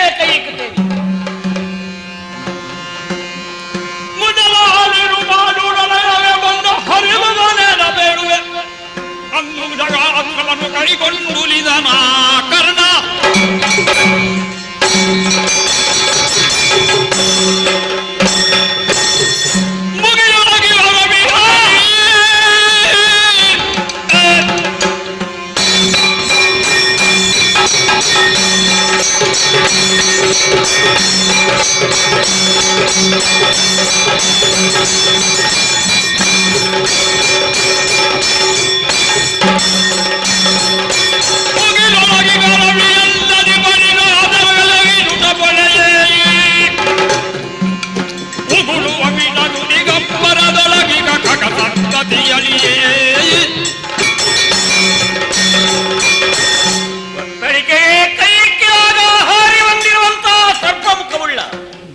ಈ ಮಹಾಸ್ತ್ರ ಅದನ್ನು ತೆಗೆಯುತ್ತಿದ್ದಂತೆ ಕಾರುತ್ತಿರುವ ಕರ್ಬಗೆಯ ಪರಿಣಾಮವೇ ಅಲ್ಲ, ಜೊತೆಯಾಗಿಯೇ ವಿಷವೂ ಆ ಕಡೆಗೆ ಬಸರಿದಂತೆ ಕಾಣಿಸುತ್ತಿದೆಯಲ್ಲ. ವಿಷಾನಿಗಳ ಪ್ರಭಾವ ಏನು?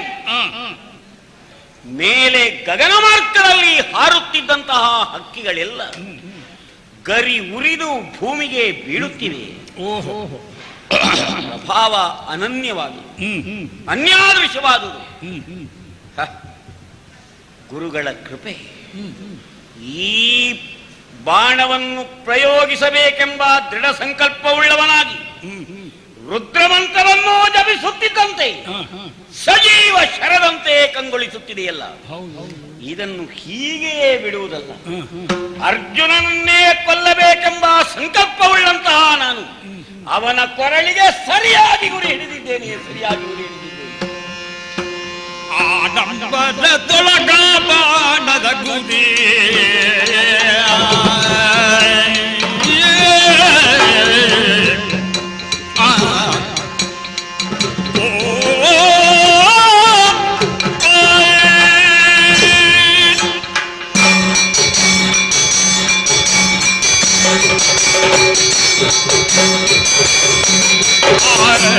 ಆಡಂಬರದೊಳಗ ಬಾಣದ ಗುರಿ ನೋಡಿ ನರನ ಗಳಕೆ, ಗುರಿ ನೋಡಿ ನರನ ಗಳಕೆ, ಗುರಿ ನೋಡಿ ನರನ ಗಳಕೆ. ಹೂಡುದ ಶಲ್ಯನ ಕಂಡ ಗಜ ಮಾತಾಡಿ ನನ್ನ ಗಡಿಗೆ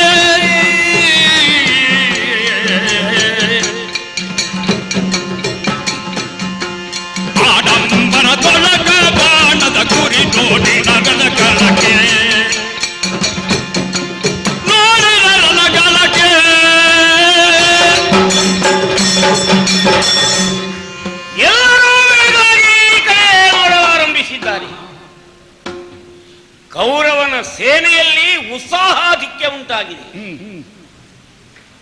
ಕರ್ಣನನ್ನು ಸಾಕಿರುವುದು ಸಾರ್ಥಕವಾಯಿತು. ಫಲ ಅದ್ಭುತವಾದಂತಹ ರಣ ಕೌಶಲವನ್ನೇ ತೋರುತ್ತಿದ್ದಾನೆ. ಹಾಗೆ ವಿರೋಧಿಗಳ ಪಕ್ಷವನ್ನು ನೋಡಿದೆ. ಎಂತಹ ಸ್ಥಿತಿಯಲ್ಲಿಯೂ ಎದೆಗಡದೆ ಸ್ಥಿರವಾಗಿ ನಿಲ್ಲಬಲ್ಲವನಲ್ಲವೇ ಧರ್ಮನಂದನ,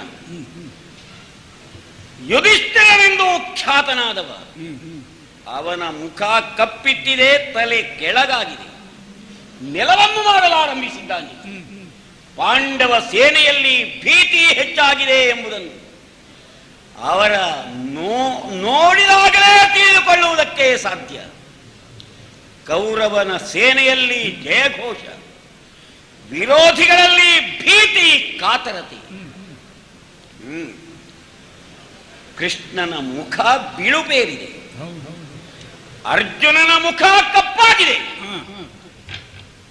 ಈ ಕಪ್ಪಾದ ಹೊಗೆಯನ್ನು ಉಗುಳುತ್ತಿರುವ ಈ ಸರ್ಪಶರದ ವೈಶಿಷ್ಟ್ಯವೇ ಇದು. ಈಗಲೇ ಮತ್ತಾವಾಗ ನಾನು ಸಂತೋಷಿಸುವುದು. ವಿರೋಧಿಗಳಲ್ಲಿಯೂ ಭಯವನ್ನು ಹುಟ್ಟಿಸಿದಂತಹ ಈ ಭೀಕರವಾದ ಮಾರ್ಗಣ ನಮ್ಮವರಿಗೆ ಸಂತೋಷವನ್ನುಂಟು ಮಾಡಿದೆ ಎಂಬಾಗ ಈ ನನಗಾದ ಸಂತೋಷವನ್ನು ಹಂಚಿಕೊಳ್ಳಬೇಕು. ಆನಂದವನ್ನು ಇತರರಲ್ಲಿ ಹಂಚಿಕೊಂಡಾಗಲೇ ವೃದ್ಧಿಸುವುದು. ದುಃಖವನ್ನು ಇತರರಲ್ಲಿ ಹೇಳಿಕೊಂಡಾಗ ದುಃಖ ಹ್ರಾಸವಾಗ್ತದೆ. ಬೆಳಗ್ಗಿನಿಂದಲೂ ನನ್ನ ಜೊತೆಯಲ್ಲೇ ಸಾರಥ್ಯವನ್ನು ಮಾಡುತ್ತಾ ಆಗಾಗ ನನ್ನನ್ನು ಛೇಡಿಸುತ್ತಿದ್ದ, ಕುರಿಯಂಬಿಸುತ್ತಿದ್ದಂತಹ ಮಾತ್ರೇಶ್ವರ,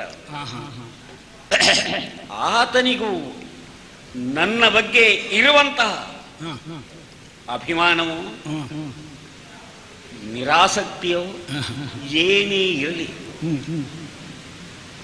ತೋರಿಗೊಟ್ಟಿದ್ದಾನಲ್ಲ. ನಾನು ಪ್ರಯೋಗ ಮಾಡಿದಾಗ ಏಸು ಬಲಾಢ್ಯ ತೋಳುಗಳು ಅಂತ ಹೇಳಿದವನು ಮಾತ್ರೇಶ್ವರ. ಸುರಗಜವೆತ್ತ ಹುಲು ಕೋಣ ನೀನೆತ್ತ ಎಂದವನು ಮಾತ್ರೇಶ್ವರ. ಹಾಗಿದ್ರೆ ನನ್ನ ಬಗ್ಗೆ ದ್ವಂದ್ವಾಭಿಪ್ರಾಯವುಳ್ಳವನಾಗಿದ್ದಾನೆ ಎಂಬುದು ಸ್ಪಷ್ಟ ತಾನೆ. ಈಗ ಒಮ್ಮೆ ಅವನ ಮುಖವನ್ನು ನೋಡಿ ಮಾತನಾಡಿಸಿದ್ರೆ, ಅಯ್ಯ ಭೂಪತಿಗಳೇ, ಸೇನಾಪತಿ,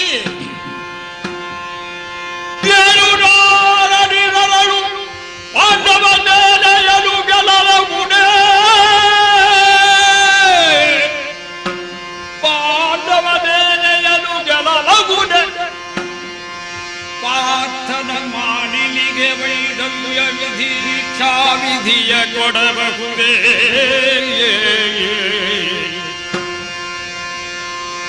ಆನಲಮ್ಮುವರುಂಟೆ ನಿನಗಿರು ನಾನು ರಾಗವೇ ಬೇಡಲು, ನಿನಗಿರು ನಾನು ರಾಗವೇ ಬೇಡಲು. ರವಿಸೂನು ನಿನ ಮಗ ನೋಡಿ ಮಾತ್ರ ದೀಗ ನಿಂತ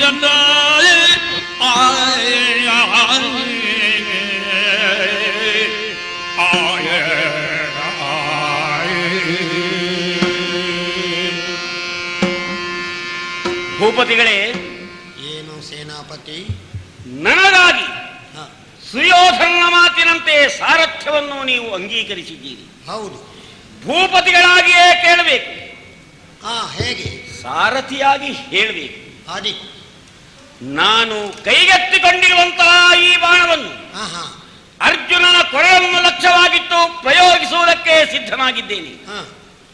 ನಮ್ಮ ವೈರಿಗಳಾಗಿರುವಂತಹ ಪಾಂಡವರ ಸೇನೆಯಲ್ಲಿ ಉಂಟಾದ ಭಯವೇನು ಅವರ ಮುಖದಲ್ಲಿ ಪ್ರತಿಬಿಂಬಿತವಾಗಿದೆ. ಪಾಂಡವ ಸೇನೆಯನ್ನು ಗೆಲ್ಲುವುದಕ್ಕೆ ಸಾಧ್ಯ ಎಂದು ನಿಶ್ಚಯಿಸಿದ್ದೇನೆ.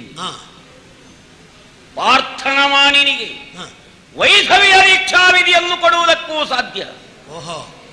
ಬಾಗಿರುವ ಆ ಧರ್ಮರಾಯನ ಮುಖ ಮೇಲಾಗುವಂತೆ ಒತ್ತಾಸೆಯಾಗಿ ಯಾರಾದರೂ ನಿಲ್ಲುವವರಿದ್ದಾರೆ. ಪಾಂಡವರಿಗೆ ನೀವು ದೇಹಾನುಬಂಧವುಳ್ಳವರು, ಕೌರವನ ಮೇಲೆ ಅಭಿಮಾನವುಳ್ಳವರಾಗಿ ಬಂದವರು. ಧರ್ಮರಾಯನನ್ನು ಬಿಲ್ಲಿನ ಕೊಬ್ಬಿನಿಂದ ಗುದ್ದಿ ಕಾಲಿಯಿಂದ ಒರೆಯುತ್ತಿದ್ದಾಗ ನಿನ್ನಂತವನಿಗೆ ಹೇಳಿಸಿದ್ದಲ್ಲ ಅಂತ ನೀವು ಹೇಳಿದ್ದೀರಿ. ಬಿಟ್ಟಿದ್ದೆ ನಾನು. ಮಾತೃನಂದನರ ಬಗ್ಗೆ ಆಗ್ರಹ ಭಾವ ಸಲ್ಲದು ಎಂದಿದ್ದೀರಿ, ಬಿಟ್ಟಿದ್ದೆ. ಪಾಂಡವರ ಮೇಲೆ ನಿಮಗೆ ಅನುರಾಗ ಇದೆ ಎಂಬುದು ನನಗೂ ಗೊತ್ತಿದ್ದ ವಿಚಾರ, ಕೌರವನಿಗೂ ಗೊತ್ತಿದ್ದ ವಿಚಾರ. ಆದರೆ ಕೌರವನ ಮೇಲಿರುವ ಸರಿಯಾದ ಅನುರಾಗದಿಂದ ನಮ್ಮ ಪಕ್ಷಕ್ಕೆ ನೀವು ಬಂದವರು. ನಾನೀ ಬಾಣವನ್ನು ಪ್ರಯೋಗಿಸುವುದರ ಮೂಲಕ ಏನೆಲ್ಲ ಮಾಡಬಹುದೆಂದು ನಿಶ್ಚಯಿಸಿದ್ದೇನು. ಇದು ತಮಗೆ ಸಮ್ಮತವೇ? ಸಾನುರಾಗವೇ? ಈಗ ಪಾಂಡವರಲ್ಲಿ ಅನುರಾಗವಿದ್ದರೂ ನಮ್ಮಲ್ಲಿಯೂ ಇದೆ ತಾನೆ, ಹೇಳಬೇಕು ಸ್ವಾಮಿ, ಹೇಳಬೇಕು. ಗಂಗಾಧಿಪತಿ ಕೇಳು.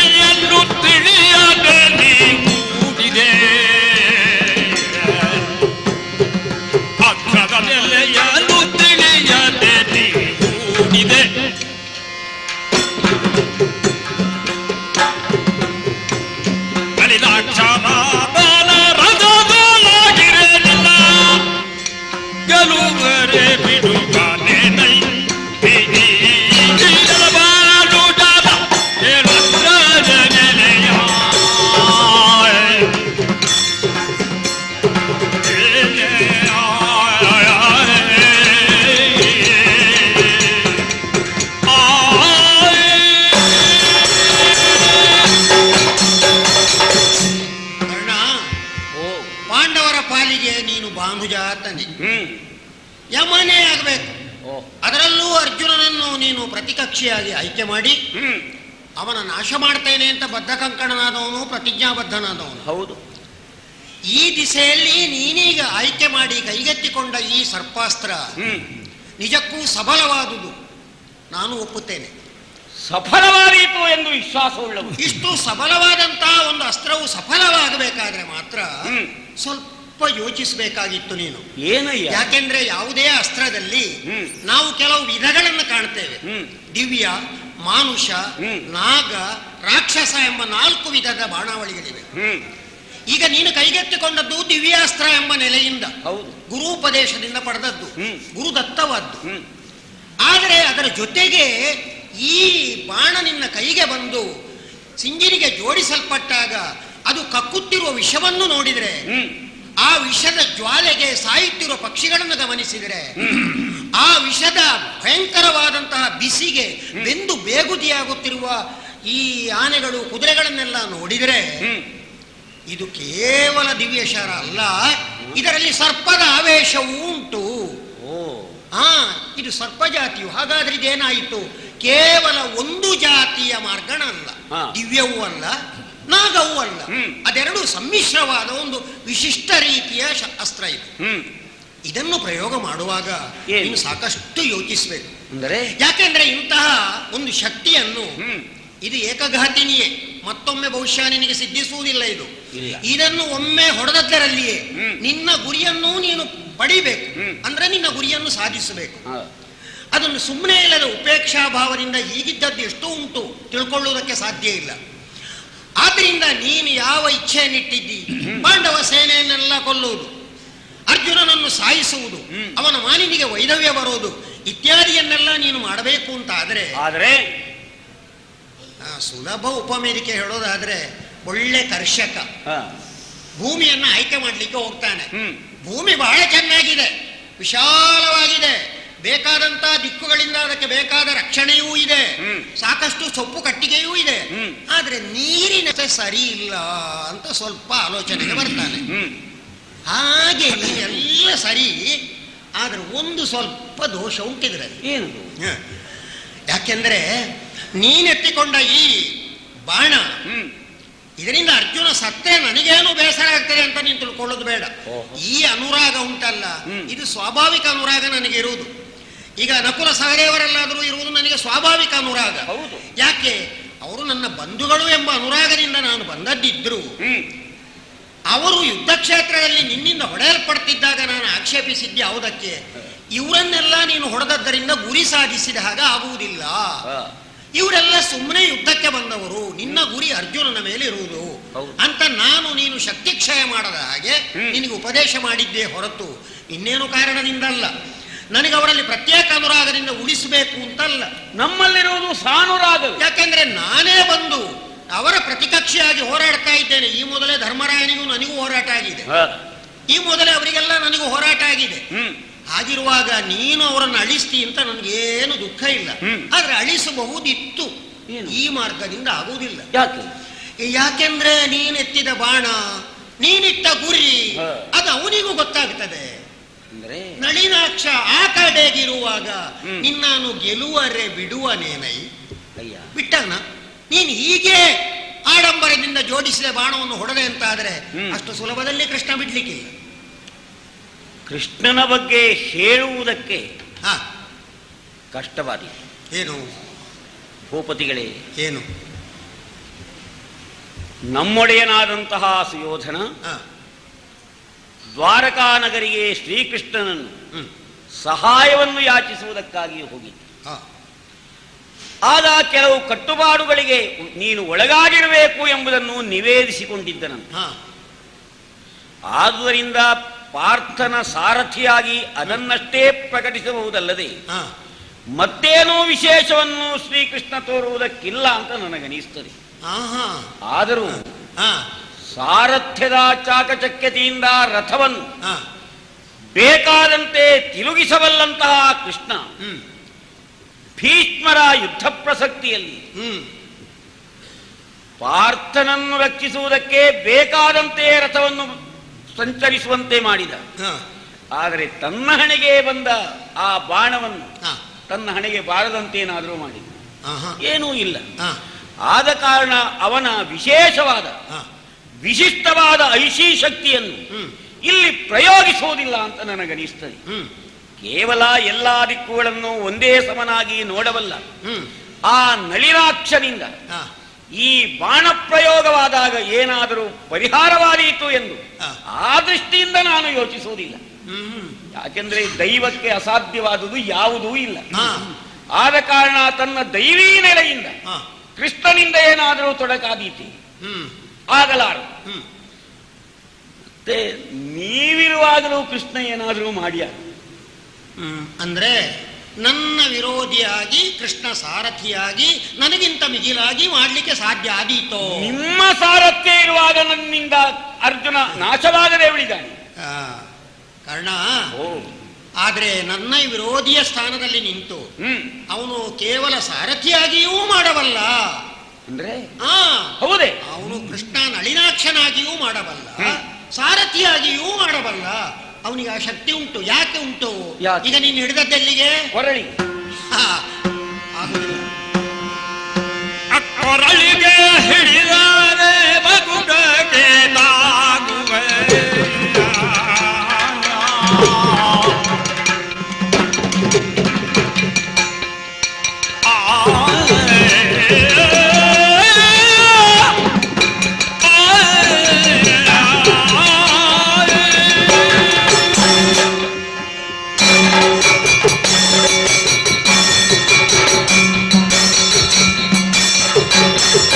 ಕೊರಳಿಗೆ ಹಿಡಿದರೆ ಮಕುಟಕ್ಕೆ ತಾಗುವೆ.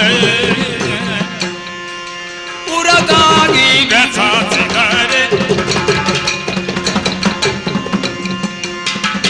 ಚಿರವ ಕತ್ತರಿಸುವ ಬಿರುಳಿದ್ದಾವೆ ಗದಿ. ಚಿರವ ಕತ್ತರಿಸುವ ಬಿರುಳಿದ್ದಾವೆ ಗದಿ. ಮರಳಿ ನೀ ತೊಡು ಎಂದದು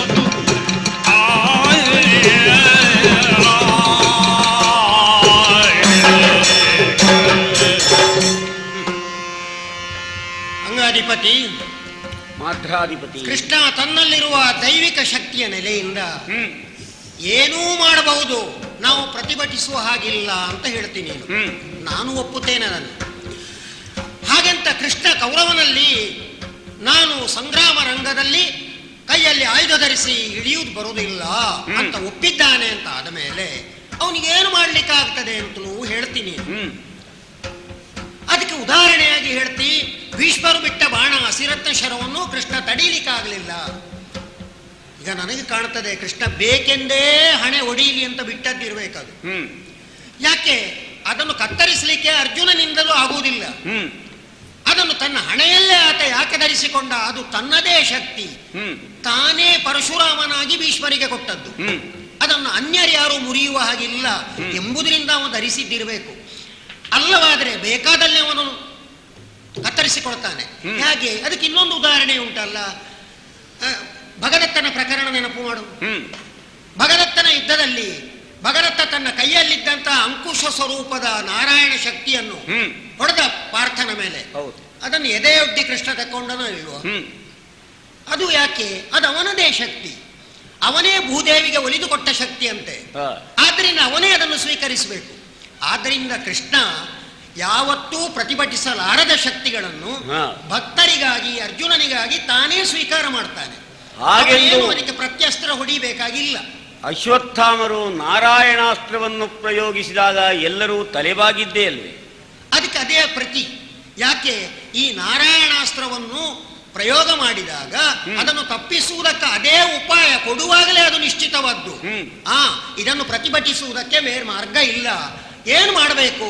ಅದಕ್ಕೆ ಪ್ರತಿಭಟನೆಯಾಗಿ ರಥದಿಂದ ಕೆಳಗಿಳಿಯಲೇಬೇಕು, ಆಯುಧ ಧರಿಸಿರಬಾರದು ಎಂಬುದೇ ಅದಕ್ಕೆ ಕೊಟ್ಟ ಅನುಗ್ರಹ ವಾಕ್ಯ. ಅದನ್ನು ಪೂರೈಸಬೇಕೋ ಬೇಡೋ ಅವ? ಹಾಗೆ ಈ ಬಾಣಕ್ಕೂ ಅಂತಹ ಅಲ್ಲ. ಇದನ್ನಾದ್ರೂ ಹಾಗೆ ನಾವು ತಿಳಿಯುವುದು ಬೇಡ. ಅದಕ್ಕೆ ಹೇಳಿದ್ದು ನಾನು. ಈಗ ಈ ಬಾಣವನ್ನು ಅವನೊಬ್ಬ ಸಾರಥಿಯಾಗಿ, ಮನುಷ್ಯ ಸಹಜವಾದ ಸಾರಥಿಯಾಗಿ ಏನು ಮಾಡ ನನ್ನಂತೆಯೇ ಅದನ್ನು ನಿರ್ವೀರ್ಯಗೊಳಿಸಬಲ್ಲ, ನಿರರ್ಥಕಗೊಳಿಸಬಲ್ಲ. ಹೇಗೆ? ಈಗ ನೀನು ಕುತ್ತಿಗೆಗೆ ಗುರಿ ಇಟ್ಟಿದ್ದಿ. ಹೌದು.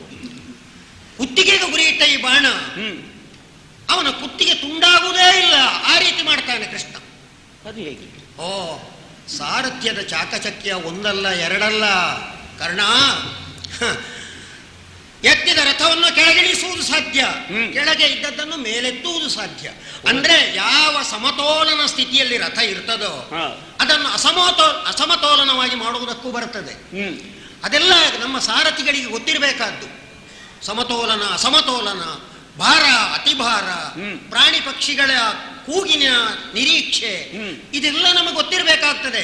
ರಥ ಸಂಚಾಲನದಲ್ಲಿ ಅಶ್ವಗತಿಯನ್ನು ನಾವು ಅಳವಡಿಸಿಕೊಳ್ಬೇಕಾಗ್ತದೆ. ಇದನ್ನೆಲ್ಲ ಬೇಕಾದಾಗ ಅಳವಡಿಸುವಾಗ ವಿರೋಧಿ ಪಾಳಯದಲ್ಲಿರುವ ವೀರನ ಪರಾಕ್ರಮ, ಅವನ ದೌರ್ಬಲ್ಯ, ಅದನ್ನೂ ನಾವು ಅರ್ಥೈಸಿಕೊಳ್ಬೇಕಾಗ್ತದೆ. ಕೃಷ್ಣ ಇದನ್ನೆಲ್ಲ ಅರ್ಥೈಸಿದವನೇ. ಅವನಿಗಿದೆಲ್ಲ ಗೊತ್ತುಂಟು. ಗೊತ್ತಿದ್ದರಿಂದ ನೀನು ಬಾಣ ಹೊಡೆದ ಕ್ಷಣ ಅವನು ರಥವನ್ನು ತಗ್ಗಿಸ್ತಾನೆ. 5 ಅಂಗುಲದಷ್ಟು ತಗ್ಗಿಸಬಲ್ಲ. ಹಾಗೇನಾಗ್ತದೆ? ನೀನು ಕುತ್ತಿಗೆಗಿಟ್ಟ ಆ ಬಾಣದ ಗುರಿ ತನ್ನ ಗುರಿ ಸಾಧಿಸಲಾರದೆ ಆ ಬಾಣ ಮೇಲೆ ಹೋಗ್ತದೆ, ಎತ್ತರಕ್ಕೆ ಹೋಗ್ತದೆ. ಎತ್ತರಕ್ಕೆ ಹೋದಾಗ ಅರ್ಜುನನ ಕಿರೀಟ ಹಾರವನ್ನು. ಅದಕ್ಕೆ ಬೇರೆ ಮಾರ್ಗವನ್ನು ನಾವು ಅಳವಡಿಸಬೇಕು. ಹೇಗೆ? ನೀನು ಎದೆಗೆ ಗುರಿ ಇಡು. ಗುರಿ ಇಟ್ಟರೆ ಕೃಷ್ಣ ತಗ್ಗಿಸಿದ್ರೆ ಆ ಬಾಣ ನೇರಾಗಿ ಅರ್ಜುನನ ಕುತ್ತಿಗೆಗೆ ಹೋಗ್ತದೆ, ಶಿರವ ಕತ್ತರಿಪುವುದು. ಆದ್ದರಿಂದ ನಿನಗೆ ನಾನು ಮಾಡೋ ಒಂದು ಉಪದೇಶ ಇಷ್ಟೇ. ನೀನು ಇಟ್ಟ ಈ ಗುರಿ ಉಂಟಲ್ಲ, ಅದನ್ನು ಸ್ವಲ್ಪ ವ್ಯತ್ಯಾಸ ಮಾಡಿ ಮೇಲಿಟ್ಟ ಗುರಿಯನ್ನು ಸ್ವಲ್ಪ ತಗ್ಗಿಸಿದೆ ಅಂತ ಆದರೆ ಅರ್ಜುನನ ಕತ್ತು ಕತ್ತರಿಸಲ್ಪಡ್ತದೆ. ನೀನು ಈಗಾಗಲೇ ಹೇಳಿದಂತಹ ಮಾತುಗಳೆಲ್ಲ ಉಂಟಲ್ಲ, ಪಾಂಡವ ಸೇನೆಯನ್ನು ಗೆಲ್ಲಬಹುದೇ, ಪಾರ್ಥನ ಮಾನಿನಿಗೆ ವೈಧವ್ಯ ದೀಕ್ಷಾ ವಿಧಿಯ ಕೊಡಬಹುದೇ, ಅದನ್ನೆಲ್ಲ ಸಾಧಿಸುವುದಕ್ಕಾಗ್ತದೆ. ಪಾರ್ಥ ಮರಣಾನಂತರದಲ್ಲಿ ಪಾಂಡವರು ನಿರ್ವೀರ್ಯರಾಗ್ತಾರೆ, ಹತಪ್ರಭರಾಗ್ತಾರೆ, ಅವರು ಯುದ್ಧಕ್ಕೆ ಮತ್ತೆ ಬರುವುದಿಲ್ಲ. ಆಗ ನೀನು ಏನು ಸಾಧಿಸಬೇಕು ಎಂಬ ಸಿದ್ಧಾಂತಕ್ಕೆ ಬಂದಿದ್ಯೋ, ನಿರ್ಣಯಕ್ಕೆ ಬಂದಿದ್ಯೋ, ಅದನ್ನು ಪೂರೈಸಿದಂತೆಯೂ ಆಗ್ತದೆ. ನಿಮ್ಮ ಉಪದೇಶ ಸೂಚನೆ ಇದು ಸಾಧುವಾದುದು ಅಂತ ನನಗೂ ಅನಿಸ್ತದೆ. ಹೌದಾ? ನೀವು ಹೇಳಿದಂತೆ ನಾನು ಗುರಿಯನ್ನು ಬದಲಾಯಿಸಿದೆ ಎಂದಾದರೆ ಅರ್ಜುನನ ಕೊರಳು ತುಂಡಾಗಬಹುದು. ಹೌದು. ಸಾರಥ್ಯದ ಚಾಕಚಕ್ಯತೆಯಿಂದ ರಥವನ್ನು 5 ಅಂಗುಲ ಮೇಲಕ್ಕೆ ಏರುವಂತೆ ಕೆಳಗೆ ತಗ್ಗುವಂತೆ ಮಾಡುವುದಕ್ಕಾಗುತ್ತದೆ.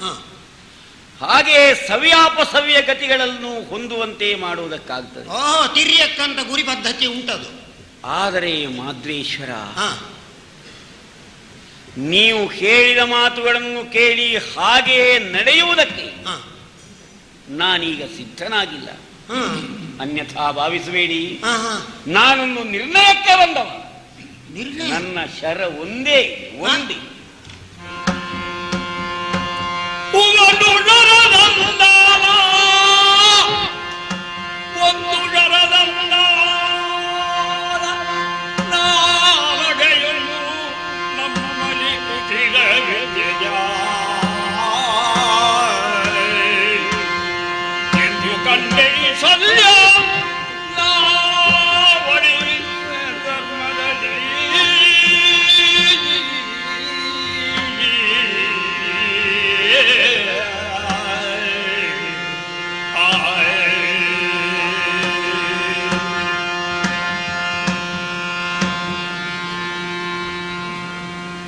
ಭೂಪತಿಗಳೇ, ಅಂಗಾಧಿಪತಿ, ಅಪರಾಹ್ನದಲ್ಲಿ ಪ್ರಾರ್ಥನ ತೇರು ನಮ್ಮ ಎದುರು ಬಂದಾಗ ನಾನಾ ರೀತಿಯಿಂದ ನಾವು ಮೂದಲಿಸಿಕೊಂಡಿದ್ದೆವು. ಆದರೂ ಅರ್ಜುನನ ಬಗ್ಗೆ ನನ್ನಲ್ಲಿರುವ ದ್ವೇಷವೇನೋ ಅದನ್ನೂ ನಾನು ಪ್ರಕಟಿಸಿದ್ದೆ. ನನ್ನ ನಿರ್ಣಯದಿಂದ ನಾನು ಬದಲಾಗುವುದಕ್ಕಾಗುವುದಿಲ್ಲ. ಒಮ್ಮೆ ವಿರೋಧಿಯಾದ ವಿಯೋಧನನ್ನು ಕೊಲ್ಲುವುದಕ್ಕೆಂದು ಶರಪ್ರಯೋಗಕ್ಕೆ ಸಿದ್ಧನಾದ ಮೇಲೆ ನಿಶ್ಚಿತವಾದಂತಹ ಗುರಿಯನ್ನು ನಾನು ಬದಲಾಯಿಸುವುದಿಲ್ಲ. ಇದು ಯೋಧರಿಗೆ ಭೂಷಣಪ್ರಾಯವಾದ ವ್ಯವಹಾರವೂ ಅಲ್ಲ. ಒಂದು ಶರಸಂಧಾನ. ಒಮ್ಮೆ ಹೇಳಿದ ಮಾತಿಗೆ ಹೀಗರ್ಥ, ಇನ್ನೊಂದು ಕ್ಷಣ ಕಳೆದರೆ ಮತ್ತೊಂದರ್ಥ. ಹೇಳುವವನೇ ನಾನಲ್ಲ. ನೀವು ಸಾರಥಿಗಳಾಗಿ ಬಂದ ಮೇಲೆ ನನ್ನಲ್ಲಿ ಏನಾದರೂ ಕೌಟಿಲ್ಯ, ವಂಚನೆ ಇತ್ಯಾದಿಗಳನ್ನು ಈ ದಿನ ನೀವು ಕಂಡಿದ್ದೀರಾ. ಕರ್ಣನ ಜೀವನ ಕ್ರಮವೇ ನಿಮ್ಮ ಸಾರಥ್ಯದಿಂದ ಬದಲಾಗಿದೆ. ಇಂದು ನಾವು ಅಡಿಯಿಡೆವು ಅಧರ್ಮದಲ್ಲಿ. ಈ ಪ್ರಯೋಗಕ್ಕೆ ಸಿದ್ಧವಾದ ಬಾಣವಿದೆಯಲ್ಲ, ಇದನ್ನು ಹೀಗೆ ಹೀಗೆ ಹೀಗೆ ಹೊಡೆಯುವುದು ಅಂತಲ್ಲ.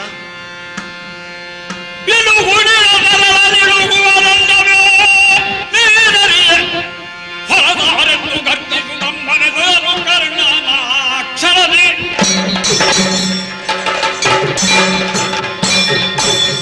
ವಾರ್ತನಲ್ಲಿ ದ್ವೈರಯುದ್ಧಕ್ಕೆ ಸಿದ್ಧನಾದ ನಾನು ನನ್ನ ವೈಯನ್ನು ಹೇಗೆ ಮುಗಿಸಬೇಕು ಎಂಬುದನ್ನು ನಿಶ್ಚಯಿಸಿಕೊಂಡಿದ್ದೇನೆ. ನೀವು ನನಗೆ ಅರಿಗಳೇನೂ ಅಲ್ಲ, ನಮ್ಮ ಜೀವನ ಕ್ರಮವನ್ನು ಅರಿತವರೂ ಅಲ್ಲ. ಕೇವಲ ತಂತ್ರಗಾರಿಕೆಯಿಂದಲೇ ಗೆಲ್ಲಬೇಕೆಂದು ಉಪದೇಶಿಸುವುದಕ್ಕೆ ನೀವೇನು ನರಿಗಳೇ. ಆದ ಕಾರಣ ಮಾದ್ರೇಶ್ವರ, ಸ್ವಲ್ಪ ಆ ಕಡೆಗೆ ಸರಿಬೇಕು. ಇದನ್ನು ಪ್ರಯೋಗಿಸ್ತೇನೆ.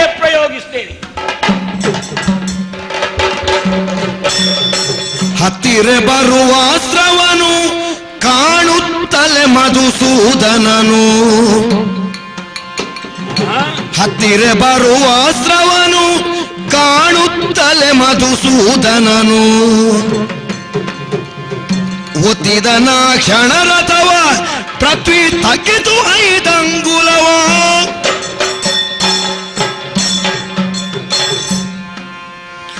ಪಾರ್ಥನ ಶಿರವದು ತಪ್ಪಲು ಕಂಡು ನಿರರ್ಥಕವಾಯ್ತೆನುತ ಶರವು. ಸ್ವಾರ್ಥರಿಪೋಗಿಯೇ ಕರ್ಣನೊಳೆಂದುದು ವ್ಯರ್ಥ ವಿಚಾರದ ಮನದರಿವು. ಅಬ್ಬಬ್ಬ, ಇಷ್ಟರವರೆಗೆ ಇಷ್ಟು ಹಲ್ಲು ನೋವಾಗಲಿಲ್ಲ ನನಗೆ. ಅರ್ಜುನನ ತಲೆ ಹೋಯಿತು ಅಂತ ಗ್ರಹಿಸಿ. ಹೋದದ್ದು ತಲೆಯಲ್ಲ, ತಲೆಯ ಮೇಲೆ ಇರುವ ಕಿರೀಟ ಮಾತ್ರ. ತಪ್ಪಿದ್ದು ಹೌದು, ಇದನ್ನು ನಾನು ಕಂಡದ್ದು ಹೌದು. ಇನ್ನು ಹೀಗೆ ಇರಬಾರ್ದು. ಇನ್ನೊಮ್ಮೆ ಹೋಗಿ ಕರ್ಣನಲ್ಲಿ ಮಾತನಾಡಿಸಬೇಕು. ಹೋಗುತ್ತೇನೆ. ರಾಧೇಯ ಆಯ ಕೆಟ್ಟಿತು ರಾಧೇಯ, ಲಾಲಿಸು ಕೌಂತೆಯ ತಪ್ಪಿದ ಮೋಸವಾಯಿತು ಏನನೆಂಬೆ ರಾಧೆಯ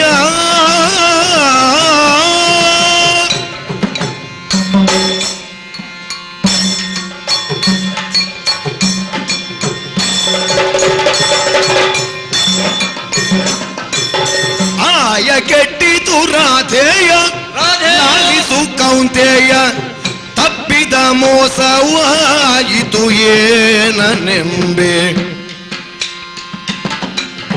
ಪ್ರಿಯದೊಳ್ ಒಮ್ಮೆ ವಜ್ರಾಯುಧ ಸುತನಲ್ಲಿ ಪ್ರಿಯದೊಳ್ ಒಮ್ಮೆ ವಜ್ರಾಯುಧ ಸುತನಲ್ಲಿ ನೀಯನ್ನ ಕಳುಹಲು ನೋಯಿಸಿ ಬಿಡುವೆನು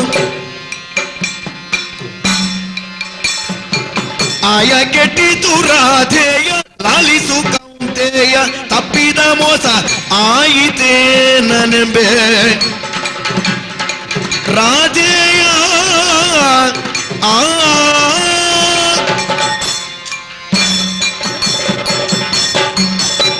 ರಾಧೆಯ ನೀನೇ ಮೊದಲು ಪ್ರಯೋಗಿಸಿದಂತಹ ಶರಣನು. ಹೌದೇ? ಹೌದು. ನಿನ್ನ ಶರದೊಳಗೆ ಸೇರಿಕೊಂಡ ಸರ್ಪ ಅರ್ಜುನನ ಶಿರವನ್ನು ಕತ್ತರಿಸ್ತೇನೆ ಅಂತ ಮುನ್ನುಗ್ಗಿದೆ. ಏನಾಯಿತು? ಅರ್ಜುನ ಪ್ರತ್ಯಸ್ತ್ರವನ್ನು ಹೂಡಿ ನನ್ನನ್ನು ಖಂಡಿಸ್ತಾನೆ ಅಂತ ಗ್ರಹಿಸಿದೆ ನಾನು. ಆದ್ರೆ ಅವ ಮೋಸ ಮಾಡಿಬಿಟ್ಟ. ಯಾರಿಗೆ? ಕೌಂತೆಯ ಮೋಸ ಮಾಡಿದ. ಈಗ ಅರ್ಜುನ ಮೋಸ ಮಾಡಿದ್ದೋ ಅಲ್ಲ ನೀನು ಮೋಸ ಹೋದ್ದ? ಅವನೇ ಮೋಸ ಮಾಡಿದ್ದ. ಅರ್ಜುನನೇ ಮೋಸ. ಹೌದೌದು. ಪ್ರತ್ಯಸ್ತ್ರ ಪ್ರಯೋಗಿಸ್ಲೇ ಇಲ್ಲ. ನಿನಗೆ ಸುಲಭವಾಗಬೇಕಿತ್ತಲ್ಲ. ಆದ್ರೆ ನಾನು ಅವನ ಕೊರಳು ಕತ್ತರಿಸಬೇಕು ಅಂತ ಮುನ್ನುಗ್ಗಿದಾಗ ಅವನ ಕಿರೀಟ ಮಾತ್ರ ಕಚ್ಚುವುದಕ್ಕೆ ಸಾಧ್ಯ ಆಯಿತು ನನಗೆ. ಹಾಗಿದ್ರೆ ನಿನಗೆ ಅವ ಮೋಸ ಮಾಡಿದ್ದು. ನನಗೆ ಎಲ್ಲಿ ಕಚ್ಚಬೇಕು ಅಂತ ನಿನಗೆ ಗೊತ್ತಾಗ್ಲಿಲ್ಲ. ಕೊರಳಿಗೆ ಕಚ್ಚಬೇಕು ಅಂತ ಇತ್ತು. ಮತ್ತೆ ನೀನು ಬಿಟ್ಟ ಹಾಗೇ ಹೋದೆ ನಾನು. ಮತ್ತೆ ಕಿರೀಟಕ್ಕೆ ಕಚ್ಚಿದ್ಯಾಕೆ? ಅದೇ ಮೋಸ ಮಾಡಿದ. ಅರ್ಜುನ ಮೋಸ ಮಾಡಿದ್ದೋ ನೀನು ಮೋಸ ಹೋದ್ದೋ ಅಂತ? ಅವ ಮೋಸ ಮಾಡಿದ್ರಿಂದ ನಾನು ಮೋಸ ಹೋದ್ದು. ನೀನು ಮೋಸ ಹೋದ್ದವು, ಅವ ಮೋಸ ಮಾಡಿದ್ದವು. ಈಗ ಅರ್ಜುನನೇ ಮೋಸ ಮಾಡಿದ್ರೆ ನಿನಗೆ ಗೊತ್ತಾಗ್ಬೇಕಿತ್ತಲ್ಲ. ನನಗೆ ಗೊತ್ತಾದ್ದು ಮತ್ತೆ ಅಲ್ವೋ, ಕಚ್ಚಿದ ಮೇಲಲ್ವೋ. ಈಗ ಮೋಸ ಅಂತ ಗೊತ್ತಾಯ್ತು. ಮೋಸ ಅಂತ ಗೊತ್ತಾಗಿದೆ. ಯಾರು ಅಂತ ಗೊತ್ತಾಗ್ಲಿಲ್ಲ. ಮಾಡಿದ್ದು ಯಾರು ಅಂತ ಗೊತ್ತಾಗ್ಲಿಲ್ಲ. ಗೊತ್ತಾದ್ದು ಮತ್ತೆ. ಮತ್ತೆ ಆದ್ರೂ ಅರ್ಜುನ ಮೋಸ ಮಾಡಿದ ಅಂತ ತಿಳ್ಕೊಂಡ್ಯಾ? ಹೌದೌದು, ತಿಳ್ಕೊಂಡೆ ನಾನು. ಅದು ಹೇಗೆ? ಅವನ ಕಿರೀಟ ಮಾತ್ರ ಹೋಯ್ತಲ್ಲ. ತಲೆಯನ್ನು ಕಚ್ಚದೆ ಕಿರೀಟವನ್ನು ಕಚ್ಚಿದ ನೀನು ಮೋಸ ಹೋದೆ. ಹೌದೌದು, ಅವ ಮೋಸ ಮಾಡಿದ. ಕಿರೀಟವನ್ನೇ ಕಚ್ಚುವಂತೆ ನಿನಗಾದ್ಯಾಕೆ? ಯಾಕಂದ್ರೆ ತಲೆ ಸಿಕ್ಲಿಲ್ಲ ನನಗೆ, ಹಾಗೆ ಕಿರೀಟ ಕಚ್ಚಿ. ಯಾಕೆ? ಅದವ ಮೋಸ ಮಾಡಿದ್ದು ಅಂತ. ಅರ್ಜುನ ವಿರೋಧಿಗಳ ಇದಿರು ತಲೆ ತಗ್ಗಿಸುವವನೇನು ಅಲ್ಲ. ಅಲ್ಲ. ಮತ್ತೆ ಕಿರೀಟ ಹೇಗೆ ಸಿಕ್ಕಿತು? ಆದ್ರೆ ಅವ ತಲೆ ತಗ್ಗಿಸಿದ್ದಲ್ಲ, ಅವನ ರಥವೇ ತಗ್ಗಿ ಹೋಯ್ತು ಅಂತ ಒಂದು ಅನುಮಾನ ನನಗೆ. ಅಲ್ಲ, ನೀನು ಅನುಮಾನಿಸುವುದು ಯಾಕೆ? ಕಿರೀಟ ಸಿಕ್ಕಿದ ರಥವೇ ತಗ್ಗಿ ಹೋಯ್ತು. ಅಲ್ಲ, ಹೇಗೆ ವಿಷಯ ಏನು ಅಂತ ಗೊತ್ತಾಗ್ಲಿಲ್ಲ. ಅಂತೂ ಕೊರಳು ಕತ್ತರಿಸಬೇಕು ಅಂತ ಹೊರಟ ನನಗೆ ಸಿಕ್ಕಿದ್ದು ಆಗ್ಲಿಲ್ಲ. ಆಗ್ಲಿಲ್ಲ. ಅದಕ್ಕೆ ಅವರು ಮೋಸ ಮಾಡಿದ್ದಾರೆ ಅಂತ ನೀನು ತಿಳ್ಕೊಂಡೆ. ಹೌದು ಹೌದು. ನೀನು ಮೋಸ ಆದ್ದು ಅಂತ ಹೇಳೋದಿಲ್ಲ. ಇಲ್ಲ ಇಲ್ಲ, ಮೋಸ ಮಾಡಿದ್ರಿಂದ ಮೋಸ ಆಯ್ತು ಅಂತ. ಅಂತೂ ಮೋಸ ಆದ್ದವು. ಹೌದೌದು, 100ಕ್ಕೆ 100 ಮೋಸ ಆಯ್ತು ಈ ಸಲ. ನಾನು ಯಾರು ಮಾತನಾಡುವುದು ಅಂತ ನೋಡಿದ್ದಷ್ಟೇ, ಬೇರೆ ಏನೂ ಅಲ್ಲ. ನೀನು ಈ ಲೋಕದವಲ್ಲ. ಖಂಡಿತ ಅಲ್ಲ. ಅಂದ್ರೆ ಈ ಲೋಕದಲ್ಲಿ ನಮ್ಮ ಎದುರಾಗಿ ಬರುವಂತಹ ಹಾವುಗಳು ಈ ರೀತಿ ಮಾತನಾಡುವುದೂ ಇಲ್ಲ. ನಾನು ಈ ಲೋಕದವ ಮಾತ್ರ ಅಲ್ಲ, ನಾನು ಈ ಪಕ್ಷದವನು ಅಲ್ಲ. ಈ 11ರಲ್ಲಿಯೂ ಇಲ್ಲ, ಆ 7ರಲ್ಲಿಯೂ ಇಲ್ಲ. ನಾನೊಬ್ಬ ಪಕ್ಷೇತರ. ಪಕ್ಷೇತರ ಅಭ್ಯರ್ಥಿಯಾಗಿ ಬಂದಿರುವ ನಿನಗೆ ಆಶ್ರಯವನ್ನು ಕೊಡುವುದು ಯಾರು ಅಂತ ನೋಡು. ಹಾಗೆ ನಿನಗೊಂದು ಬೆಂಬಲ ಕೊಡುವ ಅಂತ ಬಂದದ್ದು ನಾನು ಈ ಸಲ. ನಿನಗೆ ಏನಾದ್ರೂ ಮತ ಸಿಕ್ಕಿತು ಅಂತ ಆಲೋಚನೆ ಮಾಡಿದ್ಯಾ? ನೀನು ಮತ, ಅದು ಈ ಕ್ಷೇತ್ರದಲ್ಲಿ. ಈ ಕ್ಷೇತ್ರದಲ್ಲಿ ನಿನಗೆ ನಾನು ಬೆಂಬಲ ಕೊಟ್ಟರೆ ನಮಗೆ ಜಯ ಸಿಕ್ಕೀತು ಎನ್ನುವಂತ ಒಂದು ವಿಶ್ವಾಸ. ಬೆಂಬಲ ಕೊಡಬೇಕಾದ ಅಗತ್ಯವೇ ನನಗಿಲ್ಲ. ಇಲ್ಲೋ? ಈಗ ನೀನು ಅರ್ಜುನ ತಪ್ಪಿ ಹೋದ ಅಂತ ಹೇಳ್ತೀಯಲ್ಲ, ನಿನಗೂ ಅರ್ಜುನಲ್ಲಿ ಏನು ಒಂದು ಉಪಕಾರ ಮಾಡಬೇಕು ನೀನು. ವಜ್ರಾಯುಧ ಸುತನಲ್ಲಿ ನೀನು ಇನ್ನೊಮ್ಮೆ ನನ್ನ ಕಳುಹಲು ಅವನನ್ನು ನೋಯಿಸಿ ಬಿಡುತ್ತೇನೆ. ಒಮ್ಮೆ ಆಗಲಿಲ್ಲ, ಮೋಸ ಆಯ್ತು. ಹೌದು. ಯಾರಿಗೆ ಅಂತ ನೀನು ಹೇಳುವುದಿಲ್ಲ, ಅದು ಬೇಡ. ಇನ್ನೊಮ್ಮೆ ಪ್ರಯೋಗಿಸಿದರೂ ಹಾಗೆ ಎಲ್ಲಾದ್ರೂ ಮೋಸ ಆದ್ರೆ ಆಗ್ಲಿಕ್ಕಿಲ್ಲ. ಅದೇನು? ಈ ಸಲ ಅವ ಏನು ಮಾಡಿದ್ರು ನಾನು ಬಿಡುವುದಿಲ್ಲ ಅವನನ್ನು. ಅಂದ್ರೆ ಹಾವು ಎಲ್ಲಿಗೆ ಕಚ್ಚಿದ್ರೂ ಮನುಷ್ಯ ಸಾಯ್ತಾನೆ. ನಿನಗೂ ಅರ್ಜುನನಿಗೂ ವಿರೋಧ ಇದೆ. ಅವನ ಕಿರೀಟವೇ ಕಪ್ಪಾಗಿದೆ. ಯಾಕೆ? ನಾನು ವಿರೋಧ ಏನು ಅಂತ ಕೇಳೋದು. ವಿರೋಧವಾ? ಕೇಳು. ಅನಿಮಿಷರುದ್ಯಾನವನ ಸೇರಿಕೊಂಡಿರ್ಪ ಘನದ ಶ್ವಸೇನ ಸರ್ಪನು ತಾನು ಘನದ ಶ್ವಸೇನ ಸರ್ಪನು ತಾನು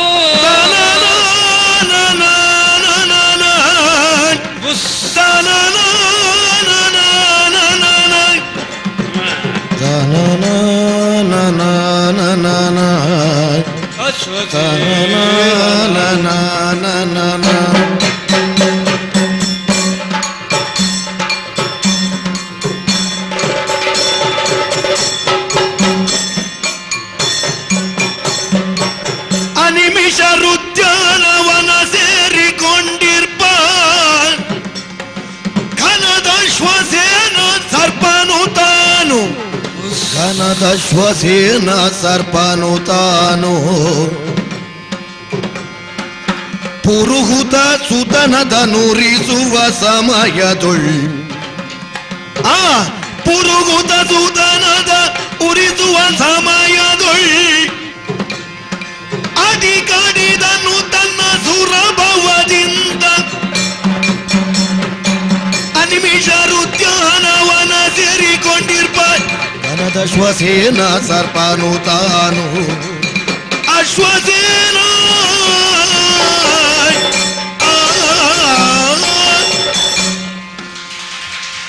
ತಕ್ಷಕನ ಮಗನಾದಂತಹ ಅಶ್ವಸೇನೆಂಬ ಸರ್ಪನು ನಾನು. ನಿನ್ನ ಎದುರು ಪುಂಗಿಯನ್ನು ಹಿಡಿದರೆ ಊದಿದರೆ ನೀನು ತಲೆಯಾಡಿಸುವುದು. ಹೌದು. ಅಂದ್ರೆ ಪುಂಗಿಯ ನಾದಕ್ಕೆ ಪನ್ನಗ ತಲೆಯಾಡಿಸುತ್ತೀನಿ. ಹೌದು. ನಿನಗೆ ಕಣ್ಣೇ ಕಿವಿ, ಕಿವಿಯೇ ಕಣ್ಣು. ಹೌದು ಹೌದು. ಅರ್ಜುನ ಪುಂಗಿಯನ್ನೇನು ಹಿಡಿದು ನಮಗೆ ಕಾಣಲಿಲ್ಲ. ನಮ್ಮ ಸರ್ಪಜಾತಿಗಳಿಗೆಲ್ಲ ಎಲ್ಲಿದ್ದವ?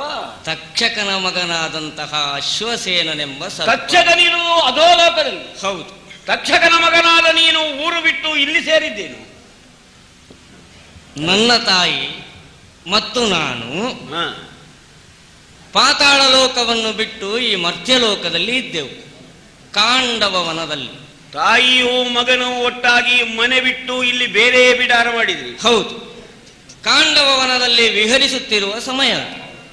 ತಕ್ಷಕನೇ ನಿಮ್ಮನ್ನು ಹೊರಗೆ ಕಳುಹಿಸಿದ್ದವಲ್ಲ, ನೀವೇ ಹೊರಟದ್ದು. ಅಂದ್ರೆ ಕಾಂಡವ ವನದಲ್ಲಿ ಬೇಕಾದಂತಹ ಆಯುರ್ವೇದ ಔಷಧಿ ಸಸ್ಯಗಳೆಲ್ಲ ಉಂಟು ಎನ್ನುವ ಕಾರಣಕ್ಕೆ ನಾನು ಮತ್ತು ನನ್ನ ತಾಯಿ, ಅಂದ್ರೆ ನಮ್ಮ ಏನಾದರೂ ರೋಗ ಬಂದಿತ್ತ? ಏನಿಲ್ಲ, ಅಲ್ಲಿದ್ರೆ ಸ್ವಲ್ಪ ಒಳ್ಳೇದಾಗ್ತದೆ ಅಂತ ಹಾಗೆ ಬಂದಿದ್ದೆ. ಹೌದು. ಆ ಗಿಡಮೂಲಿಕೆಗಳಿಂದ ಹಾದು ಬರುವಂತಹ ಗಾಳಿಯನ್ನು ನೀವು ಉಂಡಿರಿ ಎಂದಾದರೆ ರೋಗ ಬಾಧೆ ಬಂದರೂ ಶಮನ ಆಗ್ತದೆ, ನಿವಾರಿಸುವುದಕ್ಕೆ ಸಾಧ್ಯ. ಹಾಗೆ ನಿಮ್ಮನ್ನಲ್ಲಿರುವುದು ಬೇಡ ಅಂತ ಹೇಳಿದ್ಯಾರು? ಅಲ್ಲಿರುವುದು ಬೇಡ ಅಂತ ಹೇಳಿಲ್ಲ. ಯಾರು? ನಾವು ಅಲ್ಲಿ ವಿಹರಿಸ್ತಾ ಇದ್ದಂತಹ ಸಮಯದಲ್ಲಿ ಅಗ್ನಿಗೆ ಅಜೀರ್ಣ ಆಯಿತು ಎನ್ನುವ ಕಾರಣಕ್ಕಾಗಿ. ಅಗ್ನಿಗೆ ಅಜೀರ್ಣ ಬಂದ್ರೆ ನೀವ್ಯಾಕಯ್ಯ ಊರು ಬಿಡಬೇಕು? ಅಜೀರ್ಣ ಆಯಿತು ಎನ್ನುವ ಕಾರಣಕ್ಕಾಗಿ ಏನು ಏನು ಕೃಷ್ಣ ಮತ್ತು ಅರ್ಜುನರು ಅಗ್ನಿಗೆ ಸಹಕಾರವನ್ನು ಕೊಟ್ಟು ಕಾಂಡವ ವನವನ್ನು ದಹಿಸುವುದಕ್ಕೆ. ಈಗ ಅಗ್ನಿಗೆ ಅಜೀರ್ಣ ಆದರೆ ಔಷಧ ಕೊಡುವುದಕ್ಕೆ ಅಶ್ವಿನಿ ದೇವತೆಗಳಿದ್ದಾರೆ, ಅವರಿಗೆ ಕೃಷ್ಣಾರ್ಜುನರು ಯಾಕೆ ಕೊಟ್ಟರು ಅಂತ ನನಗೆ ಗೊತ್ತಿಲ್ಲ, ನೀನು ಅವನ ಹತ್ರವೇ ಕೇಳಬೇಕಷ್ಟೇ. ಅಲ್ಲ, ತಿರುಗಾಡಿಕೊಂಡಿದ್ದವ ನೀನು, ನಾನು ಇರ್ಲಿಲ್ಲ. ನನಗೂ ಗೊತ್ತಾದ್ದು ದಹಿಸುವುದಕ್ಕೆ ಆರಂಭ ಆದ ಮೇಲೆ ವಿಷಯ ಹೀಗೆ ಅಂತ. ಅಗ್ನಿಗೆ ಅಜೀರ್ಣ ಅಜೀರ್ಣ ಆಯ್ತು. ಅಗ್ನಿಗೆ ಸುಡುವುದು ಸ್ವಭಾವ, ಹಾಗಾಗಿ ಕಾರಣ ಅವನಿಗೆ ಅಜೀರ್ಣ ರೋಗ ಬಂದಿದೆ ಅಂತ ಆಪಾದಿಸುವುದು ಯಾಕೆ ನಾವು? ಹಾಗಾಗಿಯೇ ಕಾಂಡವ ವನವನ್ನು ದಹಿಸುವುದಕ್ಕೆ ಆರಂಭಿಸಿದ. ಕಾಡ್ಗಿಚ್ಚು. ಹೌದು. ಆ ಕಾಂಡವನಕ್ಕೆ ಕಾಡ್ಗಿಚ್ಚು ಬಿತ್ತು ಅಂತ ಯಾರೋ ಬೆಂಕಿ ಕೊಟ್ಟದ್ದನ್ನು. ಅಲ್ಲಿದ್ದಂತಹ ಯಾವ ಜೀವರಾಶಿಯೂ ಹೊರಗೆ ಹೋಗಬಾರದು ಅಂತ ಕೃಷ್ಣಾರ್ಜುನರು ತಡೆ ಹೊಡಿದ್ರು. ಓ ಹೌದು. ಹಾಗಿದ್ರೆ ಬೆಂಕಿ ಕೊಟ್ಟದ್ದು ಅವರೇ ಇರಲಿ. ಅವರೇ. ಇಲ್ಲವಾದ್ರೆ ಹೊರಗೆ ಹೋದ್ರೆ ಅವರಿಗೆ ನಷ್ಟ ಏನು, ಒಳಗೆ ಉಳಿದ್ರೆ ಲಾಭ ಏನು? ಹೊರಗೆ ಹೋಗುವುದಕ್ಕೆ ಬಿಡುವುದಿಲ್ಲ ಅಂತ ಮಾತು ಕೊಟ್ಟಿದ್ದಾರಂತೆ. ಹೌದಾ? ಹೌದು. ನಾನು ನನ್ನ ತಾಯಿಯು ಬದುಕಿ ಉಳಿಯುವುದಕ್ಕಾಗಿ ನನ್ನ ತಾಯಿ ನನ್ನನ್ನು ಕಚ್ಚಿಕೊಂಡು ಮೇಲಕ್ಕೆ ಹಾರಿತು. ಯಾಕೆ ನೀನು ತಾಯಿಯನ್ನು ಕಚ್ಚಿಕೊಳ್ಳಿಲ್ಲ? ನಾನು ಮಗು ಅಲ್ವಾ? ಓ, ನೀನು ಸಣ್ಣ. ಹೌದು. ಮರಿ ಸರ್ಪ. ಹೌದು ಹೌದು. ಆಗ ಈಗ ಮರಿಯಾಗ ಹೌದು ಹೌದು ಅದರಿಂದ ಕಚ್ಚಿಕೊಳ್ಳುವುದಕ್ಕಾಗಲಿಲ್ಲ. ಹೌದು. ಹಾರಿದ್ರೆ ನಮ್ಮಲ್ಲಿ ಒಂದು ಕ್ರಮ ಉಂಟು. ಏನು? ಸತಿಪತಿ ಸರ್ಪಗಳಾದರೆ ತಲೆಯ ಭಾಗಕ್ಕೆ ತಲೆಯೇ ಸುತ್ತಿಕೊಂಡು ಬಾಲದ ಭಾಗ ಎಣೆಯಾಗುವಾಗ ಹಣೆಗೆ ಹಣೆ. ಹೌದು. ತಾಯಿ ಮಗ ಆದ್ರೆ ಬಾಲ ಮತ್ತು ತಲೆ. ಅಕ್ಕ ಅಷ್ಟು ಗೊತ್ತುಂಟು ನೀನು. ಮತ್ತೆ ನೀನು ಹೇಳಿದ ಮೇಲೆ ಅರ್ಥ ಆಗದಿದ್ದು ನಾನೇನು ಹೇಳ್ತೇನೆ. ಹೌದು, ನನಗೆ ಅರ್ಥ ಆಗೋರತ್ರೇ ಮಾತಾಡ್ಲಿಕ್ಕೆ ಹೆಚ್ಚು ಸಂತೋಷ. ನನಗೆ ಸ್ವಲ್ಪ ಹೇಳಿದ್ರೆ ಹೆಚ್ಚು ಅರ್ಥ ಆಗ್ತದೆ. ಹೆಚ್ಚು ಹೇಳಿದ್ರೆ ಅದರಲ್ಲಿ ಎಷ್ಟುಂಟು ಅಷ್ಟನ್ನು ಮಾತ್ರ ಗ್ರಹಿಸಿಕೊಳ್ಳುವ ನಾನು. ಹಾಗಾಗಿ ನಾವು ಹಾರಿ ಹೋಗುವುದನ್ನು ಕಂಡಂತಹ ಅರ್ಜುನ ಒಂದು ಬಾಣ ಪ್ರಯೋಗವನ್ನು ಮಾಡಿದ. ಯಾರಿಗೆ? ನಮಗೆ. ಯಾಕೆ? ಹೊರಗೆ ಹೋಗಬಾರದಲ್ಲ ಜೀವ ಸಹಿತ. ಹಾಗೆ. ಹೌದು. ಹೊರಗೆ ಅಂದ್ರೆ ಭೂಮಿಯಲ್ಲೇ ಹೊರಗೆ ಹೋಗಬಾರದು ಅಂತಲ್ಲ, ಆ ಕಾಡಿನಿಂದ ಹೊರಗೆ ಹೋಗಬಾರದು. ಬೆಂಕಿಯ ಜ್ವಾಲೆ ಮೇಲಕ್ಕೆ ಏರುತ್ತಿದ್ದರೂ ಅದನ್ನು ಲಕ್ಷಿಸದೆ ನೀವು ಹಾರಿದಿರಿ. ಬದುಕಬೇಕು ಎನ್ನುವಂತಹ ಆಸೆ. ಒಂದೇ ಆಸೆ. ಏನಾಯ್ತು? ನನ್ನ ತಾಯಿಯ ತಲೆ ತುಂಡಾಯಿತು, ಒಟ್ಟಿಗಿತ್ತ ನನ್ನ ಬಾಲವು ತುಂಡಾಯಿತು. ನನಗೆ ಬಾಲ ಇಲ್ಲ. ಹೌದೇ? ಹೌದೌದು. ಬಾಲ ಹೋಯ್ತು. ಹೋಯ್ತು. ತಾಯಿಯ ಮೇಲೆ ನಿನಗೆ ಇರುವ ಭಕ್ತಿಯೂ ಅಲ್ಲಿಗೆ ನಷ್ಟ ಆಯ್ತು. ಅಲ್ಲಿ ದ್ವೇಷವೂ ಹುಟ್ಟಿತು. ಯಾಕೆ? ಅರ್ಜುನ ಅಲ್ವಾ ಕೊಂದದ್ದು. ಅರ್ಜುನ ಬಿಟ್ಟ ಬಾಣದಿಂದ ಹೇಗಾದ್ರೂ ಮಾಡಿ ಅರ್ಜುನನ್ನು ಕೊಲ್ಲಬೇಕು ಎನ್ನುವ ಛಲದಿಂದ ಅಂದಿಂದ ಇಂದಿನವರೆಗೆ ಕಾದು ಇಷ್ಟರವರೆಗೂ ನಿನಗೆ ಸಮಯ ಸಿಕ್ಕಲಿಲ್ಲ. ಹಾವಿನ ದ್ವೇಷ 12 ವರ್ಷ. ಇದು 100 ವರ್ಷವೂ ಹೆಚ್ಚಾಗಿದೆ ಈಗ. ಯಾಕೆಂದರೆ ಖಾಂಡವನ ದಹನ ಆದ ಮೇಲೆ ಎಷ್ಟು ವರ್ಷಗಳು ಸಂದು. ಹೌದು. ಈವರೆಗೂ ನಿನ್ನ ದ್ವೇಷವನ್ನು ಸಾಧಿಸುವುದಕ್ಕೆ ನಿನಗೆ ಅನುಕೂಲ ಸಿಕ್ಕಲಿಲ್ಲ. ಅರ್ಜುನನ್ನು ಕೊಲ್ಲಬೇಕು ಎನ್ನುವ ಕಾರಣಕ್ಕಾಗಿ ನಿದ್ರೆ ಆಹಾರವನ್ನು ಬಿಟ್ಟು ಕೇವಲ ಉಸಿರಿನಲ್ಲಿಯೇ ಬದುಕಿದವ ನಾನು ಇದುವರೆಗೆ. ಅಲ್ಲ, ನಿಮಗೆ ನಿದ್ರೆ ಆಹಾರ ಎಲ್ಲ ಗಾಳಿಯೇ. ಹೌದು. ಮತ್ತೆ ನೀವು ಉಸಿರು ಬಿಡುವುದು ಯಾಕೆ? ಆದ್ರೂ ಆಹಾರ ತಿಂತೇವೆ ನಾವು. ಅಲ್ಲ, ಏನೋ ಕಪ್ಪೆ ಇತ್ಯಾದಿಗಳು ಸಿಕ್ಕಿದ್ರೆ ತಿಂತೀವಿ. ಅರ್ಜುನ ಮಲಗಿದ್ದಾಗ ಹೋಗಿ ಕಚ್ಚಬಹುದಿತ್ತಲ್ಲ. ಆಗುವುದಿಲ್ಲ. ಯಾಕೆ? ಸೇಡು ತೀರಿಸಿಕೊಳ್ಳುವುದು. ಬಾಲ ಇಲ್ಲ. ಇಲ್ಲ. ಹಾವು ಬಾಲವನ್ನು ಊರಿಯೇ. ಹೌದೌದು. ಬಾಲ ಇಲ್ಲದಿದ್ರೆ ಅಸ್ತಿತ್ವವೇ ಇಲ್ಲ ಹಾವಿಗೆ. ಆದ ಕಾರಣ ನಿನಗೆ ಕಚ್ಚುವುದಕ್ಕಾಗಲಿಲ್ಲ. ಪರಾಕ್ರಮಿ ನೀನು. ಅದಕ್ಕೆ ನೀನು ಪರಾಕ್ರಮಿ. ನಿನ್ನಂತಹ ಪರಾಕ್ರಮಿಯನ್ನು ನಾನು ಇದುವರೆಗೆ ನೋಡಲಿಲ್ಲ. ನೋಡಯ್ಯ, ನೀನು ನನ್ನನ್ನು ಹೊಗಳಿ ಪರಾಕ್ರಮಿ ಅಂತ ಹೇಳಿ ನನಗೆ ಏನೂ ಆಗುವುದು ಬೇಡ. ಆದ್ರೆ ನನಗೆ ಆಗ್ಲಿಕ್ಕೆ ಉಂಟು. ಇದು ನಮ್ಮ ಯಜಮಾನರಿಗೆ ಅಂದ್ರೆ ಕೌರವೇಶ್ವರನಿಗೆ ಗೊತ್ತಾಗಿದೆ ಪರಾಕ್ರಮಿ ಎಂದು. ಸೇನಾಪತಿತ್ವವನ್ನು ಕೊಟ್ಟಿದ್ದಾನೆ. ನನಗೂ ಗೊತ್ತಾಗಿದೆ. ಎಷ್ಟು ಆಶ್ಚರ್ಯ ನೋಡಿ. ನಿನಗೂ ಗೊತ್ತಾಗಿದೆ ನೀನು ಪರಾಕ್ರಮಿ ಅಂತ. ಅಂಥವನಿಗೂ ಗೊತ್ತಾಗಿದೆ, ಇಂಥದ್ದಕ್ಕೂ ಗೊತ್ತಾಗಿದೆ. ಪರಾಕ್ರಮಿ ಎಂದು ಗೊತ್ತಾಗಿ ಏನ್ ಮಾಡಿ? ಗೊತ್ತಾಗಿ ನಿನಗೆ ಗೊತ್ತಿಲ್ಲದ ಹಾಗೆ ನಿನ್ನ ಬತ್ತಳಿಕೆಯಲ್ಲಿ ಬಂದು ಸೇರಿದವನು. ನಿನಗೆ ಗೊತ್ತಾದ್ದು ನನಗೆ ಗೊತ್ತಾಗದ ಹಾಗೆ ಬಂದದ್ದು. ಹೌದು. ನಿನಗೆ ಬೇರೆಲ್ಲೂ ಸ್ಥಳ ಸಿಕ್ಕಲಿಲ್ಲ. ನಿನ್ನಷ್ಟು ಪರಾಕ್ರಮಿಗಳು ಸಿಕ್ಕಲಿಲ್ಲ. ಅರ್ಜುನನ ಮೇಲೆ ನಿನ್ನಷ್ಟು ದ್ವೇಷ ಇರುವವರು ಸಿಕ್ಕಲಿಲ್ಲ. ಪರಾಕ್ರಮಿಗಳಿಗೆ ತಿಳಿಯದಂತೆ ಅಡಗಿರಬೇಕು ಅಂತ ಏನಾದರೂ ನಿಂದು ಪ್ರತಿಜ್ಞೆ ಉಂಟಾ? ಏನಿಲ್ಲ. ಒಟ್ಟು ಅರ್ಜುನನ್ನು ಕೊಲ್ಲಬೇಕು ಎನ್ನುವ ಪ್ರತಿಜ್ಞೆ. ನನಗೆ ಚಟ ಇಲ್ಲ, ಹಠ ಮಾತ್ರ. ಈಗ ಗೊತ್ತಾಗಬಾರದು ಅಂತ ಮೊದಲು ಚಟವೂ ಇತ್ತು ಅಂತ ಕಾಣ್ತದೆ. ಹೌದು, ಅವನನ್ನು ಕೊಲ್ಲಬೇಕು ಅಂತ. ಆಗಲಿ. ಈಗ ನಾನೇನು ಮಾಡಬೇಕು? ಒಮ್ಮೆ ನನ್ನನ್ನು ಈಗ ನಾನು ಪ್ರಯೋಗಿಸಿದೆನೆಂದಾದರೆ, ಅಲ್ಲ ನಿನ್ನನ್ನು ಹೀಗೆ ಪ್ರಯೋಗಿಸುವುದಕ್ಕೋ ನೀನೊಂದು ಬಾಣವನ್ನು ಕಚ್ಚಿಕೊಂಡು ಬಂದಿದ್ಯಲ್ಲ. ಹೌದು ಹೌದು. ಅದು ಯಾವ ಬಾಣ? ಅದೇ ನೀನೀಗ ಬಿಟ್ಟಿಯಲ್ವಾ? ನಾನು ಮೊದಲು ಬಿಟ್ಟಿರುವ ಬಾಣವನ್ನೇ ನೀನು ಕಚ್ಚಿಕೊಂಡು ಬಂದು ನನ್ನನ್ನು ಇದನ್ನು ಇನ್ನೊಮ್ಮೆ ಉಪಯೋಗಿಸು. ಈ ಬಾಣದಲ್ಲಿ ನಿನ್ನ ಆವೇಶ ಆಗುತ್ತದೆ. ಹೌದು. ದರ್ಶನ ಪಾತ್ರೆಗಳನ್ನು ನೋಡಿದ್ಯಾ? ಇಲ್ಲ. ಆವೇಶ ಬರುವುದಕ್ಕೆ ಈ ಬಾಣ ಆದೀತು ಅಂತ ಏನಾದ್ರೂ ಕೇಳಿದ್ಯಾ ಅಂತ? ಅಲ್ಲ, ಈ ಬಾಣ ನನಗೆ ಆದೀತು ಅಂತ ಆಗಿದೆ. ಆದೀತು ಅಂತ ಆಗಿದೆ. ಹೌದು. ಇದರಲ್ಲಿಯೇ ಇದನ್ನು ನಾನಿನ್ನೊಮ್ಮೆ ಪ್ರವೇಶಿಸಿದಾಗ ಆವೇಶಗೊಂಡ ನೀನು ಅರ್ಜುನನ ಕೊರಳನ್ನು ಕತ್ತರಿಸುವುದಕ್ಕೆ ಶಕ್ತನಾಗುತ್ತೇನೆ. ಇನ್ನೊಮ್ಮೆ ಪ್ರಯೋಗಿಸಬೇಕು. ಏನು ಕೇಳಿ ಕಣ್ಣನು ಕನಲುತ್ತಾ ನಿನ್ನಯ ಬಲುಗ ಇಂದಿನಲ್ಲಿ ಕಾಳಗದೊಳ್ ಅರಿವತೆಯ ಎಸಗುವನಲ್ಲ. ಹೋಗು ಹೋಗು ಹೋಗು ಎಂದೆನುತ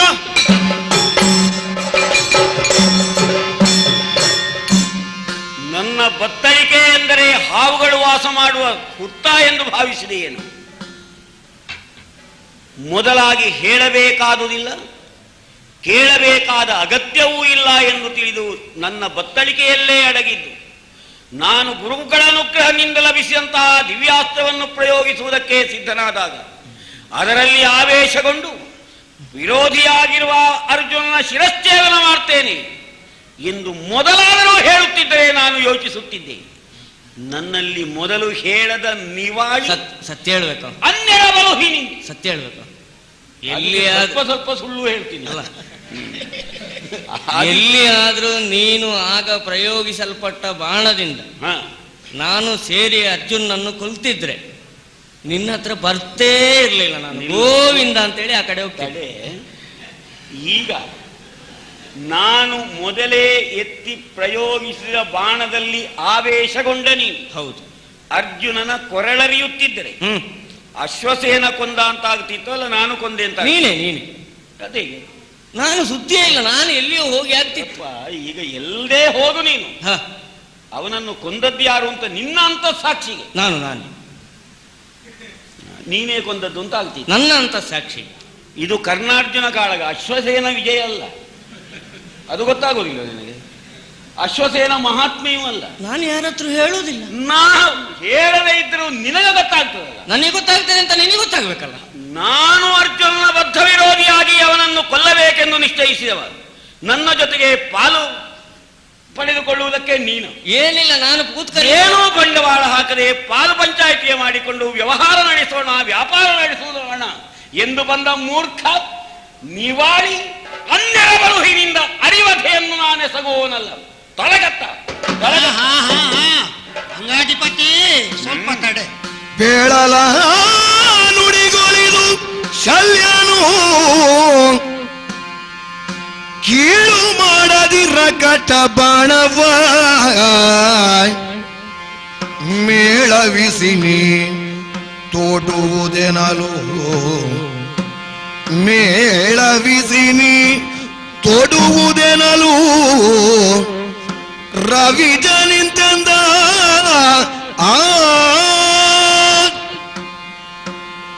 ಅರ್ಣ,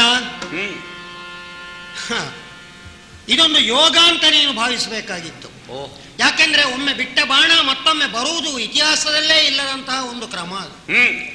ಅದರಲ್ಲೂ ಈ ಕಾಲಕ್ಕೆ ಈ ಕುರುಕ್ಷೇತ್ರದ ಯುದ್ಧಾಂಗಣದಲ್ಲಿ ಯಾರಿಗೂ ಬಿಟ್ಟ ಅಸ್ತ್ರ ಮತ್ತೆ ಬಂದದ್ದಿಲ್ಲ. ಇಲ್ಲ. ಈಗ ಅಸ್ತ್ರದಲ್ಲಿ ಆವೇಶವಾದಂತಹ ಸರ್ಪ ಅಶ್ವಸೇನ ಬಂದು ನನ್ನನ್ನು ಇನ್ನೊಮ್ಮೆ ಪ್ರಯೋಗ ಮಾಡು ಅಂತ ಹೇಳುವಾಗ ನೀನು ಕೀಳ್ಮೆಯಿಂದ ನೈಚ್ಯ ಭಾವನೆಯಿಂದ ಹೋಗು ನಡೆ ಅಂತ ಅಬ್ಬರಿಸ್ತಾ ಇದ್ದೀಯಲ್ಲ. ಯಾಕೆ ಹೀಗೆ ಉದ್ದಟತನ ತೋರಿಸ್ತಿ? ಈ ಕಾಲದಲ್ಲಿ ನೀನು ಅಂತಹ ಒಂದು ಶಕ್ತಿಯನ್ನು ಯಾಕೆ ಪ್ರಯೋಗಿಸುವುದಕ್ಕೆ ಮನಸ್ಸು ಮಾಡಬಾರದು? ಯಾಕೆಂದ್ರೆ ನಾನು ಕೆಲವೊಂದು ವಿಷಯವನ್ನು ಇಲ್ಲಿ ಅಳವಡಿಸಿ ನಿನಗೆ ಹೇಳಬೇಕಾಗ್ತದೆ.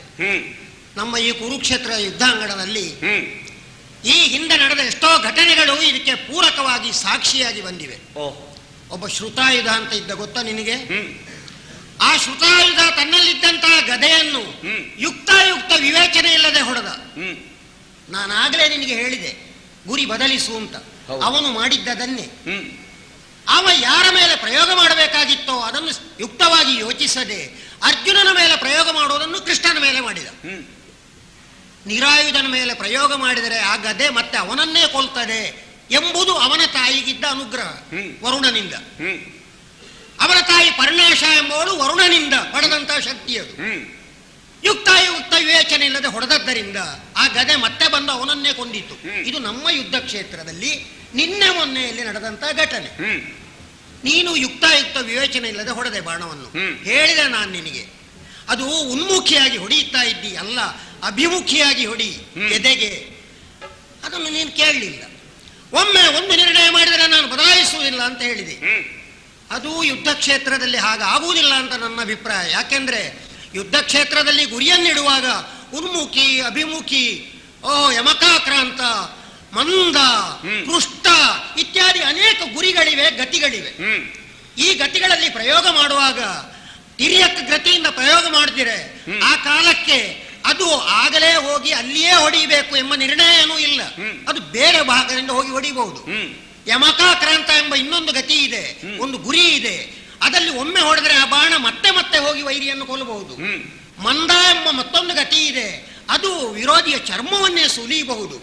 ಆದ್ದರಿಂದ ಒಂದು ಗುರಿ ಇಟ್ಟದ್ದನ್ನು ನಾನು ಬದಲಾಯಿಸುವುದಿಲ್ಲ ಅಂತ ಹೇಳೋದು ಈ ಯುದ್ಧ ತಂತ್ರಕ್ಕೆ, ಗುರಿಯ ತಂತ್ರಕ್ಕೆ ಸರಿಯಾಗುವುದಿಲ್ಲ ಅಂತ ನಾನು ನಿನಗೆ ಹೇಳಿದೆ. ನೀನು ಅದನ್ನು ಕೇಳೋದಿಲ್ಲ. ಜೊತೆಗೆ ಈಗ ಧನುರ್ವೇದನ ಅಂಗಗಳನ್ನಾದರೂ ನಾವು ನೋಡಬೇಕು. ಅಲ್ಲಿ ಆದರೂ ಹೀಗೆ ನಾವು ಆದಾನ ಮಾಡ್ತೇವೆ ಬತ್ತಳಿಕೆಯಿಂದ, ಸಂಧಾನ ಮಾಡ್ತೇವೆ. ಈ ಸಂಧಾನ ಮಾಡಿ ಮೋಕ್ಷಣ ಮಾಡುವ ಮೊದಲು, ಪ್ರಯೋಗ ಮಾಡುವ ಮೊದಲು ಏನಾದರೂ ಆ ಭಾಗದಿಂದ ಅದಕ್ಕೆ ವಿರೋಧ ಅಥವಾ ತನ್ನ ಶಕ್ತಿ ಬಾಣಕ್ಕೆ ಸಾಕಾಗ್ಲಿಲ್ಲ ಅಂತ ಆದ್ರೆ ಅದನ್ನು ವಿನಿವರ್ತನ ಮಾಡ್ಲಿಕ್ಕಾಗ್ತದೆ, ಸುಮ್ಮನೆ ಇಡ್ಲಿಕ್ಕಾಗ್ತದೆ, ಬೇರೆ ಪ್ರಯೋಗ ಮಾಡ್ಲಿಕ್ಕಾಗ್ತದೆ. ಇದೆಲ್ಲ ಒಬ್ಬ ವೀರಾದಿ ವೀರನಾದವನು ಆಲೋಚಿಸಿ ಆಯಾಯ ಸನ್ನಿವೇಶಕ್ಕೆ ತಕ್ಕುದಾಗಿ ಮಾಡಬೇಕಾದ್ದು. ನೀನು ಒಪ್ಪಲಿಲ್ಲ. ನಾನು ಹೇಳಿದಲ್ಲಿಗೆ ಬಂತು ನೋಡು. ನೀನು ಈ ಶಕ್ತಿಯನ್ನು ದುರುಪಯೋಗ ಮಾಡಬೇಡ, ಇದನ್ನು ಸದುಪಯೋಗ ಮಾಡಿಕೋ ಅಂತ ನಾನು ಹೇಳಿದ್ರೂ ಕೇಳದೆ ಒಂದೇ ಗುರಿ ಅಂತ ಹೇಳಿ ಹೊಡೆದೆ. ಆಗ ಈಗ ಗೊತ್ತಾಯ್ತು ನಾನು ಹೇಳಿದ್ದು ಸರಿ ಅಂತ. ಈಗ ಅದು ಮತ್ತೆ ಬಂದು ನಿನ್ನನ್ನು ಯಾಚಿಸ್ತಾ ಇದೆ. ಈಗ ಹೇಳ್ತೀನಿ, ನೀನು ನಿನ್ನ ಶಕ್ತಿಯಿಂದ ನಾನು ಅರಿವಧೇಯ ಮಾಡುವವನಲ್ಲ. ಅದೆಲ್ಲ ಬೇಕೋ ನಮಗೆ? ಈಗ ನನ್ನ ಶಕ್ತಿ ನಿನಗಿಲ್ವೋ? ನಿನ್ನಿಂದಲೇ ಪೂರ್ತಿ ಆಗದಿದ್ದಕ್ಕಲ್ಲೋ ನನ್ನನ್ನು ನೀನು ಕೇಳಿದ್ದು. ಹಾಗಾದ್ರೆ ಯುದ್ಧ ಕ್ಷೇತ್ರದಲ್ಲಿ ಒಂದು ಕಾರ್ಯಕ್ರಮ ನಾವು ಮಾಡುವಾಗ ಸಂಘಟನಾತ್ಮಕವಾಗಿ ನಾವು ಕೆಲವೊಮ್ಮೆ ವರ್ತಿಸಬೇಕಾಗ್ತದೆ. ಈಗ ನಾವು ಮೊದಲಿನ ಕಥೆಯನ್ನೇ ನೋಡಬಹುದಲ್ಲ. ಆ ದ್ರೋಣಾಚಾರ್ಯರು ಸೇನಾಪತಿಯಾಗಿದ್ದಾಗ ನಿನ್ನಲ್ಲೇ ಹೇಳಿದ್ದಲ್ವಾ, ಚಾಪವೀತನ ಕೈಯೊಳಿರಲು ಆ ಅಭಿಮನ್ಯು ಎಂದಿನವರೆಗೆ ಕೈಯಲ್ಲಿ ಚಾಪವನ್ನು ಹಿಡಿದಿರ್ತಾನೋ ಅಂದಿನವರೆಗೆ ನಮಗೆ ಜಯ ಬರುವುದಿಲ್ಲ. ಕರ್ಣ ಆ ಕೈಯಲ್ಲಿರುವ ಚಾಪವನ್ನು ಮುಕ್ಕಡಿಗೈಯುವಂತಹ ಶಕ್ತಿ ಇದ್ದವನು ಯಾರಾದರೂ ನಮ್ಮಲ್ಲಿ ಪ್ರಯತ್ನ ಪಟ್ರೆ ಆ ಕಾಲಕ್ಕೆ ಆದೀತು, ಹೋಗು ಪ್ರಯತ್ನ ಪಡು ಅಂತ ಹೇಳಿದ್ರು ಅವರು. ಆ ಕಾಲಕ್ಕೆ ಅದು ಸರಿ ಅಂತ ಅನ್ನಿಸಲ್ಪಟ್ಟಿತ್ತು. ಆಕ್ಷೇಪ ಬಹಳಷ್ಟು ಉಂಟು ಈಗಲೂ ಕೂಡ. ನೀನು ಅದನ್ನು ಮಾಡಿದೆ, ನಿನ್ನ ಮೇಲೆ ಆಕ್ಷೇಪ ಅಲ್ಲ ನನ್ನದದು. ನೀನು ಮಾಡಿದೆ. ಯಾಕೆ ಮಾಡಿದೆ? ನೀನು ಆಕ್ಷೇಪಿಸಿ ಮಾಡಿದೆ, ನೀನು ಆಕ್ಷೇಪಿಸಿದ್ದಿ, ಅದು ನನಗೆ ಗೊತ್ತುಂಟು. ಇದು ಸರಿಯೋ ಅಂತ ಕೇಳಿದ್ದಿ, ನೀನು ಕೇಳಿದ್ರೂ ಮಾಡಿದ್ದಿ. ಯಾಕೆ ಮಾಡಿದೆ? ನಮ್ಮದೊಂದು ಸಂಘಟನೆ, ಕೌರವನಿಗೆ ಜಯ ಕೊಡಿಸಬೇಕೆಂಬ ಹಠಮಾರಿತನ ನಮ್ಮದು. ಹಾಗೆಲ್ಲ ಇರುವಾಗ ನಾವೊಂದು ಸಂಘಟನಾತ್ಮಕವಾಗಿ ಜಯವನ್ನು ಒಲಿಸುವುದಕ್ಕೆ ಪ್ರಯತ್ನ ಪಡ್ತಾ ಇರುವಾಗ ನೀನು ಈ ಸರ್ಪವನ್ನು ನಾನು ಪ್ರಯೋಗ ಮಾಡೋದಿಲ್ಲ. ನೋಡು, ಅದು ಬಂದದ್ದೇ ವಿಶೇಷ. ಈಗ ಬಂದು ನಿನ್ನಲ್ಲಿ ಬೇಡುತ್ತಾ ಉಂಟು ನನ್ನನ್ನು ಮತ್ತೆ ಪ್ರಯೋಗ ಮಾಡು ಅಂತ. ಮತ್ತೆ ಪ್ರಯೋಗ ಮಾಡೋದಕ್ಕೆ ಅದಕ್ಕೆ ಸ್ವತಃ ಹೋಗುವುದಕ್ಕೆ ಶಕ್ತಿ ಇಲ್ಲ. ನೋಡೋದು ಸಾಯ್ತಾ ಇದ್ದಿದ್ರೆ ಸಾಯಲಿಲ್ಲ, ಅದುವೇ ನಿನ್ನ ಯೋಗ. ಅದಲ್ಲವಾದರೆ ಯಾಕೆ ಕೃಷ್ಣ ಹೇಳಲಿಲ್ಲ ಅದನ್ನು ತುಂಡು ಮಾಡು ಅಂತ? ಹೇಳ್ಬೋದಿತ್ತಲ್ಲ ಅರ್ಜುನಲ್ಲಿ. ಹೇಳಲೇ ಇಲ್ಲ ಅವ. ಹೇಳೋದಕ್ಕೆ ತುಂಡ ಆಗುವುದಿಲ್ಲ ಅದು. ಕಾರಣ ನಿನ್ನ ದಿವ್ಯ ಶಕ್ತಿ ಅದರ ಒಟ್ಟಿಗುಂಟು. ಇದು ಏಕಘಾತಿನಿಯಾದ ದಿವ್ಯ ಶಕ್ತಿಯಾಗಿತ್ತು. ಆ ನಿನ್ನ ದಿವ್ಯ ಅಸ್ತ್ರಕ್ಕೆ ಕಡಿಯಲ್ಪಡುವಂತ ಯೋಗವೇ ಇಲ್ಲ. ಇದರಲ್ಲಿ ಆವೇಶಗೊಂಡ ಸರ್ಪ ಈಗ ಬಂದು ಹೇಳ್ತದೆ, ಈಗ ಇನ್ನೊಮ್ಮೆ ಪ್ರಯೋಗ ಮಾಡು, ನಾನು ಸೇರಿಕೊಳ್ತೇನೆ ಅಂತ ಹೇಳ್ತದೆ. ಇಷ್ಟೆಲ್ಲ ಇರುವಾಗ ನೀನ್ ಯಾಕೆ ಹಠಮಾರಿತನ ಮಾಡ್ತಿ? ಪ್ರಯೋಗ ಮಾಡು. ಈ ಬಿಟ್ಟ ಬಾಣವನ್ನು ಮತ್ತೆ ಉಪಯೋಗ ಮಾಡು. ಭೂಪತಿಗಳೇ, ಅಶ್ವಸೇನನಿಂದ ಅರ್ಜುನನನ್ನು ಕೊಲ್ಲಲಾಗುವುದಿಲ್ಲ ಸ್ಪಷ್ಟವಾಗಿಯೇ ಹೇಳಿದ್ದಾನೆ. ಅವನಿಗೆ ನನ್ನ ನೆರವು ಬೇಕು. ಇಲ್ಲವಾದರೆ ಅಶ್ವಸೇನ ಏನೂ ಮಾಡಲಾರ. ಸರಿತಾನೆ? ಹೌದಪ್ಪ. ಅಶ್ವಸೇನನಿಗೆ ಅರ್ಜುನನನ್ನು ಏನೂ ಮಾಡುವುದಕ್ಕಾಗುವುದಿಲ್ಲ. ಇನ್ನೊಮ್ಮೆ ಬಿಟ್ಟು ಅವ ಏನು ಮಾಡ್ತಾನೆ? ಏನೂ ಮಾಡುವುದಿಲ್ಲ. ನಿನ್ನ ನೆರವು ಇದ್ರೆ, ನನ್ನ ಸಹಾಯ ಇದ್ದರೆ ಬೇಕು, ಇದ್ದರೆ ಮಾತ್ರ. ಅದು ಯಾವುದೋ ಅಲ್ಲ, ಮೊದಲಿನ ಬಾಣದ್ದೇ ಆಗಬೇಕು ಸಹಾಯ. ಇಲ್ಲವಾದ್ರೆ ಇನ್ನೊಂದು ಬಾಣವನ್ನು ತೆಗೆದು ಉಪಯೋಗಿಸು, ಅದರಲ್ಲಿ ಆವೇಶಗೊಳ್ತೇನೆ ಅಂತಾದ್ರೂ ಹೇಳ್ತಿದ್ದ. ತೊಟ್ಟ ಬಾಣವನ್ನು ಮತ್ತೊಮ್ಮೆ ತರಬೇಕು. ಗುರುಗಳೇ, ಏನು ಹೀಗಾಗಬೇಕು ಎಂದು ನಾನು ಕೇಳಿಕೊಂಡಾಗ ಅನುಗ್ರಹ ಮಾಡಿದ್ದು. ಮಾದ್ರೇಶ್ವರನ ಸಾರಥ್ಯದಿಂದ ನೀನು ವಿಜೃಂಭಿಸು. ಸುಯೋಧನಲ್ಲಿ ನಿನ್ನೇ ಹೇಳಿದ್ದೆ ನಾನು. ಇಲ್ಲವಾದರೆ ಭೂಪತಿಗಳಾದ ನಿಮ್ಮ ಸಾರಥ್ಯದ ಅಗತ್ಯವಾದರೂ ನನಗೆ ಏನಿತ್ತು? ಏನೂ ಇಲ್ಲ. ಆದ್ದರಿಂದ ಇಂದು ಈ ಮಹಾರಥಿಯಾದಂತಹ ಕರ್ಣನ ಸಾರಥಿಯಾಗಿ ನನ್ನ ಒಂದು ಅಂಗವಾಗಿ ಬಂದಿರುವಂತಹ ನಿಮ್ಮ ಸಹಾಯ ನನಗೆ ಇದ್ದೇ ಇದೆ ಎಂಬ ಭರವಸೆ ಈಗಲೂ ಉಂಟು. ಹಾಗಾದ್ರೆ ನನ್ನ ಈ ನನ್ನ ಬೇಕಾಗಿಲ್ಲ. എന്നോളൂ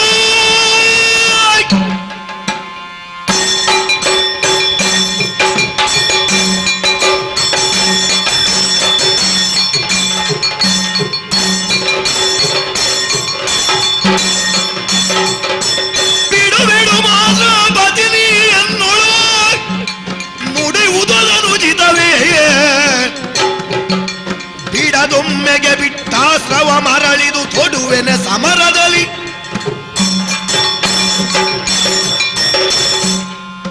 ಒಮ್ಮೆ ಉಪಯೋಗಿಸಲ್ಪಟ್ಟಂತಹ ಬಾಣ ಮರಳಿ ಬಂದು ಈವರೆಗೆ ಕೇಳಿಯುವುದಿಲ್ಲ. ಆದ್ದರಿಂದಲೇ ಅಶ್ವಸೇನನ್ನು ಹಾಗೆಯೇ ಹೋಗುವುದಕ್ಕೆ ಬಿಡಿರಿ. ಇನ್ನು ಹೀಗಾಡುವುದನ್ನು ಬಿಡಿರಿ. ಶ್ರೀರಾಮಚಂದ್ರನಿಂದ ಉಪಯೋಗಿಸಲ್ಪಟ್ಟಂತಹ ಸಜೀವ ಶರಗಳು ವೈರಿಗಳನ್ನು ನಿಗ್ರಹಿಸಿ ಸಮುದ್ರ ಸ್ನಾನವನ್ನು ಮಾಡಿ ಬತ್ತಳಿಕೆಯನ್ನು ಸೇರುತ್ತಿದ್ದುವಂತೆ. ಹೌದು, ರಾಮಚಂದ್ರನ ಎತ್ತರಕ್ಕೆ ಏರಿದವನೇನೂ ನಾನಲ್ಲ. ಈ ಪ್ರಕೃತಿ ವಿಕೃತಿ ಸ್ವರೂಪವನ್ನು ಹೊಂದಲಿ, ಆಕಾಶ ಕುಸಿಯಲಿ, ಪಾತಾಳ ಮೇಲೆ ಬರಲಿ, ತೊಟ್ಟ ಎಂಬ ತೊಡೆನೆಂಬ ಬಿರುದು ನನಗೆ. ಆದುದರಿಂದ ಈ ಅಶ್ವತೆಯನ್ನು ತೊಲಗಿಸಿದ್ದೇನೆ. ಏನು ಮಾತಾಡಿಯೂ ಫಲ ಇಲ್ಲ. ಹಲವಿದೇತಕ್ಕೆ ರಣದಿ ನದಿಸುತ್ತ ಹುಲುಷಿ ಕಂಡಿಯ ನೆವದೊಳೊರಗಿದ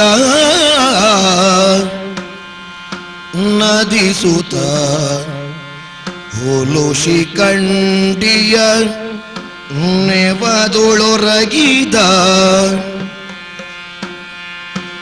ಕಲಶ ಸಂಭವ ತನುವ ನೀಗಿದ ಸುತ ನಿಮಿತ್ತದಲ್ಲಿ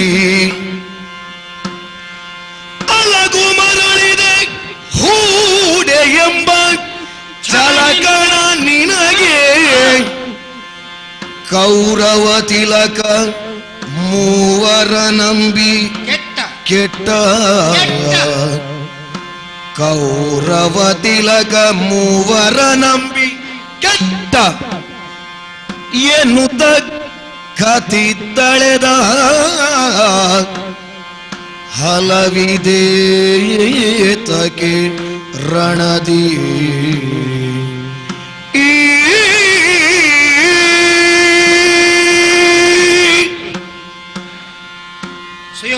ಕರ್ಣ, ಸುಯೋಧನ ನಿನ್ನನ್ನು ಸಾಕಿದ್ದು ನಿನ್ನಿಂದಾಗಿ ಈ ಹಸ್ತಿನಾವತಿಯ ಸಾರ್ವಭೌಮತ್ವ ನಿನಗೆ ಬರ್ತದೆ ಎಂಬ ನಿರ್ಣಯದಿಂದ. ಅಲ್ಲವಾದರೆ ನಮ್ಮ ಪಕ್ಷದಲ್ಲಿದ್ದಂತಹ ಭೀಷ್ಮರೋ, ದ್ರೋಣರೋ, ಅಶ್ವತ್ಥಾಮರೋ, ಕೃಪರೋ ಇವರೆಲ್ಲ ಅಸಾಧಾರಣ ಹೋರಾಟಗಾರರು ಅಂತ ಅವನಿಗೆ ಗೊತ್ತಿದ್ರು ಅವನು ಪರಿಪೂರ್ಣವಾಗಿ ನಂಬಿರಲಿಲ್ಲ. ನಂಬಿದ್ರೂ ಕೂಡ ಅವರು ಹೋರಾಟ ಮಾಡ್ತಾರೆ ಅಂತ ಆದರೂ ಕೂಡ ಅವರು ಒಂದೊಂದು ನಿರ್ಣಯವಾದಂತಹ ಪ್ರತಿಜ್ಞೆಗೆ ಕಟ್ಟು ಬಿದ್ದಿದ್ದಾರೆ ಎಂಬುದು ಅವನಿಗೆ ಗೊತ್ತಿತ್ತು. ಭೀಷ್ಮರು ಸೇನಾಧಿಪತಿಗಳಾಗಿ ಹೇಳಿದಂತೆ ವ್ಯವಹರಿಸಲಿಲ್ವೇ? ಮಾಡಿದ್ದಾರೆ. ಪ್ರತಿದಿನ 10,000 ಸೇನೆಯನ್ನು ಮರ್ದನ ಮಾಡ್ತೇನೆ. ಅವರಲ್ಲಿ ಒಂದು ಪರಾನೀಕ ವಿನಾಶಿನಿಯಾದ ಶಕ್ತಿ ಇತ್ತು, ಗುರುಗಳು ಕೊಟ್ಟದ್ದು. ಆ ಶಕ್ತಿಯಿಂದ ಅವರು ಮಾಡ್ತಾ ಇದ್ರು. ಆದರೆ ಅವರು ಪ್ರಾರಂಭಕ್ಕೆ ಹೇಳಿದ್ರು, ಆ ಭಾಗದಿಂದ ಶಿಖಂಡಿ ಅಂತ ಒಬ್ಬ ಬಂದ್ರೆ ನಾನು ಯುದ್ಧ ಮಾಡೋದಿಲ್ಲ. ಅದನ್ನೇ ನೆವವಾಗಿಟ್ಟು ಭೀಷ್ಮರು ಶಸ್ತ್ರ ಸನ್ಯಾಸ ಮಾಡಿದ ಹಾಗೆ ಮಾಡಿದ್ರು. ಅದು ಅವರ ಸ್ವಂತಿಗೆ ನಾವೇನು ಹೇಳುವಾಗಿಲ್ಲ, ಯುದ್ಧ ಮಾಡುವಂತಹ ಪ್ರಸಕ್ತಿಯೇ ಇಲ್ಲ ಎಂಬುದಕ್ಕೆ ಇತಿಹಾಸವನ್ನೇ ಹೇಳಿಬಿಟ್ರಂತೆ. ಯಾರೋ ಒಬ್ಬಾಕೆ ಅಂಬೆಯ ಪ್ರಕರಣವನ್ನು ಹೇಳಿ ಹೆಣ್ಣಾಗಿ ಹುಟ್ಟಿ ಗಂಡಾದವನಲ್ಲಿ ಹೋರಾಡುವುದಿಲ್ಲ. ಸುಯೋಧನನು ಈ ವಿಚಾರವನ್ನು ತಿಳಿದು ಭೀಷ್ಮರ ಎದುರಿಗೆ ಶಿಖಂಡಿ ಬರದಂತೆ ನೋಡಿಕೊಳ್ಳಿರಿ ಎಲ್ಲರಲ್ಲಿಯೂ ಹೇಳಿರ್ಲಿಲ್ವೇ? ಅಷ್ಟು ಮಾತ್ರ ಅಲ್ಲ, ಅವರು ಹೇಳ್ತಿದ್ರಂತೆ, ಅವ ಹರಳುಕಾಯಿಯ ಗಿಡದ ಧ್ವಜವುಳ್ಳವ, ಅವನಲ್ಲಿ ನಾನು ಹೋರಾಡಲಿಕ್ಕಿಲ್ಲ, ಯಾಕೆಂದ್ರೆ ಅದಷ್ಟು ಒಂದು ನಿಷಿದ್ಧ ವಸ್ತು. ಅಂಥದ್ದನ್ನು ತನ್ನ ಧ್ವಜವಾಗಿಟ್ಟುಕೊಂಡವನಲ್ಲಿ ನಾನು ಹೋರಾಡ್ತೇನ? ಅದರ ಅರ್ಥ ಇಷ್ಟೇ, ಒಳ ಅರ್ಥ. ಅವನು ನನಗೆ ಸರಿಸಾಟಿ ಅಲ್ಲ, ಅವನೊಂದು ಹೆಣ್ಣಿನ ಹಾಗಿದ್ದವ ಎಂಬ ಅರ್ಥವನ್ನು ಅವರು ತೋರಿಸಿಕೊಟ್ಟಿದ್ದಾರೆ. ಅವರು ಹೇಳಿದ್ದಾರೆ ಮೊದಲೇ. ಇರಲಿ, ಅದೊಂದು ನೆವ ಇತ್ತು. ದ್ರೋಣಾಚಾರ್ಯರು ಅವರದು ಅಪ್ರಿಯ ವಾಕ್ಯವನ್ನು ಕೇಳಿದಾಗ ನಾನು ಶಸ್ತ್ರ ಸನ್ಯಾಸ ಮಾಡ್ತೇನೆ ಎಂಬುದು ಸಾಧಾರಣವಾಗಿ ಎಲ್ಲರಿಗೂ ಗೊತ್ತಿತ್ತು. ಈ ಅಪ್ರಿಯ ವಾಕ್ಯವನ್ನು ಹೇಳಿಸುವುದಕ್ಕೆ ವಿರೋಧ ಪಕ್ಷದವರು ಬೇಕಾದಷ್ಟು ಪ್ರಯತ್ನ ಪಟ್ಟರು. ಯಾರಿಗೆ ಯಾವುದು ಅಪ್ರಿಯ ಅಂತ ಗೊತ್ತಾಗುವುದು ಹೇಗೆ ನಮಗೆ? ಆದರೆ ಅವರಿಗೆ ಅವರ ಮಗ ಸತ್ತ ವಾರ್ತೆ ಅಪ್ರಿಯ, ಇದು ಗೊತ್ತಿತ್ತು ಕೃಷ್ಣನಿಗೆ. ಆದ್ದರಿಂದ ಕೃಷ್ಣನೇ ಧರ್ಮರಾಯನ ಮೂಲಕ ಹೇಳಿಸುವುದಕ್ಕೆ ಬೇಕಾದ ಸನ್ನಿವೇಶವನ್ನು ನಿರ್ಮಾಣ ಮಾಡಿದ. ಅಶ್ವತ್ಥಾಮ ಎಂಬ ಕುದುರೆ ಸತ್ತಿತು, ಹೇಳಿದ್ದು ಹಾಗೆ. ಆದರೆ ಹೇಳುವಾಗ ಕುದುರೆ ಎಂಬ ಶಬ್ದವನ್ನು ಸ್ವಲ್ಪ ಮೆಲ್ಲಗೆ ಹೇಳಿದ. ಕೆಲವರು ಶಂಖ ಊದಿದ, ಇನ್ನೊಂದು ಮತ್ತೊಂದು ಹೇಳ್ತಾರೆ. ಎಂಥದ್ದೂ ಇರಲಿ, ಅಂತೂ ಮಿಕ್ಕವರಿಗೆ ಕೇಳದ ಹಾಗೆ ಮಾಡಿಸಿದ. ಧರ್ಮರಾಯ ಉದ್ದೇಶಪಟ್ಟು ಆ ಮಾತನ್ನೇ ಹೇಳಿದ. ಆಗ ಮಗ ಸತ್ತು ಹೋದ. ನಿಜವಾಗಿ ಆದರೆ ದ್ರೋಣಾಚಾರ್ಯರಿಗೆ ಗೊತ್ತಿಲ್ವ ತನ್ನ ಮಗ ಸಾಯ್ಲಿಕ್ಕಿಲ್ಲ, ಅವನು ಚಿರಂಜೀವಿಯಾಗಿರುವವ, ಅವ್ರಿಗೆ ಗೊತ್ತಿಲ್ವ? ಆದರೂ ಅವರ ಮೇಲೆ ನನ್ನ ಆಕ್ಷೇಪ ಇಲ್ಲ. ಯಾಕೆ? ಅವರು ಮೊದಲೇ ಹೇಳಿದ್ರು ನಾನು ಅಪ್ರಿಯ ವಾಕ್ಯವನ್ನು ಕೇಳುವುದಕ್ಕೆ ಸಿದ್ಧನಾಗಿಲ್ಲ. ಅದಕ್ಕೆ ಓಡಿ ಬಂದು ಧರ್ಮರಾಯನಲ್ಲಿ ಕೇಳಿದರು. ಹೌದಾ? ಹೌದು, ಧರ್ಮರಾಯನಲ್ಲಿ ಮತ್ತೆ ಕೇಳಿದ್ದೆ. ಅವರು ಮೊದಲು ಭೀಮ ಹೇಳಿದ್ದು. ಓಡಿ ಬಂದು ಧರ್ಮರಾಯನಲ್ಲಿ ಕೇಳುವಾಗ ಒಂದು ಶಬ್ದ ಕೇಳದಾಗೆ ಹೇಳಿದ. ಅದನ್ನು ಕೇಳಿ ಎಂಥದ್ದು ಅವರಿಗೆ ಒಟ್ಟು ಮನಸ್ಸು ಗಾಬರಿಗೊಂಡಿತ್ತು, ಉದ್ವಿಗ್ನವಾಯಿತು, ಹತಾಶರಾದರು, ಹತಪ್ರಭರಾದರು. ಅವರು ಕೈಯಲ್ಲಿದ್ದ ಆಯುಧವನ್ನೆಲ್ಲ ಕೆಳಗಿಟ್ಟು ರಥದಲ್ಲಿ ಸುಮ್ಮನೆ ಕೂತರು, ಕೊಲ್ಲಲ್ಪಟ್ರು. ಅವರೂ ಹಾಗೆ ಮೊದಲು ಈ ಮಾತನ್ನು ಹೇಳಿದ್ರು. ಆದರೆ ನೀನು ಈಗ ಮಲಗಿದವರ ಸತ್ತವರ ಸುದ್ದಿ ಎಲ್ಲ ನಮಗೆ ಯಾಕೆ? ಸಾಯ್ಲಿಕ್ಕೆ ಆದವ ನೀನು, ಸಾಯ್ಲಿಕ್ಕೆ ಆದವ. ಆದ್ರಿಂದ ಅದಲ್ಲವಾದರೆ ನಿನಗೆ ಯಾಕೆ ಈ ಬುದ್ಧಿ ಬರ್ಬೇಕು ಹೇಳು? ಏನು? ಅಲಗು ಮರಳಿದೆ ಹೂಡನೆಂಬ ಛಲಕಣ ನಿನಗೆ. ಹೌದು, ಈಗ ಬಂದ ಬಾಣವನ್ನು ಒಮ್ಮೆ ಪ್ರಯೋಗ ಮಾಡಿದ್ದು ನಾನು ಮಾಡ್ಲಿಕ್ಕಿಲ್ಲ, ಅದು ಶ್ರೀರಾಮನಂತವರಿಗೆ ಸಿದ್ಧಿಸಿದ್ದು, ನಾನು ಅದರಿಂದ ಗೆಲ್ಲಬೇಕಾಗಿಲ್ಲ ಎಂಬ ರೀತಿಯಲ್ಲಿ ನೀನು ಮಾತಾಡ್ತಾ ಇದ್ದಿ. ಅಂಬರ ಕುಸಿದರು ತೊಟ್ಟ ಶರವ ತೊಡೆ. ಅಷ್ಟೂ ನಿಷಿದ್ಧವ ತೊಟ್ಟ ಶರವನ್ನು ತೊಡುವುದು, ಅಷ್ಟೂ ನಿಷಿದ್ಧ ಅಂತ ನೀನು ತಿಳ್ಕೊಳ್ಬೇಕಾಗಿದ್ರೆ ಏನೋ ಬೇರೆ ಕಾರಣ ಇರಬೇಕು. ಇದನ್ನು ನೀನು ಕೌರವನಲ್ಲಿ ಈವರೆಗೆ ಬಹಿರಂಗಪಡಿಸಲಿಲ್ಲ. ಇಲ್ಲ, ಈವರೆಗೆ ಬಹಿರಂಗಪಡಿಸಲಿಲ್ಲ. ನನಗೆ ಗೊತ್ತಿದ್ರೆ ನಾನು ಆವಾಗಲೇ ಹೇಳ್ತಿದ್ದೆ ಅವನಲ್ಲಿ. ಹೀಗೆಲ್ಲ ಗುಟ್ಟಿನಲ್ಲೆಲ್ಲ ಬೇರೆ ಬೇರೆ ವ್ರತ ಇರುವವರೊಟ್ಟಿಗೆ ನಾನು ಹೋಗೋದಿಲ್ಲ. ಅವ್ರು ಯಾವ ಕಾಲಕ್ಕೆ ಆ ವ್ರತ ಹೇಳ್ತಾರೆ ನಮ್ಗೆ ಗೊತ್ತಿಲ್ಲ. ಯಾಕೆಂದ್ರೆ ಸುಳ್ಳು ಹೇಳುವವರಾದ್ರೆ ಒಂದು ಸುಳ್ಳನ್ನು ಯಾವಾಗ ಉಪಯೋಗಿಸ್ತಾರೆ ಅಂತ ಯಾರಿಗೂ ಗೊತ್ತು. ಹಾಗೆ ಇವರು ವ್ರತ ಇದ್ದದ್ದನ್ನು ಇಂತಹ ಸನ್ನಿವೇಶದಲ್ಲಿ ನೀವೆಲ್ಲ ಪ್ರಯೋಗಿಸ್ತೀರಿ ಅಂತ ಆದ್ರೆ ಇದು ಆ ಕೌರವನಿಗೆ ಜಯ ಆಗುವುದಕ್ಕೆ ಮಾಡುವ ಕೆಲಸ ಅಲ್ಲ. ಇದು ಒಟ್ಟಿನ ಮೇಲೆ ತನ್ನದೇ ಆದ ಯಾವುದೋ ಒಂದು ಸಿದ್ಧಾಂತವನ್ನು ಪುಷ್ಟೀಕರಿಸುವುದಕ್ಕೆ ತಾನು ಮಾಡಿಕೊಂಡ ವ್ರತ.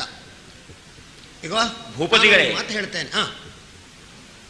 ಕೌರವೇಶ್ವರನಲ್ಲಿ ಇದುವರೆಗೆ ತಿಳಿಸಲು ನನ್ನ ಛಲ ಏನೋ ಅದನ್ನು ತಿಳಿಸಲು ಬೇಕಾದ ಅಗತ್ಯವೂ ಇಲ್ಲ. ನಿಮ್ಮ ಸಾರಥ್ಯದಿಂದ ನನಗೆ ಮರೆತು ಹೋದ್ದಿಲ್ಲ ನೆನಪಾಗುತ್ತದೆ. ಹೌದಾ? ವಿಜೃಂಭಿಸುವುದಕ್ಕೆ ಸಾಧ್ಯವಾಗುತ್ತದೆ. ಆದ್ದರಿಂದ ಮುಂದೇನು ಎಂಬುದರ ಕಡೆಗೆ ಲಕ್ಷ್ಯ ಗೊತ್ತಾಯ್ತು ನನಗೆ. ನೀವು ಕುಳಿತಿದ್ರೆ ಸಾಕು, ಕುದುರೆಗಳ ಕಡಿವಾಣ ಹಿಡಿದರೆ ಸಾಕು, ನೋಡೋಣ ಅರ್ಜುನನನ್ನು ಏನು ಮಾಡ್ತಾನೆ ನೋಡೋಣ. ಅಲ್ಲ, ಅಷ್ಟಕ್ಕೆ ಆದ್ರೆ ನನ್ನದೊಂದು ಸ್ವರ್ಣ ಮೂರ್ತಿ ಮಾಡಿದ್ರು ಸಾಕಿಲ್ಲ. ಇಲ್ಲ, ನಾನು ಹೇಳ್ತಾ ಇರೋದು ಕೇಳು. ಶ್ರೀರಾಮಚಂದ್ರ ಅಶ್ವಮೇಧ ಮಾಡುವಾಗ ಹೆಂಡತಿ ಇಲ್ಲದೆ ಮಾಡೋದೇ ಹಾಗೆ ಎಂಬುದಕ್ಕೆ ಒಂದು ಮೂರ್ತಿಯನ್ನು ಮಾಡಿದ್ರಂತ ಹೇಳ್ತಾರೆ. ಅದು ಕಥೆ ಎಷ್ಟು ಸತ್ಯವೋ ಸುಳ್ಳೋ ನಂಗೆ ಗೊತ್ತಿಲ್ಲ. ಅಂತೂ ಮಾಡಿದ್ರಂತೆ. ಅಷ್ಟಕ್ಕೆ ಆದ್ರೆ ಕೂತ್ರೆ ಸಾಕು ಅಂತ ಕಾಣುವುದಕ್ಕೆ ಆದ್ರೆ ಸ್ವರ್ಣ ಮೂರ್ತಿ ಸಾಕು, ಆಗಲ್ಲ ಅದು. ಕರ್ಣ, ಅಷ್ಟು ಸುಲಭವಾಗಿ ನಾನು ಆ ಮಾತನ್ನು ಹೊತ್ತೇನಿಲ್ಲ. ಸೂರ್ಯ ಈಗ ಈಗ ಶಲ್ಯನ ಸಾರಥ್ಯದಿಂದ ವಿಜೃಂಭಿಸ್ತೀನಿ ನೀನು ಅಂತ ಗುರುಪದೇಶ ಅಲ್ವೋ? ಅದರ ಅರ್ಥ ಏನು? ಯಾವ ಪರಶುರಾಮರು ನಿನಗೆ ಶಾಪ ಕೊಟ್ಟರು, ಹೇಗೆ ಕೊಟ್ಟರು?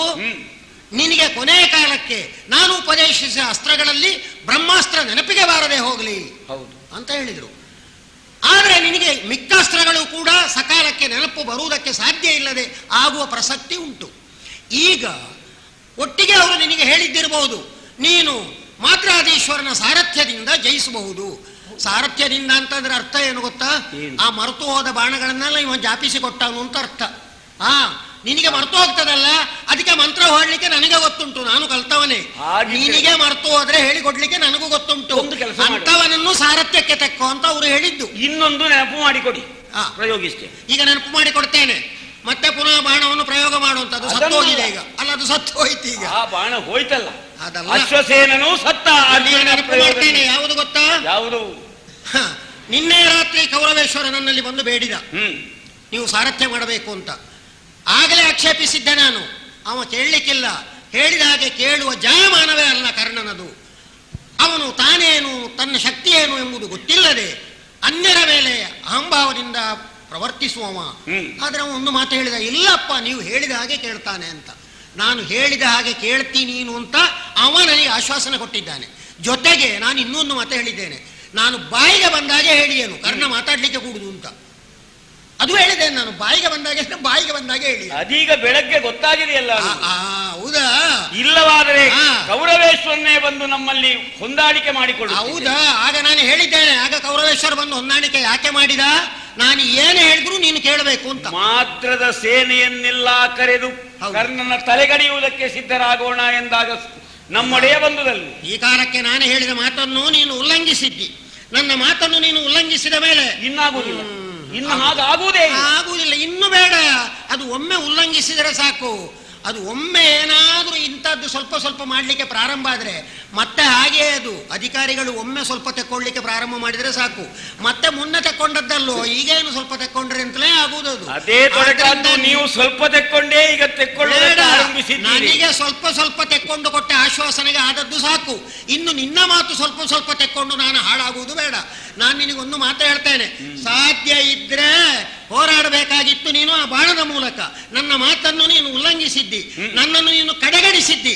ಕೌರವನಿಗೆ ನಾನು ಕೊಟ್ಟ ಮಾತಿಗೆ ನೀನು ತಪ್ಪಿದ್ದಿ. ನೀನು ತಪ್ಪಿದ ಮೇಲೆ ನಿನ್ನ ಸಾರಥ್ಯ ನಾನು ಮಾಡೋದಿಲ್ಲ. ನೀನು ಏನು ಬೇಕಾದ್ರೂ ಮಾಡು. ನಿನ್ನ ರಥದ ವಾಗೆಗಳು ನಿನಗಿರಲಿ. ಹೊರಟು ಹೋಗ್ತೇನೆ ನಾನು. ನಮ್ಮ ರಥವನ್ನು ನಾನೇ ನಡೆಸುತ್ತ ಗದೆಯ ಪಾರ್ಥನನ್ನು ವಿರೋಧಿಸುವುದಕ್ಕೆ ಸಿದ್ಧನಾದೆ.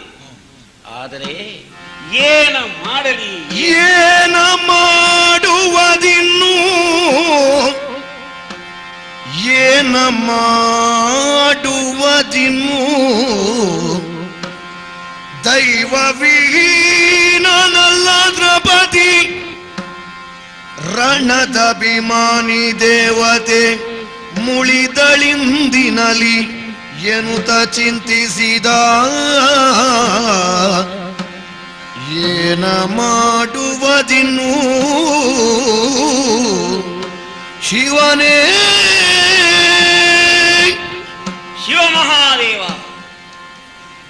ಅರ್ಜುನಲ್ಲಿ ಸೆಣಸುವುದಕ್ಕಾಗಿ ರಥವನ್ನು ಮುನ್ನಡೆಸುತ್ತಾ ಮುಂದುವರಿಯುತ್ತಿದ್ದಂತೆ ನನ್ನ ರಥ ಭೂಮಿಯಲ್ಲಿ ಹುರಿಯಲ್ಪಟ್ಟಿದೆ. ದೈವವಿಹೀನನಲ್ಲ ನೃಪತಿ. ಯಾವ ಭೂಮಿಯನ್ನು ಕೌರವ ಆಶಿಸಿದ್ದನು, ಯಾವ ಭೂಮಿಗಾಗಿ ಈ ಹೋರಾಟವನ್ನು ನಡೆಸಿದನು, ಆ ಭೂಮಿಯಲ್ಲಿಯೇ ಕೌರವೇಶ್ವರನಿಗೆ ಮುನಿದಳೆ. ಇಲ್ಲವಾದರೆ ಈ ರೀತಿ ನನ್ನ ರಥ ಆಳಕ್ಕೆ ಇಳಿಯಬೇಕಿತ್ತೆ. ರಥವೆಳೆಯಲಾರದೆ ಕುದುರೆಗಳು ನೊರೆಗಾರುತ್ತಿವೆ. ಇಲ್ಲ,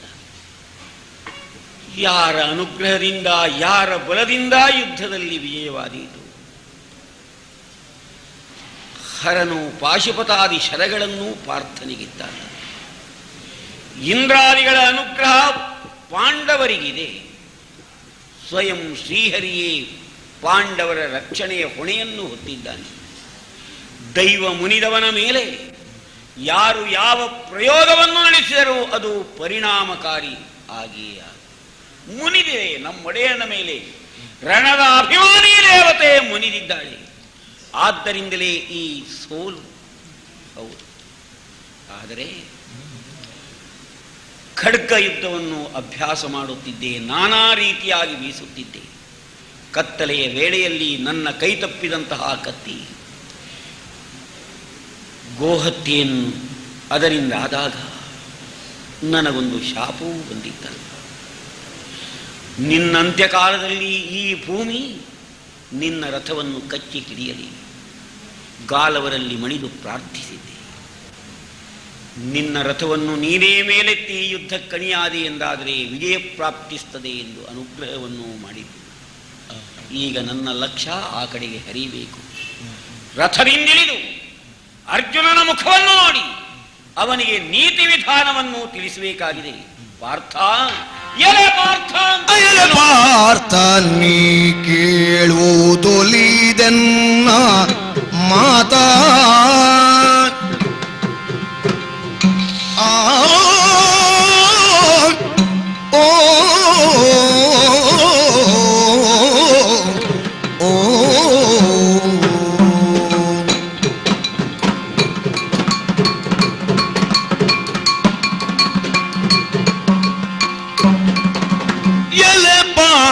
ನೀ ಕೇಳುವುದೊಲಿದೆನ್ನ ಮಾತ.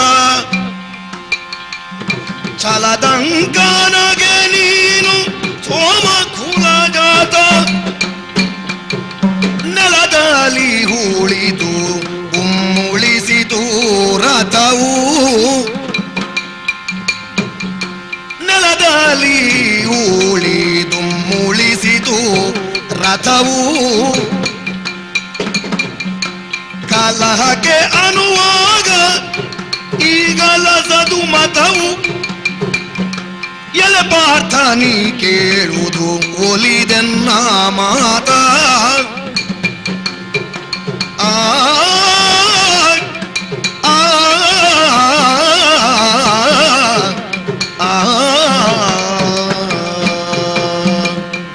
ಅರ್ಜುನ, ಕರ್ಣ, ವೃಥಾದೇವಿಯ ಹಾಲುಂಡ ನಿನಗೆ ಆಕೆಯ ಹೃದಯ ವೈಶಾಲ್ಯವೂ ಇರಬಹುದು ಎಂದು ಭಾವಿಸ್ತೇನೆ.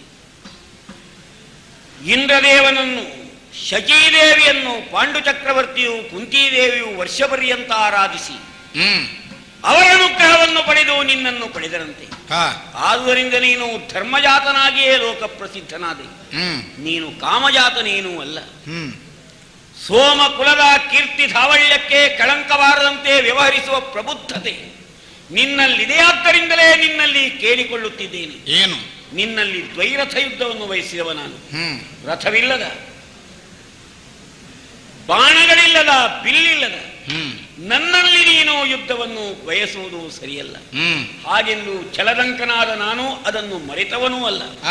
ಓ ಸೋಮಕುಲ ವಂಶವರ್ಧನನೇ, ರಥವನ್ನು ಮೇಲೆತ್ತಿ ನಿನ್ನಲ್ಲಿ ದ್ವೈರಥ ಯುದ್ಧಕ್ಕೆ ಅಣಿಯಾಗುವುದಕ್ಕೆ ನನಗೆ ಸಮಯಾವಕಾಶವನ್ನು ಕೊಡಬೇಕೆಂದು ಯಾಚಿಸ್ತೇನೆ.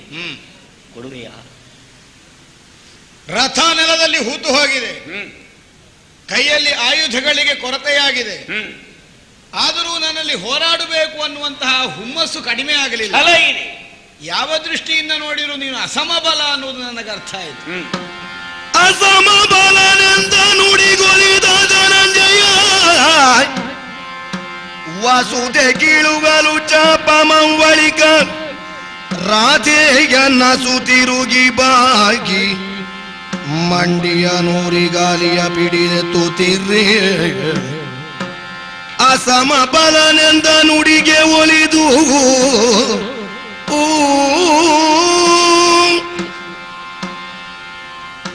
ರಥ ಆಯುಧಗಳಿಂದ ಸಹಿತನಾದಂತಹ ನನ್ನನ್ನು ವಿರೋಧಿಸುವಲ್ಲಿ ಅಷ್ಟರ ಕೊರತೆಯುಳ್ಳಂತಹ ನೀನು ನನಗೆ ಸಮಬಲನನ್ನಿಸಿಕೊಳ್ಳುವುದಿಲ್ಲ. ಅಷ್ಟೆಲ್ಲವನ್ನು ರಣಕ್ಷೇತ್ರದಲ್ಲಿ ಕಳಕೊಂಡರು ಮತ್ತೆ ಸಂಗ್ರಹಿಸಿ ಸಿದ್ಧನಾಗಿ ಬರಬೇಕು ಅನ್ನುವಂತಹ ನಿನ್ನ ಪರಾಕ್ರಮದ ವಿಷಯವನ್ನು ಆಲೋಚಿಸಿದರು. ವಿಶಿಷ್ಟವಾದಂತಹ ಪರಾಕ್ರಮ ಸಂಪನ್ನನು ನೀನು ಅನ್ನುವುದನ್ನು ಅಲ್ಲಗಳೆಯುವುದಕ್ಕಾಗುವುದಿಲ್ಲ. ಯಾವ ದೃಷ್ಟಿಯಿಂದ ನೋಡಿದ್ರು ನೀನು ಅಸಮಬಲನೇ. ಒಳ್ಳೆಯದಯ್ಯ. ಆಯುಧವಿಲ್ಲದೆ ಇದ್ದವನನ್ನು ಘಾತಿಸಬೇಕು ಅನ್ನುವಂತಹ ಉದ್ದೇಶವನ್ನು ತಳೆದವನು ನಾನೇನೂ ಅಲ್ಲ, ಅಥವಾ ದೀರ್ಘಕಾಲಕ್ಕೆ ವಿರಾಮವನ್ನು ಕೇಳಿದವನು ನೀನೂ ಅಲ್ಲ. ನೀನು ಕೇಳಿದ್ದು ಹಾಗೆ ರಥ ಎತ್ತಿ ಬರ್ತೇನೆ, ಒಂದು ಕ್ಷಣದ ಅವಕಾಶವನ್ನು ಕೊಡು ಅಷ್ಟೇ. ಅಷ್ಟು ಕೊಡದವನು ನಾನು. ಧನುಸಿಳುಹಿದ್ದೇನೆ, ಒಂದು ಕ್ಷಣದ ಅವಕಾಶ ಉಂಟು, ರಥ ಎತ್ತಿ ಬಾ. ನಸುಗಿರುಗಿ ಮಂಡಿಯನ್ನು ರಥವನ್ನು ಮೇಲಕ್ಕೆ ಎತ್ತುತ್ತೇನೆ. ಅರ್ಥ ಯಜಮರುಳೆ ಗಾಡಿವೆ ವೈರಿಗಳಿಗ ಬದ್ದು ಎದಗಿದಾಗಲೇ ಕೊಲ್ಲಲು ಬೇಕೆಂಬುದರ ಸುಗಳ ಹಸನಾದ ನೀತಿ ಕೊಡು ಕೊಡು ಮಗಾಸ್ತ್ರವನು ಏನು ತಮುರ ವೈರಿ ಗರ್ಜಿಸಿದನು. ಬಾಣವನ್ನು ತೊಡು, ತಕ್ಷಣ ಬಿಡು. ವೈರಿಗೆ ಆಪತ್ತು ಬಂದಾಗ ಅವನ ಸಂಹಾರವನ್ನು ಮಾಡದೆ ಅವನ ಬದುಕಿಗೆ ಅವಕಾಶವನ್ನು ಕೊಟ್ಟಿಯಲ್ಲ ನೀನು. ಮರುಳ ಮರುಳ ಮರುಳ ಎಸ್ ಈಗಲೇ ಹೂಡಬೇಕೆ? ಅವನತ್ತ ದೃಷ್ಟಿಯನ್ನು ಹರಿಯಗೊಟ್ಟೆ ಸ್ವಾಮಿ. ಏನು? ಓ ಕೃಷ್ಣ, ಮನಸಿ ಜಪಿತ ನೀನು ಮಾತಿಲಿ ಬಿಟ್ಟಡು ಕರ್ಣನ ರೈ ಎನ್ನ ಮನದಲ್ಲಿ ಹಲವು ಹಂಬಲಿಸುತ್ತಲಿರುವುದು ಕರ್ಣನ ರೈ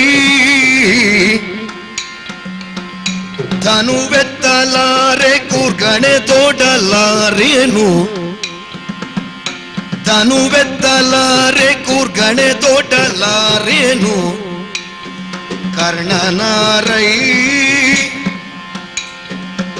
ಮೇಣನಾಗಿ ತೂಪಗೆ ಗಾಣದಾದನ ಮೇಲಿನ್ನು ಕರ್ಣನಾರೈ ಮನಸಿದ ಪಿತ ನೀನು ಮಾತಿಲಿ ಬಿಟ್ಟಾಡು ಕರ್ಣನಾರೈ ಯಾರೈ.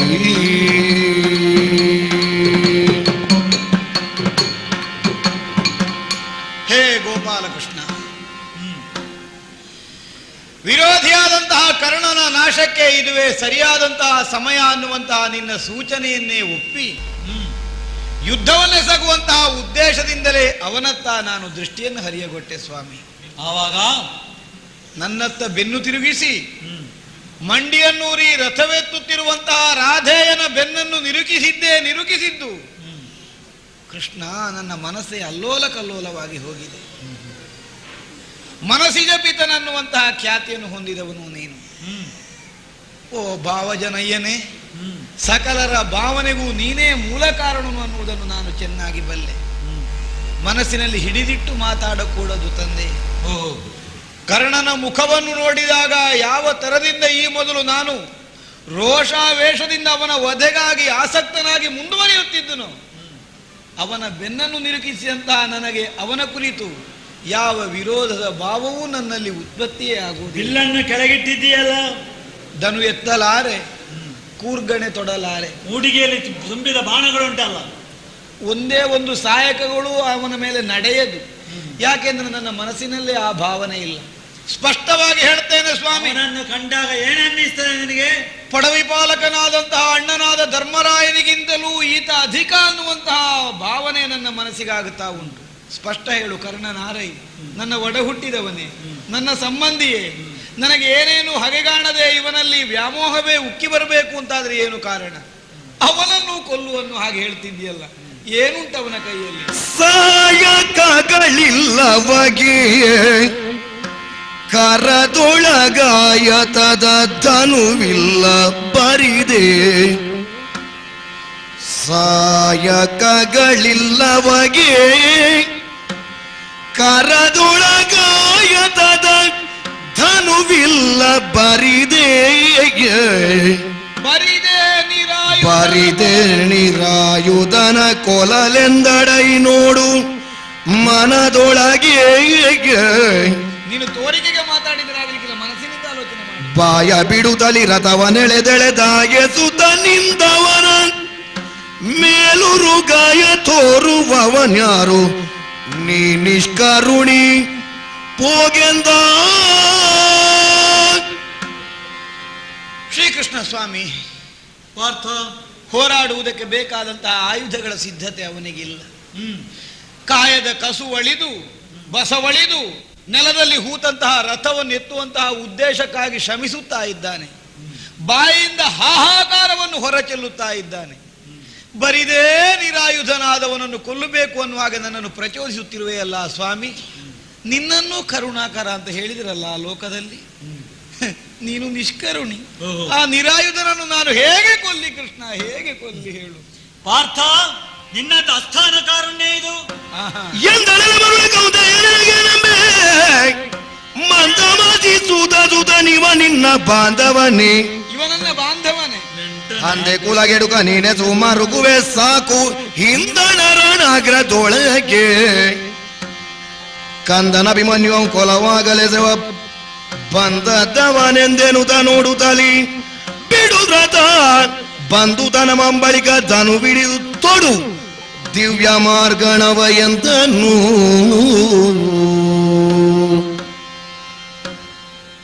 ಸಾಯಕ ಇಲ್ಲ ಅವನಿಗೆ, ಸಹಾನುಭೂತಿಗೆ ಆಸ್ಪದವಾದ ಸ್ಥಿತಿಯಲ್ಲಿದ್ದಾನೆ. ಅಯ್ಯೋ, ನೋಡಿದ್ರೆ ಕರುಣೆ ಕಾರುಣ್ಯ ನಿನ್ನಲ್ಲಿ ಮೂಡಿದೆಯಲ್ಲ, ಇಂತಹ ಕಾರುಣ್ಯಕ್ಕೆ ಅವನು ಸ್ಥಾನನೇ ಪಾತ್ರನೇ ಅಂತ ಆಲೋಚನೆ ಮಾಡು. ಮತ್ತೊಬ್ಬರ ಬಗ್ಗೆ ಧರ್ಮಾಧರ್ಮ ವಿಮರ್ಶೆ ಇಲ್ಲದೆ ಇರತಕ್ಕಂಥವನು ಅವನು. ನಿನ್ನ ಬಂಧು ಅಲ್ಲ, ನಿನ್ನ ಸಂಬಂಧಿ ಅಲ್ಲ, ನಿನ್ನ ಕರುಣಿಗೂ ಅವನಿಗೂ ಯಾವುದೇ ಸಂಬಂಧ ಇಲ್ಲ. ಅದು ಹೌದಾಗಿದ್ರೆ ನಿನ್ನ ಮಗನಾಗಿರ್ತಕ್ಕಂಥ ಅಭಿಮನ್ಯನ ಕೈಯನ್ನು ಹಿಂಗಳೆಯಿಂದ ಹೋಗಿ ಕತ್ತರಿಸಿ ಅವನ ಪ್ರಾಣಕ್ಕೆ ನೆರವಾಗುವಾಗೆ ಮಾಡಿದ್ದ. ಅಭಿಮನ್ಯುವಿನ ಮರಣಕ್ಕೆ ಇವ ಕಾರಣನೇ. ಹುಡುತ್ತಾರೆ ಬಾಣ, ಹುಡುತ್ತಾರೆ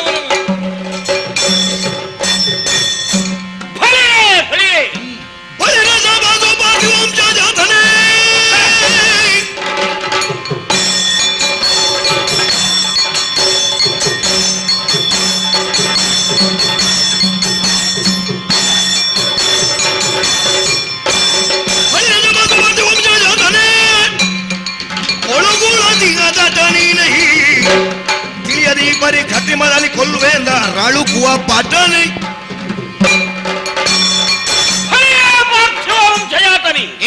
ನಿನ್ನಿಂದ ಪ್ರಯೋಗಿಸಲ್ಪಟ್ಟಿರುವಂತಹ ಬಾಣಗಳು ನನ್ನವರವನ್ನು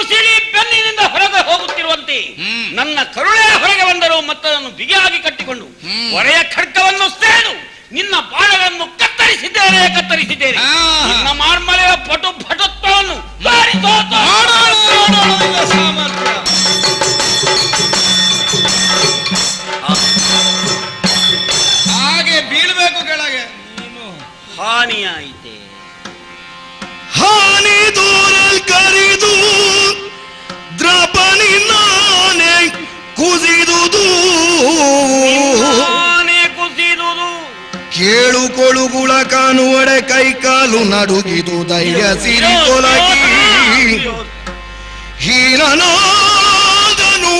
ಕೌರೇಶ್ವರ ಏನು ಗತಿಯೋ ಹರಹರ ಈ ನಿರೋಧಕ್ಕೆ ಕಾದೆನೆಂದೆನು ತಳಲಿದನು ಕರ್ಣ ಆ ಆ ಶಿವ ಶಿವ ಸಮರದುಳು ಕೈ ಸೋತೆನಲ್ಲ ಭುವನೇಶ ಮಮತೆಯುಳು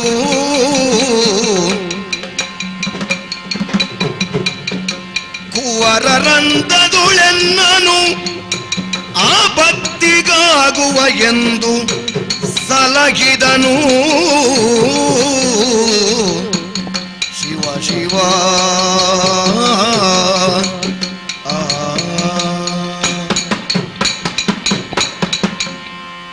ಶಿವನೇ,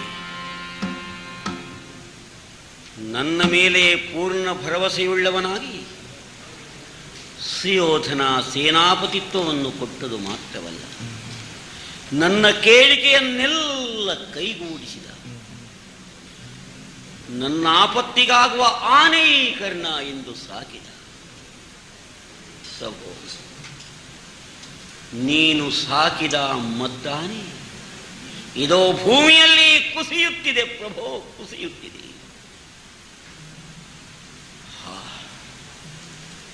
ಸುಯೋಧನನಿಗೆ ಇನ್ನೇನು ಗತಿ? ಸಮರದಲ್ಲಿ ಕೈ ಸೋತಿನಿ. ದೃಢಮುಷ್ಟಿಯುಳ್ಳಂತಹ ಕರ್ಣನಿಂದ ವಿರೋಧಿಗಳ ಸಂಹಾರವಾಗ್ತದೆ, ಪಾರ್ಥನ ಅಳಿವಾಗ್ತದೆ. ಈ ನಂಬುಗೆಯಿಂದಿದ್ದವನಲ್ಲವೇ ನಮ್ಮೊಡೆಯನಾದಂತಹ ಕೌರವೇಶ್ವರ. ಅವನಿಗೆ ಇನ್ನಾರು ಗತಿ? ನನ್ನ ಒಂದೊಂದು ಪಾಪ ಕರ್ಮಗಳು ಮತ್ತೆ ಮತ್ತೆ ಜ್ಞಾಪಕಕ್ಕೆ ಬರುತ್ತಿವೆ. ಒಡೆಯನಿಗಾಗಿ ಒಡಲನ್ನು ಮುಡುಪಾಗಿಟ್ಟ ನಾನು ಜೀವನದಲ್ಲಿ ನಡೆಸಿದ್ದಾದರೂ ನನಗಿದ್ದ ಒಂದೇ ಒಂದು ಆಶೆ, ಪಾರ್ಥನಲ್ಲಿ ದ್ವಂದ್ವ ಯುದ್ಧ, ಕೌರವನ ಸ್ನೇಹ ಹಸ್ತ. ಮತ್ತಾವುದನ್ನೂ ನನ್ನ ಬದುಕಿನಲ್ಲಿ ನಾನು ಬಯಸಿರಲಿಲ್ಲ. ಸುಯೋಧನ ತೃಪ್ತಿಗಾಗಿ ನಾನಿಂತಹ ನೀಚ ಕೃತ್ಯಗಳಲ್ಲಿ ಆಸಕ್ತನಾಗಿದ್ದೆ. ಸಭಾ ಮಧ್ಯೆ ಪಾಂಚಾಲಿಯನ್ನು ಬತ್ತಲೆಯಾಗಿಸುವುದಕ್ಕೆ ಸುಯೋಧನ ಪ್ರಯತ್ನಿಸಿದರೆ ನಾನು ಒತ್ತಾಸೆಯನ್ನು ನೀಡಿದೆ. ಐವರಾಗಬಹುದಂತೆ ಆರನೆಯವನಾದರೇನು, ಬಾ ಬಾ ಎಂದು ಸುಯೋಧನ ಕರೆಯುತ್ತಿರುವಾಗ ಕೈ ಚಪ್ಪಾಳೆ ಎಕ್ಕಿ ನಗಾಡಿದೆ. ಈ ಕೈಗಳು ಸೋಲದೊಡೆಯುತ್ತದೆ. ಪತಿವೃತೆಯಾದ ಹೆಣ್ಣನ್ನು ಅವಗಣಿಸಿ ಚಪ್ಪಾಳೆ ಇಕ್ಕಿದ ಈ ಕರ ಸೋಲದೆ ಉಳಿಯುತ್ತದೆ. ವಿಕ್ರಮಿಯಾಗಿ ಅತಿರಥ ಮಹಾರಥರಲ್ಲಿ ಹೋರಾಡುತ್ತಿದ್ದ ಸಿಂಹ ವಿಕ್ರಮಿಯಾದ ಅಭಿಮನ್ಯುವಿನಿಗೆ ತಿಳಿಯದಂತೆ ಅವನ ಧನುಸ್ಸನ್ನು ನಾನು ಖಂಡಿಸಿದೆ. ಈ ಕೈಗಳಿಗೆ ಸೋಲಲ್ಲದೆ ಮತ್ತೇನು ಜಯ ಬರುವುದಕ್ಕಿದೆ? ಇಲ್ಲ. ಕೈ ತಟ್ಟುತ್ತಾ ಸುಯೋಧನ, ಕೇಳಿದೆಯಾ ಕರ್ಣ? ದ್ಯೂತದಲ್ಲಿ ಸಮಸ್ತ ರಾಜ್ಯವನ್ನು ಸೋತ ಪಾಂಡವರಿಗೆ ನನ್ನಲ್ಲಿ ಆದರವಂತೆ ನಾನು ಚಪ್ಪಾಳೆ ಇಕ್ಕಿದೆ. ಈ ಕೈಗಳು ಸೋಲದುಳಿಯುತ್ತವೆ. ಕೌರವೇಶ್ವರನ ಆಜ್ಞೆಯಂತೆ ದುಶ್ಯಾಸನ ಕೃಷ್ಣನನ್ನು ಕಟ್ಟುವುದಕ್ಕಾಗಿ ಹಗ್ಗವನ್ನು ತರುತ್ತಿದ್ದಾಗ ಕೈಗೊಟ್ಟ ನನ್ನ ಕೈಗಳು ಸೋಲನ್ನು ಕಾಣದೆ ಮತ್ತೇನನ್ನು ಕಾಣಬೇಕು? ಏನನ್ನು ಕಾಣಬೇಕು? ಭುವನೇಶ, ನಾನಿನ್ನೂ ಅದನ್ನು ಉಳಿಯಗೊಡಬೇಕು ಎಂದು ಆಶಿಸಿದವ. ತನ್ನ 100 ಮಕ್ಕಳು ಸತ್ತರೂ ಕಣ್ಣೀರಿಳಿಸದಂತಹ ಸುಯೋಧನ ನನ್ನ ಮಗನಾದ ವೃಷಸೇನ ಸತ್ತಾಗ ನಾನಿನ್ನು ವಿಷಪ್ರಾಶನ ಮಾಡಬೇಕು, ಕರ್ಣನಿಗೆ ಮುಖವೆಂದು ತೋರಿಸಲಿ ಎಂದು ಅಳುತ್ತಿದ್ದಂತೆ ಆತನ ಕಂಬನಿಯನ್ನೊರಸಿ ಕದನಕ್ಕೆ ಧುಮ್ಮಿಕ್ಕಿದವ ನಾನು. ಅಂತಹ ಮಮತಾ ಹೃದಯವುಳ್ಳ ಸುಯೋಧನನ್ನು ಮರೆಯುವುದಕ್ಕೆ ಸಾಧ್ಯವೇ? ಮರೆಯುತ್ತಿರಲಿಲ್ಲ. ನಮ್ಮಲ್ಲಿರುವಂತಹ ಗಾಢವಾದ ಸ್ನೇಹ ಆಗಿತ್ತು. ಅವನ ಅಂತಃಪುರಕ್ಕೆ ಅವನಿಲ್ಲದಿದ್ದಾಗ ನನ್ನನ್ನು ಪ್ರವೇಶಿಸುವುದಕ್ಕೂ ಆಕ್ಷೇಪಿಸಿದವರು ಅವನಲ್ಲ. ಅವನಂತಹ ಸ್ನೇಹಿತರು, ಅವನಂತಹ ಹೃದಯ ವೈಶಾಲ್ಯ ಉಳ್ಳವರು ಯಾರಿದ್ದಾರೆ? ಆದರ್ಶ ಸ್ನೇಹಿತನಾದ ಕೌರವನಿಗೆ ನಾನೇನನ್ನು ಕೊಟ್ಟಂತಾಯಿತು? ಆ ದಿನ ಸಂಧಾನಕ್ಕಾಗಿ ಬಂದ ಕೃಷ್ಣ ನನ್ನನ್ನು ಕರೆದು ಗುಟ್ಟಾಗಿ ತಿಳಿಸಿದನಲ್ಲ ನನ್ನ ಕುಲವನ್ನು ಕೇಳದಿರುತ್ತಿದ್ದರೆ ನನಗೆ ಪರಾಭವ ಬರುವುದಕ್ಕಿತ್ತು. ಎನ್ನ ಕುಲವ ಕೃಷ್ಣನು ಎನಗರುಡಿ ಎನ್ನೊಡೆಯನ ಕೊಂದನು. ನಿನ್ನ ತಾಯಿ ನಿನ್ನನ್ನು ಹೊಳೆಯಲ್ಲಿ ತೇಲಬಿಟ್ಟರು. ಕಾಣೀನನಾದ ನಿನಗೆ ಹಸ್ತಿನಾವತಿಯ ಚಕ್ರವರ್ತಿಯಾಗುವ ಭಾಗ್ಯವಿದೆ ಕರ್ಣ. ಬಾ, ನಿನ್ನವರಾದ ಪಾಂಡವರನ್ನು ಸೇರಿಕೋ ಎಂತಹ ಪ್ರಲೋಭನವನ್ನೊಡ್ಡಿದ್ದ. ಆದರೆ ಕರ್ಣನಿಗೂ ಒಂದು ಹೃದಯವಿದೆ ಎಂಬುದನ್ನು ಆ ಕೃಷ್ಣ ತಿಳಿಯದೇ ಹೋದನೆ. ಪಾರ್ಥನಲ್ಲಿ ನನಗಿದ್ದ ದ್ವೇಷ ಯಾರನ್ನು ಕಂಡು ಸಂತೋಷದಿಂದ ಬಿಗಿದಪ್ಪಿ ನೆತ್ತಿಯನ್ನು ಆಗ್ರಾಣಿಸಿ ಚೆನ್ನಾಗಿರು ಎಂದು ನಾನು ಆಶೀರ್ವದಿಸಬೇಕು. ಅವನ ಕೊರಳರಿಯುವ ಪ್ರತಿಜ್ಞೆಯನ್ನು ಮಾಡಿದಂತಹ ನನಗೆ ಒಂದು ಹೃದಯವಿದೆ ಎಂಬುದನ್ನು ಕೃಷ್ಣ ತಿಳಿಯದೇ ಹೋದರೆ ನನ್ನ ಕುಲವನ್ನು ಎಚ್ಚರಿಸಿದ್ದಲ್ಲ, ಕರ್ಣನ ಹೃದಯದಲ್ಲಿ ಭಾವದ ತರಂಗಗಳಿರಲಿ ಎಂದು ಬಿರುಗಾಳಿಯೇ ಬೀಸಿದಂತೆ ಮಾತುಗಳನ್ನಾಡಿದ. ಅಯ್ಯೋ, ಇನ್ನು ಸುಯೋಧನನಿಗೆ ಯಾರಿದ್ದಾರೆ? ನನಗೀ ಸ್ಥಿತಿಯಾಯಿತು ಎಂದು ನಾನು ದುಃಖಿಸುವುದಲ್ಲ. ನನ್ನಂತೆ ಕೌರವನನ್ನು ಕಂಡವರು ಯಾರಿದ್ದಾರೆ? ಯಾರೂ ಇಲ್ಲ. ಏನು ಮಾಡಲಿ? ಬಂದು ಹರಿಯು ಕಪಟ ವೇಷದಿಂದ ಸೂರ್ಯ ಸುತನ ಕೂಡಿತೆಂದ ತ್ಯಾಗದೊಳಗೆ ನಿನ್ನಲಿ ಕುಂದುಗಾಣೆವೆನುತನವೈ ತಂದೆವಿಲ್ಲಿ ಎಂಬಪೇಕ್ಷೆಯ ನೀವು ಇಂದು ಪೂರೈಸುವುದು ರಾಧೇಯ. ಬಂದು ಹರಿಯೂ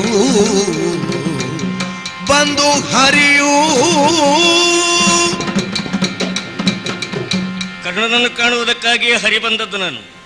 ಕರ್ಣನನ್ನು ಆದಷ್ಟು ಬೇಗ ಕಾಣಬೇಕು, ಅವನಿಂದ ಏನಾದರೂ ಪಡೆಯಬೇಕು ಎನ್ನುವ ನನ್ನ ಬಯಕೆ ಈ ಹೊತ್ತು ಸಾರ್ಥಕ ಆಗಬೇಕಾಗಿದೆ. ಹಾಗಾಗಿ ನೇರವಾಗಿ ಕರ್ಣದಲ್ಲಿಗೆ ಹೋಗುತ್ತೇನೆ. ಕರ್ಣ, ಯಾರು? ನಾನಯ್ಯ. ಏನು? ಅಲ್ಲಿಂದ ಇಲ್ಲಿಯವರೆಗೆ ಬಂದವ. ಎಷ್ಟೋ ಸಲ ನಿನ್ನಲ್ಲಿಗೆ ಬಂದಿದ್ದೇನೆ. ನನ್ನ ಸ್ವರದ ಪರಿಚಯ ನಿನಗೆ ಸರಿಯಾಗಿ ಇರಬಹುದು. ಓಹೋ, ನಾನು ಯಾರು ಅಂತ ನೋಡಿದ್ರೆ ಗೊತ್ತಾಗಬಹುದು ನಿನಗೆ. ನಾನೊಬ್ಬ ಬ್ರಾಹ್ಮಣ, ನಿನ್ನಲ್ಲಿ ದಾನ ಕೇಳುವುದಕ್ಕಾಗಿ ಬಂದವ. ಅಂಗದಲ್ಲಿ ಪಡೆದಿದ್ದೇನೆ, ಹಸ್ತಿನಾವತಿಯಲ್ಲಿ ಪಡೆದಿದ್ದೇನೆ, ಇಲ್ಲಿಯೂ ಪಡೆಯಬೇಕು ಎನ್ನುವ ಬಯಕೆ ನನಗಿದೆ. ಹಾಗಾಗಿ ಅಲ್ಲಿಂದ ಇಲ್ಲಿವರೆಗೆ ಬಂದಿದ್ದೇನೆ. ದಾನವನ್ನು ಕೇಳ್ತೇನೆ, ಕೊಡ್ತೀಯ?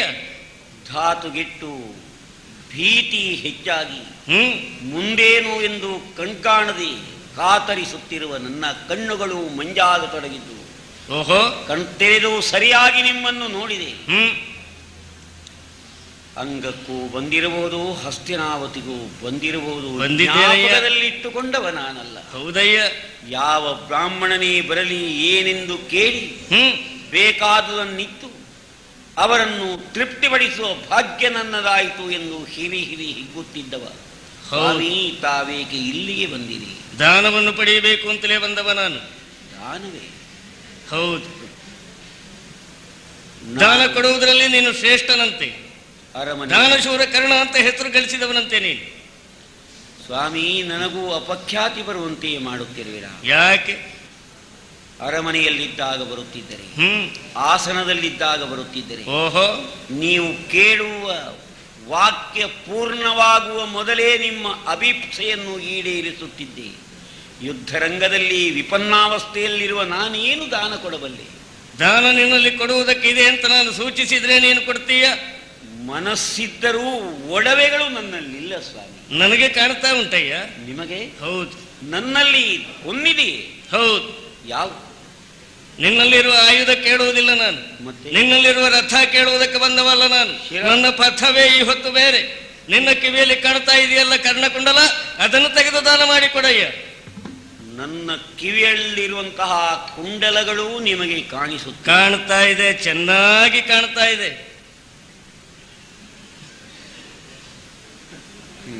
ಬ್ರಾಹ್ಮಣಲ್ಲಯ್ಯ.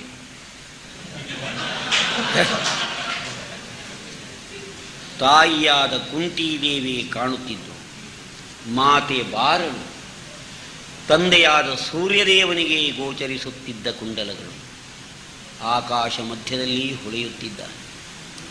ಅಂದು ನನ್ನನ್ನು ಎಚ್ಚರಿಸಿದ್ದ ಕುಂತಿದೇವಿ ನಿನ್ನಲ್ಲಿ ಯಾಚಿಸುವುದಕ್ಕಾಗಿ ಬರುತ್ತಿದ್ದಾಳೆ.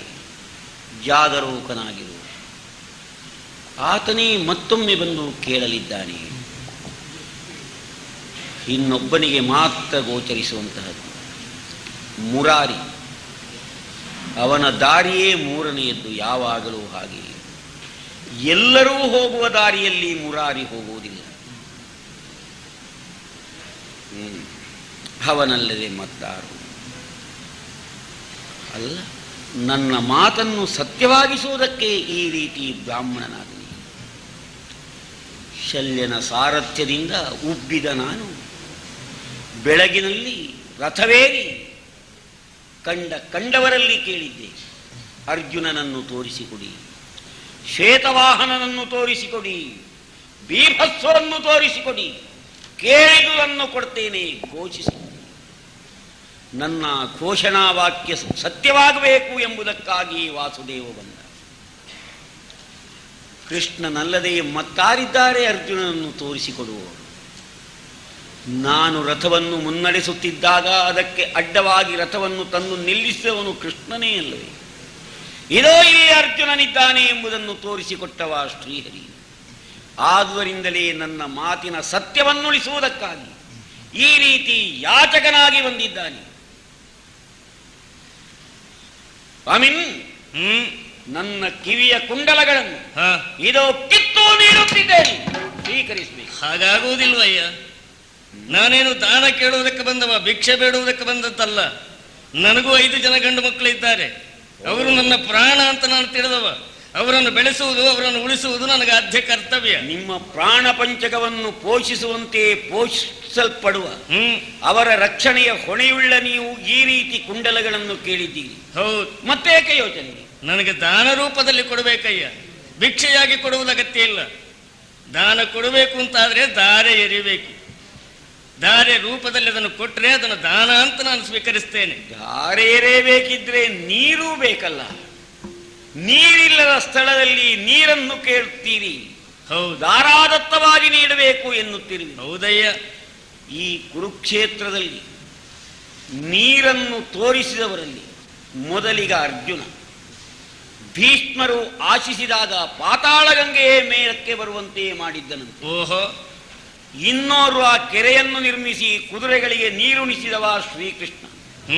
ಅವರಿಬ್ಬರನ್ನು ಬಿಟ್ಟರೆ ಕುರುಕ್ಷೇತ್ರದಲ್ಲಿ ನೀರನ್ನು ತೋರಿಸೋರು ಯಾರೂ ಇಲ್ಲ.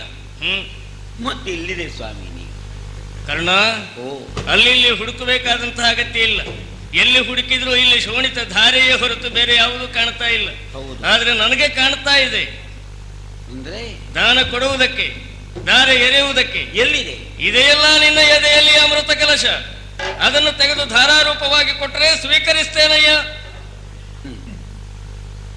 ನನ್ನೆದೆಯಲ್ಲಿ ಅಮೃತ ಕಲಶವಿದೆ. ಕೌರವನ ದುಷ್ಟ ಚತುಷ್ಟಯದಲ್ಲಿ ಒಬ್ಬನಿಂದು ಗಣಿಸಲ್ಪಟ್ಟವ ನಾನು. ಎಲ್ಲರೂ ಹೇಳುವಂತೆ ನನ್ನ ಹೃದಯದಲ್ಲಿ ತುಂಬಿರುವುದು ವಿರೋಧ ಭಾವ, ಮಾತ್ಸರ್ಯ, ಲೋಭಾದಿಗಳು. ನೀವು ಹೇಳ್ತೀರಿ ಅಮೃತ ಕಲಶ ಇದೆ. ಹಾಗಿದ್ದರೆ ನನ್ನ ಹೃದಯದಲ್ಲಿರುವುದು ಅಮೃತತ್ವ. ಅಮೃತಸ್ಯ ಪುತ್ರ. ಈ ಪ್ರಪಂಚದ ಪ್ರತಿಯೊಬ್ಬನೂ ಅಮೃತ ಪುತ್ರನೇ.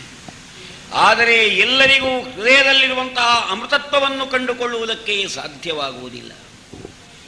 ನೀವು ಅನುಗ್ರಹಿಸಿದ್ದರಿಂದಲೇ ಅದನ್ನು ಕಂಡುಕೊಳ್ಳುವ ಯೋಗ್ಯತೆ, ಭಾಗ್ಯ ನನಗೆ ಪ್ರಾಪ್ತವಾಯಿತು. ಸ್ವಾಮಿ, ಹೌದು. ಕತ್ತಲೆಯಿಂದ ಬೆಳಕಿನ ಕಡೆಗೆ ಹೋಗು, ಅಸತ್ಯದಿಂದ ಸತ್ಯದ ಕಡೆಗೆ ಹೋಗು, ಮೃತ್ಯುವಿನಿಂದ ಅಮರತ್ವದ ಕಡೆಗೆ ಏರು. ಸನಾತನಿಗಳ ಸಂದೇಶ. ನನ್ನ ಹೃದಯವನ್ನೇನೆಂದು ತಿಳಿದುಕೊಳ್ಳುವುದಕ್ಕೆ ನಾನೀಗ ಸಿದ್ಧನಾಗಬೇಕು. ಅರ್ಥಾತ್ ನಾನು ಅಮೃತತ್ವವನ್ನು ಪಡೆಯಬೇಕು. ಅಮೃತಧಾರೆಯಿಂದ ನಿನ್ನನ್ನು ತೃಪ್ತಿಪಡಿಸಬೇಕು. ಅರ್ಥವಾಯಿತು, ಅರ್ಥವಾಯಿತು. ಇದು ಬಾಣದ ಮೊನೆಯಿಂದ ನನ್ನ ಹೃದಯವನ್ನು ಸೀಳುವುದಕ್ಕೆ ಸಿದ್ಧನಾದಾಗ ನಾನಾರೆಂಬ ಪ್ರಜ್ಞೆ ಮತ್ತೆ ಮರುಕಳಿಸಿದೆ. ಈ ಲೌಕಿಕ ಭೌತ ಪ್ರಪಂಚದ ಸಂಬಂಧವೇನು ಎಂಬುದು ಅರ್ಥವಾಗುತ್ತಿದೆ. ನಾನು ನಾನೇ ಆಗಿ ನಿನ್ನನ್ನು ಸೇರುವುದಕ್ಕಿರುವಂತಹ ಮಾರ್ಗ ಇದೊಂದೇ. ಭಗವನ್, ಇದೋ ನನ್ನ ಎದೆಯನ್ನು ಸೀಳಿ ಆ ಅಮೃತ ಕಲಶದಿಂದ ಧಾರೆಯನ್ನೆರೆದು ಕುಂಡಲಗಳನ್ನು ನೀಡುತ್ತಿದ್ದೇನೆ. ಸ್ವೀಕರಿಸಿದ್ದೇನೆ. ಕರ್ಣನಿಂದ ಏನನ್ನು ಪಡೆಯಬೇಕೋ ಅದನ್ನು ಪಡೆದಿದ್ದೇನೆ. ಇನ್ನು ಅರ್ಜುನನಿಗೆ ಏನು ಕೊಡಬೇಕೋ ಅದನ್ನು ನಾನು ಕೊಡಬೇಕಾಗಿದೆ. ಅದಕ್ಕಾಗಿ ತಡ ಮಾಡುವುದಿಲ್ಲ. ಅರ್ಜುನನಿಗೆ ಆಜ್ಞಾಪಿಸಿದ್ದೇನೆ. ಪಾರ್ವತಿ ದತ್ತವಾದಂತಹ ಅಂಜನಾಸ್ತ್ರದಿಂದ ಕರ್ಣನ ಶಿರವನ್ನು ಛೇದನ ಮಾಡುವ